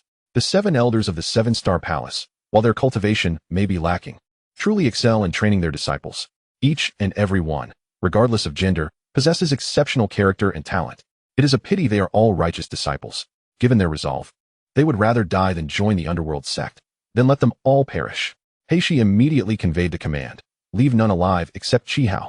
Upon receiving the message, Tao Wu instantly engaged the 3 elders in combat. Qihao, undeterred, called out, Brothers and sisters, let us commence the battle. With his words, the power of his late-stage embryonic breathing cultivation erupted. His white jade sword shimmered as it met the formidable Tao Wu. Among the malevolent spirits of the underworld sect, Tao Wu stood as the strongest. As the adage goes, to capture the thief, one must first capture the king. If Qihao could find a way to severely wound Tao Wu, it would significantly dampen the enemy's morale and provide a glimmer of hope for his fellow disciples. Tao Wu, at the pinnacle of the embryonic breathing realm, wielded a modicum of the powers of the void realm, though it was but a fraction. To those below the void realm, it rendered them inconsequential and incapable of withstanding it. Despite the slim chances of heavily injuring Tao Wu, Qihao felt compelled to make the desperate attempt in this dire moment. Chapter 165, Blood Battle 2. A splendid strategy, capturing the king first. Qihao, I must admit, you are indeed a rare talent. Tao Wu discerned Qihao's intentions with a single glance, his eyes betraying a hint of admiration. He then instructed Tao Tai and Xianxia. You two, entangle this brat while I deal with that girl. Eliminate her first, and then we can slowly take care of him. Understood. Before Qihao's sword could descend, he found himself besieged by the combined efforts of Tao Tai and Xianxia. The disciples of the 7-star palace, witnessing their senior brother take action, raised their own long swords, unleashing waves of sword energy against the underworld sect disciples. Seeing that Tao Tai and Xianxia had ensnared Qihao, Tao Wu turned his gaze towards Shui Ling. Such talent is rare. If you were to join the underworld sect, I would spare your life today, otherwise. Shui Ling responded coldly. If you wish to kill, then kill. Are we not the kind of people who fear for our lives? With that, Shui Ling swung her long sword, as graceful as a tranquil autumn stream, executing the essence of the Yaoguang sword technique. Streams of sword light transformed into dazzling rings, coming at her adversary from all angles. The spiritual energy within her surged forth like a flood breaking through a dam, as she unleashed a barrage of sword rings filled with dense sword chi. Ordinary cultivators caught within these rings would undoubtedly have their souls shattered by the torrent of sword energy. At such a tender age, you have mastered one of the 7-star sword techniques to such a degree. I have underestimated you yet again. Tao Wu marveled inwardly, pondering whether this girl had truly been taught by the reclusive Taoist nun Xingjing. Perhaps even Xingjing herself could not wield the Yaowang sword technique with such finesse. As he contemplated, the rings of light surged toward him. Tao Wu sneered. Your swordplay is impressive, but your cultivation is insufficient to be my match. 7 fiends, yin yang hand. With a fierce shout, he summoned pure yang energy in his left hand and pure yin energy in his right, intertwining them to form a colossal yin yang hand that shattered the rings of light and lunged at Shui Ling. The ominous energy surged, the clash of yin and yang intensified, and the enormous hand struck Shui Ling's chest with tremendous force. A cry escaped her lips as she was sent flying, crashing heavily to the ground, a mouthful of blood spewing forth. Shui Ling. Chi Hao's heart sank upon seeing Shui Ling gravely injured. He yearned to rush to her aid. However, he found himself entangled in a battle with 2 late-stage masters of the embryonic breathing realm, unable to break free. Tao Tai and Xianxia, despite their combined efforts, found themselves unable to subdue Chi Hao, and were instead infuriated as his 5-colored sword energy severed their hair. What kind of sword technique have you practiced to be so formidable? They exclaimed in disbelief. Ignoring their taunts, Chi Hao continuously unleashed the exquisite techniques of the 7-star sword technique, steadfastly defending against their onslaught. Thanks to his 2 decades of comprehension of the sword intent left by the mysterious female cultivator on the white jade sword, he had refined the 7-star sword technique to great mastery. With one sword, he split his energy into 5 streams. Without this ability, he could not have withstood the combined assault of these 2 fiends. Meanwhile, Shui Ling lay gravely injured on the ground, her once vibrant complexion now pale and devoid of color, her heart sinking into despair. She had never anticipated that the yin-yang hand of this villain could be so potent, rendering her incapable of withstanding even a single strike. It seemed as though she was destined for catastrophe this day. What she did not notice was that the hairpin atop her head began to emit a ghostly blue light. Following this, a clear, melodious voice whispered in her ear, Shui Ling, do not fear. Use the hairpin on your head to strike him. Chapter 166, Blood Battle, 3. Shui Ling's heart trembled, and she could not help but exclaim, who are you? The ethereal, delicate voice continued to echo the phrase, Shui Ling, do not be afraid. Strike him with the jade hairpin atop your head. Shui Ling, too preoccupied to ponder the identity of the speaker, hastily withdrew the jade pin from her hair and examined it. This jade pin, procured from a vendor at the foot of the mountain, was utterly ordinary. Crafted from the most commonplace jade, with just a slight exertion, it could easily snap. How could it possibly contend with the formidable Tao Wu, a master at the pinnacle of the nascent soul stage? In the face of such dire peril, there was no room for her doubts and hesitations. She would treat this dying horse as if it were a living one. As she beheld Tao Wu preparing to unleash another strike with his 7 fiends yin-yang palm, clearly intent on her demise, Shui Ling gritted her teeth, summoned her resolve, channeled her chi into the jade pin, and hurled it towards Tao Wu. As her spiritual energy surged through the pin, it erupted in a dazzling burst of brilliant blue light, blindingly radiant and impossible to behold. When the onlookers regained their vision, they found Tao Wu standing frozen, utterly motionless.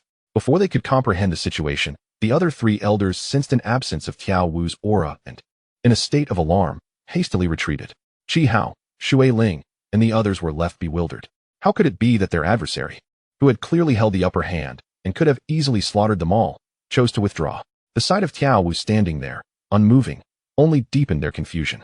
Fearing a ruse, Chi Hao tightly gripped the hilt of his white jade sword and shouted, Tao Wu, what has happened? Are you attempting to deceive us? Shui Ling struggled to rise from the ground, leaning on her sword sheath, boldly approaching to investigate. Upon closer inspection, her heart sank in horror. Tao Wu's eyes were wide open, his face a mask of terror and disbelief, an expression of a soul unwilling to depart.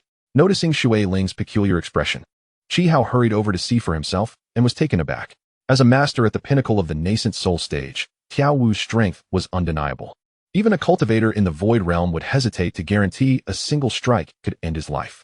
And yet, despite the potential devastation of such a blow, Tao Wu bore no wounds save for the jade pin lodged in his chest. The man's cultivation and power were truly unfathomable.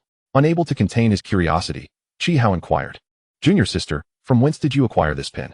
How does it possess such extraordinary power? Shui Ling, equally perplexed, replied, This pin was simply purchased from a jewelry shop at the mountain's base. It is nothing out of the ordinary. How could it possibly wield such lethal force? Qiao extracted the jade pin from Tiao Wu's chest, and, upon flicking it with his finger, it snapped instantly. Astonished, he exclaimed, "This pin is so fragile, yet was able to slay Tiao Wu. The individual who harnessed its power must possess unfathomable prowess." He recalled the mysterious female cultivator from over 20 years ago in the Snowstorm's secret realm, who had effortlessly dispatched the nascent soul master Song Tianji. Even with her profound cultivation, her sword strike had sent shockwaves that devastated the surroundings, leaving a deep crater where Song Tianji had fallen. Yet this mysterious figure had not even revealed herself, merely using a pin to extinguish Tiao Wu's life. Simultaneously, she had caused no collateral damage, not even granting Tiao Wu a chance to scream in agony. Such a level of cultivation defied description. It was truly terrifying, sending chills down their spines. Who could have imagined such an unparalleled powerhouse existed in the Eastern Domain? "Junior sister, are you certain you simply bought this pin?" "Indeed," Shui Ling affirmed with conviction. This raised questions. How could an ordinary jewelry shop possibly stock such a fearsome pin? "Have you always worn this pin? Have you lent it to anyone? Or has anyone borrowed it? The person who aided you could very well be the one behind this." Shui Ling shook her head. "No. I have always regarded it as an utterly ordinary ornament. Why would I lend it to anyone? If I were to lend anything, it would be a pin of gold or white jade, not this inexpensive jade pin. I would feel too embarrassed to part with it." Having narrowly escaped death, her thoughts lingered on the voice that had urged her to use the pin against Tiao Wu. It sounded so familiar. Could it have been her senior sister? But as soon as she thought of Danyao, she shook her head.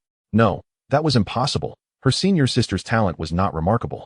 Even after consuming the cleansing marrow grass and improving her constitution, she had only reached the gathering essence stage. The mysterious figure who wielded the jade pin must be at least a void realm expert. How could her senior sister, at her age, attain such an extraordinary level of power, even if she had been cultivating since birth? Could it be that some elder had been guiding her from the shadows all these years? Yet that did not seem plausible. The elder who had slain Song Tianji had expended considerable effort. This mysterious figure had dispatched Tiao Wu with a single move, suggesting her cultivation far surpassed that of the elder. In the span of just over 20 years, how could the elder's cultivation have progressed so rapidly? Surely, they could not be one and the same. As these thoughts spiraled in her mind, Shui Ling felt a rush of blood to her throat and coughed up crimson. "Junior sister, senior sister," the group called in unison, rushing to her side with concern. The previous battle had been fraught with peril. In less than half a cup of tea's time, dozens of disciples had perished at the hands of the sinister specters of the Netherworld sect. The remaining disciples bore varying degrees of injury. Were it not for Shui Ling's intervention, killing the leading Tiao Wu and frightening off the other 3 brigands, they would all have perished here. Shui Ling shook her head. "I am fine. We cannot linger here. We must retreat swiftly." Qihao expressed his concern. "Can your body withstand this? That old fiend's yin-yang palm is formidable. I assure you, I am unscathed. This pin can only be used once. If those brigands return, none of us will survive. We must leave at once." "Understood," Qihao promptly commanded. "Those with lighter injuries assist the severely wounded. We must hasten our retreat." "Yes, senior brother." The group helped one another and swiftly departed from the peaceful village. Meanwhile, amidst the assault and slaughter of the 7 Stars Palace disciples, a cacophony of cracking sounds erupted from the right auxiliary hall. Almost simultaneously, the jade tokens shattered in unison. Elder He Shi's expression changed dramatically. Fully aware that a grave situation was unfolding, he hurried to Tianshu Peak to seek out the sect leader, Taoist Qing Su. Moments later, Taoist Qing Su rang the golden bell, summoning the peak masters and elders to the 7 Stars Great Hall for a council. The high-ranking members of the 7 Stars Palace, upon witnessing the multitude of shattered jade tokens, wore expressions of profound darkness, their eyes nearly bursting with fury.